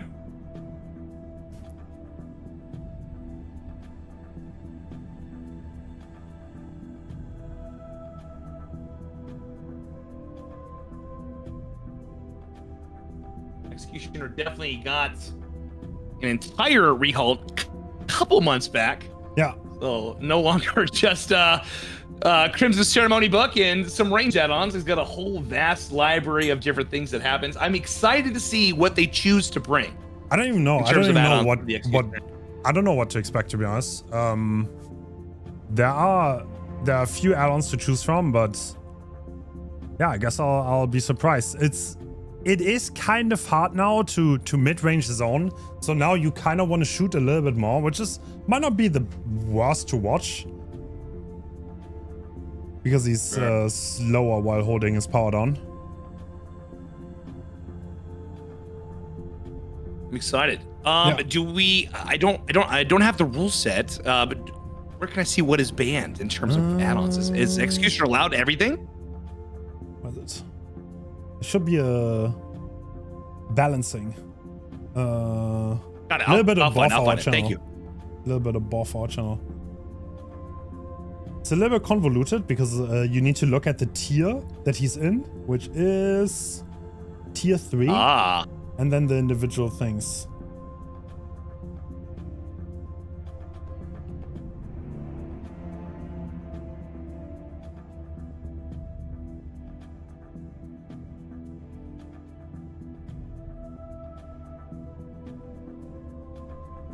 Give me 1 second.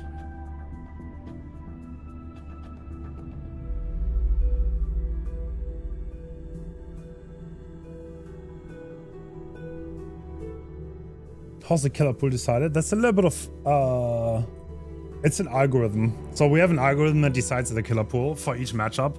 I'd kind of like to force a little bit of variety. It's less likely to have killers that we've already seen.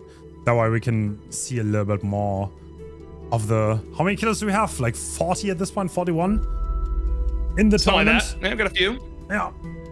So we can actually see an executioner set. Has there been a Ghostface set? Was out of office last week. Actually, did we have one? No, I don't think we had a singular Ghostface yet. set. That is so sad. Oh, would love to see that. Yeah, same. I love Ghostface. I know, like either people hate it or love it. But it's very. It's like it's a lot about like surprising survivors and kind of spook them. It's very sure, very interesting.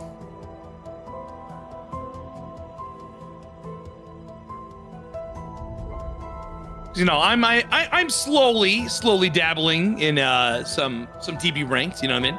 Oh, did you play? Sitting at I played a few rounds. I'm sitting at a solid gold. You know what I'm saying? Nice. I'm up from Iron 3 into gold. Not bad. But we did play a couple Ghostface sets. Listen, I'm not the sharpest tool in the shed, but that clock is a little confusing, man. Just a little bit. Just a little bit. Takes some time to get used to. It definitely takes some time to get used to that. But I know for sure that wouldn't be a problem for any of these guys. But I wonder, I would love to see if we maybe see a Ghostface set maybe later on. Perhaps, maybe. Perhaps.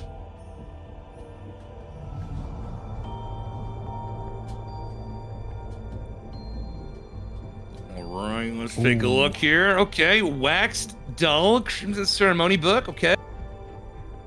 We have Rancor and Ruin. Okay, Rancor's probably more for info than anything. Ruin obviously being buffed.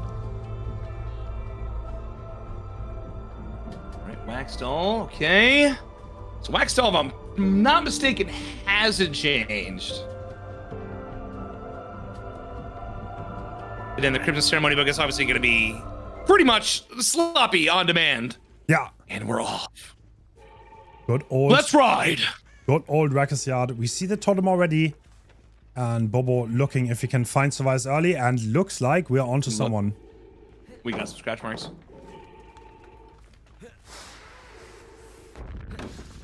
Oh. Okay, firecracker. Okay. Oh. Oh, clean dodge. So well.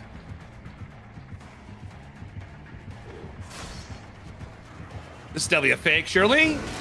Oh my god. Wow, Pal is dodging so well. He's doing 3 great. hits already. This is taking quite a while now. Fantastic 50. Are we looking at our first hit here? All right, little zone is tormented. Okay.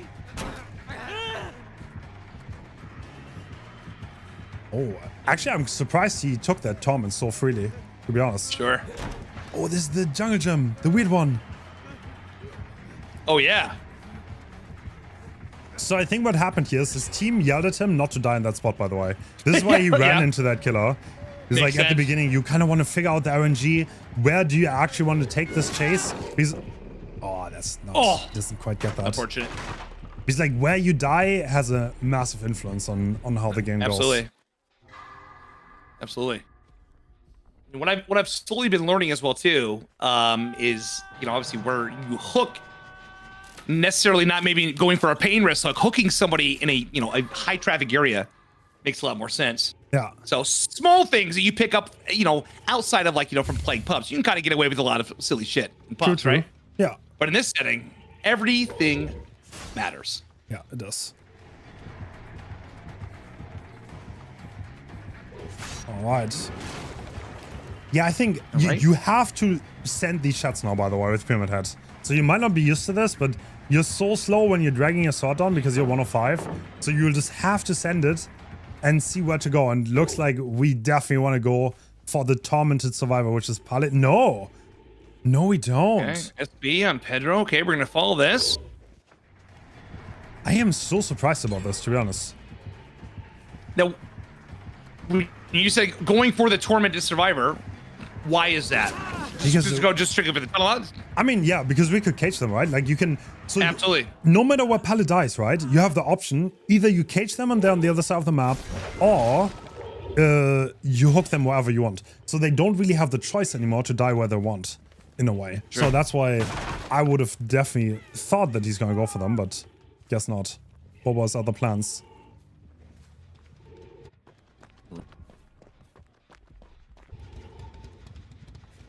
Okay, only 3 gens remaining. Let's see. All right.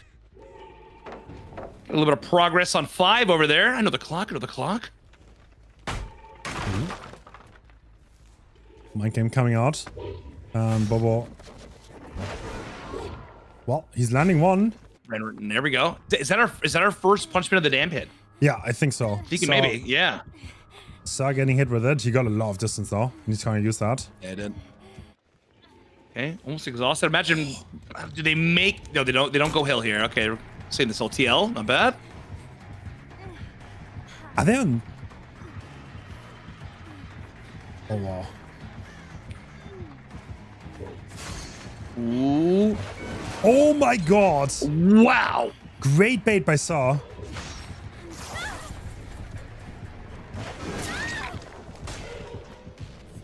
Good run. 4th gen is just now done. This is just now done. Second hook. Ruin is still up. I don't even think the survivors care that much about Ruin. Like they're just bashing the guns. I don't think it's that important at the moment. A lot of scene partner, which has been fun to watch. Yeah, actually, especially when they stealth. Right? Team partner is such a funny park. Very meta in this tournament. Wow, yeah. Ooh. We're gonna get a hit here. Does catch them right at the end. But we are working. We have progress on the last gen. Does Bobo want to contest? He's gonna leave Marco. Yeah, looks like it. Looks like he does. Yep. Oh, that gen is so high progress. Oh, it's so much. Oh. But hey, that's Ruin coming in. 150% regression now. Hey, it's good to get him off that.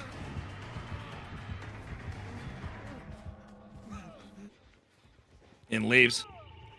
So he's gonna make his way back over to... How much progress on 5? Do we know? Nothing. I don't think that's much, no. There's nothing there. Nope. Team partner's popping out though. That's probably his own. Yep. It's the window. Nah, it's it. That's a pretty bad hit, but he's not gonna fall up on it at all. Okay.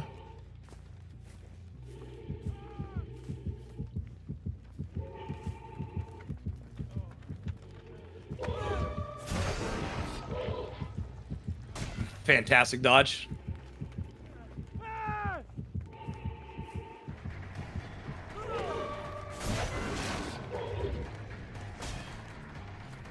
I would imagine we're going to be seeing this last gen pop very soon. Yeah, that's the last gen. There it is. Yeah. Wow. There it is. This is an insane performance. To be honest, Team Italy is playing out of their mind on Survivor here. Yeah, they are. So like at that point, honestly, you definitely want Pedro or Marco here, right? But they are... Wait, are they both gonna escape? Yeah, if Bobo's getting 2 stages here, it's completely cooked. Are we actually back there? Okay. Are we actually gonna get 2 stages? I think it's it. I think it's it. Bro. Marco for hatch. It's that. Yeah. No hatch. What? They got out the gates. That's crazy. Wow. Italy's gonna take the World Cup. Yeah, that's gonna do it. Okay. What a performance. Sweet Lord.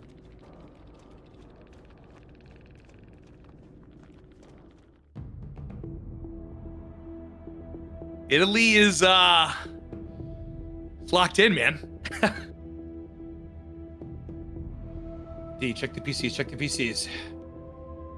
Check the PCs.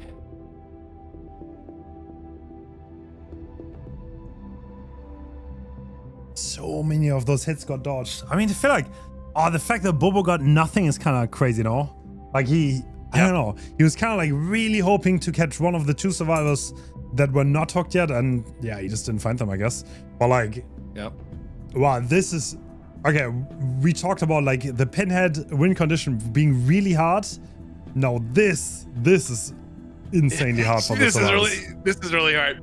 And this is Italy's pick, correct? Yes, it is Italy's pick. This is it. This is Italy's pick. Okay, well, yeah. Wait, actually, let me see. Do I have it backwards? Maybe I have it backwards. No.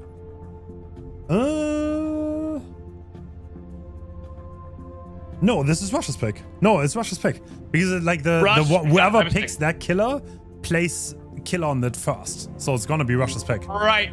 So, my mistake. Yeah, definitely a bit of an upset there. Yeah, Italy definitely has plot armor at this point. Let's see if they can carry it all the way. A little bit.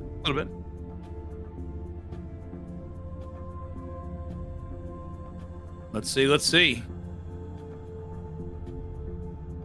So we're currently tied 1-1.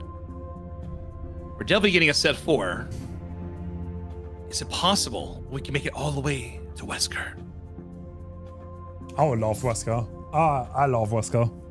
Yes. What's you said Ghostface, right? Ghostface your favorite? I agree with you. Yeah, Ghostface is fun. Dude, we should play DBD rank, and then we if the opponents don't want Ghostface, then we threaten to not play. Okay, yeah, we go. Bro, you're gonna lose like 2,000 RR if we lose. Though. I'm gold, man. It's fine. I'm gold.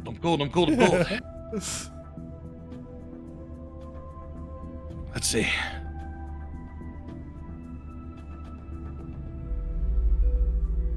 Yeah, so I was going off the screen because I thought it did say Italy picks Executioner. I'm being lied to.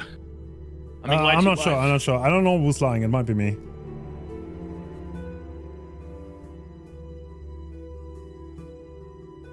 I mean, to be fair, I can just see the pick band channel. I don't know what I'm doing.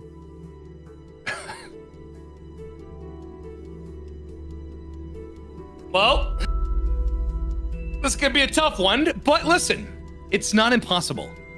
Nothing is impossible, right, Hens? Nothing is impossible, that's true. Nothing. Let your dreams be dreams.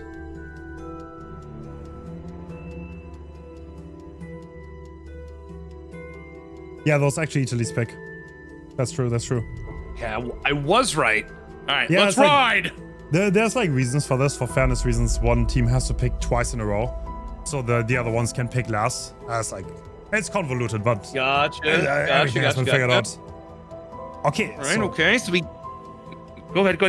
Completely different add-ons. I don't know what any of those do. We have Ruin and Undying. You know what? I'm gonna look up what those add-ons do.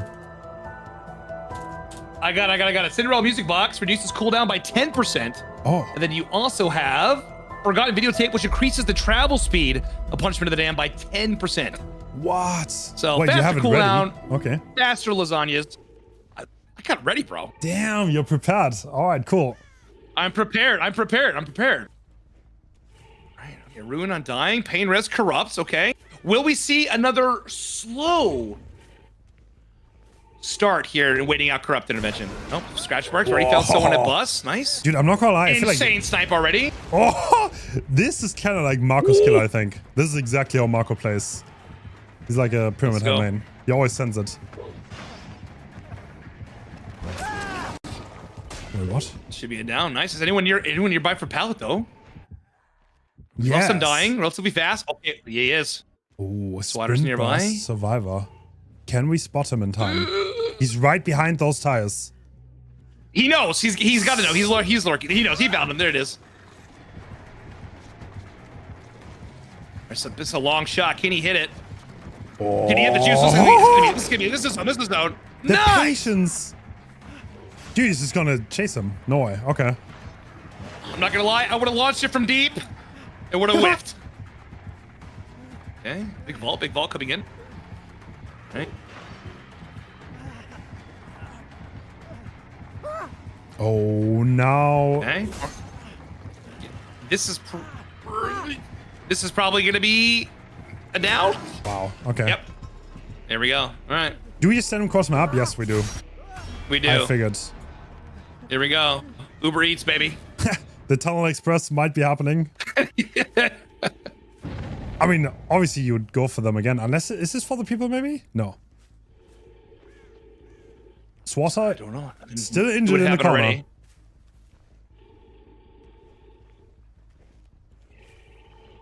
Already. Wait. Where's he? Oh. Okay, opting not to go for Swatter. Okay, Swatter's on the gen, looking back on 3. Hardwell's almost done with the first gen. Dude, the Magic That's is good playing attempt. so insane this tournament. Yes. Smash it, Great activates. stunts. It makes huge distance. For a little bit. This is a double back, surely. Nope, he's gonna eat it. Okay. Spotted one of the totems. Oh. Okay, we are going to crane. That is a safe paladin. Probably has to be broken.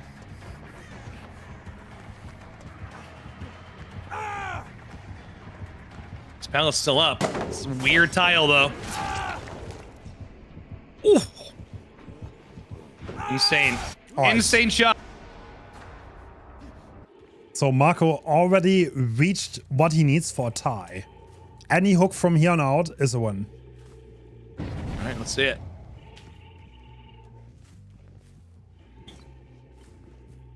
So one more stage, and it's a win.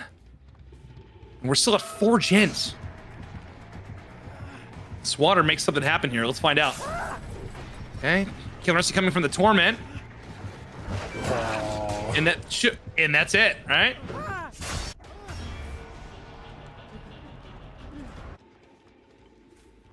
Wow. Oh, the Ruin is still up. That's gonna make it so hard. Oh my god, he just sends it. He's just going off, dude. Yeah.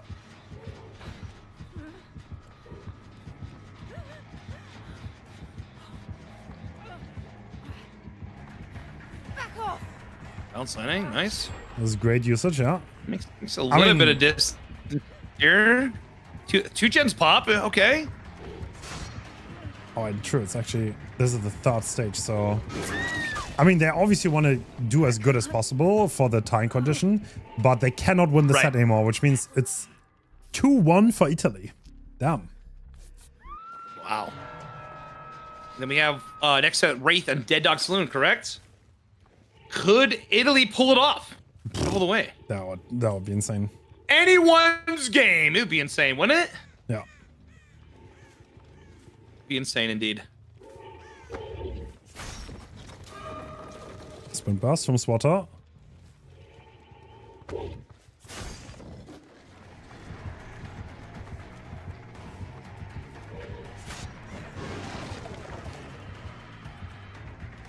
little shallow on that one. It's all right. This stratagem is so weird. It is. I mean, he's just sending them really well, though. Look at this. Like, Marcos is insane, no? Absolutely. Videotape, 10% faster. I mean, like, that counts. That adds up. It's going to be popping gen number 4. Or not. Just kidding. That's a painless on the last talk on Swatter. Coming in. You just cast across the gen. Yeah. My bad. Weird, the rune's still up. It's okay, we got this. I was confident. I mean, I saw the rune, no? It's literally on that tile. Rune is still alive. I'm surprised they didn't cleanse it yet.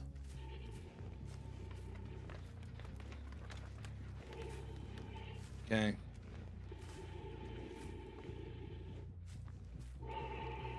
Right. Okay. Big find at Hardwell. Nice dodge. Great stun as well. Made a lot of distance. True. It's taking Chase away from the gens, but I don't think he has anything, right? He's just gonna die in the corner. Martin, no, this is it. Diagement 4, okay. Oh, but he does have all of his pain resist, no? Has he pain resist anybody yet? No, he did 1. That's right. Yeah, there it is right there. Okay, it's token number 2, consumed with the pain res. Right, insta pick. Okay. How did that totem survive for so long? That's kind of funny. It's a good totem. It's a good spawn. What are you talking about? It's very hidden. I would almost think you should be able to hear that from that gen. Sure. Oh, I think they definitely know where it is. There's no shot they don't. There's no way. No way he has that. No, he doesn't. Ooh. Oh, wait a minute, we're not. My man is accurate. Let's find out. Nah. Oh. What? Oh! Oh, huge shot. All right, this gen is getting done. 100% not gonna be. If that was another famous though. No, no way. All right, guys, let's go. All right. Well, Marco's definitely on fire today. I don't know what he ate, but he played amazing on Survivor. He played amazing on Killer. He went insane. Yeah. Okay, so like in this, we're looking for. Is it pronounced XEs? Am I saying that correctly? I think it's Excise. Excise. I am very stupid. Excise sounds cooler that way anyway. So like right now, he's gonna let's go fresh here. He needs to find his person. Yeah, that's the ideal scenario is if he gets Excise on ideal the podcast. Scenario. Right. Got it. Can he do that though? Because now we take Chase by Shaq and the hatch is also in play here. Yeah, so red to boss. Yeah. Gate of 12 is about to get open here momentarily. I think it's pretty much ready. No, it's not. Just kidding. 2 are dead. All right. Yeah, he's just gonna make be close. it, I think. It's gonna be close. Yeah, he makes it for sure. Nice dodge. Yeah, he's out. Yeah, well played. Well played indeed. All right. Style poise on the dodge on the way out. Nice. Let's go. Wrapping the Yoichi, taking it out, but that's still another sad one for Italy. So now we're going back to Russia's pick, which is Wraith. 2-1 Italy going into set 4. Very huge. But this is Russia's pick. Dead Dog Saloon Wraith. What do you think? What's the prediction? You think we're going to go to tiebreaker here? If you're a betting man, Hens. If you're a betting man. I don't know, dude. I feel like Italy has momentum right now. Who knows? But like, there's a lot. Dude, Russia's teamwork is so insane on stuff like it is very good. Wraith. So okay, I'm gonna do a prediction. I'll be right back. Okay.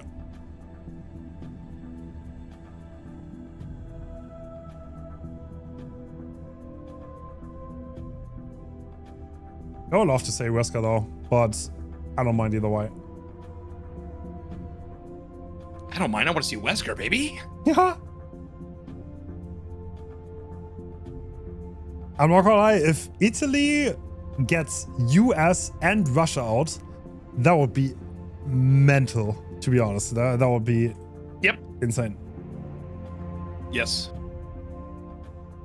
When I was watching the USA and Italy, USA had really good trap RNG, and then at the end, a really bad trap RNG, rather. No, really good, sorry.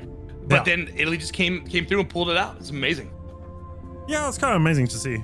I mean, Marco also, he used the pick dash so perfectly and min-maxed it to such a degree. Okay. Hens, I'm gonna let you take the wheel. I'm gonna use the restroom. All right, see you in a bit. I'll miss you. Yeah.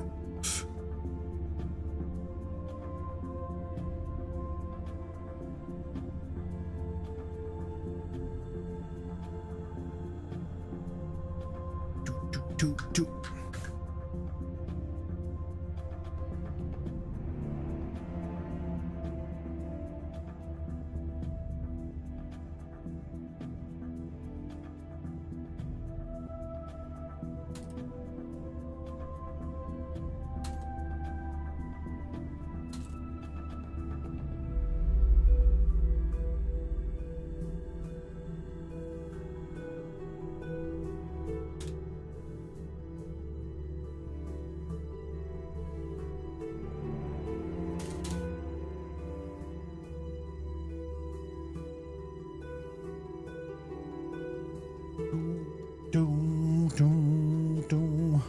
So, I think, wait, who's playing next, by the way? Do we know? I think it's gonna be Italy's killer, right? I think the way this works. What times are the finals? So, let me look at schedule. Tomorrow we're gonna have finals. It's a good question. I don't know.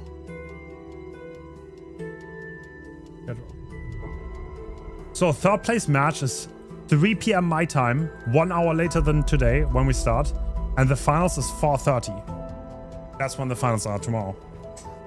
Be there or be square. And we see Marco with Ruin, Crowd Control, Sloppy, Pain Rest, so no Corrupt, Crowd Control and Ruin, and Swift Hand and Shadow Dance. So no crazy surprise.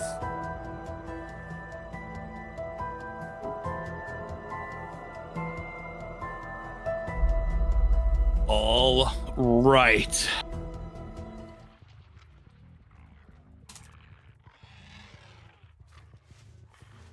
Yeah, so we have no Corrupt. So Marco will have to play aggressive here and get those downs early on. Oh. And we already see one of the survivors slow vault. That is to outplay one of the parks that is in play, Crowd Control.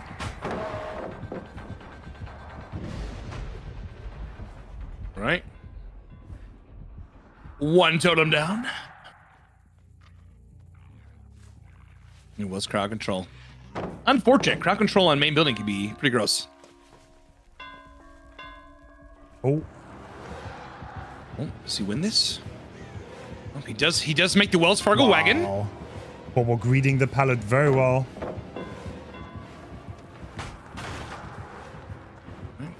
Shadow Dance value coming in. Nice. Straight to Shack. I mean, look straight to Shack. Look at all these pallets. Yeah. So, it's insane. Let's go. Yeah, you definitely don't want to get tagged. So if you can prevent getting tagged early, I think these survivors will do everything to prevent it, to stop the killer from getting into the game early. Sure. I don't know if the firecracker blinded. I don't think it did, but it did a really good job.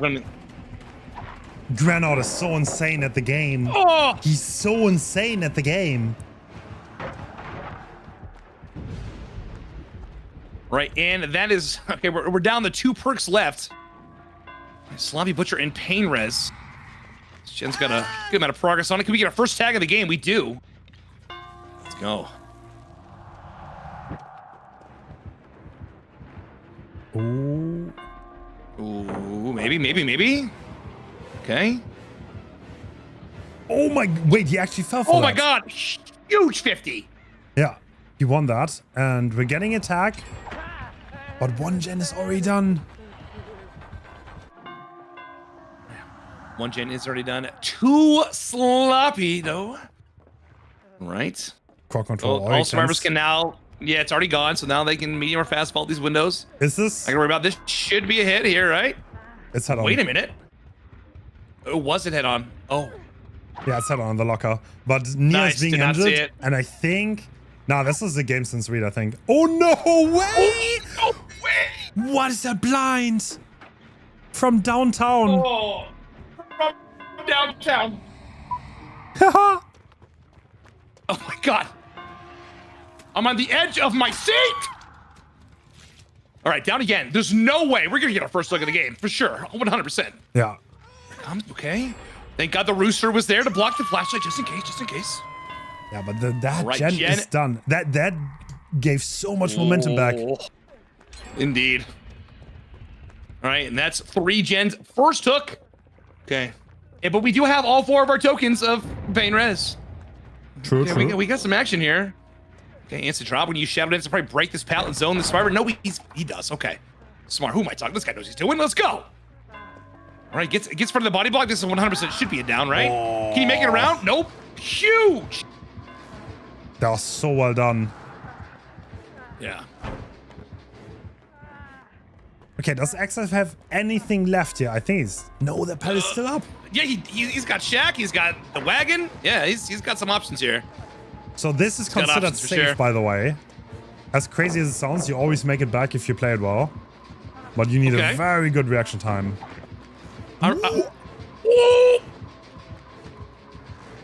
Nah. And here come in the notorious body blocks. God. The notorious body blocks. So coordinated. Such an understatement you told me earlier. I was like, okay, yeah, they probably got the shit together, but they are playing out of their minds. Yeah, they are. Absolutely. Holy shit. I mean, you don't want to chase any of these survivors. Like, you just do not.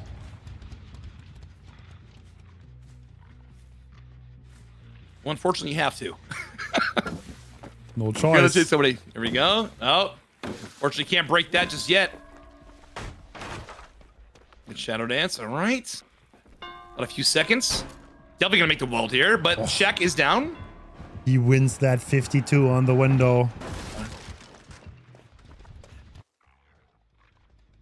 Man, the survivors, they're just doing everything correct right now. Like, they do not give Marco any openings.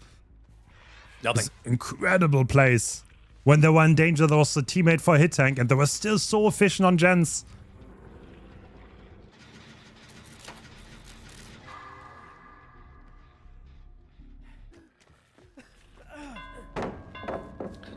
Looks like we're definitely gonna be. They're definitely getting our 4th gen done for sure. Body block, of course. Why not? They're playing out of their minds. Playing out of their minds. Excise at it again. Does he make that pallet? There we go. Okay. He 100% makes his pallet. And another hit tank is right there. The body block. Oh. Wow. God. Marco's getting starved out. Gotta be frustrating. Yeah, absolutely. Yeah, gotta be frustrating.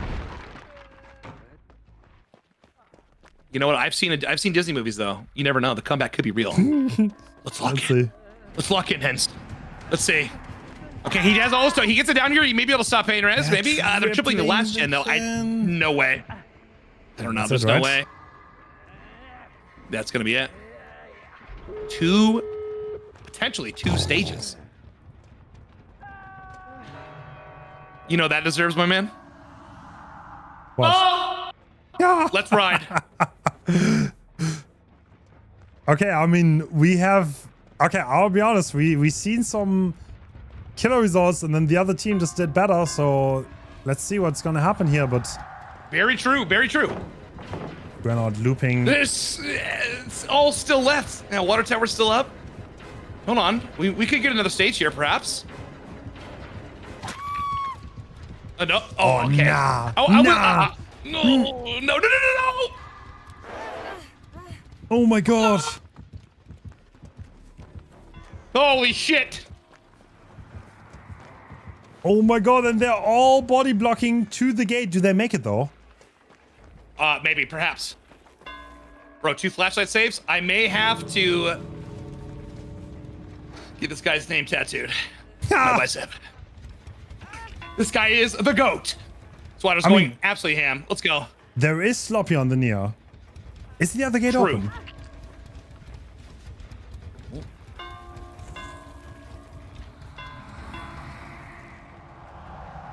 I mean, this kind of stalemate.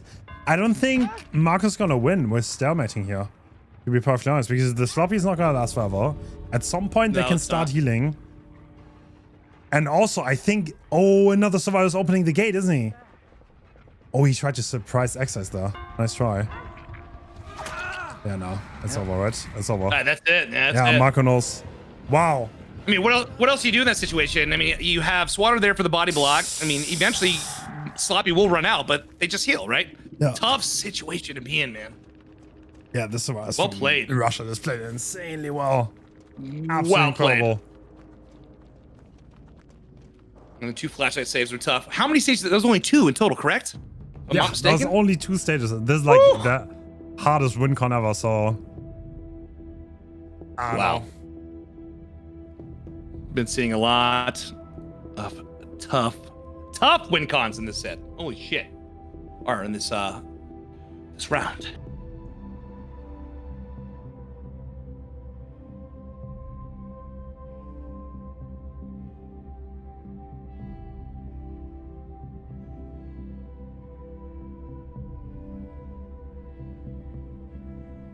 Okay. What is the win We've seen con? crazy things happen before, right? 2 stages. Or 3 stages, pardon. Yeah, so in order for the killer from Team Russia to win, they need to get 3 hook stages in total. So that's all they have to do, because the way this works is like it's team versus team, right? So usually in DBD you would have survivor versus killer, but in this setting, it always matters what is the result of the first set, because that kind of influences how the second set plays. And it's also, if you're not used to that setting, it's a very odd thing, because people are gonna play weird. If the win con is that little, for example, you will probably see a survivor try to get a flashlight save that is very unlikely, or like they're just gonna try stuff because like somehow they need to reach it, you know? Why not? Yeah, why absolutely. Yeah. All right, hold on. Anything is possible. Let's see. We've seen miracles before. I mean, Bobo got 1 stage on Pinhead, so maybe, who knows? Dude, exactly. You never know.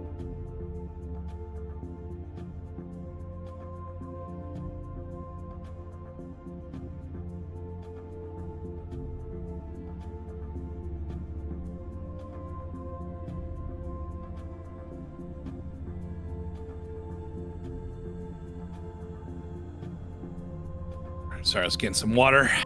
If Italy wins this, I think they have plot armor, to be honest. You think so? Yeah. Yeah, 100% if they win this with this win con. Yeah. Okay. We're about to find out.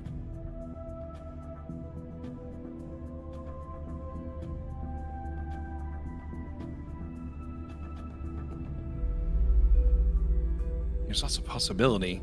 I mean, regardless, we're getting a tiebreaker, right? Because even if they tie, we're going to Wesker. True. There's very high likelihood of a Wesker set. But Italy has a chance. Yeah. Italy has a chance.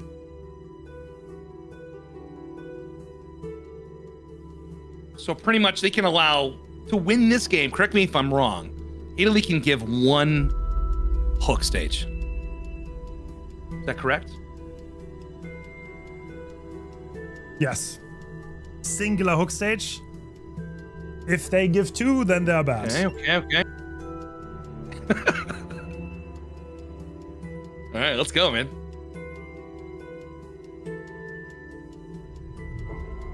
I am ready. Same. I'm ready. I took off the flip-flops. Let's do it. You actually have flip-flops on? Go down. No, bro.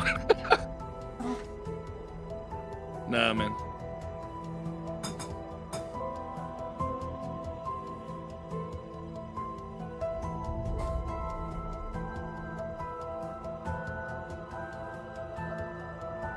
Okay, Hens, let's say you're Italy's IGL right now, and you're sitting there and you're in Discord and you're like, guys, what are you telling them? What are you telling them before this match starts? You can do whatever. Just like do your hardest. I mean, he's gonna. What's probably gonna happen is Bobo's gonna play it really safe. He's gonna drop chases if the chases are long, but I don't know. You just have to greed a little bit. Just never get hit. Don't drop all the pallets too early. Play amazingly together. Take hits when it's needed, and like somehow get the dance done. But it's, this is like so impossible. Like Bobo has to slip up somewhere, otherwise it's never gonna happen. Yeah. Okay. May God be with us all.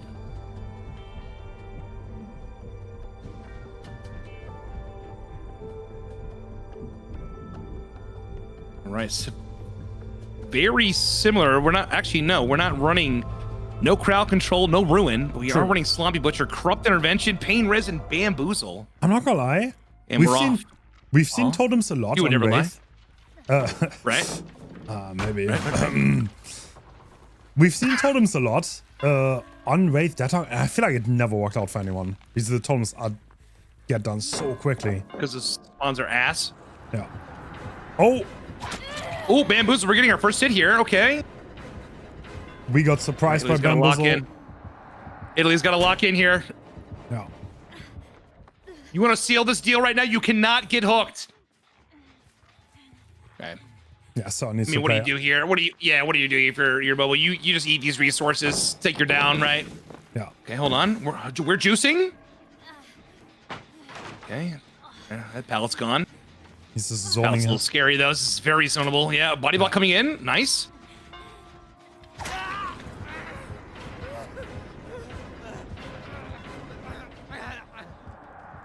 Okay, second hit. Sloppy's gonna make it so hard to reset. One thing you have to know about the setting is survivors do not have reset procs. They're very limited exhaustion, only stuff like smash it and head on. Right. So it's very, very unforgiving. And if you give those sets, it's hard to come back. 100%. Okay. So imagine we water tower's gone. I think we chew this pallet here. Oh, it wasn't called out. But he still makes that, does he? Oh, does he? No, he does not. There could be a flashlight save. Believe in something, Hens. It could happen. Hold on. Yeah. Ace out the hood. It's not there. All right. Well, we are going to Wesker no matter what here, right? There's no turning back now. I mean, if Bubble falls asleep in this chair and they get down hook. Yep. All right. Could fall asleep. You never know.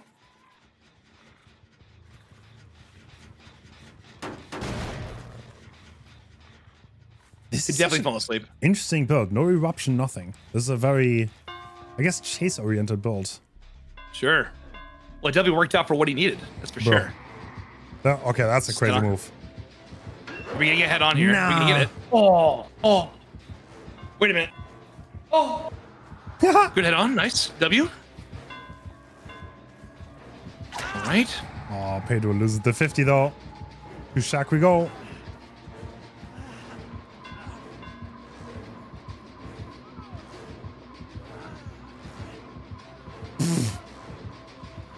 Oh, the patience on Bubble though. They were in the standoff for like 10 seconds. Incredible. Yep. Indeed. Oh, maybe. All right. So this is I know that we're going to the tiebreaker, but this is now tied in terms of win con, right? So we need one more for Russia to consider the win, right? Yeah. Okay. And You're actually tied. wow. Try to flick that. Not quite. Almost.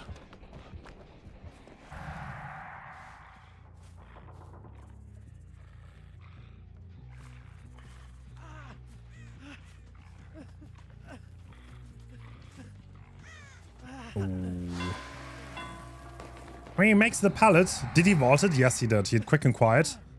He does. This is another good pallet.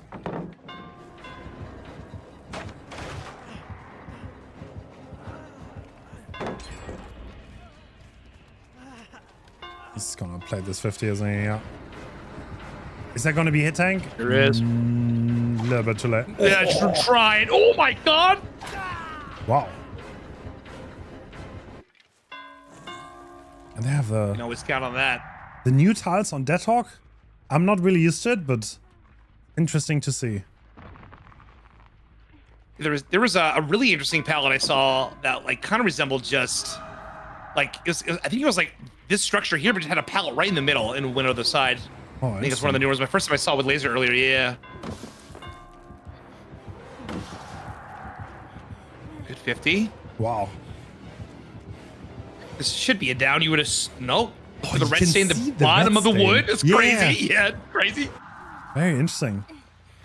And Bamboozle expired already. Right, block it up again. And gen number 3 is about to finish. All right, yeah, that's only gonna work so many times. But hey, all right, Damn. that is the official win con with this hook here. But we're going to Wesker. This is what you wanted. This is what you want to see. True. You know what I mean? The best of the best, duking it out. Then we're gonna go to a tiebreaker. Everyone loves to see it. I mean, you always gotta go to the last set, yeah. You gotta go to the last set. This is some Vegas type shit. We're going to the end.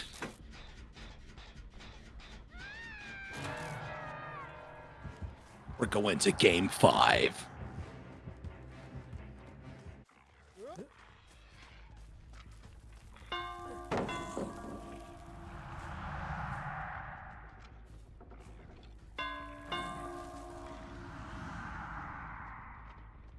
All right, we're dropping Chase. He still has that gen set up by Gallows, so... Pallet drops early. Indeed.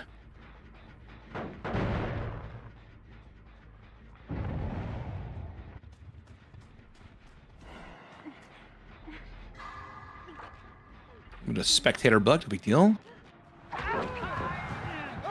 Scene partner's so funny, I love it. It was so funny when people try to stealth for the unhook with scene partner. Yeah, right? Yep. Completely works against you. Okay, W's done. Doesn't really have much back here. You just break the. Well, you know, we do have though, buddy. A body block. Here we go. Here we go.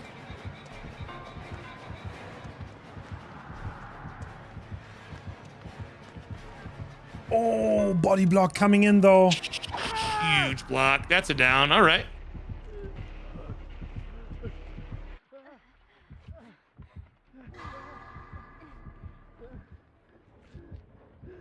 Okay, we're getting one reset. Pallet's gonna presumably get this gen.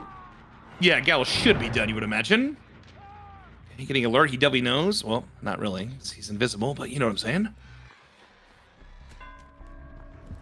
Gallows is officially done. Good hit there.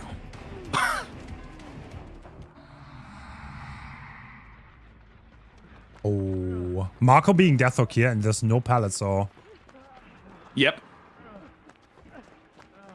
Pedro's gonna take that down just to give Marco a little bit more time.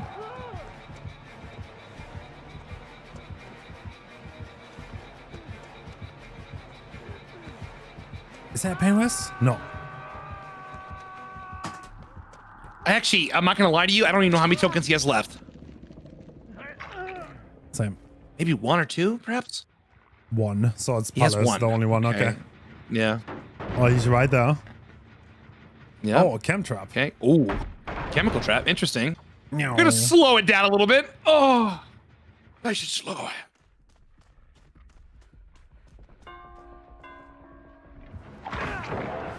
Ooh. Tough. Are they tripling that gen behind him? They are tripling the last gen. They were. No, they're the water tower gen. Okay. Ah, okay. So Saw's still on a different gen. Haha. Pausing the locker. Okay. Buying time. This gen's up again done. Yeah. All right. Pally's already making his way to the gate. Are we gonna see 3? Can we get all 3 out? Hens, what do you think? I think Saw might be completely cooked. To be honest. Wait a second. Unless Bubble's lost. Oh. I don't know why Saw's not running straight to the gate though. Interesting. Is he just taking the scenic route? Yes, he is, but he's still gonna make it. Scenic route, yep. Okay. Yep. That's everybody. All 3. Wow. Great plays. Yeah, Team Italy is playing Game well. 5. Yeah, oh, dude. Italy is not done. No. The Wesker set is going to be insane. GG's. GG's. GG.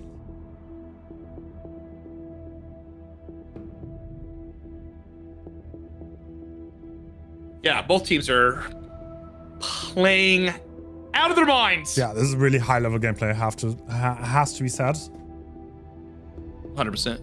You know, I thought I don't know, there are not a lot of hook status for the killers overall in this series, so the survivor teams are dominating. Dude, yeah, it's these win cons have been tough, man. Yeah. What's the close one we've had so far? Was it the Twins games? The Twin set, was that the closest we had in terms of win con or no? Probably so the insane, pinhead I one, forgot. right? The pinhead one. Oh, that's right. Yeah, that's right. That's right. It's like Sorry, the 4 memory of a goldfish. 4 stages was all Bobo had to get, and he only got 1. Right. All right. This is it. Russia, Italy, time. Game 5, Weskin time. Cold Tower. Classic. Absolute classic set. Classic. It's a little bit out in the open because the map is different now, right? The fillers are different. Everything is a little bit different.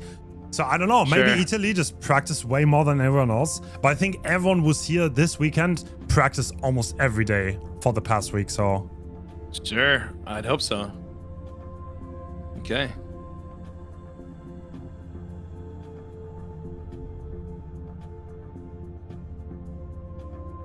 It is Weskin time. I'm gonna take off my flip-flops again. 1 second.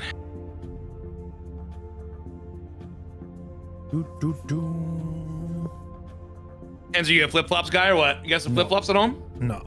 No? I don't like flip-flops. I need like solid okay. footwear. No.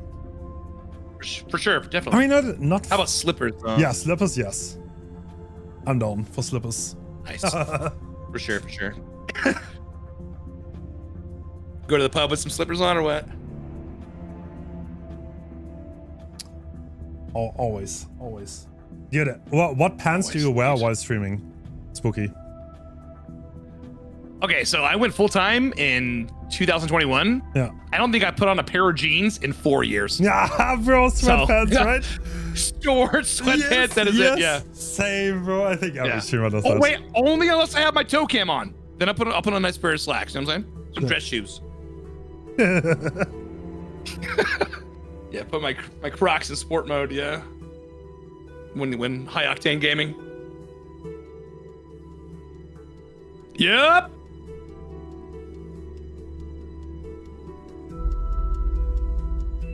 Okay, it's time.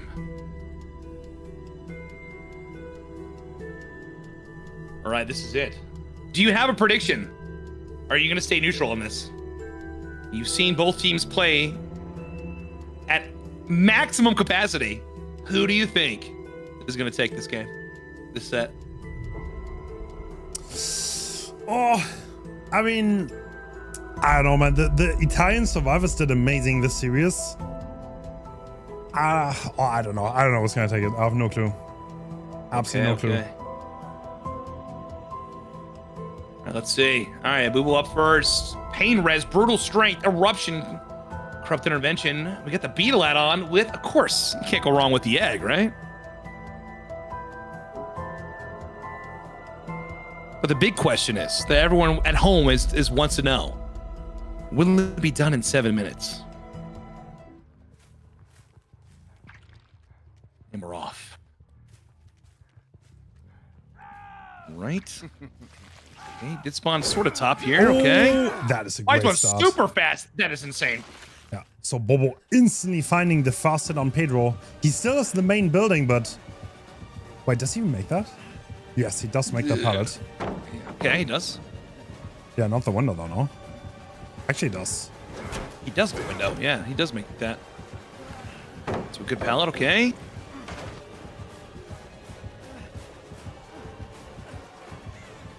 Oh. How safe is that? Yeah, it's not that safe. Nothing there. Yeah. Fantastic flying. Fantastic down. I hate to say it, but we're on pace for 7 minutes. I'm just throwing it out there. Okay, let's take a look.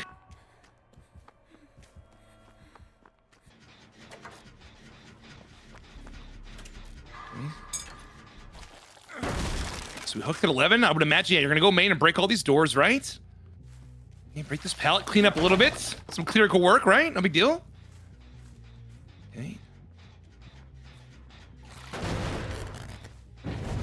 Ooh. Okay, one for the people being used. We are still at 5 gens. Oh yeah. Well, Pedro will need to see. He does need a good chase here. Otherwise, it's big trouble. So what does he have? He has this little shitty pallet, and then okay. Oh, that's a bad Huge hit there, and he's completely zoned back here, right? Yep. Can he make anything? Do we have the Avengers coming for any body block? There they are right now, coming in for the call. Boop, like clockwork, baby. So coordinated. It's impressive. Yeah, that could definitely give a little bit of room. Another body block coming out. Yep. Wow, that's a... Okay, there we go. Into a collateral hit. And a little bit of boost, yep. Actually, yeah, that's definitely going to give Pedro some room to get out of this. Well played by Team Italy here. Yep.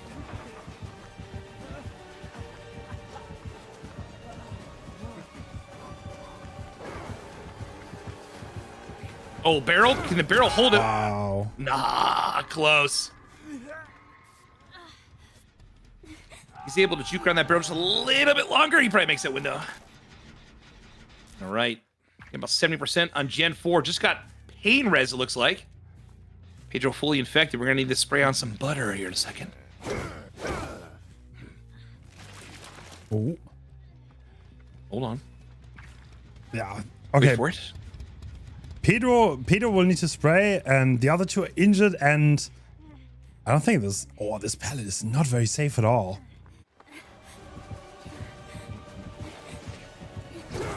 Nicely done. Will you make it, though? Nope. Wow. Great bound.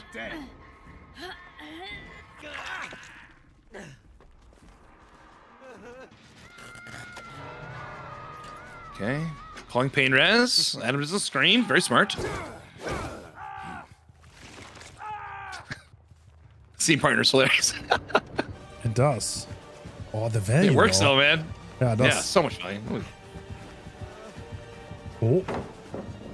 Marco getting to the pallet. Oh, I don't know. Oh, nicely done. Marco definitely has plot armor this tournament. Yeah. It does make window. Hey, gen number 2 is going down. The patience. Well, the egg. Team Italy really needs to watch out for the gen pros here. Yeah.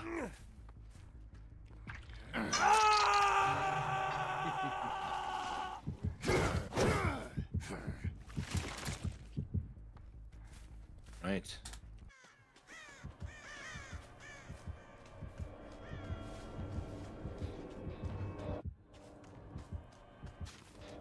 What do we got? What do we got working?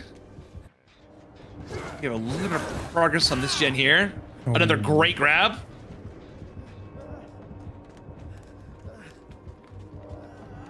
For the people coming out on Marco, I mean, they don't want him to get tunneled out. Are there still 4 gens around the main building? I think there are. I think. It's going to be tough. Yeah. Palle has balanced landing on main, so... Yep. So you got your main gen. You have, what is that? 11? And then you have what? Ooh. So you make the window. That's the question. There's nothing back here, unfortunately. Yeah. I think he do. What does he do? To take hit and then... No, body block coming in. Okay.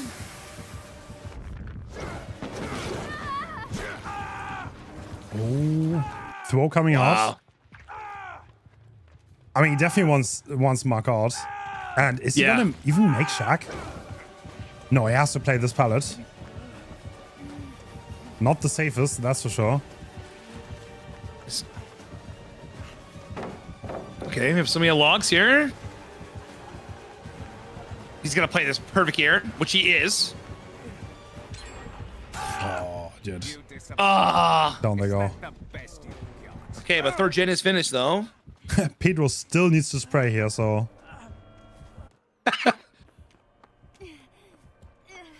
It's been running around 4% slower for the whole game. It's all right. Okay. Really good spot here. Jen is almost done. Gonna be just probably BL right out main. Yep. Adios. Okay, Eruption coming up on main as well too. He still has one Painter's token, which is actually, yeah, that's probably right. Yeah. Yeah. Oh, that Gen Splat is evil. Everyone injured, two people infected. It's not great. Pedro's up here with not balanced landing with all these doors open. No sprint burst available. As long as he plays patient here, he should be getting it down. Yep. Nice.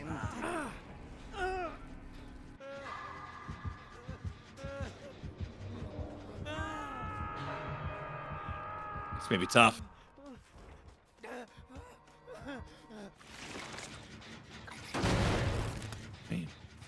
Eruption is on cooldown, but we're going to stop that there. I mean, oh, 2 gens left still. Ooh, this is mighty rough. I don't even think you even need to go all the way down there. Yeah, no. No, absolutely not. So Palle is still a pain rest, and I think that's what Bobo's aiming for. Sure. The last token. And there it is. There's a Jewel Beetle add-on, making sure we get deep throws. We love those. And his Painter's coming in and out. Boom. Strong. Very strong indeed. I mean, Sar's also infected, so they really need to watch out. Infected, 4% slower and injured. Let's see what they can do here. All right. Let's see who's going back to hook. Probably trying to intercept Pedro. He is. Yeah. I think Pedro's also about to get... He's about to get fully infected, so you better get hit here. It's close. Oh. This looks like a 4K2, to be honest. Yep, Sar's gen is 40%. Palle is going to block as long as possible for Pedro. Long enough? Yeah, There you go. is he going to hook him? No.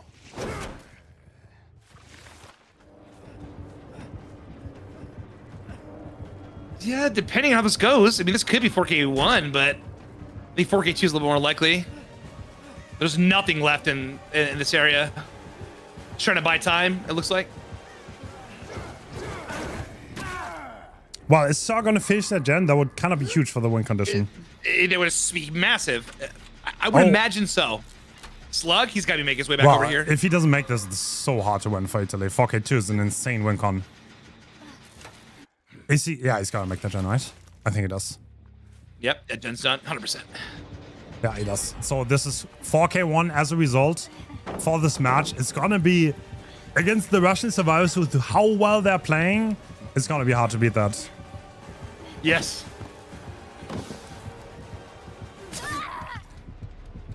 GG. GG. Ooh. I mean, it's So not an 4K1, unheard huh? of, not an unheard No, it's not. of result, but it's gonna be hard. What else is new? I would expect nothing less. Both these teams are insane. GG's.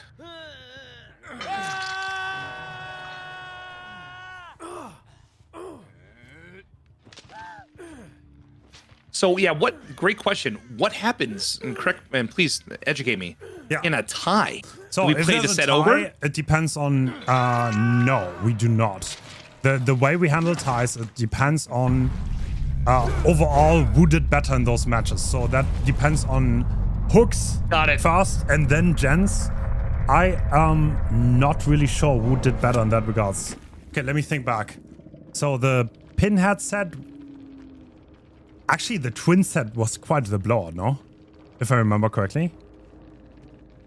Oh, Russia probably has the upper hand. If it's a tie, yeah, I would suppose it's probably Probably Russia doing better. Okay.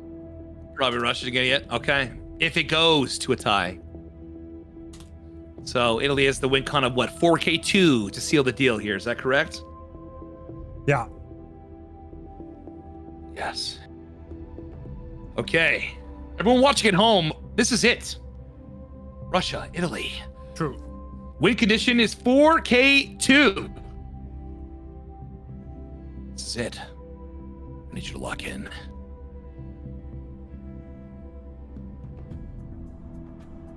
Hens, do you feel that? What? The tension? The tension. The intensity. The power! All right, we got this in the bag.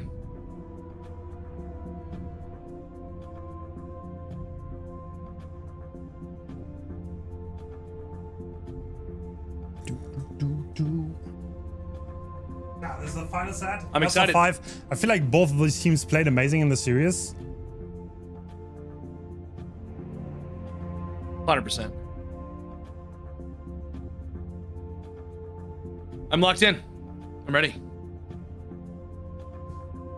I'm fine. This is always when with his tournaments, is always like organizing in the background. There's always a lot going on. Do be that way.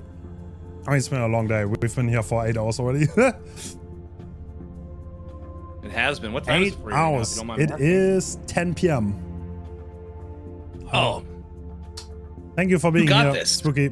How late is it for you? of course. Thanks for having me. Let me check my time. 1:10 p.m. So we're okay. Dude, no matter Here what, for the long haul. not gonna lie, Marco played amazing this tourney. So no matter what happens from here on out, I agree. Agreed. It's been fun.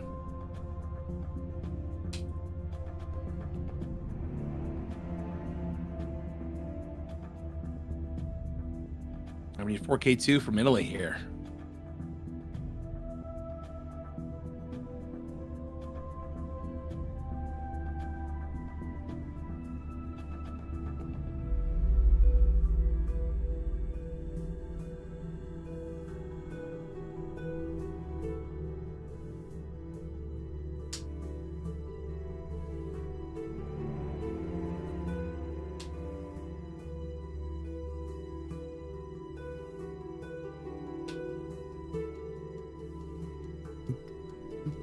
Yeah, Italy won against Team US. Huge upset to get here. And now the final set to challenge Team Russia, which is also another favorite. So yeah, Italy, great showing, no matter what happens. So yeah, so Italy has the 4K2 here because we do think that Russia had the better showing throughout the rest of the games. If it were to go to tie, right? So as asked, and I think the staff is doing the math. So we're gonna figure that out.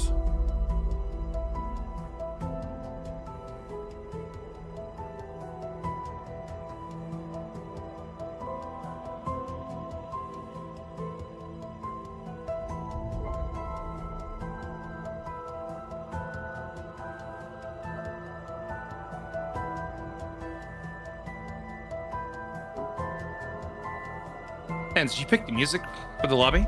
Yes, I did.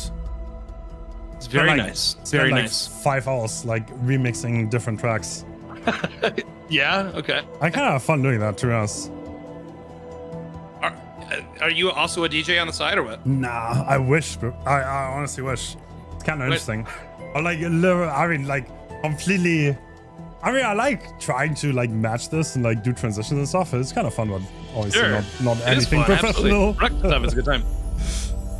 So you're saying you're not available for my wedding, is what you're telling me? Yeah, no, sorry. I mean, if it's DJ your Hens wedding, 333? then I will start. I'll You'll start do being it? a DJ. All if right, it's your all right. wedding. My man.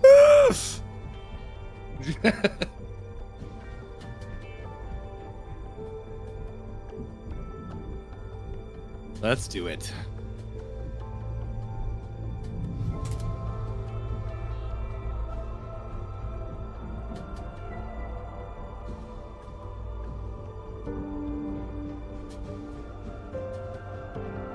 Oh.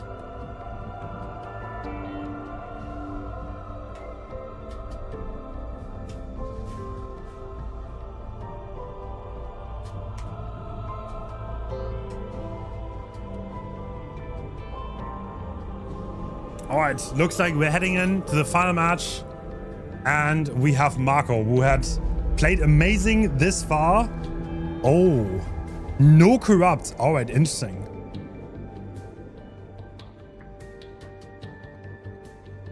No corrupt.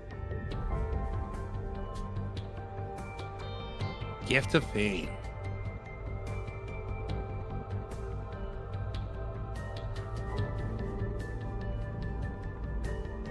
All right, we're off. Let's take a look. How do you feel about no corrupt for Gift of Pain? I guess if you find a down quick, it's not terrible, right? Ooh. Yeah, early downs. All right, fast chase relatively quickly on Swatter in the middle of the map. What is Marco going to do here? Brutal Strength breaks the pallet. I mean, you can see 3 survivors on gens already. This is the no corrupt. Right. Oh. Oh my gosh. All right. Can he dodge it? Good patience. Does make window. Oh, does he make the window though? Oh, he barely does. That was close because he just, with the throw, he almost got grabbed on that. Well. Very close. Oh, we're playing around this, aren't we? Yeah, we are. Time is ticking. 3 gens are being done while this is happening in Swatter. Like, doing everything to fake the vault. Oh my goodness gracious. Nah, That he is wins that. insane, bro. Damn.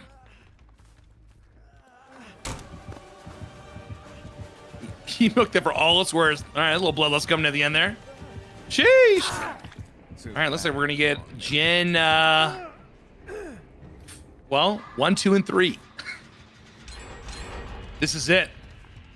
We need to see something insane out of Marco here.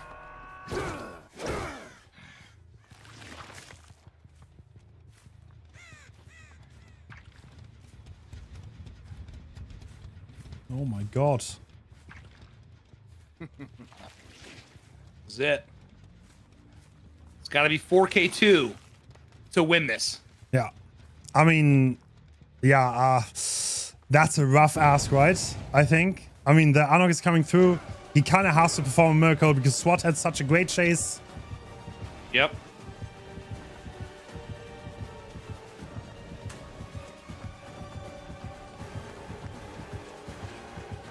Oh, Babo doesn't want to be thrown by the beetle add-on. He does, though. Not. Right. About 30-40% on the last gen. Or sorry, the 4th gen. Pardon. But I do believe we have a painters coming in. Yeah, that is... I mean, yeah, but everyone is full health. It's going to be so hard to make much going from here. Oh.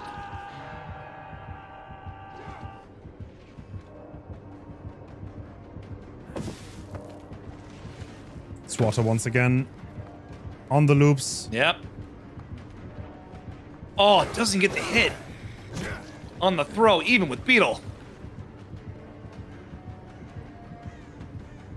Haha.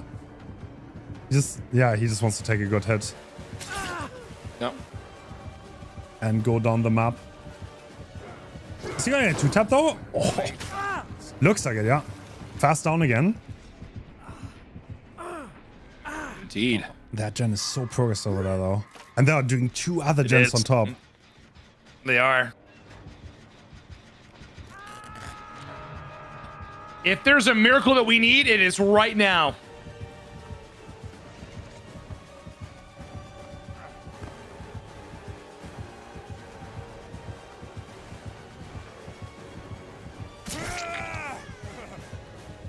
Immediately leaves. Crazy skin choice by Granot.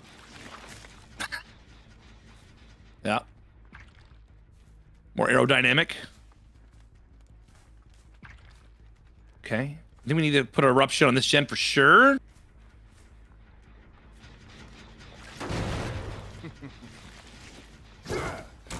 Oh, holy. Yes, this is gonna be tough. Yeah, absolutely. It looks like gen number 4 is so close to being finished. Yeah, I think. Checked out. Yep. Looks like the survivors of Russia are doing too good of a job holding Marco back. Adrenaline. And I think that's going to be it. The gens are going to be done, and that means That's it. that Russia won the set, and they're going to go to the finals. And Russia is advancing. GG's. GG's.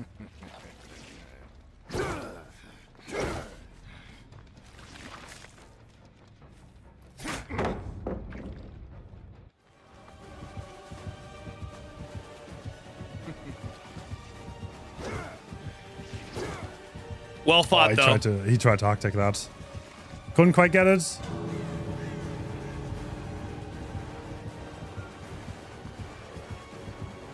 What?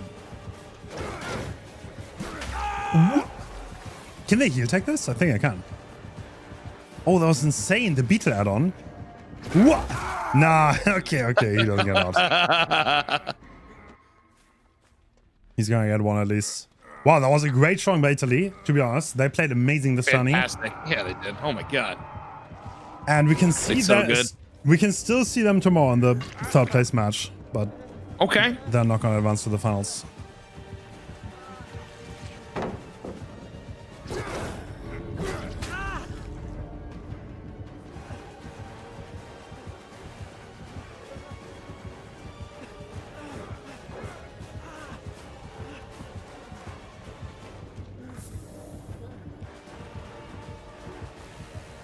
GG's. GG.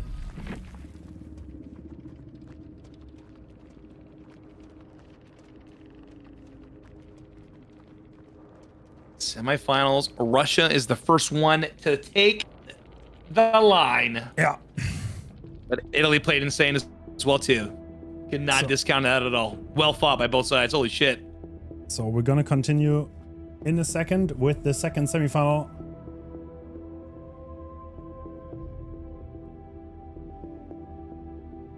Very excited.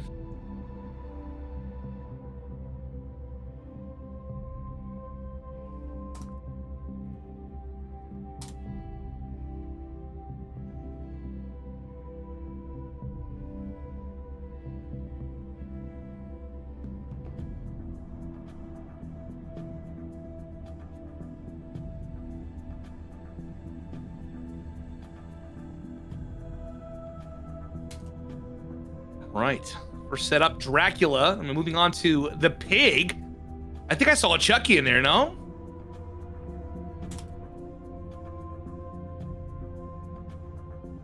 Yeah. I think so. Portugal, once again, with a good old 4 roster lineup. I mean, they don't need much more. They have Dan, Pedro, Rocket Silly. These are 4 insane players. Yep. I've played against Dan. Guy's something else. Very good. Very good. Best of the best.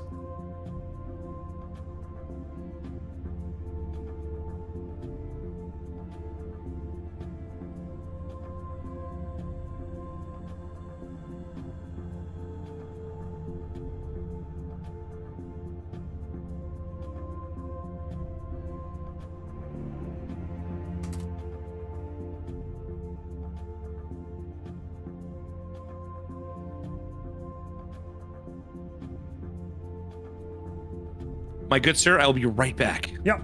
All right. There's a little bit of things.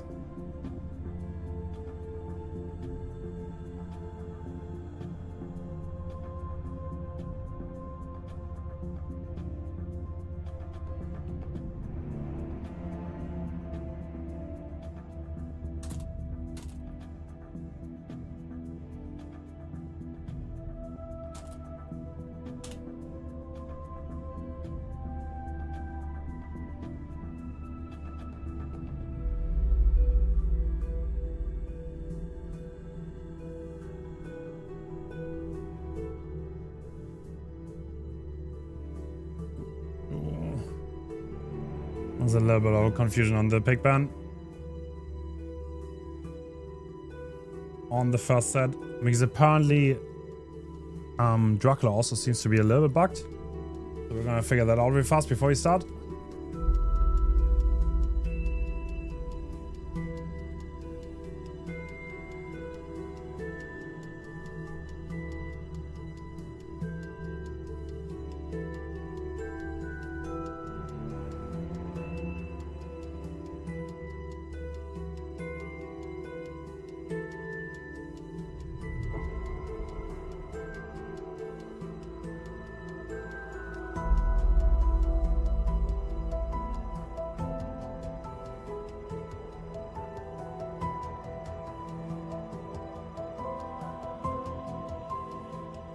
So for this World Cup, we allow every language. Thanks to the mods for checking what it is.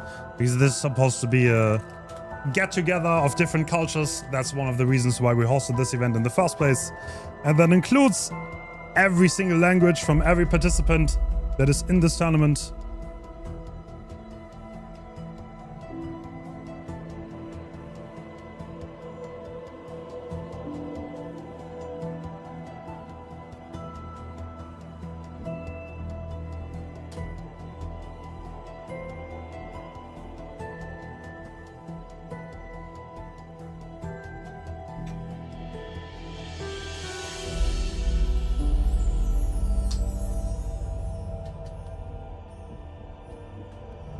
So huge thank you to the mods for doing the extra work so that everyone can cheer for their country. And I would appreciate if you do that peacefully.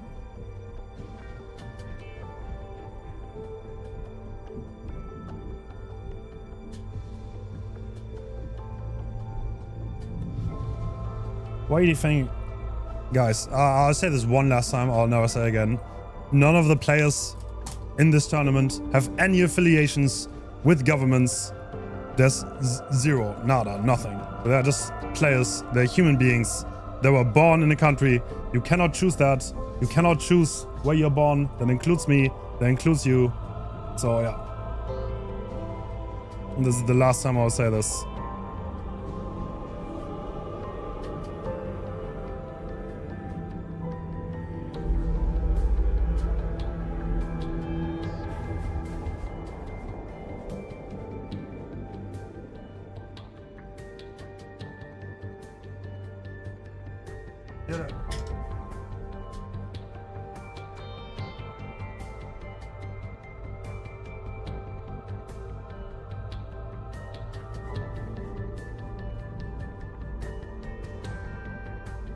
I think people like oftentimes mix that, like people and politics quite a lot.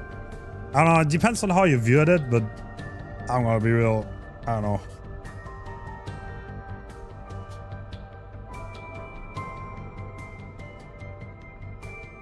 Yeah, well, this is a peaceful get together, and that's why.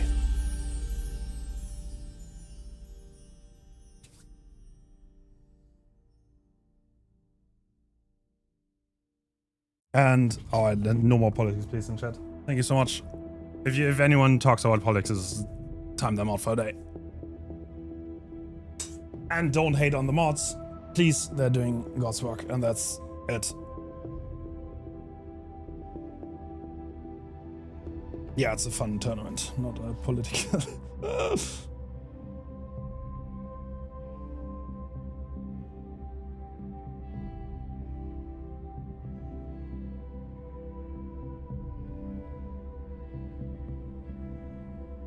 The prize pool is made with percentages, Jonas.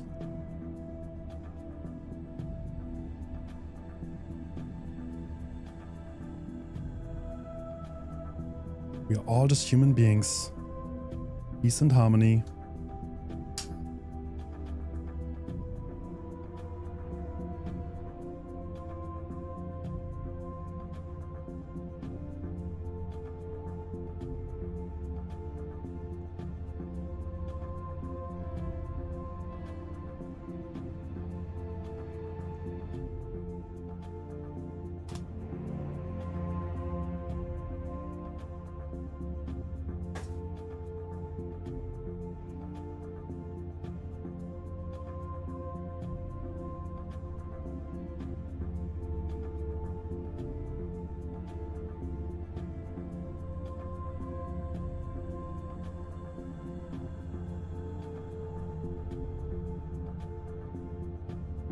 Hens, is it time? It's about time. There was some discussions on about time. Apparently, there's some bugs with Dracula. We're still gonna play it, but yeah. Okay. Anything that would require a restart, like anything like we had with the Cenobite stuff? Actually, no, probably not. But the animations are a little bit jank, apparently. So we're gonna see how bad it is. Right. Okay. Well, let's hope for a good game. No bugs. No bugs. These are two top tier teams. I think it's gonna be a good game. Yeah. It should be. Semifinals. I expect nothing less. Yeah, the grand finals are tomorrow, 4:30. Dude, Spooky, you also made music, right? Before you became a streamer?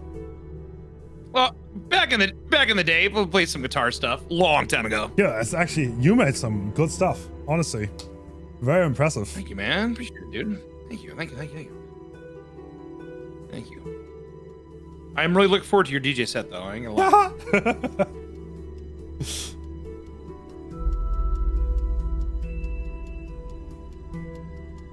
Now, let's do it. The deed.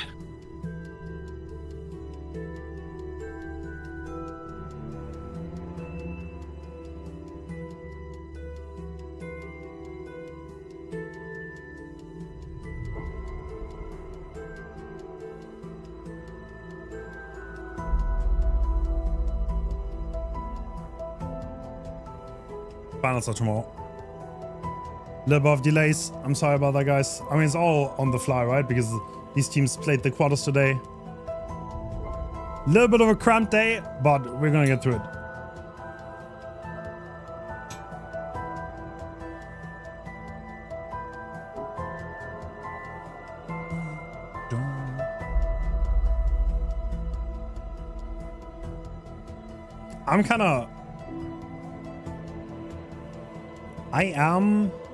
I'm very interested in this. I don't think this is free for Portugal, by the way. Team Spain is really, really strong. Ugh. Pick and dredge. We're about to find out. Two Midwich sets. Okay. We do. Do indeed.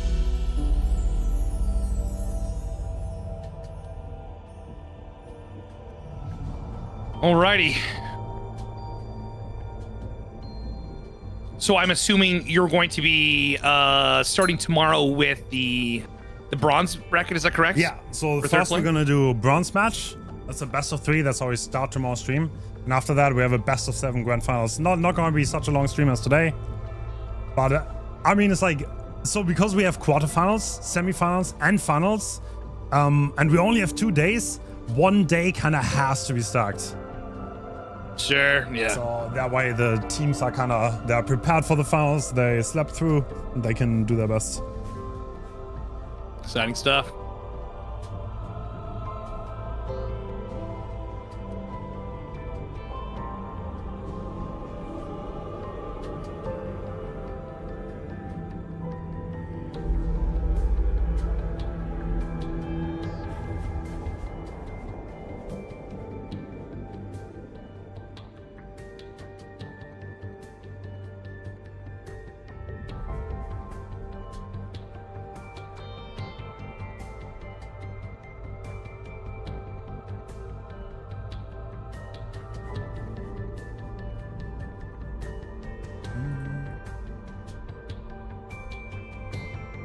That was a German team, yeah.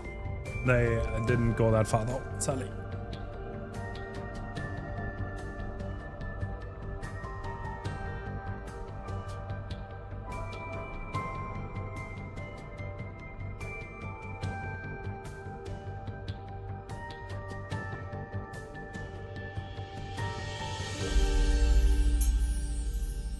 Oh, it should load in any moment now.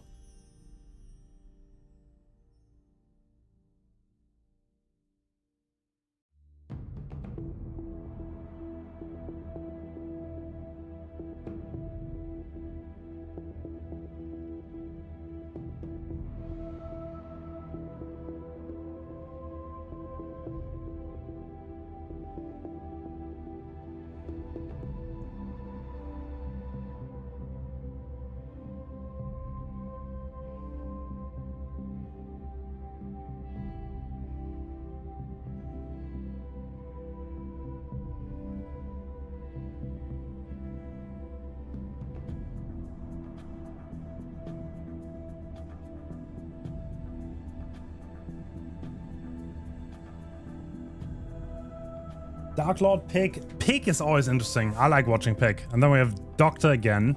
I think we had 3 Doctor sets. Good Guy on Dead Dog, and then Dredge Midwich. Exciting. Yeah. What do you think about Dracula? You like him? I do.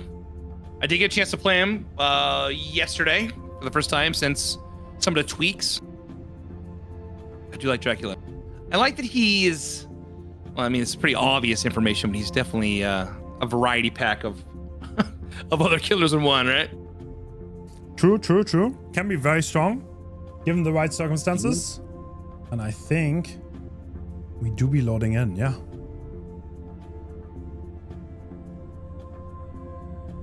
We are ready. Okay, so Colorblind Eruption, Pain Res, Corrupt Intervention.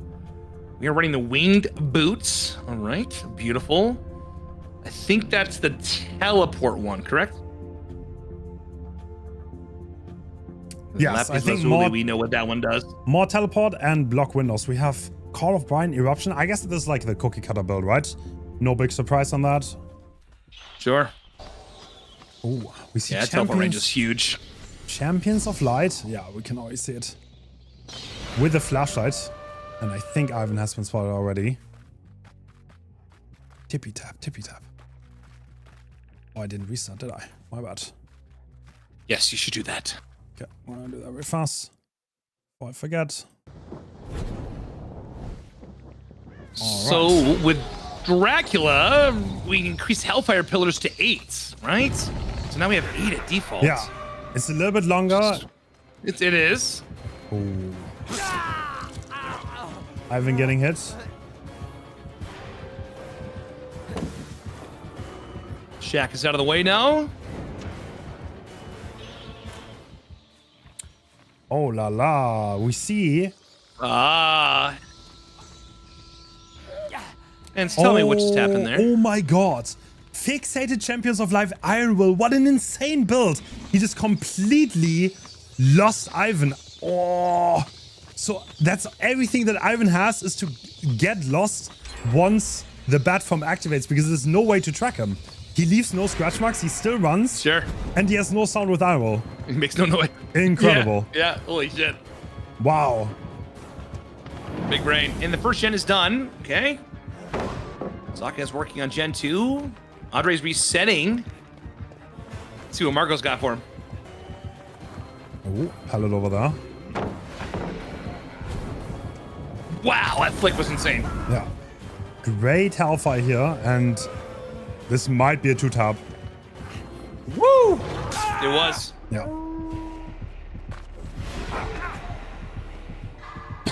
Fantastic. What do we got here? Painrose coming in on main. Okay, so this is back about 20%. Not a big deal. Still got some progress going. Instantly gonna go for a pull, right? And I would imagine he goes right back for the people coming in.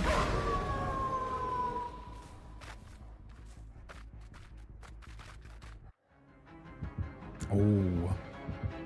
Wait, what? Ooh, very dangerous. Oh my... This is crazy. He's just sitting in a locker. Is he gonna get away with that? No shot. Let's see if he gets close enough. Nope. What? He actually searched the locker. That is crazy. That's game crazy. sense. Yep. Oh, the people completely wasted. Yep. Pedro But he really... already did use... Indeed. That's a crazy that he reads that play, honestly.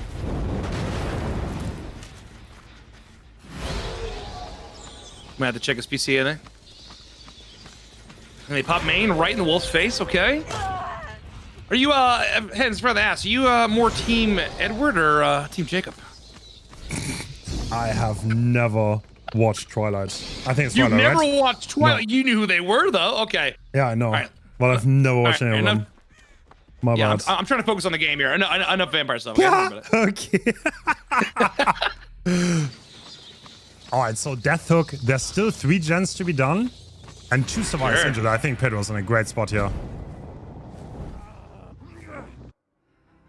Okay, it looks like they are doubling this 3rd gen here. Is he gonna be able to get this pool, or is Marcos dead?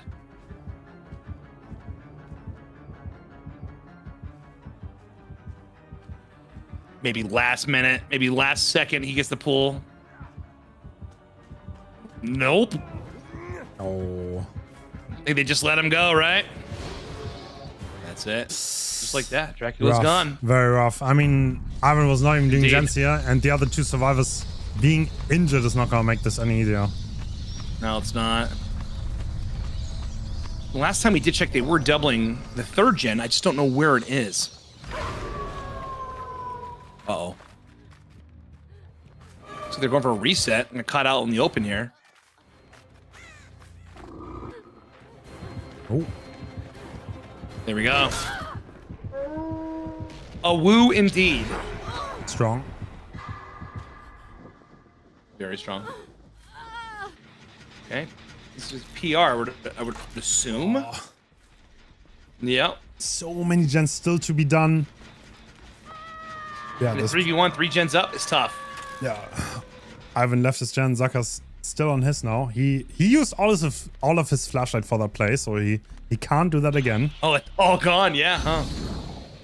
Okay. Call Ren Eruption coming in on this gen here.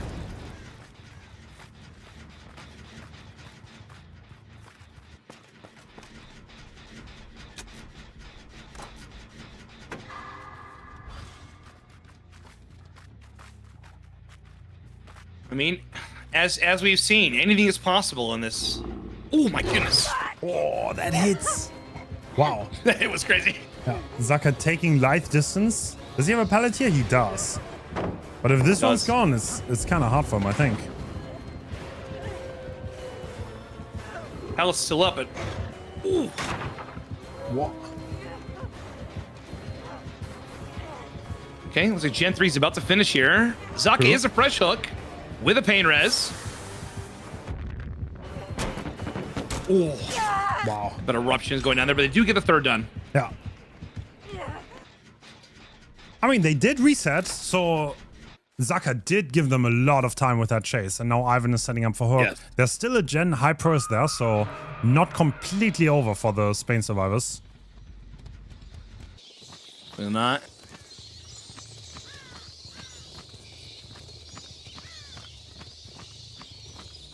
Okay, there's rescue.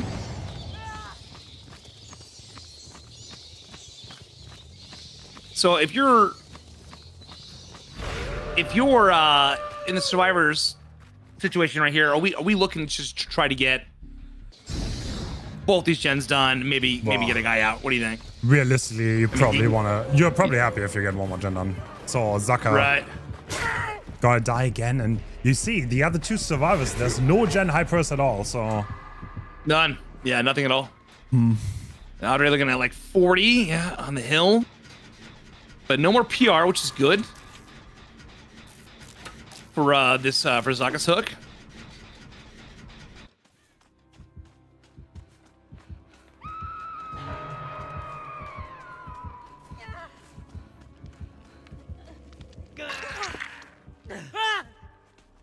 Oh, that's the new Rick perk, isn't it? That's what I've been hearing. yeah. So What is it? Come and get me? Is that what it's called, or is that what it is? Well, the survivor is not gonna have scratch marks for Right.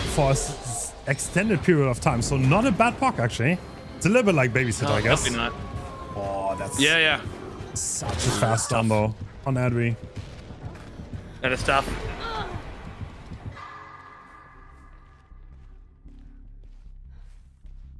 Okay.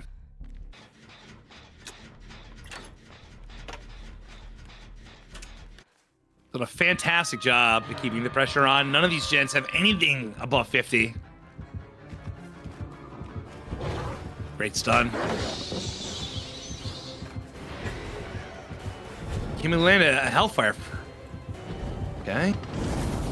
Oh. Well, Zaka definitely needs to have a chase here. Yep. Oh, he's check spotting through the wall. Interesting. There's life activated. Okay. Oh. What does Zaka have left? Not much. I got this pallet here. Okay. Fantastic dodge. Wow. Nice. Well played, but the vampire's gonna kill here, right? no. Pedro misses. Wow. This is so much time brought by Zaka here. Great job. Huge. And now Pedro has to drop. Yes, he has to leave. Yeah. Yep. To interrupt this gen.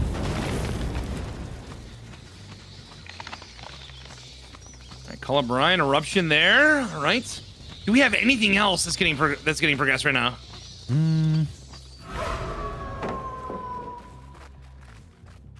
I think Zaka's back on his original gen. I would suppose though.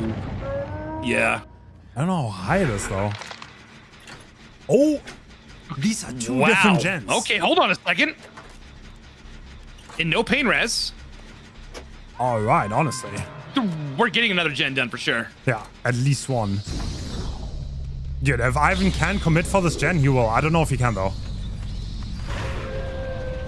He will try. Can he commit for this gen? Can he get it done? No. Barely not. So close. And then the pain res right here on the hill. Oh. Yeah, he tried. Yeah, the thing that is so close. Considering there are only 2 survivors left, if he doesn't get it done in that moment right there, he's not gonna get it done at all. Right. That's it. All right, that was close. That's close to 4K0. Wow. Yeah. 4K1. I mean, Team Spain did amazing on one survivor's dead, honestly. You know, I respect the play from Marcus. He tried to hide in that locker and tried to buy as much time as possible. I feel like he kind of overcommitted though, to be honest. Like imagine a little bit. Once Pedro was like edge map there, if he jumped out and then had a bit of a chase, that would have been so good. Yeah. Very close. Oh, almost 4K0. That would have been insane. Insane pull on the wire there. Right, Dracula. What do you think? Hens. 4K1 beatable? Sure, right? Sure. I mean, this is definitely something that is possible, but yeah, Portugal's survivor team is incredibly strong. Just like Spain's, to be fair. They're both really experienced. I'm excited to see. Yeah. Then, I mean, if they do win, if they pull this off, I mean, I think you got to watch Twilight movie. Okay. Is it actually what? No. Okay. What is the best That Twilight shit's movie? ass, man. What is the best Twilight I don't movie? know. The first one? I don't know. Let me see. Let me Google it. Hold on. 5.3 on IMDb. Oh, spooky. I'm not sure. That's pretty good. That's good? Oh my god, your standards are so low. Pretty sure Titanic was like a 4. Let me do my math. Let me do some lab work. Hold on. Yeah, this movie's kind of cheeks. Hey, you know. Oh, no way. Yeah, indeed. It's that's not bad for a bad movie, though. You know what I'm saying? Alright. Dude, have you ever seen Sharknado? Yes. There's like 12 of those movies, aren't there? Wait, did you actually watch it? I need to watch it. Yeah, forever ago. How have you not seen Sharknado? It's the whole movie is a joke. Sorry, Spooky. I'm kind of like missing out on the movies. Yeah. Listen. Listen. Go get yourself some nice house slippers. Get a bag of popcorn. Crack open. Just watch the entire Twilight saga, and then finish off with like all the Sharknados. Yeah. Okay. So entire take a nice Twilight, when then the tournament's Sharknado. done. Yeah, back to back. Like you can't leave. Just do that on your day off. You're gonna wake up so refreshed, so knowledgeable on pop culture. It's gonna be insane. It's gonna be great.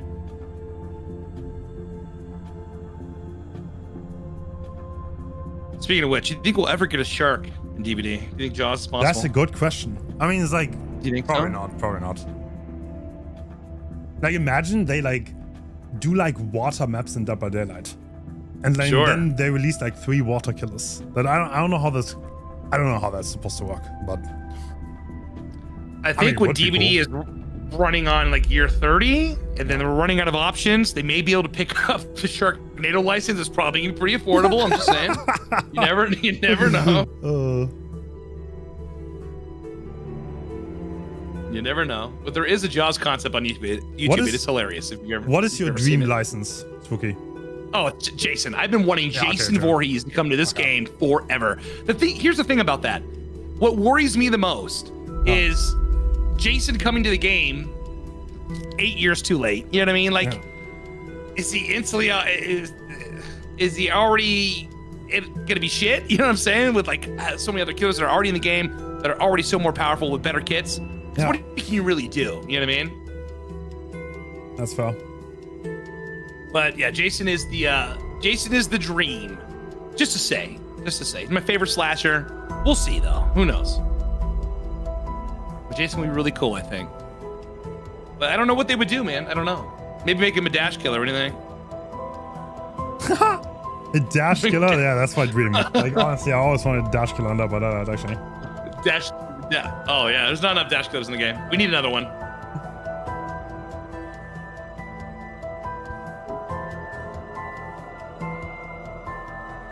Indeed. A second for me, though. How about you? I'm sorry. I'm making it all about myself. How about you? Is there any dream license or anything that you would like to see? I would love Scooby-Doo, but it's never gonna happen, I think. Okay. It's because I think it's like more for kids and they don't want violence, but like I think it would have already happened if it was possible, but Scooby-Doo would be super cool. Sure. But could you play as Scooby-Doo is the question. It's just a dog doing a gen, you know what I mean? Yeah, why not? Go. Scooby-Doo, huh? All right.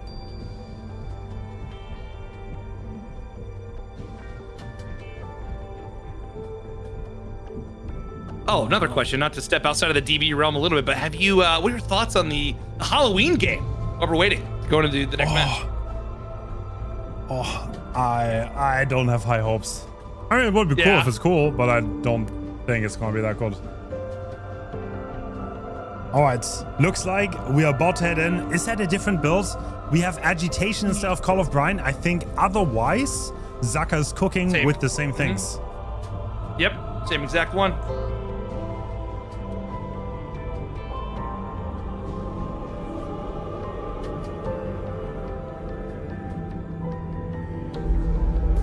Ready. It is time. Yeah. Clean break on the survivors. Interesting. And yeah, Zaka's in-game. He will have to do quite a lot. He needs to 4K. Otherwise, Portugal is going to take this set. At one. Yep. Tippy tappy. Oh. Okay. Oh, actually. Still leaving that loop entirely, but... Yeah, he's not gonna get mind cannon on that, is he? No. He's doing a great job of staying concealed. Wow. Not worth the time. We're out of here. Okay. Yeah, wasting so much time early game. Well done. All right, Cream Palette going down. Is the buzz still considered fun, Hens? That's the question. Oh, not... No, I don't think so.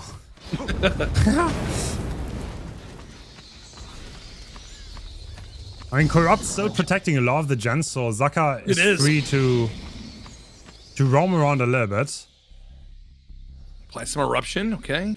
They are doubling. Was that, what is that, 12? That's 12. 11? What is that?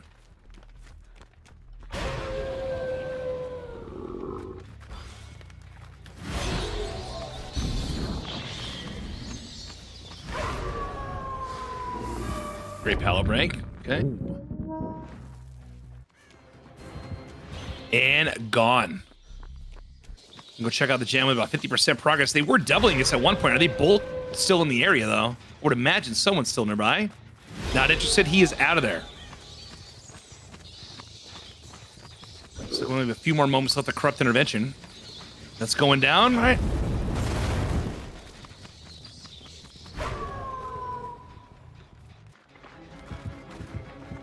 Oh, taking chase on Dan.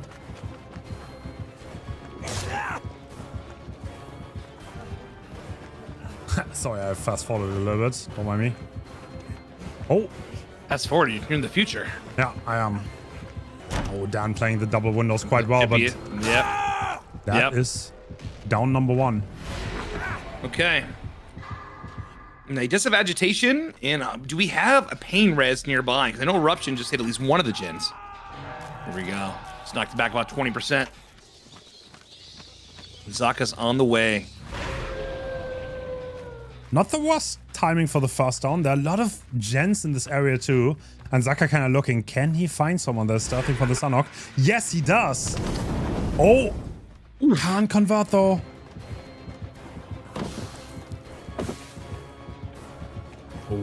Excellent use of life there, especially on the double vault.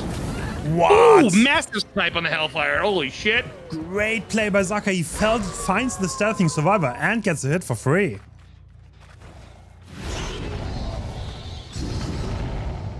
We're going right back over here. Dan just got rescued. Yep. He hears him. He's hot on the trails.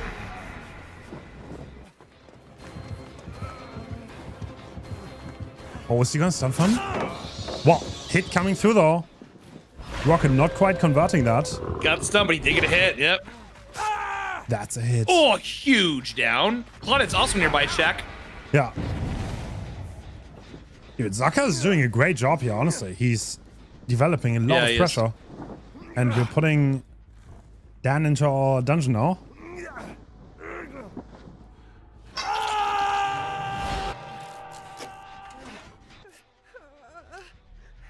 Resets, okay. A little bit of eruption there. It looks like Zaka's right near Rocket. Not interested though, huh? Probably want to guard base, so it makes the most sense. Oh. Honestly, ooh, we've seen this before. Zaka is nice. So much pressure, right? Like we're still 4 gens. Dan is in that basement, and Rocket is also injured.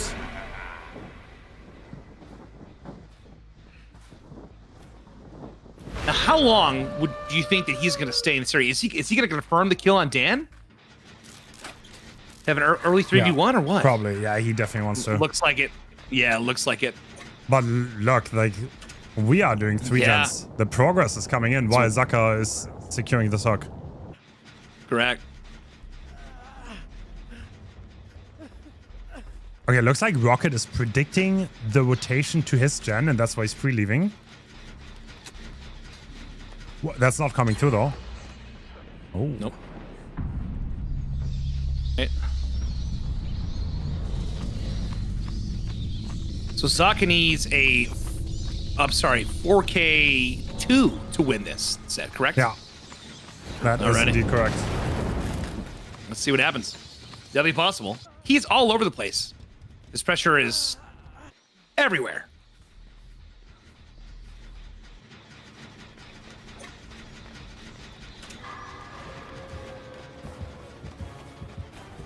All right, Pedro getting chased. I think that he still has a lot of resources in this area, though. Does good stun.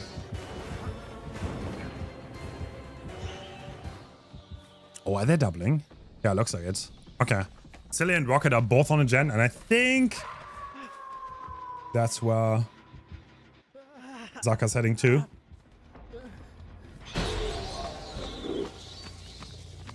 I mean, Zaka needs downs, right? Like, he needs injuries, he needs downs.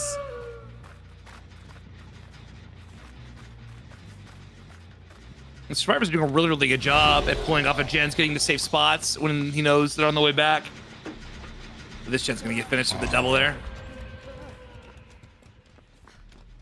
Pedro's back on his too. Oh! Wow, that is a hit. All right. It's the first hit in a while. True. Let's see if we can finish up with that. Oh, he's doing a great job cutting off the light, though. Yes.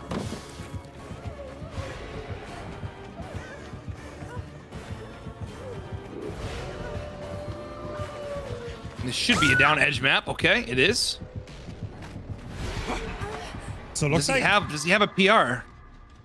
They healed Rocket. Silly is on a fresh gen. There's still a gen high pros next to that. But, I mean, it's not going to be easy to do 2 gens here because that down on Pedro was relatively fast. Sure.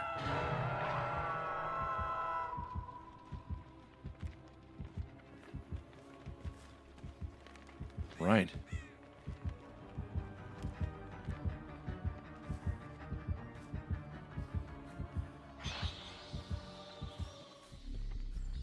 Yeah, they've done such a great job at staying hidden.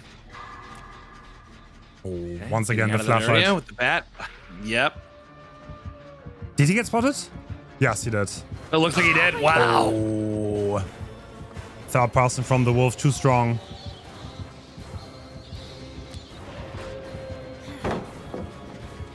Wow. I think they got away with that, no? Yeah. The pallet drop kind of gave him away. Yeah, a little bit. We're safe and sorry though, it's all right. Doing it again. Damn. That beamer's all out. Once again.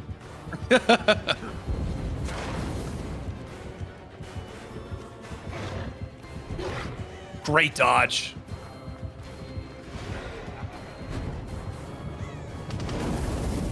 Nice. Another great dodge. Hell yeah, okay. This is a lot of time brought by This is Silly a here. lot of time. You gotta win this here. Yeah.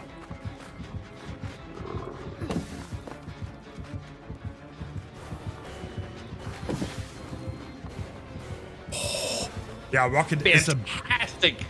about to finish it then. I don't know what Pedro's doing. Is he just chilling nearby? I don't know.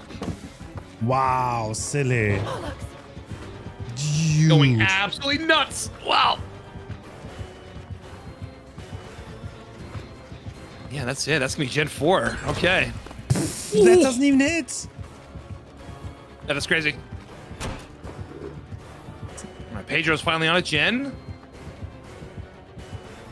God, Silly is so strong, man. Yep.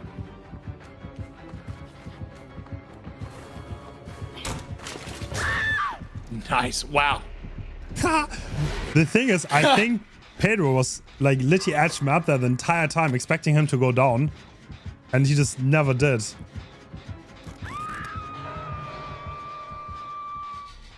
Oh, he's just instantly on the gen. Interesting. Yep.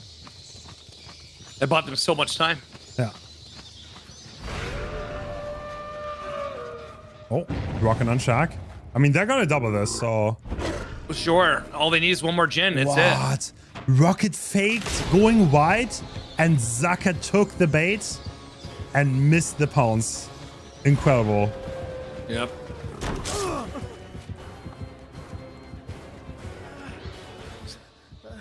He's gone. No eruption there. Okay, interesting. Looks like Pedro fought the people, actually.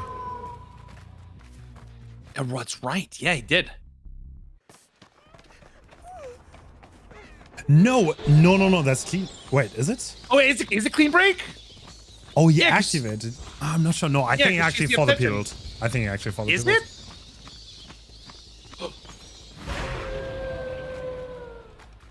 Oh, okay. Gotcha. All they need is one more Gen. That's it.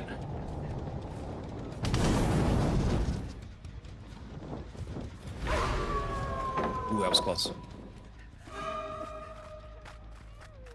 Yeah, I thought it was. Yeah, because I thought with the FTP, it would have been the new obsession, right? Pedro's still the obsession. Oh, he got stuck. Uh-oh. Oh, That down kind of hurts. That's eruption on it both does. gens, and Pedro's now dead on hook. So this is still anyone's game. Zaka can definitely control Sure. this. Yes.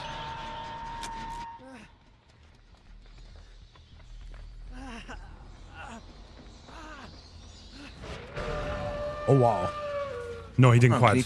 can he find Silly though? Oh.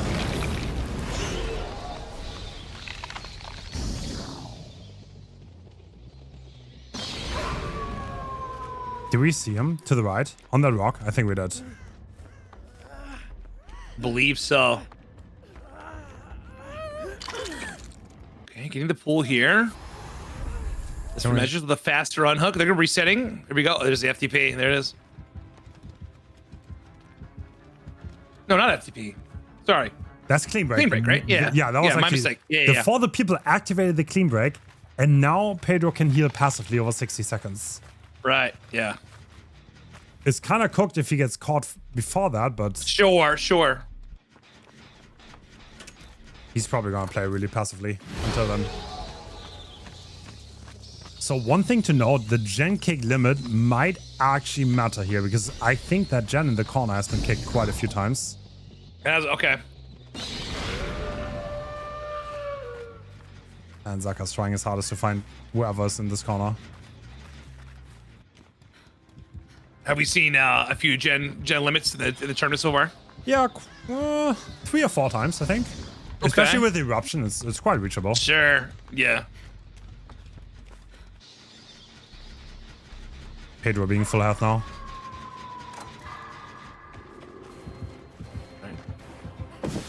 Okay. Splitting gens. Let's see.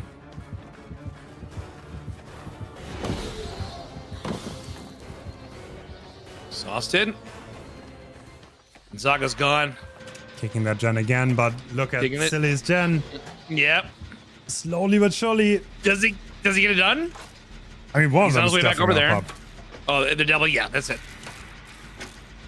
Yeah, no chance. What could be? It could be a 4K0. Could be. True, true. There you go. That is gen number 5. Great work. Wow. Oh, every time I see Silly in these tournaments, I'm always super, super impressed. His chases are always so long. Yeah.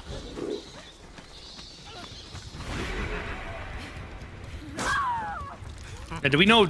Kind of a off question here, but does the Dracula TP to the crane window matter? Is that bugged as well, or can they actually go there? Killer can actually do it. Survivor can't. Okay, killer can't, survivors can't. Got Yeah. it. So no, and Rocket and Pedro are out of there, and that's gonna be it. Okay. Wow. Portugal, man. Yeah, strong showing. Very strong showing. The Survivor team is kind of insane. Well, Zaka also did amazing, but yeah, Silly's dead one chase. Oh, insane. All right, what is next? I think we're going to Midwich with Pig in the next set, right? Yeah, we've seen that twice already in this tournament. Were quite exciting sets, high pace, and yeah, hopefully the Pig is gonna hit some amazing dashes again. Oh yeah. I'm locked and loaded.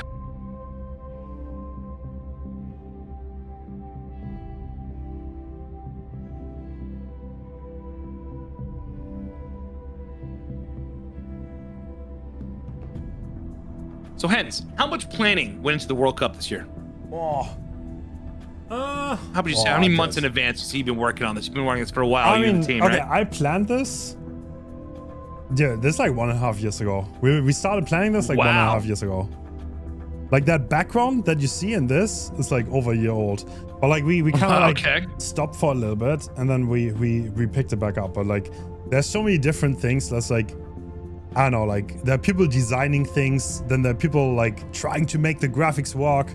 Like people make like the elements of the graphics, then someone else animates it and programs it to be in a bot. It's like, it's a little bit absurd. There's so many people and then someone else decides the balancing for the tournament.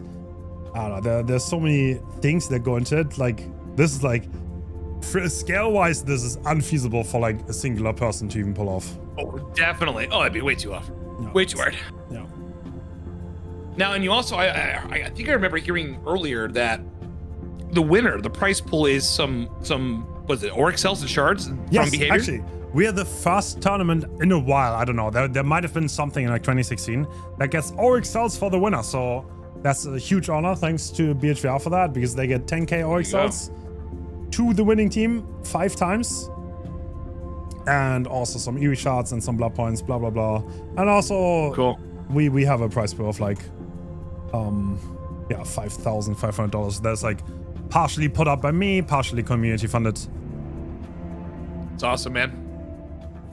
It's awesome stuff. And it's good to see that, you know, competitive is, especially, you know, I was talking to Laser about this earlier, that in the last, like, you know, what would you say, year and a half, maybe 2, where competitive is definitely started to rise. Yeah. To be, you know, more mainstream, which is super cool.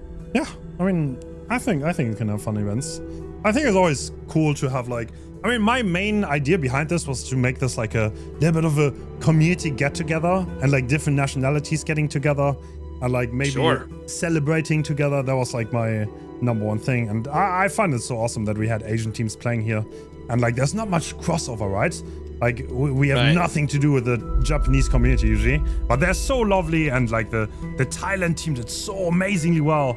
And that's always lovely to see, you know? Absolutely. All right, and so can we go ahead, I'm sorry. Oh, we are seeing Devour again. Undying, Devour, Ruin. Interesting.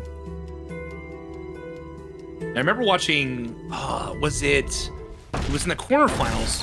Devour was, I know it seemed like a kind of a risky play, and I got nothing out of it. Yeah. Maybe we get something here. I'm not gonna lie, Devour has been brought how many times? Like 6, 7 times. I don't think many people have gotten anything out of it. I'll be honest. Like it mostly flopped pretty hard. So let's see. Maybe someone's gonna hit the jackpot. That Undying was quite good value. Yep. That is a decent chase to take for against Pedro here. I don't think he even makes that God Palette anymore. No, he has to play this room. He makes this room, yeah. Just know where Totem is, okay. What? Dude, Pedro's insane.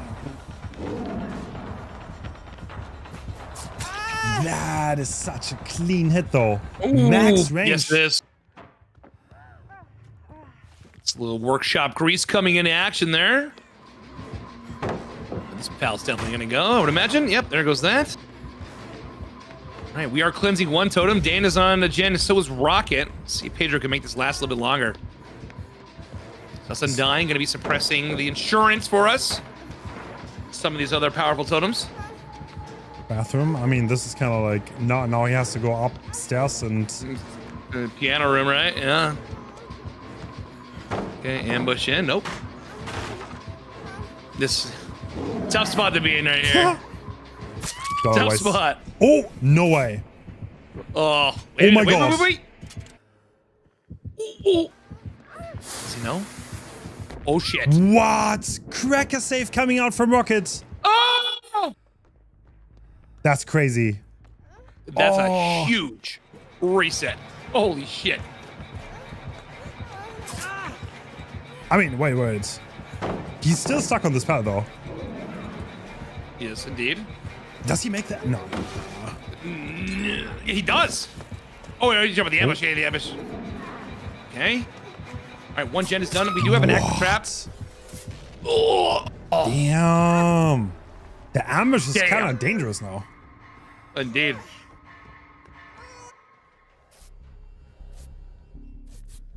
All right. All right, so Rocket being healed, 2 gens being done for the first hook, and looks like Dan is already on the next totem.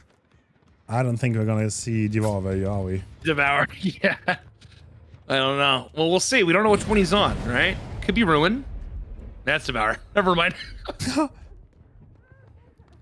As expected, as expected. Is that an unhook?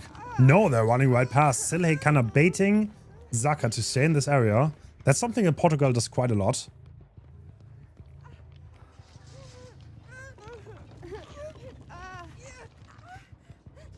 Alright. He's just running by and more often... Okay, that's the last totem being spotted too. So the Ruin is probably not gonna last that much longer. Hens, give me 1 second, buddy. Okay. Oh! Oh, bro. Did he skip up second stage for that totem? Wait, did he? Is he still getting... No, he's still getting it. There's nobody saving. Is he going to drop back down? Now he knows nobody's saving, so he can drop it back down. Yeah. Oh, okay. That was so greedy by Zaka. But the greed is working out. It absolutely is.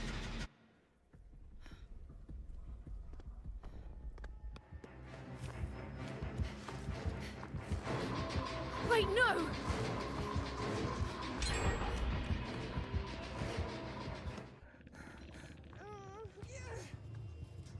Oh, it looks like, are we actually just wanting to camp Pedro to death?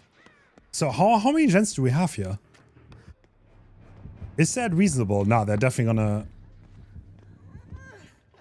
Yeah, they definitely want to do a save here, and there's not that much that Zaka can do if that's the case. I mean, that is... Oh! Oh! No, he doesn't get the body block. 2 hits though, and now Pedro with a head trap on his final chase. He does have the scout pellets. That's really smart. He's wasting as much time with this endurance as possible. He's probably going to play the 3 pellets over here, right? Yep. So Pig's ambush is so strong that we kind of have to drop this as soon as possible. And even then, is this ambushable? No, he's gonna drop all 3. Yeah, he's playing it as safe as possible. Oh, Zaka being impatient. Swing through the pallet. The last gen is being progressed as we speak. And the hit tank is coming out from Team Portugal. They're keeping Pedro alive. And I think now he's gonna survive until endgame, right? Looks like we're swapping for Dan, who's stuck in the corner though. Like, ideally, you want to put a hat on before the gen pops. Can he do it? Is that hack active? No. Oh, that was so close. I don't think that hat is active, though.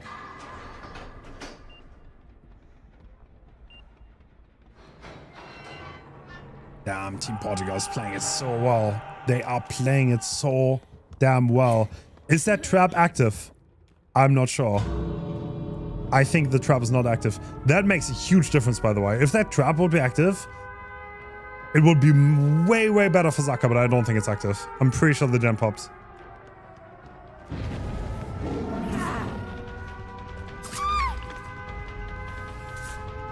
Pedro is taking the down for Rocket. The reason for that is pretty... No, the trap is active! The trap is active! He got the trap on! Oh my god, that's such a game changer! We can hook Pedro, and Dan can maybe get the hatch, but... Wait, does he not know? What was Dan doing? Dan's like chilling, opening gates. I mean, he's kind of cooked. Can we get both? Pedro also has an active hat. 2 survivors in the match. They cannot possibly leave. They're going to fully heal Pedro, though. That's going to make a big difference.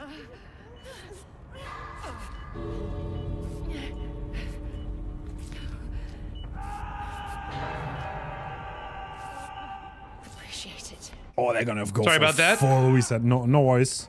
Oh, I missed some crazy, huh? Yeah. Oh shit. So Dan barely got downed before the gen got done, and like milliseconds before the gen got done, we put a hat on him apparently, and we were not sure if it was active or not, and it is. So.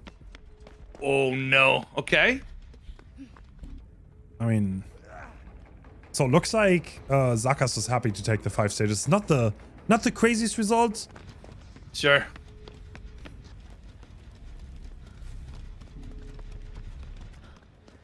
I mean, why are they even trying here? I don't understand. What did I want to do? Dan's hat is active for sure, right? Yeah, Dan's hat is active. I mean, what they can do is they can try to save this. Like, but why? Why do you get all this? Yeah.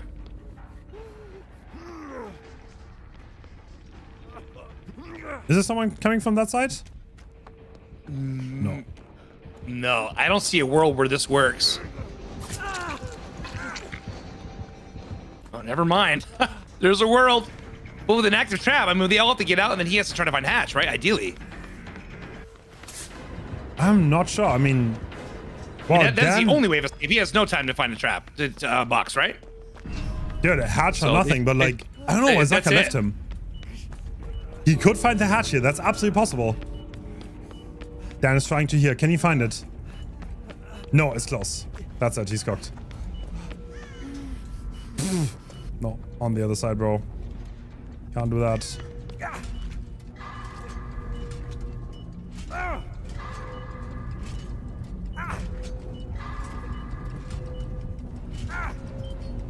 He's trying to be cute, but it's not working on Zaka. Doesn't work in the tournament.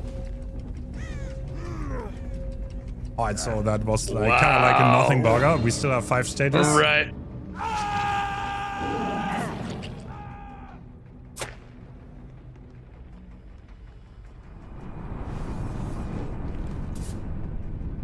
All right, so 5 stages. 6 is the win here, right?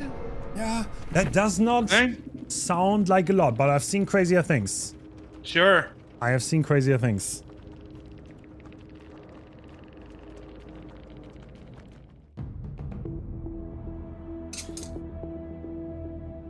All right. If he could have found Hatch there, that would have been an insane ending to that game. Yeah, true. All right. So Portugal up 1-0. Okay, game 2 upset 2. Yeah, I mean, You think we'll see Devour again, Hens? You think we'll see another Devour? I don't know. I feel like that kind of. I don't know why people on Mishwich Devour kind of sucks. No, like how are you ever gonna be that far away, right? Sure. Sure, I agree. And some of the spawns could be okay on Midwich too, if that if it gets to that point. But it seems like once that totem's up, you get maybe 1-2 tokens and that totem's gone. Yeah.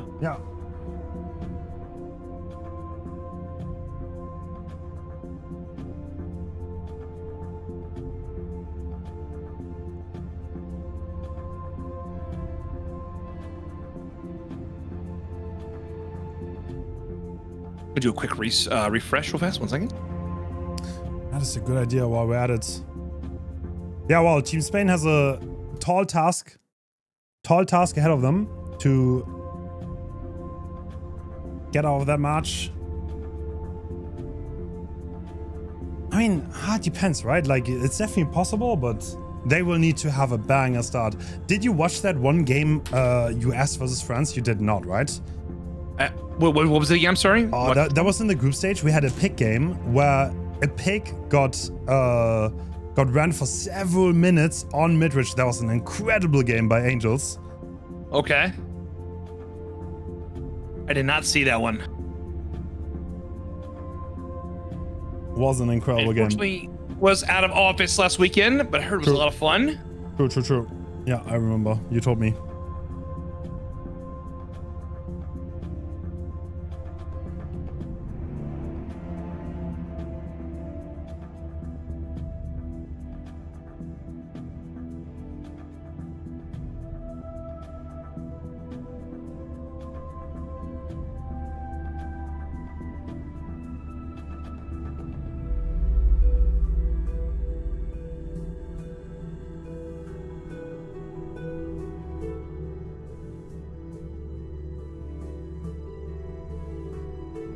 I mean, 2 Freshocks too. That's so hard.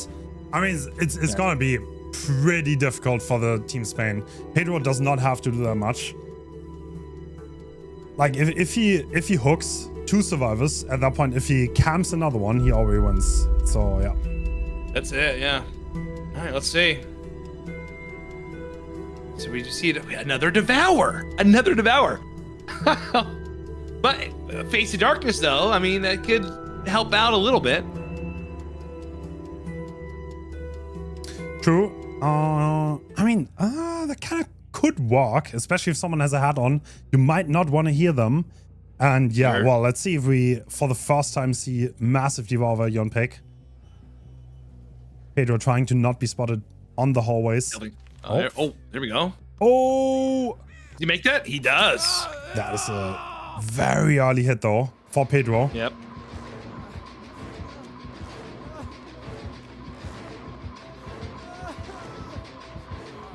The socket does have really good pallets here. Let's go courtyard. Alright, Zaka just wants to go from one god pallet to the other to waste as much save time as he can. Is he gonna make that? No, He does make that, and 1 totem gone. Yep, first totem gone already. Do we think it's Ruin or Devour? Well, Face Darkness is still alive. Okay. So we see 3 survivors. What? He predicts the... Oh my god, that doesn't hit. No way. That is huge for Zaka. That's exactly what Team Spain needs here. 3 survivors on gens. Every second matters here. This is a really good room too.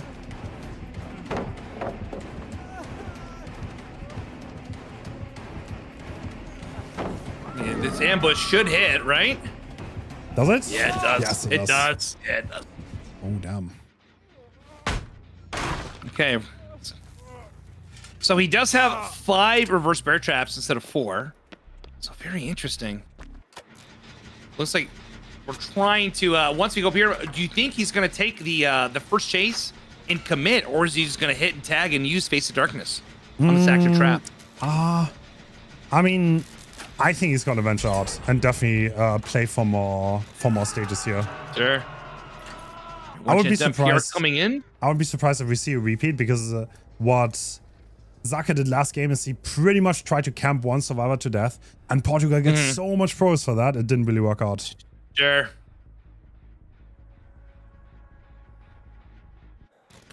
Ruin is still alive.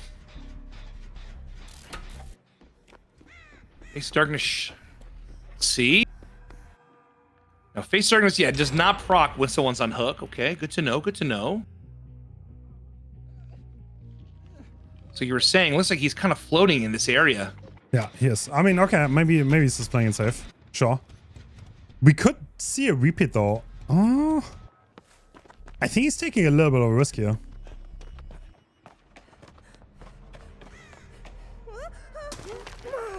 Ivan trying to find a gen. Yeah, Pedro's just gonna secure the second stage, I guess. Yep. And all we need is 6, right? 6 to win con. Yeah. All right. See if it plays out. All right, the survivor's on the last 3 gens, so Yeah. Ruin is still active though. Oh, okay. We know what this is. We heading towards Courtyard Gen. Okay, definitely heading over here. Oh, is that a free tag? No. Whoa, no way.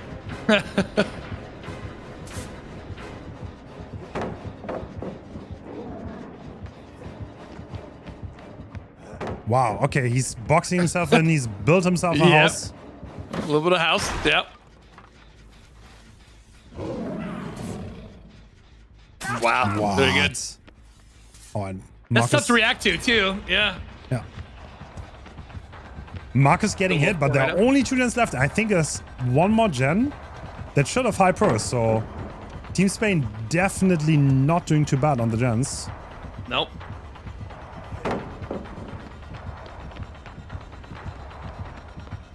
Oh, amazing pick. What's going on? All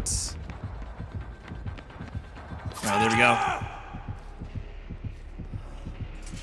There's a firecracker save. Uh-oh. Ooh, maybe? No.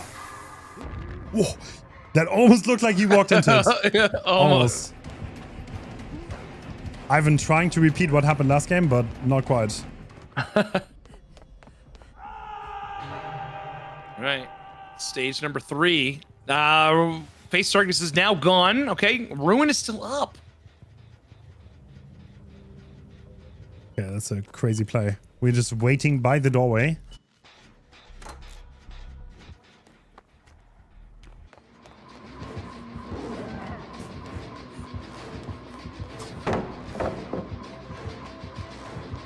Ooh. Wow. And makes window. Yeah, I've actually getting that should always be a hit, but it kind of worked out for him.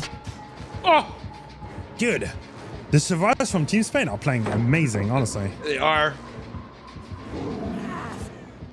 That's a hit. Okay. Zaka did get the reverse bear trap off. Audrey's working on gen number 4. Let's see how long this chase goes. The thing is, back in the piano's tough, dude. they do not have many hook stages to give anymore. That's true. Yeah. Hey, Tank? Where's he going? Oh. Wait, what? All right. Is this angle possible? Can he do it? That's the wall. Safest approach. You never know. You never know. All right, this could be stage number 4 for us. Marcos is on Gen 5. Adri should finish this gen, I would imagine. Well, we do have PR coming in, I think. One thing to remember here, this is the 3rd fresh hook, meaning 5 hook stages would be a win for Portugal. That's right. So we need one more. Yeah.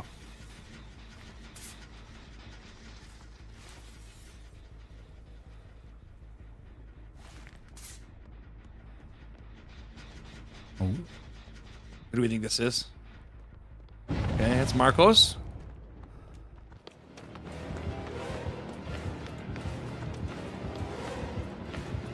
Oh yeah. Ooh, this is gonna be close. Woo. What? You can see the blade. Yep. Are we just playing the window here? Yes, we are. Okay. No shift tech anymore. Oh, yeah. Body block coming in from Zaka. Very nice. Yeah. Marcos time to run away. Thing is, Zaka can also not die. He has this pallet, but Sure. Oh. Okay, so this is a tough 50 with the ambush. winning Yep. down winnable until he doesn't. I mean, they're on the gens, but I think that's gonna be the win con reached. And they also have 2 active traps anyway. Yeah, true. Woo. Even though they do the gens, they can't really escape. So that's win con.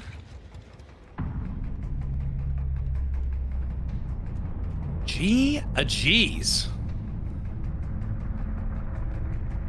That means Portugal is up 2-0 in the first 2 sets. Oh.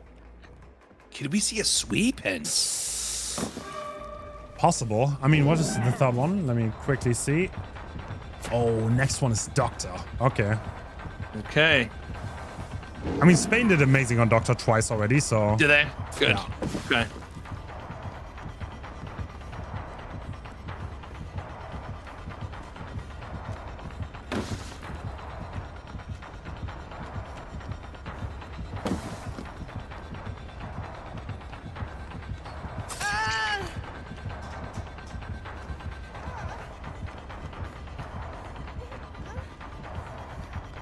And we're going into the rooms, but I don't think they have many pallets left at all. Yeah, I think pretty much everything's been gassed already. So anything here? Nope. There's just a one. Sorry. Not the best against fake. Yeah. So how does Dredge fare on mid? Which I've heard Dredge is kind of nasty on here. In terms of like if you were to compare it to like Pig, for instance. Do you see higher stages with Dredge than you would Pig? Dredge, in comp, Dredge is actually the deadliest killer. Really? Yeah, Wow. as funny as that sounds, because on mid-range is really his element. There are a lot of lockers there, and yeah, he can pressure them out because Survivors don't have reset perks. It really does favor him. And someone kept stats on the DBD league last season, and yeah, Dredge actually beat out Nurse for deadliest killer. So Wow. Nerf Dredge, I guess, but Dredge. only on mid-range. Too strong. Only a midwich. Yeah. Only on mid-range. Has there been any new Myers in the tournament? No. No? It's too. The thing is, it's too hard to make like a balancing on the fly. Sure, So, like, makes sense. that Yeah. is just gonna go south. Like, I mean, I kind of would have had it from love to have it, but I don't think it's a good idea. Right. Woo! Oh, Ivan gets the stun. Gotta go. He has no time left. Oh. Oh. What?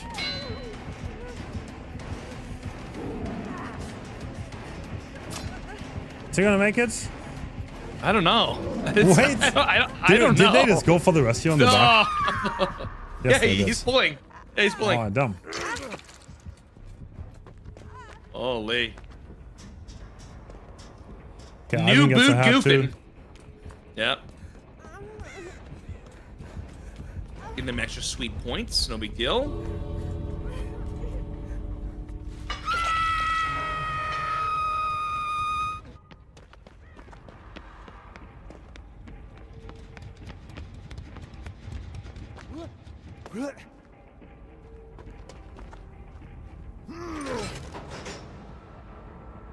All right. Portugal up 2-0. Very well done.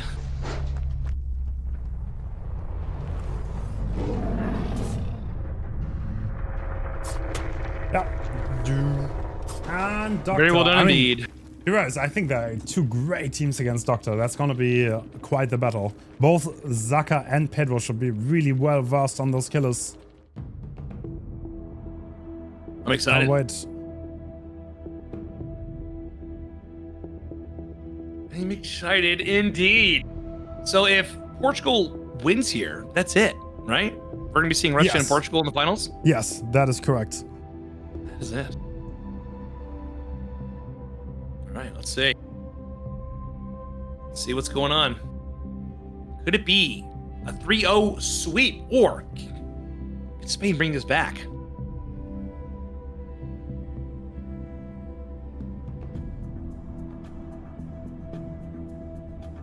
Gonna be hard from here. I mean, they have Doctor on Wedged Shop. They have Dead Dog Chucky, kind of an interesting one, and then Dredge Midwich, and they have to win all three of those.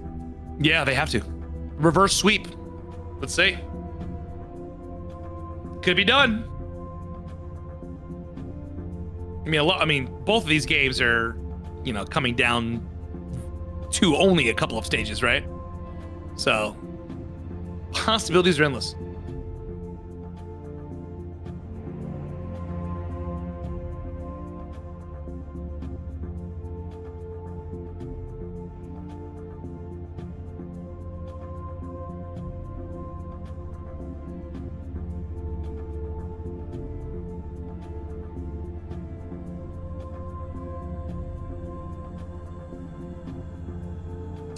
Yeah, Portugal is looking mighty strong, to be honest. Yeah, they are. They are. You're also going to be, you know, coming off 2-0 in the semifinals, feeling really good, you know? Yeah. Got a lot of momentum going into this third set here. So but I think Portugal is the only undefeated team, if I'm not mistaken. Wow. In the tournament so far. They have not dropped a single game against anyone. That would kind of be crazy if they actually go through to the finals being undefeated. Yeah.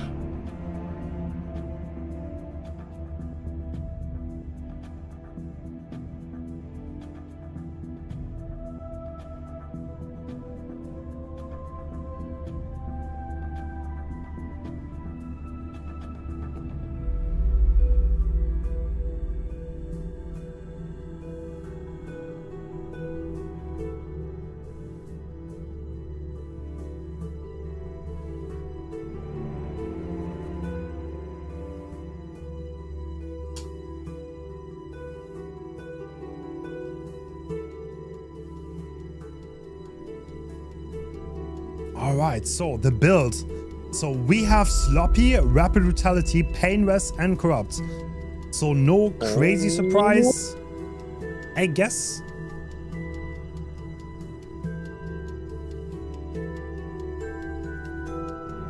Also run Discipline. I love Discipline, Doctor. And High Stimulus Electrode. Yeah. Goated.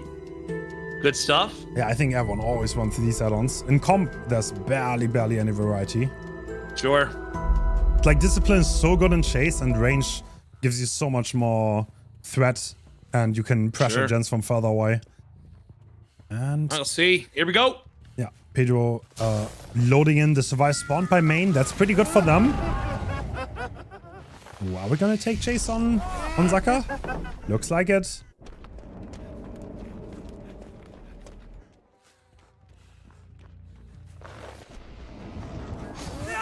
Good use of the High Stimulus Electrode here. Does he makes his pal? I think he does.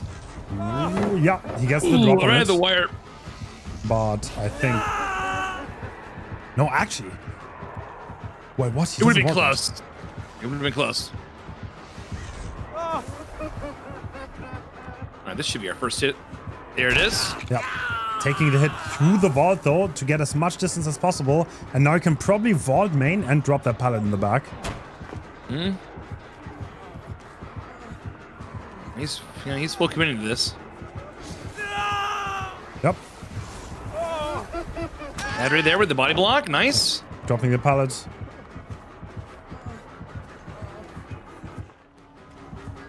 Looks like we're seeing a target switch on Adri here, and rapid brutality coming in. Yeah, that's gonna be done.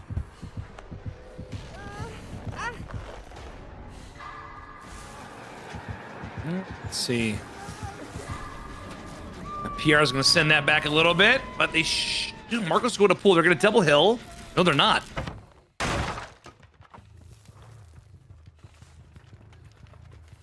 Ooh.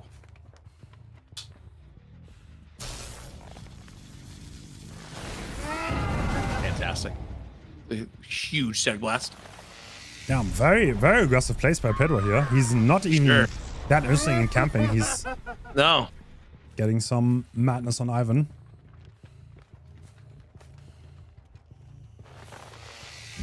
It hits from so far away. Just right at the end.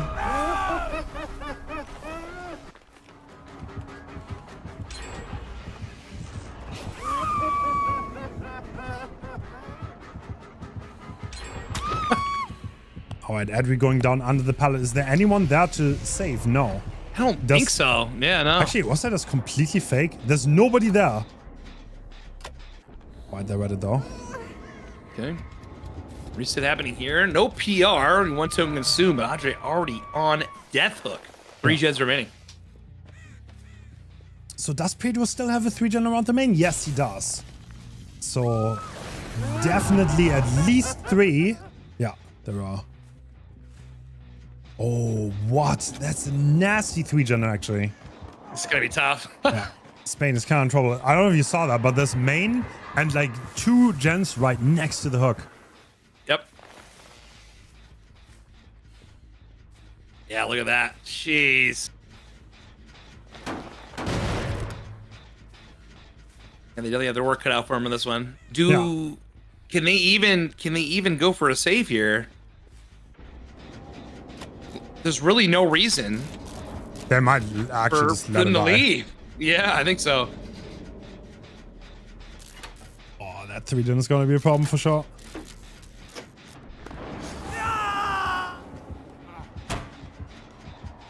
Thing is, even if it's pretty hard, getting a hit on someone on the main building gen, with their range add-ons, you can just be annoying and always shock that person into Madness 3.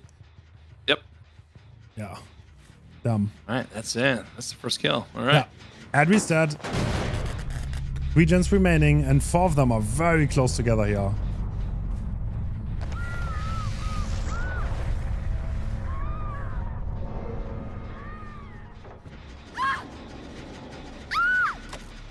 See, partner. Looks like they know. They probably know what they have ahead of them going forward after this next gen pops.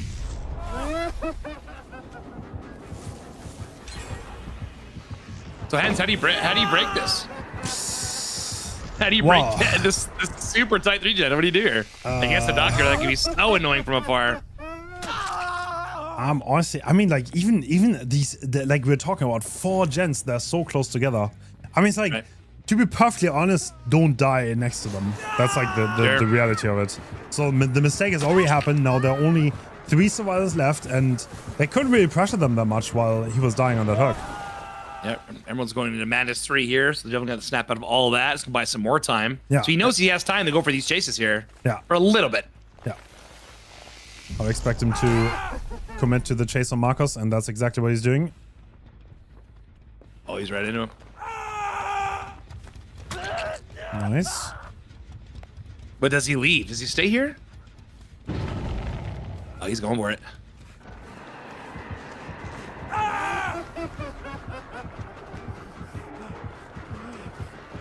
One more shock. That's it. These are like some high-level mind games coming out, by the way. You saw 100%. the fake of the shock, which made the ace deviate his pathing, but then because he didn't shock, he got more distance, and then, yeah. It's kind of interesting to watch, high-level Doctor Chase. For sure. Right. They were able to knock out gen number 4, but look at that 3-gen. Look at it. Everyone injured. Getting the last gen done here is going to be very hard. Yeah, it's gonna be tough. I think he hears Jake somewhere nearby, right? He does. Okay. Ah, he thought he's in the locker. Okay. Instant breaking. Pedros is so... He's so deadly on killer. Yeah, he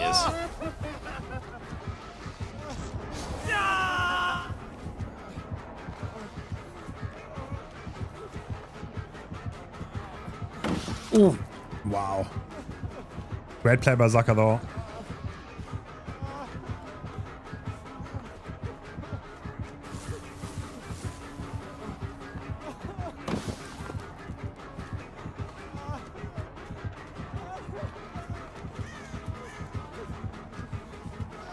I don't know if he makes this with these add-ons. One more shock and... Actually, goes. wow. Yeah, that's it on.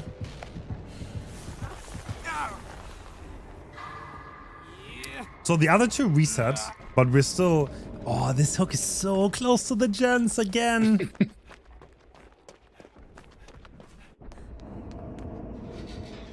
I mean, I know anything is possible, but this is looking like a 4K1 with those gens. That's looking tough. Oh man. I mean, this is not an impossible result to repeat. Sure, So, sure. We have seen 4Ks before. Okay. And like you would think, right, that this gen, the Doctor has a hard time around the main building. Bro, did he just try to kick a gen or 0? But he can just shock inside the building, and then the survivor will get madness and can effectively over never and do over the gen. again. Yeah, Yep. that's exactly what we're seeing now.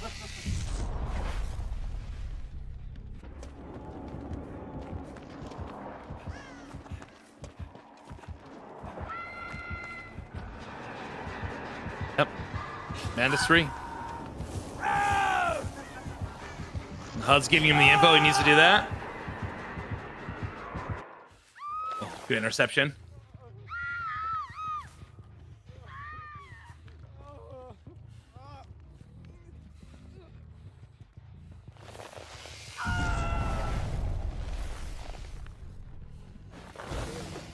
Right, snap that Mandus 3, but Static Blast is it's coming right back again.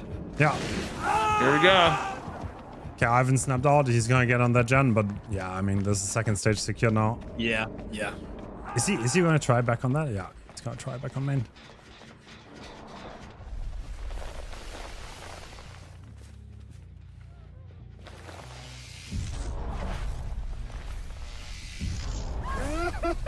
Oh, this is tough. It's tough. This is why calling out gen spawns early game is so important in these matches. Sure. Yeah.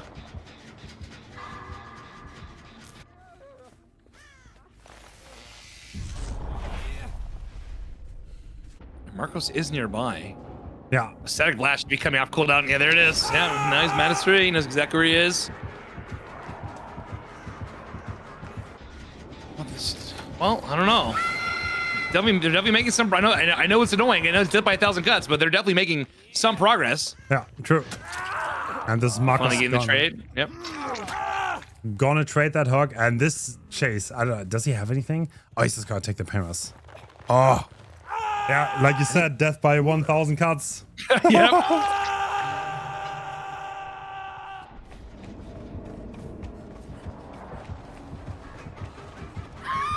Oh, seed partner.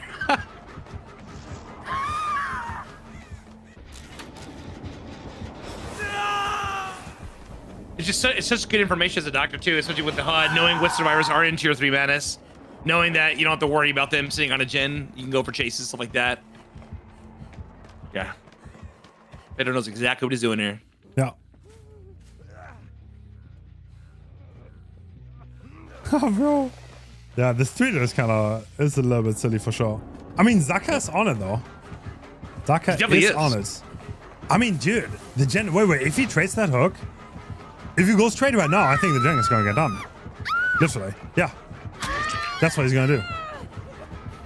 In before. But this is a fresh pain Rizzo. Pain Rizzo. No, you're right. Does he make it? He can block. He can block with endurance. He's gonna block. And that's wow. it. What? Okay, we're talking too early. Oh. Wow, I thought there's no way they're gonna get the gen done. But unlike me, the survivors did not give up yet. Holy. Great play by Marcos, too, for the body block. They knew they had one more token to pay in res. It's completely intentional. It's awesome. It's a giga brain play. Wow.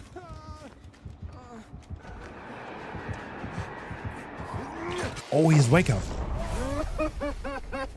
Yeah, that gate's gonna be open pretty quick then. Oh, he knows. He knows. So this is a little bit iffy because the survivor and the hook, ideally you want to trade them, right? Ideally you want to get them off the hook and off the gate, but both of them are injured and I don't know if they can possibly do this. Pedro was actually greeting for this. Interesting. Okay, so I would expect Marcus to rotate for the unlock right now. Once again, Pedro faking the shock to not lose distance. Oh, the second stage comes in though. It does, yep.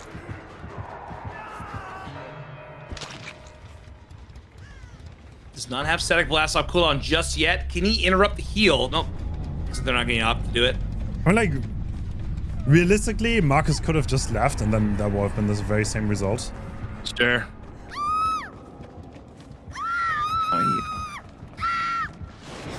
He may be able to get another one.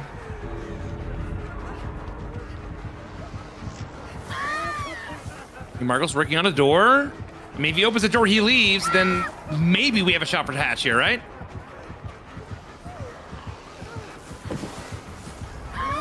It's close. Oh! No. Right, hatch is open. I don't think Evan makes this pellet, does he? Oh, man. Nice try, nice try. That was awesome game, though. Awesome game. Yeah. Damn, great lighting on that. Damn. Pride. All right, so that means that makes it quite a bit easier for Zaka though, that they got that gen done and got one stage out. Absolutely. Well, he still needs to 4K, right? But 4K with all gens done would be a win. Yeah. Makes it nice and easy. Just gotta get a 4K. That's it. Keep Spain in the game. I was so certain that gen is not gonna get done. Incredible. Wow. This has been fun. So this is match point though. Let's remind that because This is. if Portugal does take the set, they're 3-0 and they're going undefeated into the finals.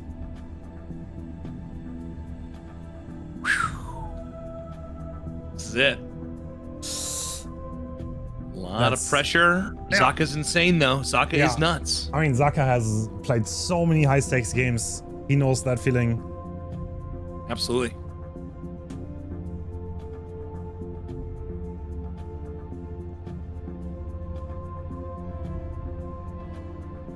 Pardon me 1 second. No worries.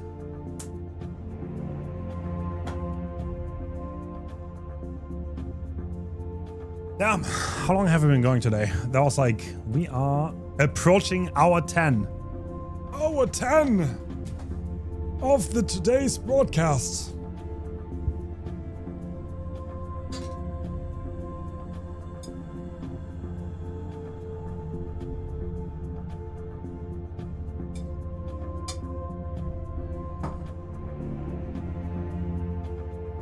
I only ate one lasagna.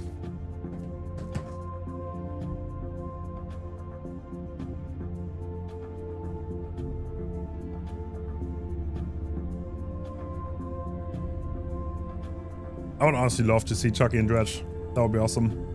I'm kind of rooting for Spain here to take the set.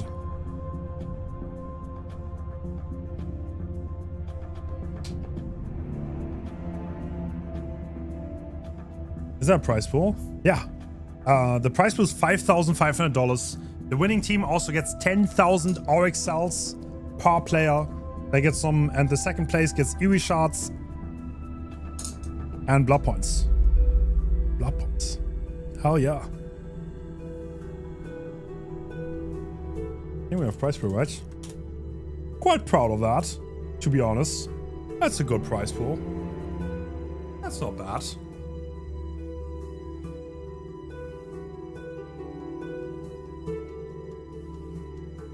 Yeah, 250k blood points for getting second in the World Cup.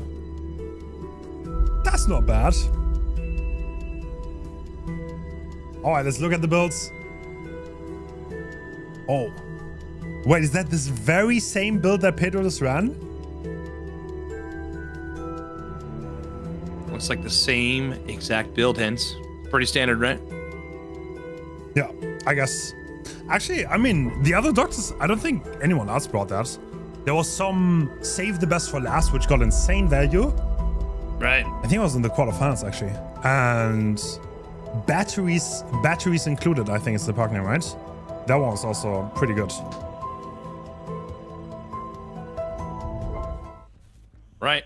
Big round here, Hens. Yeah, Zaka hoping for a shocking performance.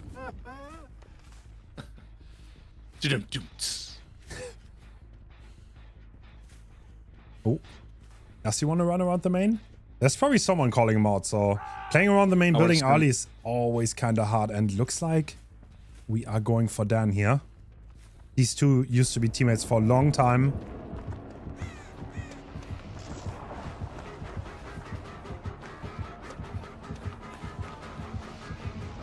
All we need is a 4K here to keep Spain in it. Oh. Was not expecting that. Nah, same. Rocket came in to bonk the doctor on the head with the pallet. Wow. Oh, that kind of robbed him of so much momentum, and Rocket has another god pallet on the bus. Sure. Yeah, we're just gonna break this.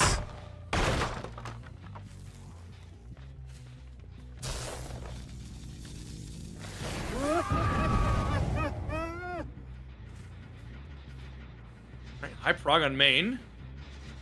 A little bit of a corrupt intervention here. So far, no hits yet, no tags. Yeah, nothing of the sorts. Pedro just dropping the pallets before he gets shocked. Oh, he actually drops that. Okay.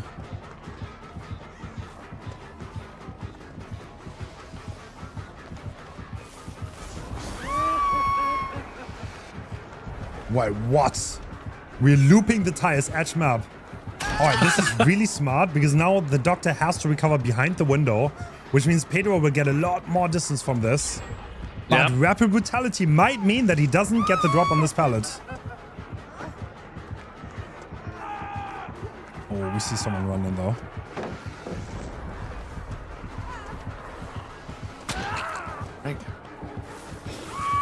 Dan coming in to tank it for Pedro. Well, actually, are we switching for Dan? Looks like it. Ooh. Does he make it? First down coming in. Somebody nearby? Oh, okay.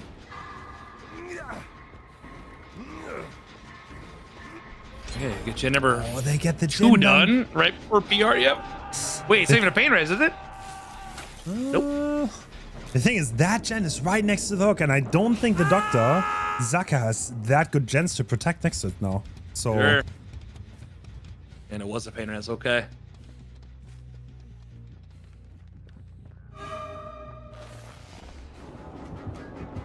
Wow, Rocket faking the window.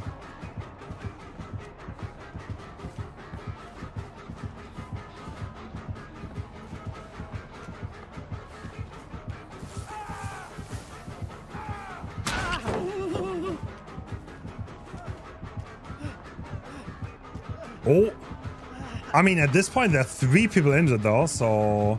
Yeah. There is some pressure for Zaka. Maybe he can capitalize on it.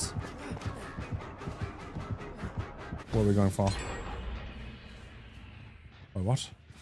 What are we looking for? Maybe we were looking for Pedro, maybe? What are we looking for? That's the question. Up.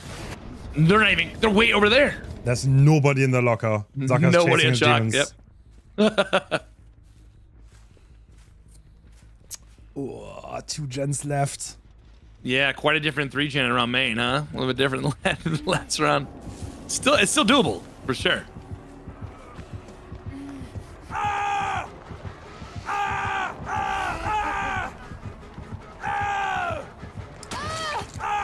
the teamwork from Team Portugal coming out again. Dane, yep. Attack. Definitely showed up.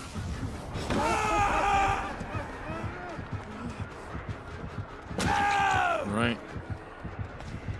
It's gonna be second hook for Dan, but they're making great progress on the last 2 gens. Yeah. 1 metal stack.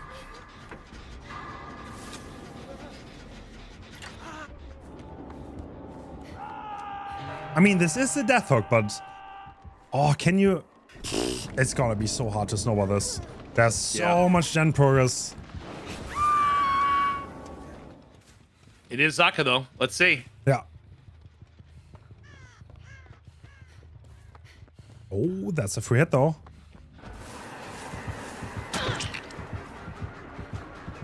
Everyone injured. I mean... Yep. Okay, what is the gen situation? Nah. There's no gens in the area at all. Okay. Yeah. They're very Rocky scattered. Sully finishing this one. Yep.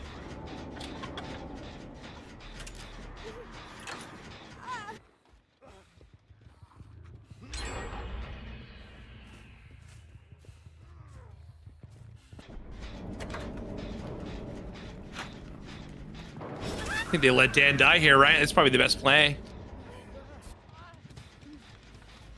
So I don't think they're gonna be able to get a reset off by any means. And be able to get there in time. Dude, honestly, this is not looking bad for Zaka at all. So No, it's not. Dan is gonna die there. They're gonna try to reset. And Silly is on the hook. I don't think that Painter is gonna do much, but... But it's painless nonetheless. I mean, who knows? This could be... It's gotta be now, though. Yeah. They both healed. This next chase is gonna decide a lot, honestly. Yep.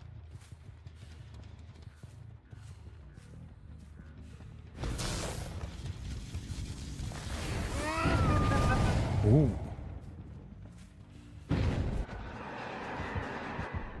Okay, this is tier 3 madness achieved on Nia. Zaka going for a cheeky mind game. Yep. Wow, Rocket though. Great job avoiding both shocks.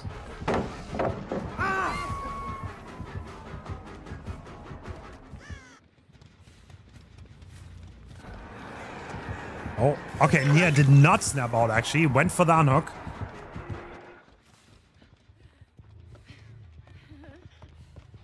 Oh. That's it. We're gonna go for Silly again? Looks like it, yeah. Ideally, yeah. Alright, Silly. Yeah, I mean, unless there's a hit tank coming up from Pedro, which does seem to be the case. There is. Yep. Yeah, well, okay, I kind of figured because we definitely need another pain rush to regress those gens. 100%. Well, okay, unless... Well, wait a minute. Hold on. No PR, but still. Yeah. But Rocket's at like 70% in the last gen. I mean, always honest, 4K though, right? 4K 0 works. So if Pedro Yeah, it does. dies fast and Rocket does not get the pick on anyone, then that would also work. But that would mean we need to down Pedro on a really reasonable time here. That's a great shock. Can Zaka do it? No! Oh! The mic coming out! Wait a minute. I don't think Rocket's on time. Zaka can interrupt the pickup. He has the shock, right? Indeed, he can shock. Sloppy also slowing down the heal. Oh my god. Oh shit. Alright. So I guess Portugal is not unbeatable because... Wow. Wow, what a set. Spain pulling off the impossible first on Survivor and then on Killer. Okay. Incredible. That's Saka, man. Saka is insane. Yeah, it is. Insane.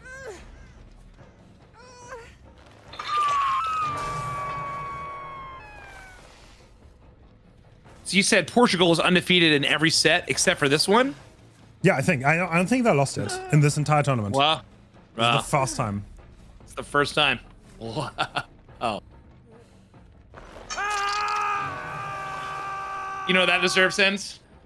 What? Thanks, Spooky. I got you. Wake you up a little bit. Let's go. Holy shit, what a comeback. God damn.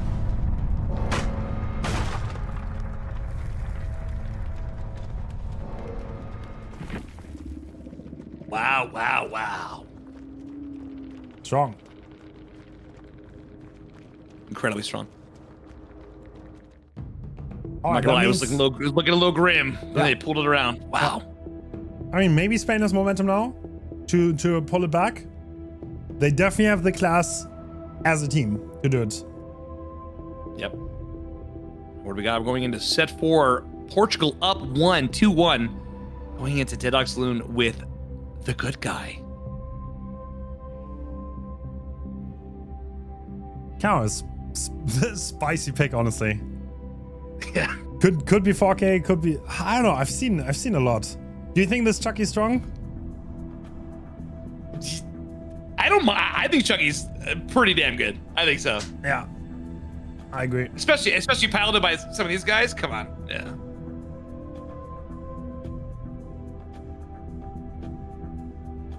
Yeah, like ending on Dredge tiebreaker, that would be ideal. I would love that.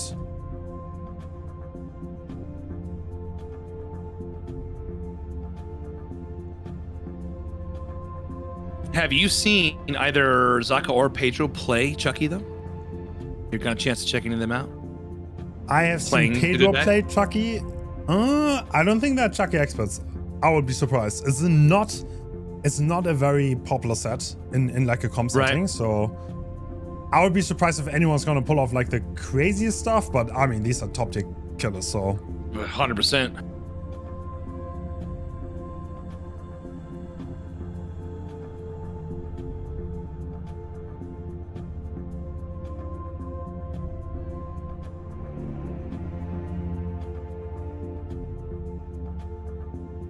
Some more water while we're loading up. Be right back with you in a second. All right. Got that. Zaka did manage to do it. He 4K zeroed. Did it. The thing is, if he doesn't win that one mind game on the double vault, then he would not win that because he would not be there for the pickup on Rocket. That was as close as it gets, really.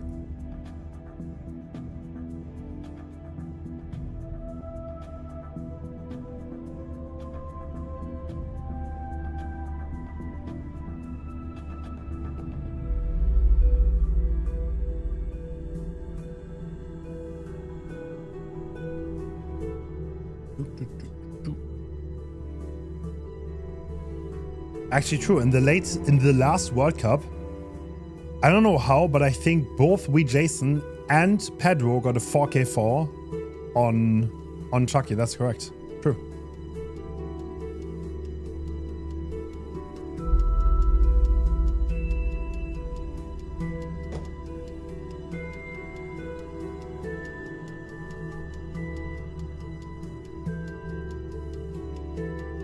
True.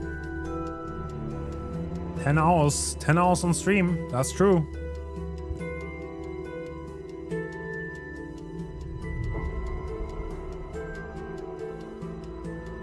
No, that was when Chucky was like really bad, I think.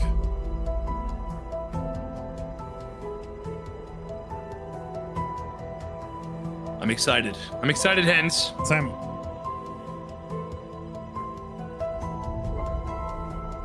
So the final is tomorrow, by the way.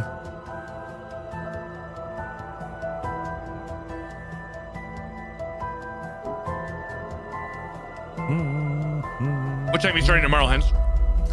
What time am I starting? 4:30 my... No, actually 3 p.m. my time. It's like 1 hour later than today. All right. We kind of had it to go very early because we had Asian teams and otherwise it just wouldn't work out.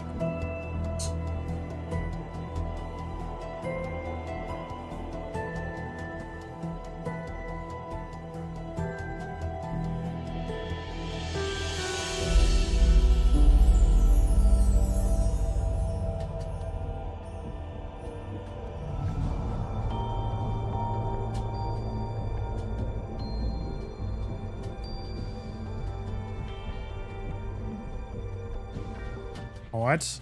And we are in Zaka. We have Ruin Eruption, Painless Corrupt. All right, cool. So Jump Rope and Mangled Add-on. So nothing crazy out of the ordinary on the loadout. And looks like Team Portugal is already happily splitting the map. Yeah. And Gal's getting a little bit of love. Breaking on the doors in main.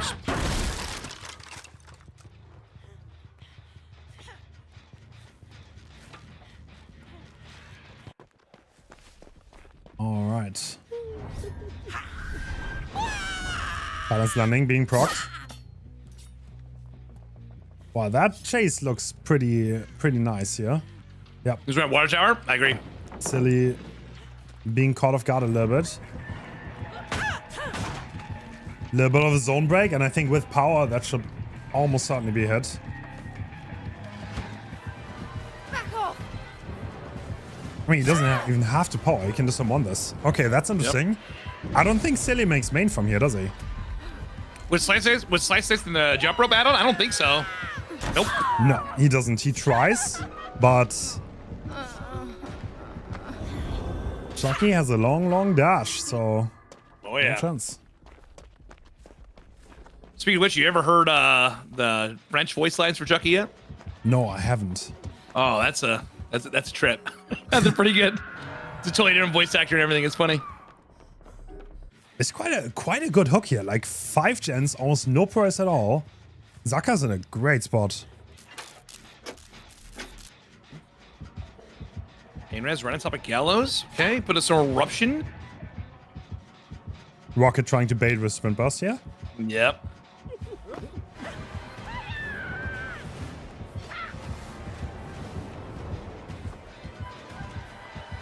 The bait has been taken, and oh yeah, the Anox coming through. Catch FTP. I would expect it. No, actually, we are going for Silly. Wow. Oh, that doesn't hit.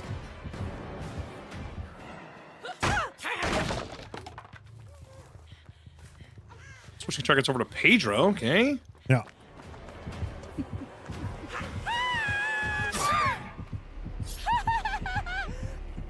Oh, we see clean break once again, by the way. So if Pedro gets rid of his broken stairs from For the People, that counts as a heal for clean break, and he can get healed within 60 seconds by being broken. Well, yeah. A park you almost never see.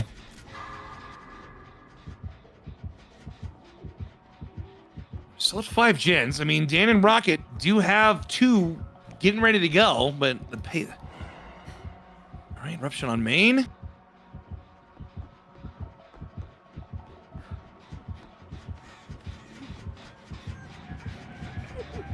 Oh, that's a free hit though. Okay. That was a free hit. Super free.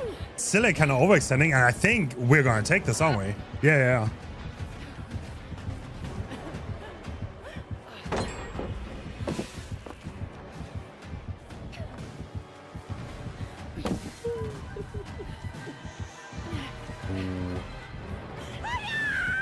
Oh, wide. Wow. Got him. Wow. All right, so we are at 3 gens left, and Silly, honestly, that hook position looks very grim for Team Portugal, because I think we still... Oh, it's the basement, actually. All right. Okay. Very spicy.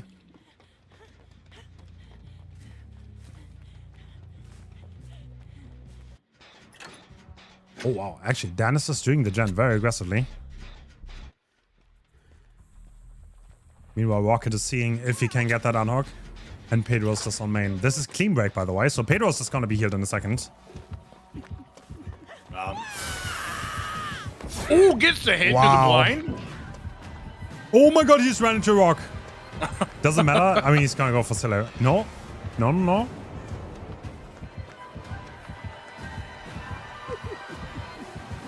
Fresh hooks it is. Yep, that'll do. Clean break coming through. Pedro's now healed. Still working on the gen. They did get Silly out of the basement and reset. Yeah, so Zaka's kind of playing it safe. He's probably not like hard invested to 4King this. And he's already kind of on the path to get a great result anyway. We have 3 Fresh Hooks, 4 stages, and there's still 3 gens left. Nope.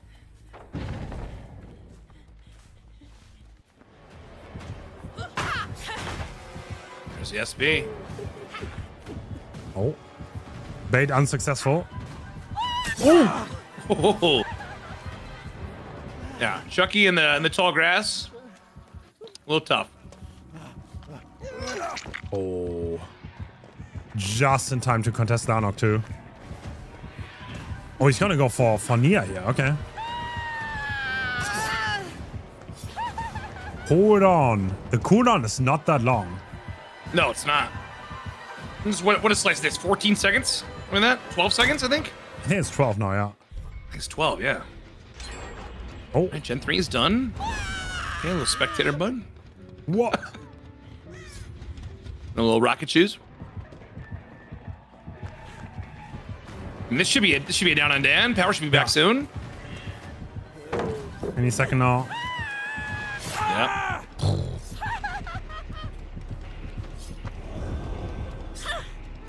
Hook stage number 5.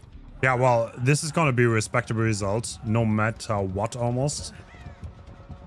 Okay, Rocket just showed himself. He's the last Fresh Hook. It's Gen number 2 going down, okay.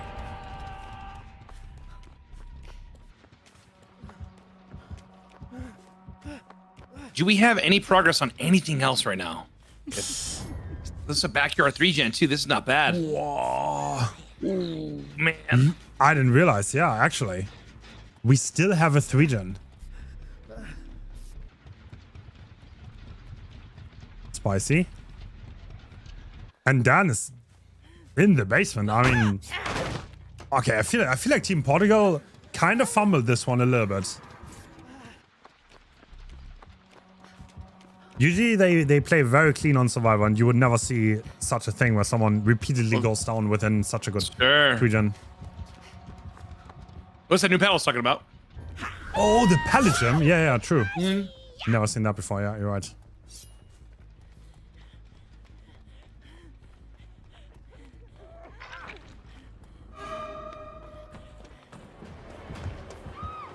Just stay down all Okay, day. so he's just happy to take the once Eruption. again the basement Yep. hook and the eruption. Okay. Rocket is the fresh hook, and he is in. He's very close to the basement by Gallows. Yeah. That gen is kind of spicy because he has sprint burst and he can probably always main. kind of make it to the main, yeah. Mm-hmm.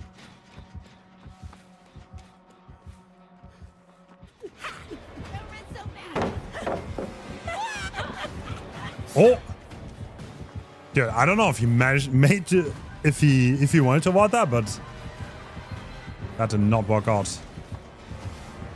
If Sele dies here fast, which doesn't seem crazy unlikely, we would be able to go into the 3-1. But Blythe, right? Yeah, Blythe being too strong. So the Mangled and Hemorrhage add-on is definitely going to make it so much harder for the survivors to reset. Oh. You made that? No. A little too far, Bounce Honey. Anybody there? I mean, we're 3 Deathhook injured survivors. And 1 rocket. And 1 rocket. Is he gonna commit? They're gonna heal, but is Zaka reading that? Nah, he's gonna protect his gens. The thing is, if he doesn't venture out now and pressure someone, they're all gonna come back full health. And the fact that there's still 4 survivors remaining might make that really hard. And they did get the reset off. They're gonna reset rocket as well too. Yeah. Nothing too terribly exciting has happened yet. Definitely playing the slow game. Yeah.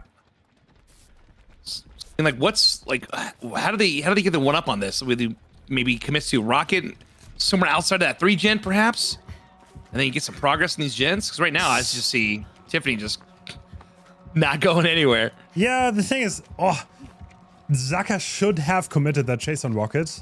Like, that would be the ideal case, because then you don't allow the reset for free. You can maybe get a pain rest. Now they're all going to come together. They're probably going to have their exhaustion perks up, and that's going to make it so much more. So much harder. I mean, that one gen in the back is so hard to work with, though.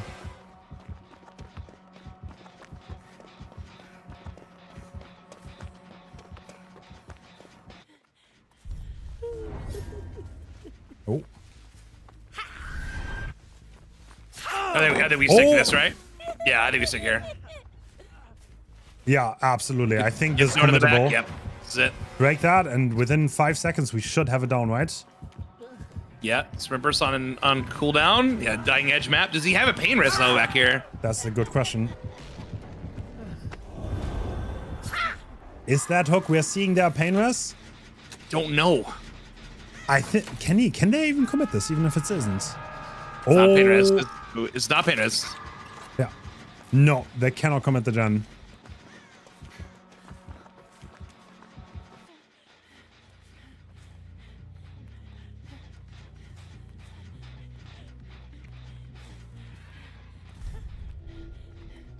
I think we just saw somebody stealthing over to get, yeah.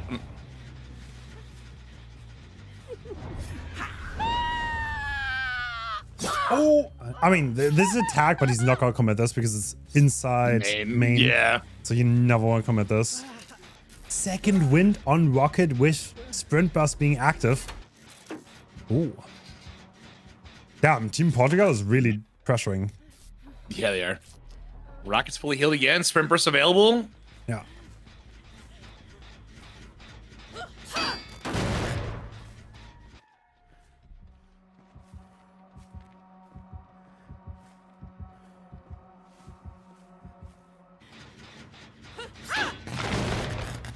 All right, next down's gonna hit pretty hard. That eruption. Yeah. All 3 of the gens.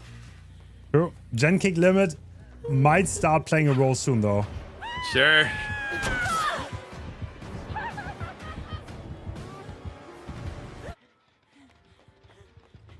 Oh, actually, what? There's There's some crazy pathing from Zaka. Is he gonna catch someone off guard here? No, he isn't. Wait a minute. Could go back on the inside. Oh, I saw. No, he tried. He tried.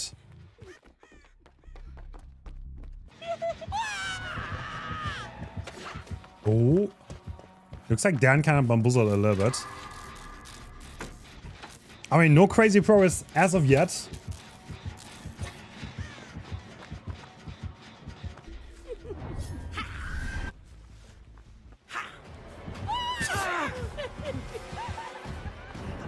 So, purpose of eruption, you stay with the rocket here? No, it's healing away again. No, it's kind of okay. Still going for it, sort of.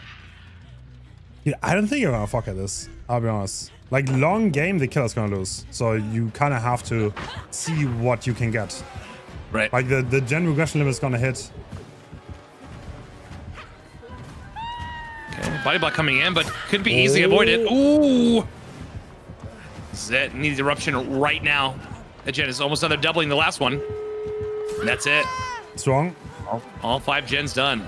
Good job,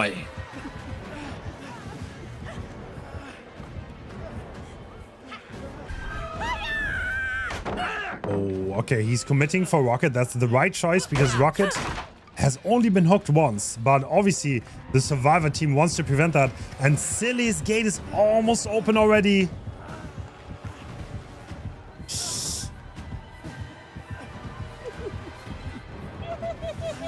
Wait, what? Did he just manually end his power? I think it is. Look like it. Going for the vault.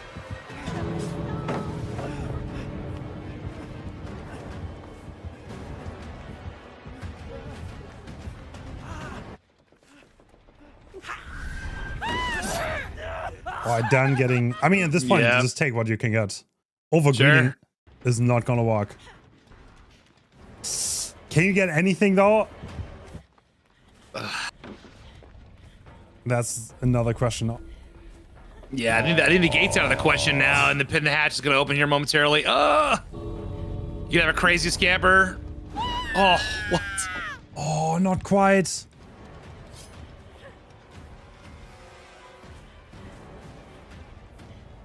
I mean, Do you break this? Do you break pallet here, or do you just close hatch? I guess. I mean, there is a time on this because of Sloppy. So, Yep. wait, can they heal on time? I'm not quite sure, honestly.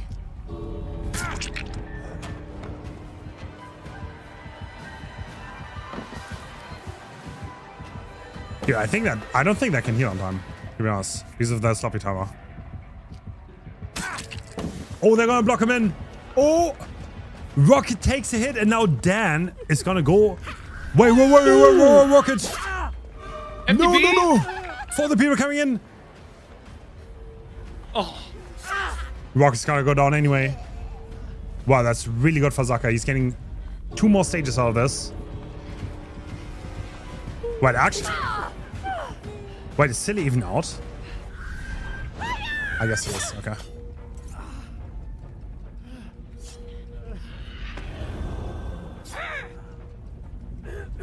Yeah. Goddamn. Well played. Wow. Oh, and 9 stages for Zaka. That's a respectable result.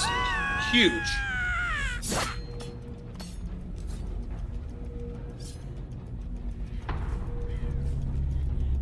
God damn.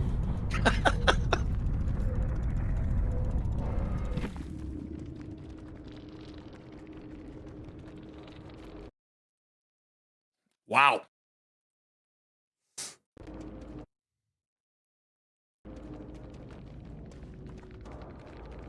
So, yeah. Well, I guess it's up to Pedro to beat that, but against the Spanish survivors, not going to be easy at all.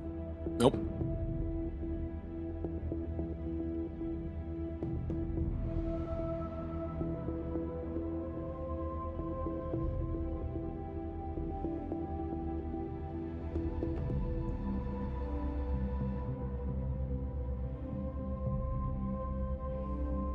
Once again, this is match point.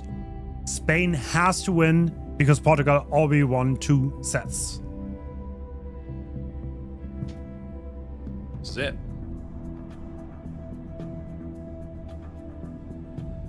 Might be seeing Dredge here. Who knows? Maybe.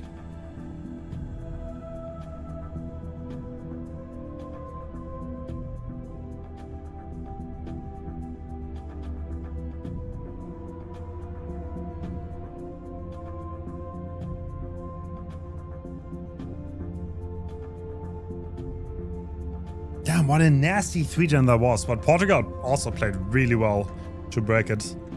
Like, you would 100%. think that you could, like, 4K based on a 3-gen, but you really can't. If the survivors are as coordinated as these survivors, you will definitely lose the long game. Because the gen regression limit kind of allows you to only kick it, like, 4 kicks and So many times. 4 Sure, plus eruption. eruption. Yeah. Yeah. Yeah.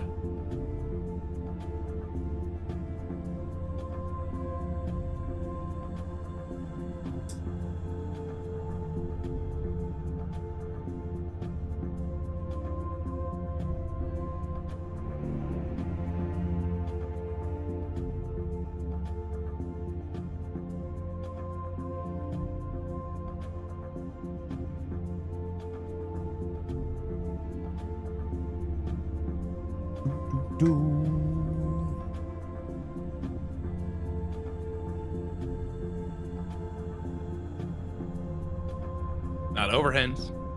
It is not. It is not over Until it's over. until it's over. So what does Pedro need to do here? So Pedro would need to match, I think he has 9 stages.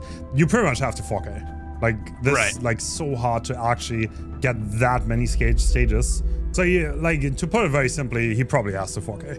Because he's never gonna get that many stages. Sure. Like, death hooking everyone and then killing one is a very rare result. Whew.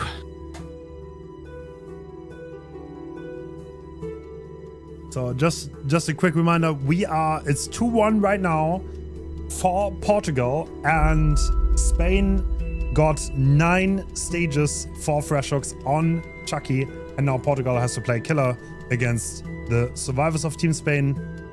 And if Pedro manages to beat that result, then Portugal is going to advance to the finals. Which is tomorrow. Yep. At what time, Hens? The final is 4:30 CET. 4:30 CET.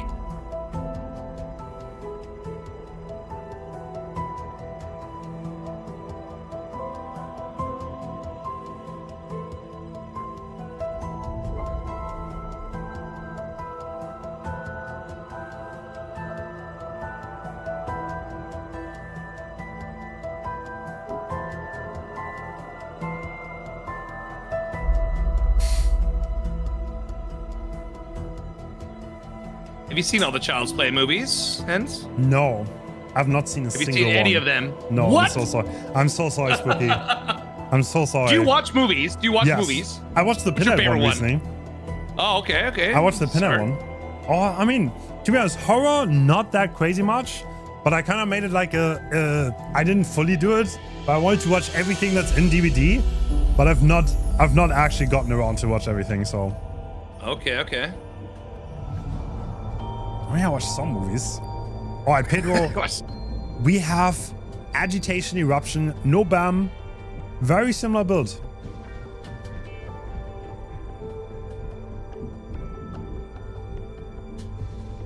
Why does Spookyloopz not get captions? I think that's in my OBS itself. I'm so sorry. Not get captions. Sorry, what? sorry, Spooky. Captions. Yeah, all right. Pedro loading in, looking at his gen setup. Corrupt, nothing too unusual here. All right. It's got to be a 4K, right? We got to get this. Portugal wants to take it. Okay, bounce landing on Gallows. Oh, that is nothing unusual, to be honest. Looks like Ivan is gonna leave. I just want to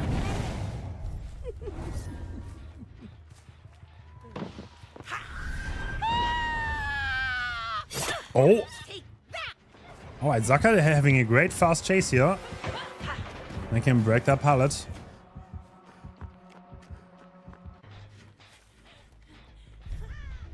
I think we kicked that gen, right? So far, Pedro not really being able to get any pressure going. Oh, he sees another survivor on Gallows. And this time, we don't have balance landing. We don't have bounce landing. Wait, what? Doesn't go for it, though.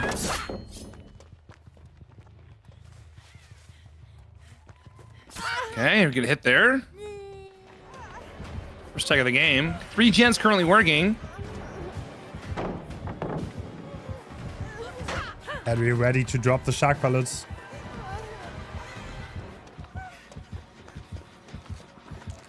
He's gonna go all the way to the other side of the map. Is he gonna make that? With jump rope, you do. Damn. Damn. What a dash.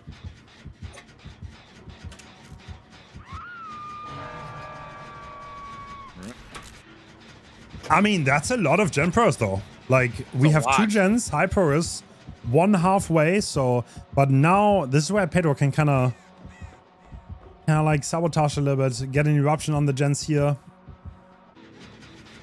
It's gonna wait for it, yes. Oh, he does have a 3 gen in this area. That does look rather nasty. I mean, the main gen is hard to hold though, to be perfectly honest. Yeah. For a killer Sure. like Chucky, because the survivors have line of sight on you and they're gonna make it very annoying. First unlock coming through. Great hit. Yep, Ivan getting tagged.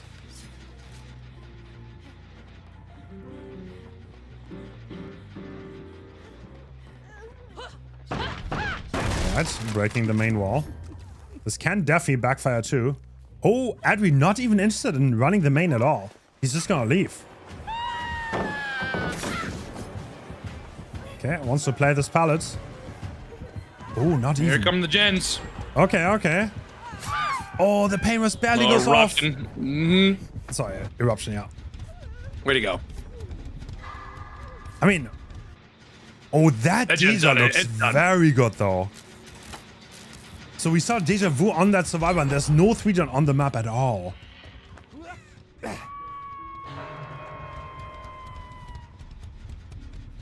So no 3-gen at all. I think there's one on Water Tower, probably.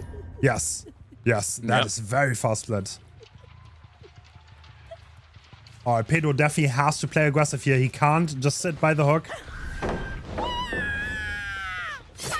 Wow. Oh, wow, close.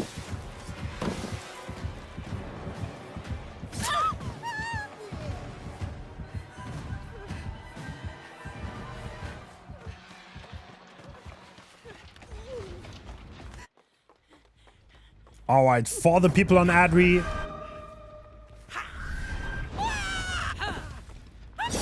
Can you do that? No. Getting value from Scammers are Scamper so on the tough. high level is So like, tough, yeah. I know. That's hard. That's hard. It is. Oh, it looks like we have abandoned the idea of tunneling out Adri, and we're going for Zaka for the flash hook. Wow. No life. I mean, look at those No gens, though. life. Yeah. Come here, sweet cheeks. Spain is in a very good shape here to take the set.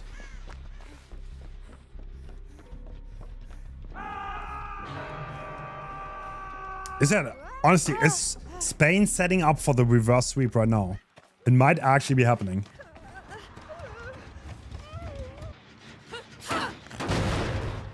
Anyone's game. True. Yeah. I mean, it's tough too. 4-4 killer. Look at these gens. Actually, in almost every corner of the map. This is gonna be hard. It's gonna be hard to hold. Oh, look at Zaka delaying as much as possible. I mean, yeah, well, Adri's in chase here.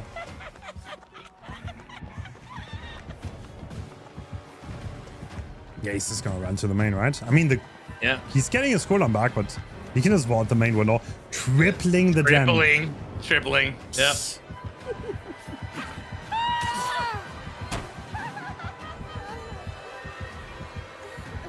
Wait, can they still interrupt? No, that gen is gonna pop. No. Yeah, that's it. Yeah. Wow. Okay, impressive performance from Spain. Super impressive.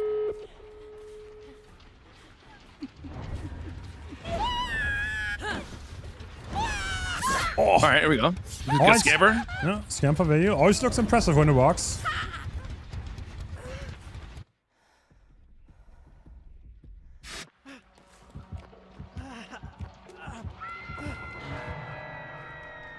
Well, I mean, it's not over. I mean, they still need to leave, but... Sure. Oh, Zaka. Spain's captain doing an incredible job dodging. And life being used. Oh, okay. Oh, into the body block from Marcos. Yeah, that's gonna be it. Yeah. Wow. Impressive. Oh, they're building a wall. Okay, crazy. Impressive. Hence, Damn. tiebreaker, baby. All right, Damn. Last set, it's gonna come down to Dredge. This is the tiebreaker set. Everyone band down to one killer. They agreed and they wanted to play. Yeah, that's gonna be exciting. I don't know who's favored here. It's gonna be interesting. I'm excited. This is my first Dredge set of the tournament. I'm really excited to watch it. Dredge is really, I like Dredge, to be honest. Oh yeah. Big fan.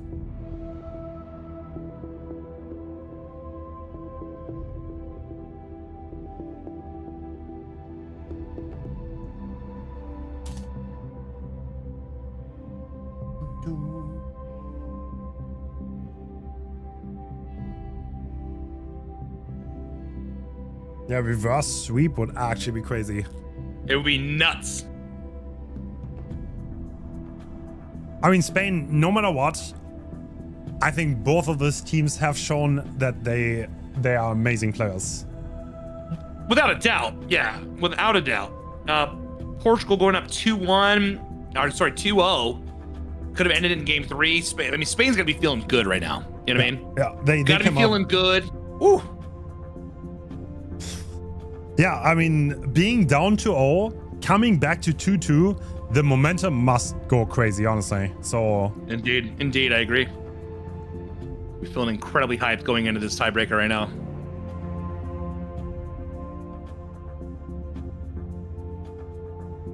I did read the tournament rules. It did say if a reverse sweep ever did happen, especially in the semifinals, you have to watch all the Twilight movies.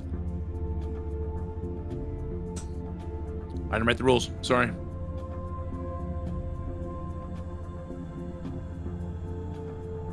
Yeah. Five on IMDb. I'm not sure if I want that. I'm gonna be so real. Here we go. Sharknado or Twilight? Which one should I watch? Sharknado, 100%. Sharknado? 100%. 100%. So you hate me. Okay, I get it. No, Sharknado is fun. Okay. Because Sharknado doesn't take itself too seriously. Yeah. Twilight does. Dude, That's I watched, different. oh my god, IMDb, the first reviews, like, the biggest glaze for a movie I've ever seen. Like, I don't know. It's very funny. Funny read.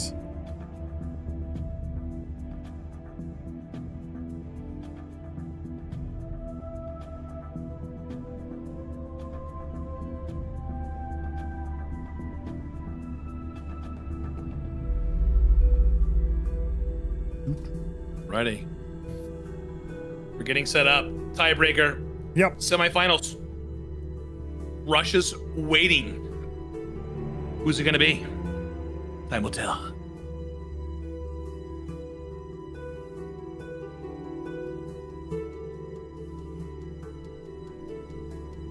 Yeah, I'm kind of. Have you seen Halloween, bro? Sorry. Yes, what? yes, I did. Okay, just making sure. You were That's some saying, good go on. movies. I am so surprised that the US dropped out early, to be honest. I was pretty damn sure the US is going to be in the finals. Yeah. I guess for the home team, I was bummed, man. I was doing the most American thing I could do. I ordered McDonald's in the morning. I was watching. In Italy, just cut us at the legs, man. Yeah.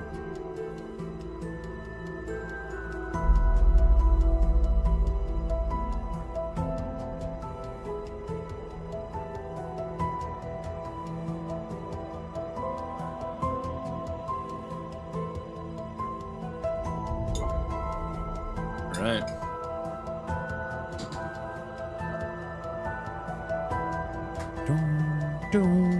Yeah, we're approaching 11 hours.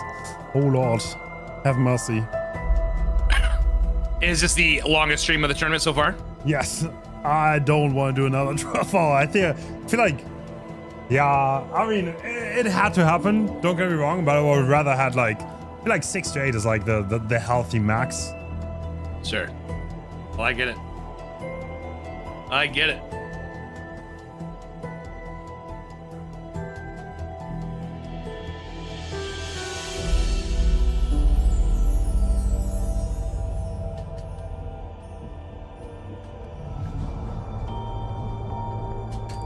Thank you for the gifted. I appreciate it. Thank you.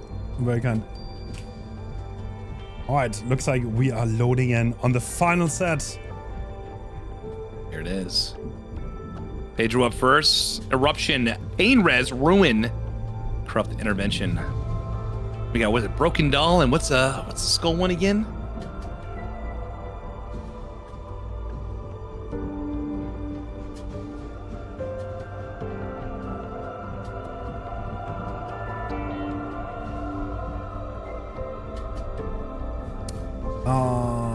Broken Doll and Malthinker Skull, I think, is the name. Yes. All right, let's see it. Here we go. Heading in game. All right, Pedro. Tied up. Choosing a locker to be in.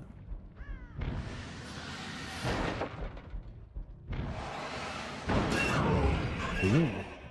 Found someone instantly. All right, we teleported right on top of Ivan. And the first chase is commencing. This is not a very good palette. Oh, what? They've been doing a fantastic job at this pathing. Bro, what is Ivan doing? This is crazy. He's gotta get hit here, right? Yeah, surely. Yes. Yes. Okay. Ruin is gone.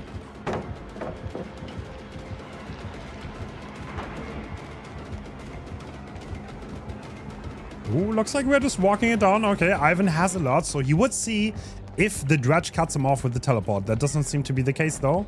Nope. Wow. Talking Well, about teleporting. teleporting, yep. No, that stagger hearts.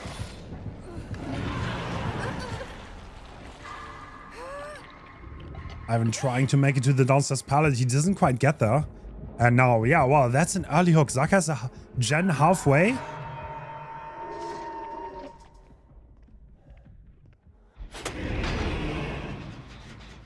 And here comes Eruption. We did use a pain rest token on Ivan. Sold 5 gens, okay. Catch scratch marks on Marcos maybe, right? Yeah.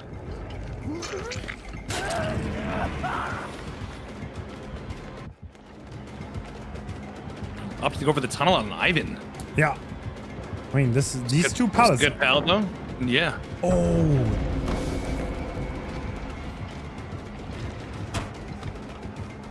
All right. I mean, he has the window there. I think he had a remnant play set up. Didn't quite work out though. And Ivan is buying valuable time while his team is doing the gens. Oh, he pathed it back. Does he make this? Yes. He makes it. They just have the hallway pallet as well, right? Yep, there goes that. You make another one? No, I think it's at the end. No. It's okay. We'll take that though. Took me a second for Ivan, but it looks like we're gonna get Gen 2 done here. Yeah. Yep, good double, good double.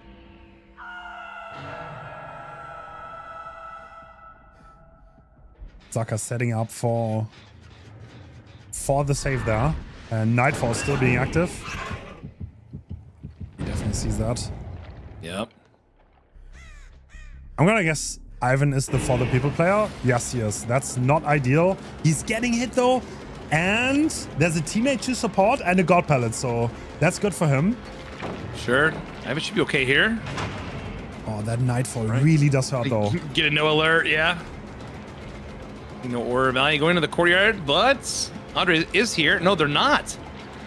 And in the Fortnite corner.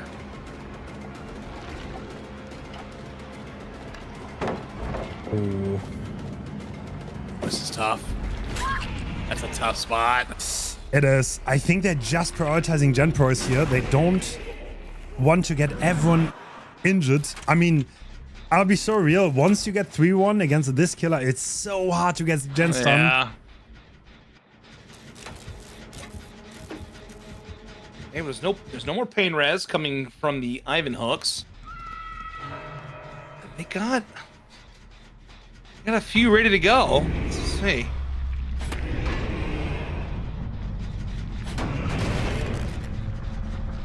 Eruption being applied to the gen. I mean, the pallets don't respawn. That's the problem in the set. The further you go into this, the more time you waste. Like, this is gonna get worse and worse.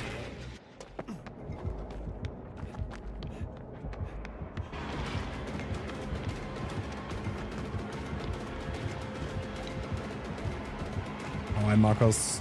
What can we do here? Doesn't have a pallet.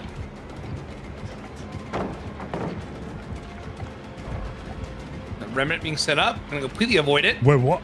Wow. Hits him on the other side. Did he maybe misclick? I feel like that was a free hit. Yeah. Were they doubling this gen? I think they were.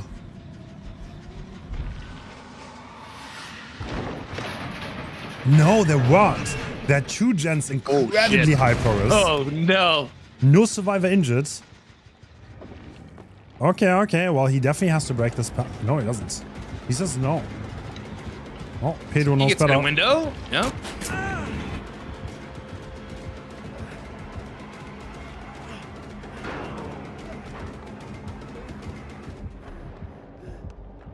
Oh, what? Oh, he's right behind him. Okay. All right, Zaka has a lot of distance to walk with here. And 1 gen is popping. And Oh my another one god. as well. Okay, you know what? We are not looking too shabby at all. Whoa, Nicely this is done. insane. And there's another gen, 70%. The one that Zaka worked on earlier. Yeah. The team captain is juicing so hard. Mark was right on it. A little bit of eruption, not much. Yeah, Painless, however. True.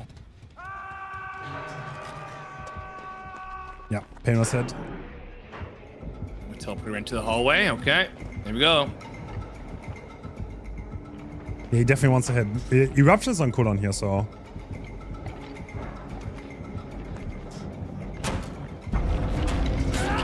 Wow. Hit coming through. It's gonna be nightfall, so.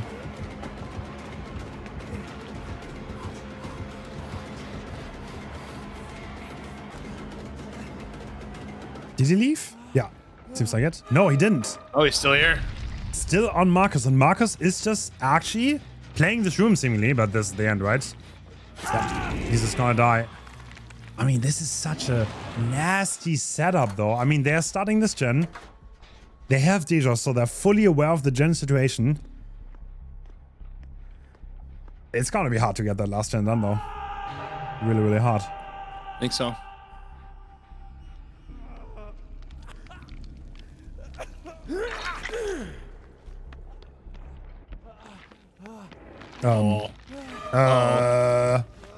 Alright, Goomba stomped by the dredge. Wait, what? He doesn't hit that? Okay. Does he make anything? Is that a pallet? There's absolutely nothing. So. Nothing in here. A few walls. Nice.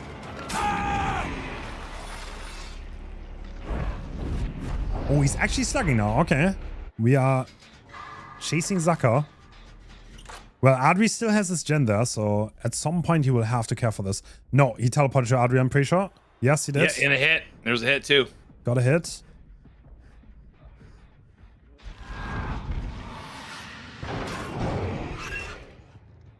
Okay, that tag is probably going to matter quite a lot, honestly. Sure. Now that Death Hawk, yeah, it's going to be... That's so hard. But once again, as I said, this killer is one of the highest 4K rates in the entirety of comp, because Midwich is Dredge's map. That's where he is at his strongest, and yeah, this can definitely work.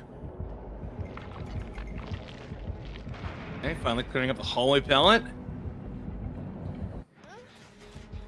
Gonna go check on Andre, I would imagine. Oh, Andre's still working on the Jet uncontested for now. Nope, maybe he's interrupted there. Oh, they just got down. The remnant. Yep. Okay. And Adri's not going down here. Okay. Not a bad position to be in for Spain, considering the circumstances. Does Adri have anything to extend this chase, though? Has one pallet here.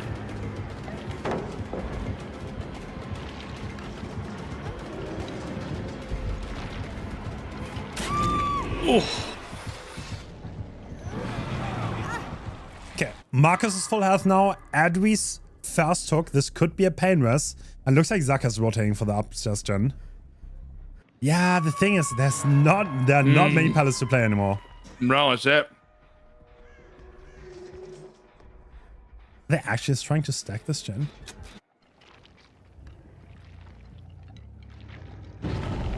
Oh.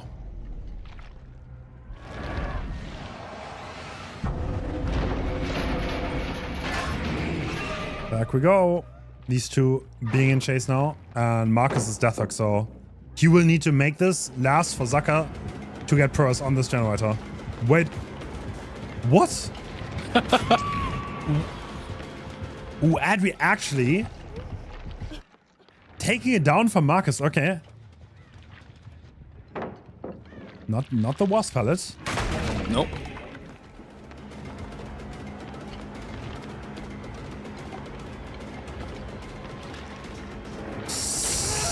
Oh, what do you run on though? Nightfall is almost here, and like almost every pallet is gone, right? What is he gonna do? I mean, he's got this. I think he's got in the next adjacent room. I think he's got a few. Oh, he actually left. Where Pedro left to the wrong gen.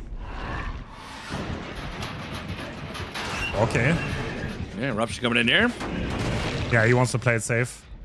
I mean, the gen is not even that high pros, to be honest.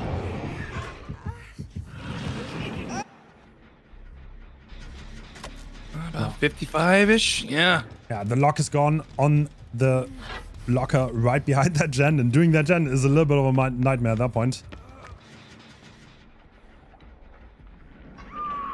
Yeah, Yeah, Zakas is gonna leave. Super close, yeah. Yeah, they kind of have to reset now. They have to reset Marcus.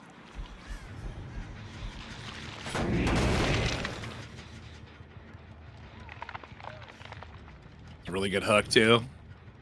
Right next to the gem with the most progress is crazy.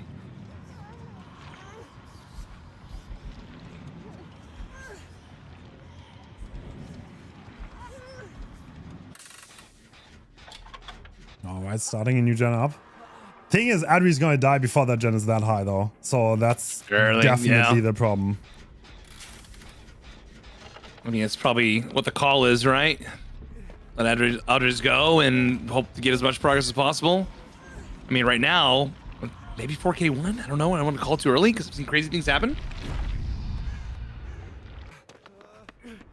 They're doubling. Oh. Yep. No, they're out. Maybe not. No, they're not. Wait, what? Whoa! Oh, that's a crazy call. Oh, Marcus going chase though. He needs to last a little bit. Otherwise, this is completely cooked. This eruption on this gen. Oh. Marcus cannot make it happen. Oh. He's gonna die, and that gen's not high enough. I don't think they're gonna get another gen done, sadly. Wow.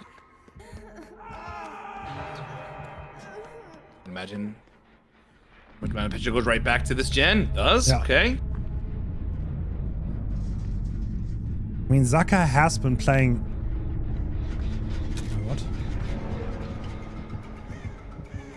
He's got pallets.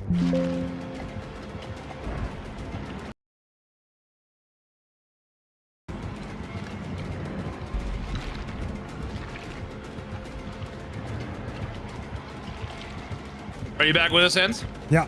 Sorry. Okay, let's like that a little bit. Yeah. All right, so Zaka being in chase.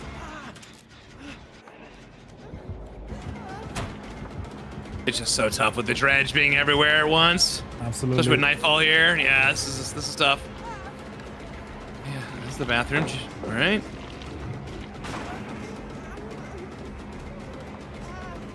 Immediately gonna leave, go back to Zaka? Yep. Yeah.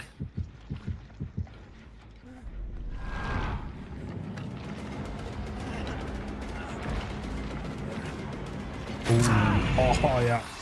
That's it on.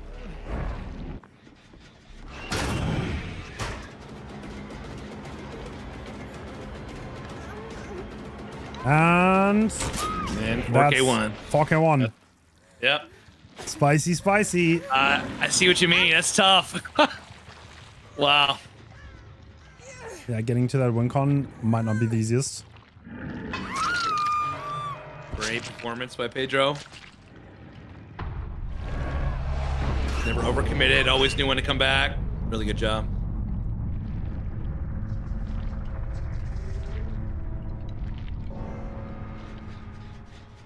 Yeah, I mean, Zaka, if anyone can do this, it's Zaka, though.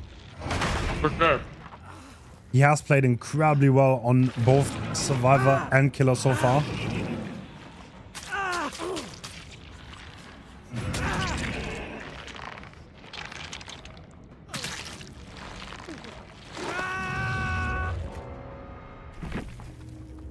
Let's see if they can do it once more. Once more. We're already here. This is the reverse sweep. This is all the marbles for Spain. Well, this is the last game. No matter what, this is going to be the one where it gets decided. Pocket 1 is it what's to reach. And I think, honestly, I don't know if you remember, but in the picture it said the Spain people were kind of trolling and they were giving some more hooks. That could end up hurting them big time because I think if it comes down to a total tie, I don't think they're going to win. I think they're behind on hooks. Forgot about that. Yeah.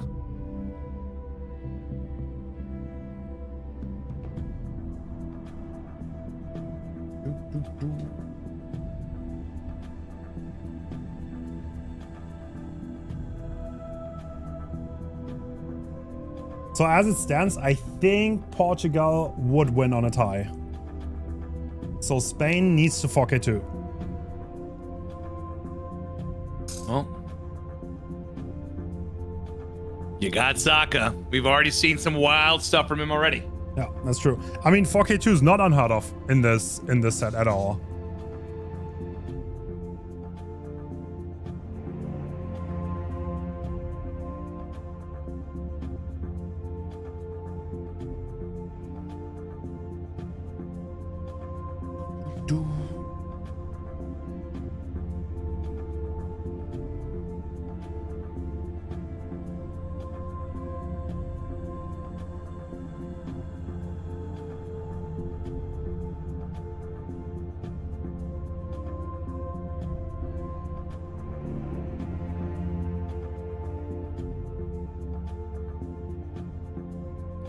Hours streamed. True. Quarter and semifinals. Hens, you are amazing. Yeah, that's a little bit of a longer stream, I won't lie. Long stream today. We're gonna sleep very, very much so, and then tomorrow we're gonna be back for the finals. After Sharknado, but yes. After Sharknado, that's true. Don't forget Sharknado. Never forget Sharknado. How many though? All 6? How many are? Is there 6? I think there's 6, yeah. Yeah, all 6 once. Did you watch all 6? No, I've only seen the first one. Okay. That wasn't the first one. Bro, that would be crazy if you watched 6. Yeah, no.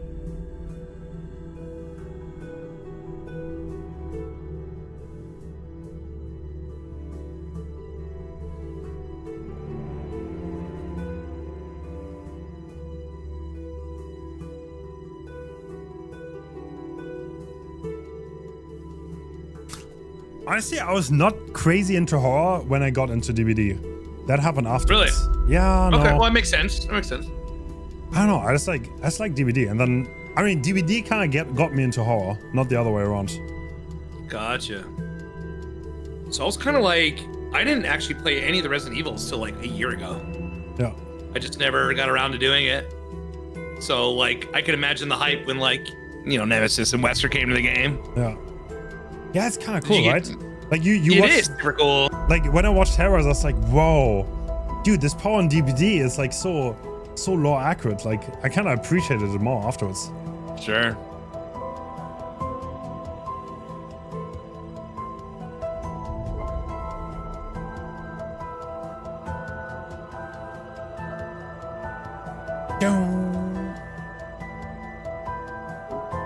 Okay.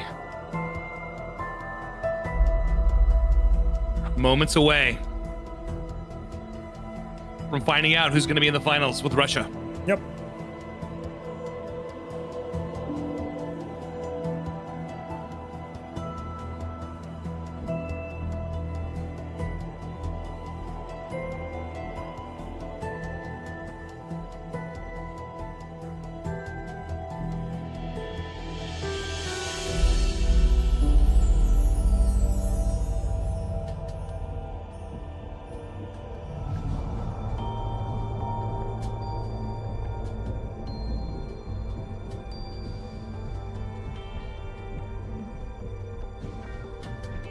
No, finals is not today. That would be crazy. I would literally go insane. If I have to do another best of 7 after this, that would be like, we'll be here for like 19 hours. Yeah. So I can't do that.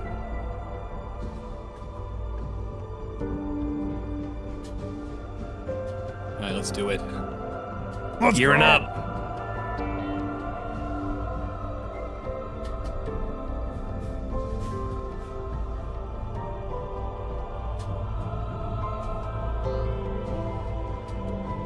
If the set is a tie, then Portugal will take it.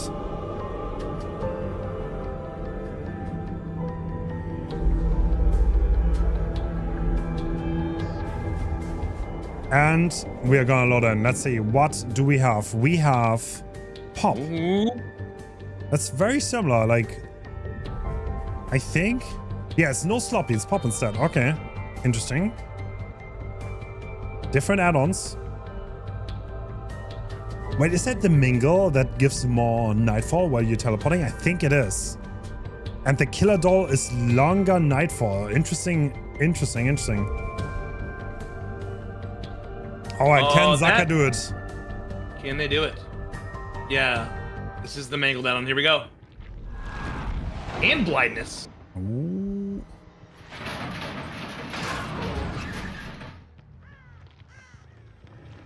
All right, Dan taking fast chase. Someone just broke the lock on that.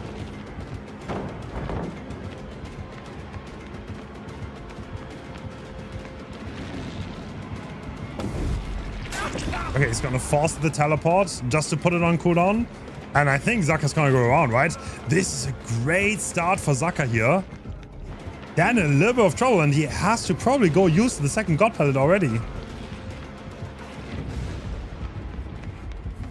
He makes it, though. Yeah, the totem is being gone. No more rune.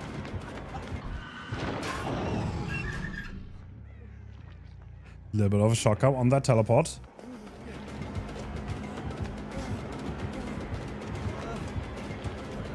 Is he gonna make that? Yes.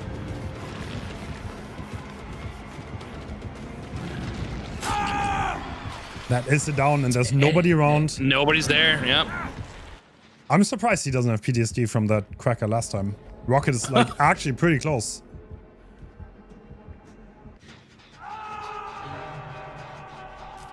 Okay. So 2 gens halfway. We have Pop and Eruption on Zaka stretch. What? Nah. Next day delivery. What is that? Wait. Oh my god. Oh my god. Is that the upset in the making? Portugal is on the ropes right now.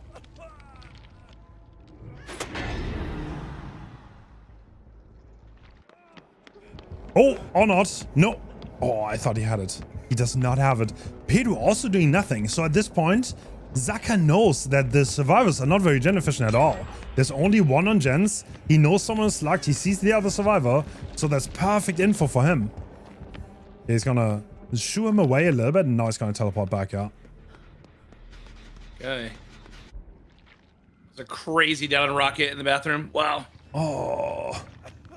Yeah, actually. I mean, what a teleport, though. Literally. Right in top of... Check his PC! Yeah, actually.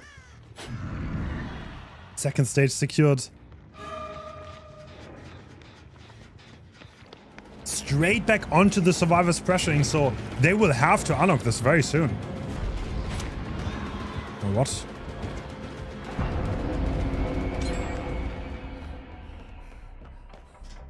I don't think the survivors have any more pros, by the way. This is legit. I don't think so either. Yeah. Are we securing Dan here? Yeah. The plan? Yeah. Oh, that 3 gen is nasty, but once again, 4k1 is not even enough. It ties not enough because over the course of this series, Portugal did get more hooks. Wait, what? Oh. Oh, dredge too thick. Nah, buddy. Ain't no way. Yep. He's dredge solo. too thick.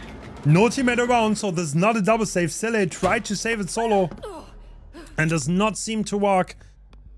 Ooh. So Pedro and Rocket, they're trying desperately to double the gen. Is that gonna work? Oh, he's going straight there. Does he even get it? Yo, there's a hit on top. Oh, or not. Nice job. No way. Wow, 2 remnant 50-50s won. That's amazing. Sure is gonna go a little bit deeper this time, yeah. Hold on. Wait. Well. Oh, I mean, he knows. He knows. Pedro's lurking. Pedro's lurking. Kill instinct, being forced. That's smart. He just teleported in place to force the kill instinct in Nightfall. Well played by Zaka, showing his class. And this Nightfall is extra long because of Broken Doll. Bro, what?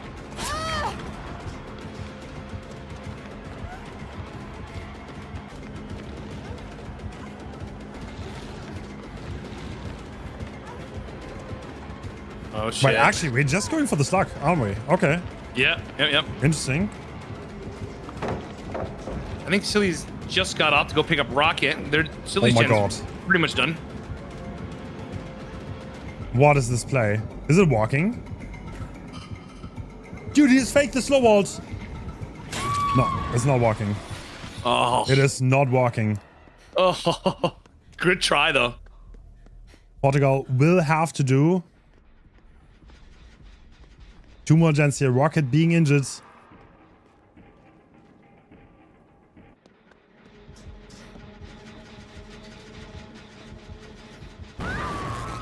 Minus Painterez. Oh. Absolutely brutal. Oh, yeah. That Painterez really does hurt. Like, they don't even need 1 more gen. They need to do 2 more gens here. Yeah. Oh, I mean, okay, this one is high pros though, so that's exactly where Zaka's going though. And does he still have pop? That might have been a pop.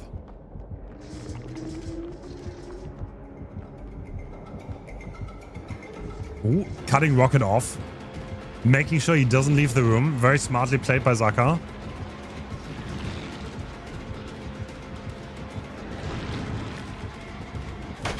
Wow, nice. Rocket!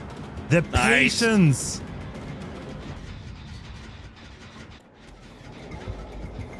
Okay.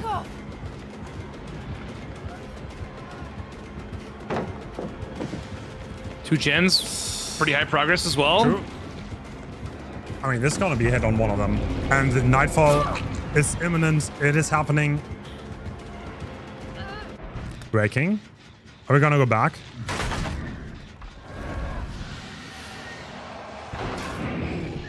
Yes, we are. All right, Rocket. Once again, stuck on this pallet. Yeah. I mean, you won it before. Can you do it again? Yes. No. No. Eruption procs on both gens. He's back. He wants all of it. Yeah, this is disaster for the favorites, Portugal.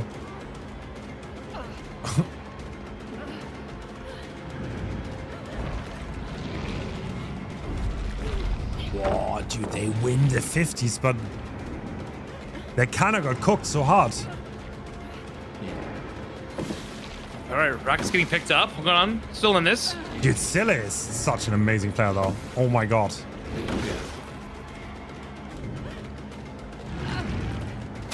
Wow. How crazy is that?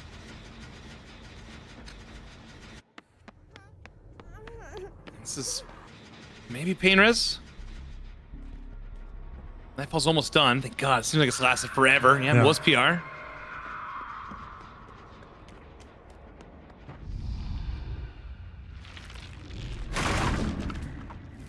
Getting rid of those pallets. Pedro has been spotted. I mean, at this point, you don't have any of the god pets left. So how long can Pedro really delay here?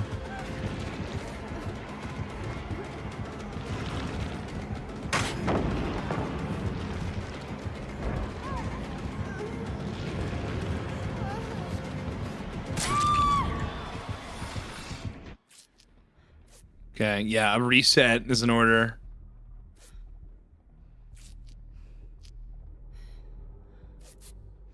Can they? Yeah. I mean, they're at least gonna get one, but like, yeah, how in the world do you get 2 gens done here? The gens has been regressing with Eruption.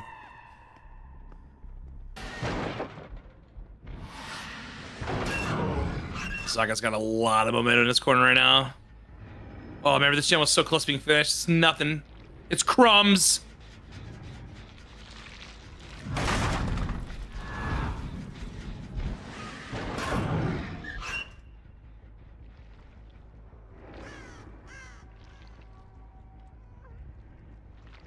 Alright, so 2 resets, but Pedro is kind of dying on that hook, so... Sure. Okay, they're both splitting pressing. gens. Yeah, I guess, I mean, they just need to get those 2 gens done, really. Like, they need to perform a miracle. If he camps this down, I think the gens are going to be 70, and what the survivors would need to do is somehow get both of those gens finished with 2 survivors, like... Yeah, but Zaga's gonna have... Zaga knows to leave. 100%. Yeah. He knows WinCon. He knows he has to leave. I mean, all right. Yeah, dude. Silly left. No. Okay. Looks like he's on Rocket. He's kicking Rocket's gen. Rocket's gen is 90 plus though. Yep. Very close to being finished. He's gone. Ooh, back on Silly's gen. I mean, he doesn't have a good teleport on the Rocket gen though. No, he doesn't. It's hallway, right? I think so? Yeah, it's in the hallway, but that's like 10 meters far. And yeah, Silly also pre-running. It's going right back. Wait. I don't know. Can he hold both, though?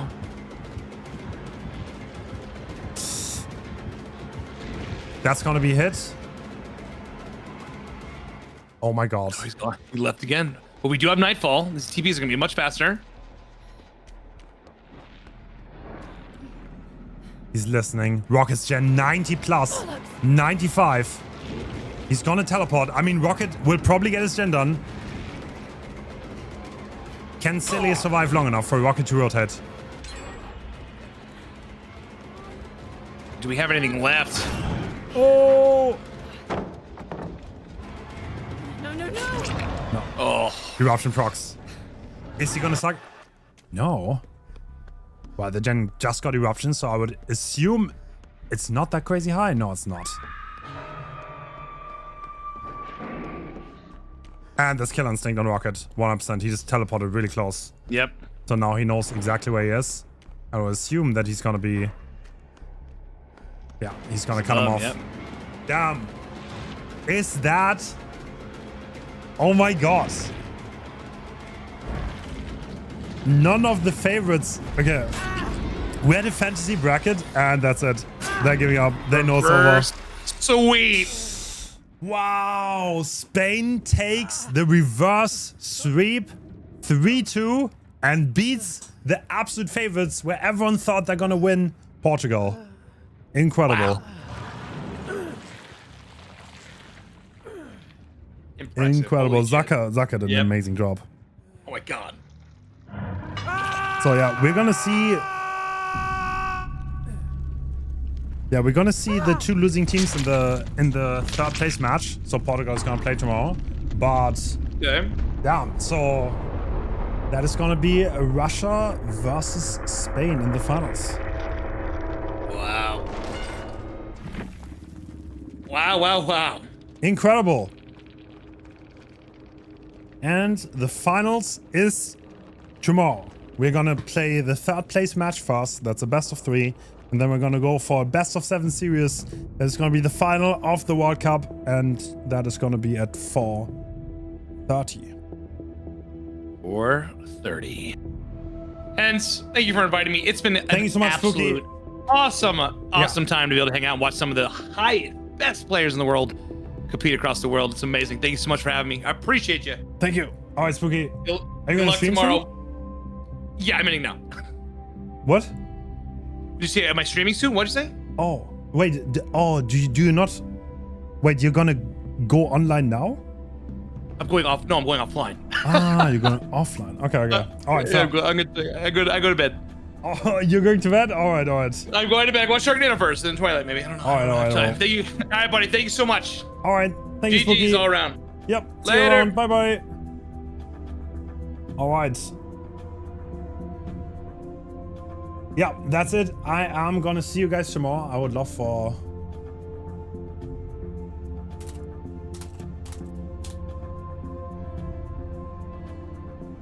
I can't see your chat. Wow, that was exciting, honestly. That was very exciting. We did 12 hours of comp today. Hope you guys survived today. Hope it wasn't too boring. And yeah, we are gonna be back tomorrow.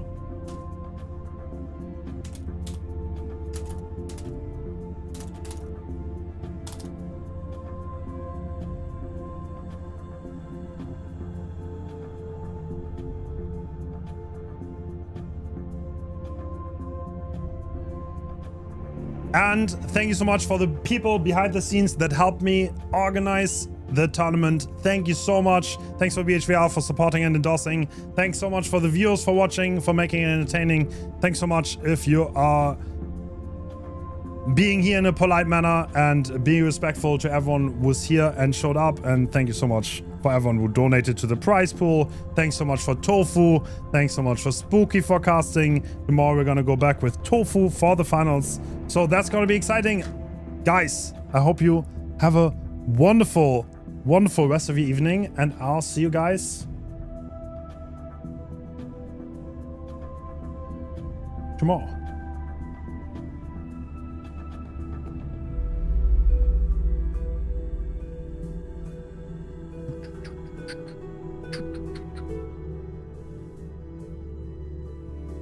Thank you so much for James, Alma, Zolois, and all the rest. I hate pronouncing names. I'm so bad at it. And I would ruin myself. Thank you. Alright, guys. Tomorrow, be there or be square. I'll see you guys around. Bye-bye.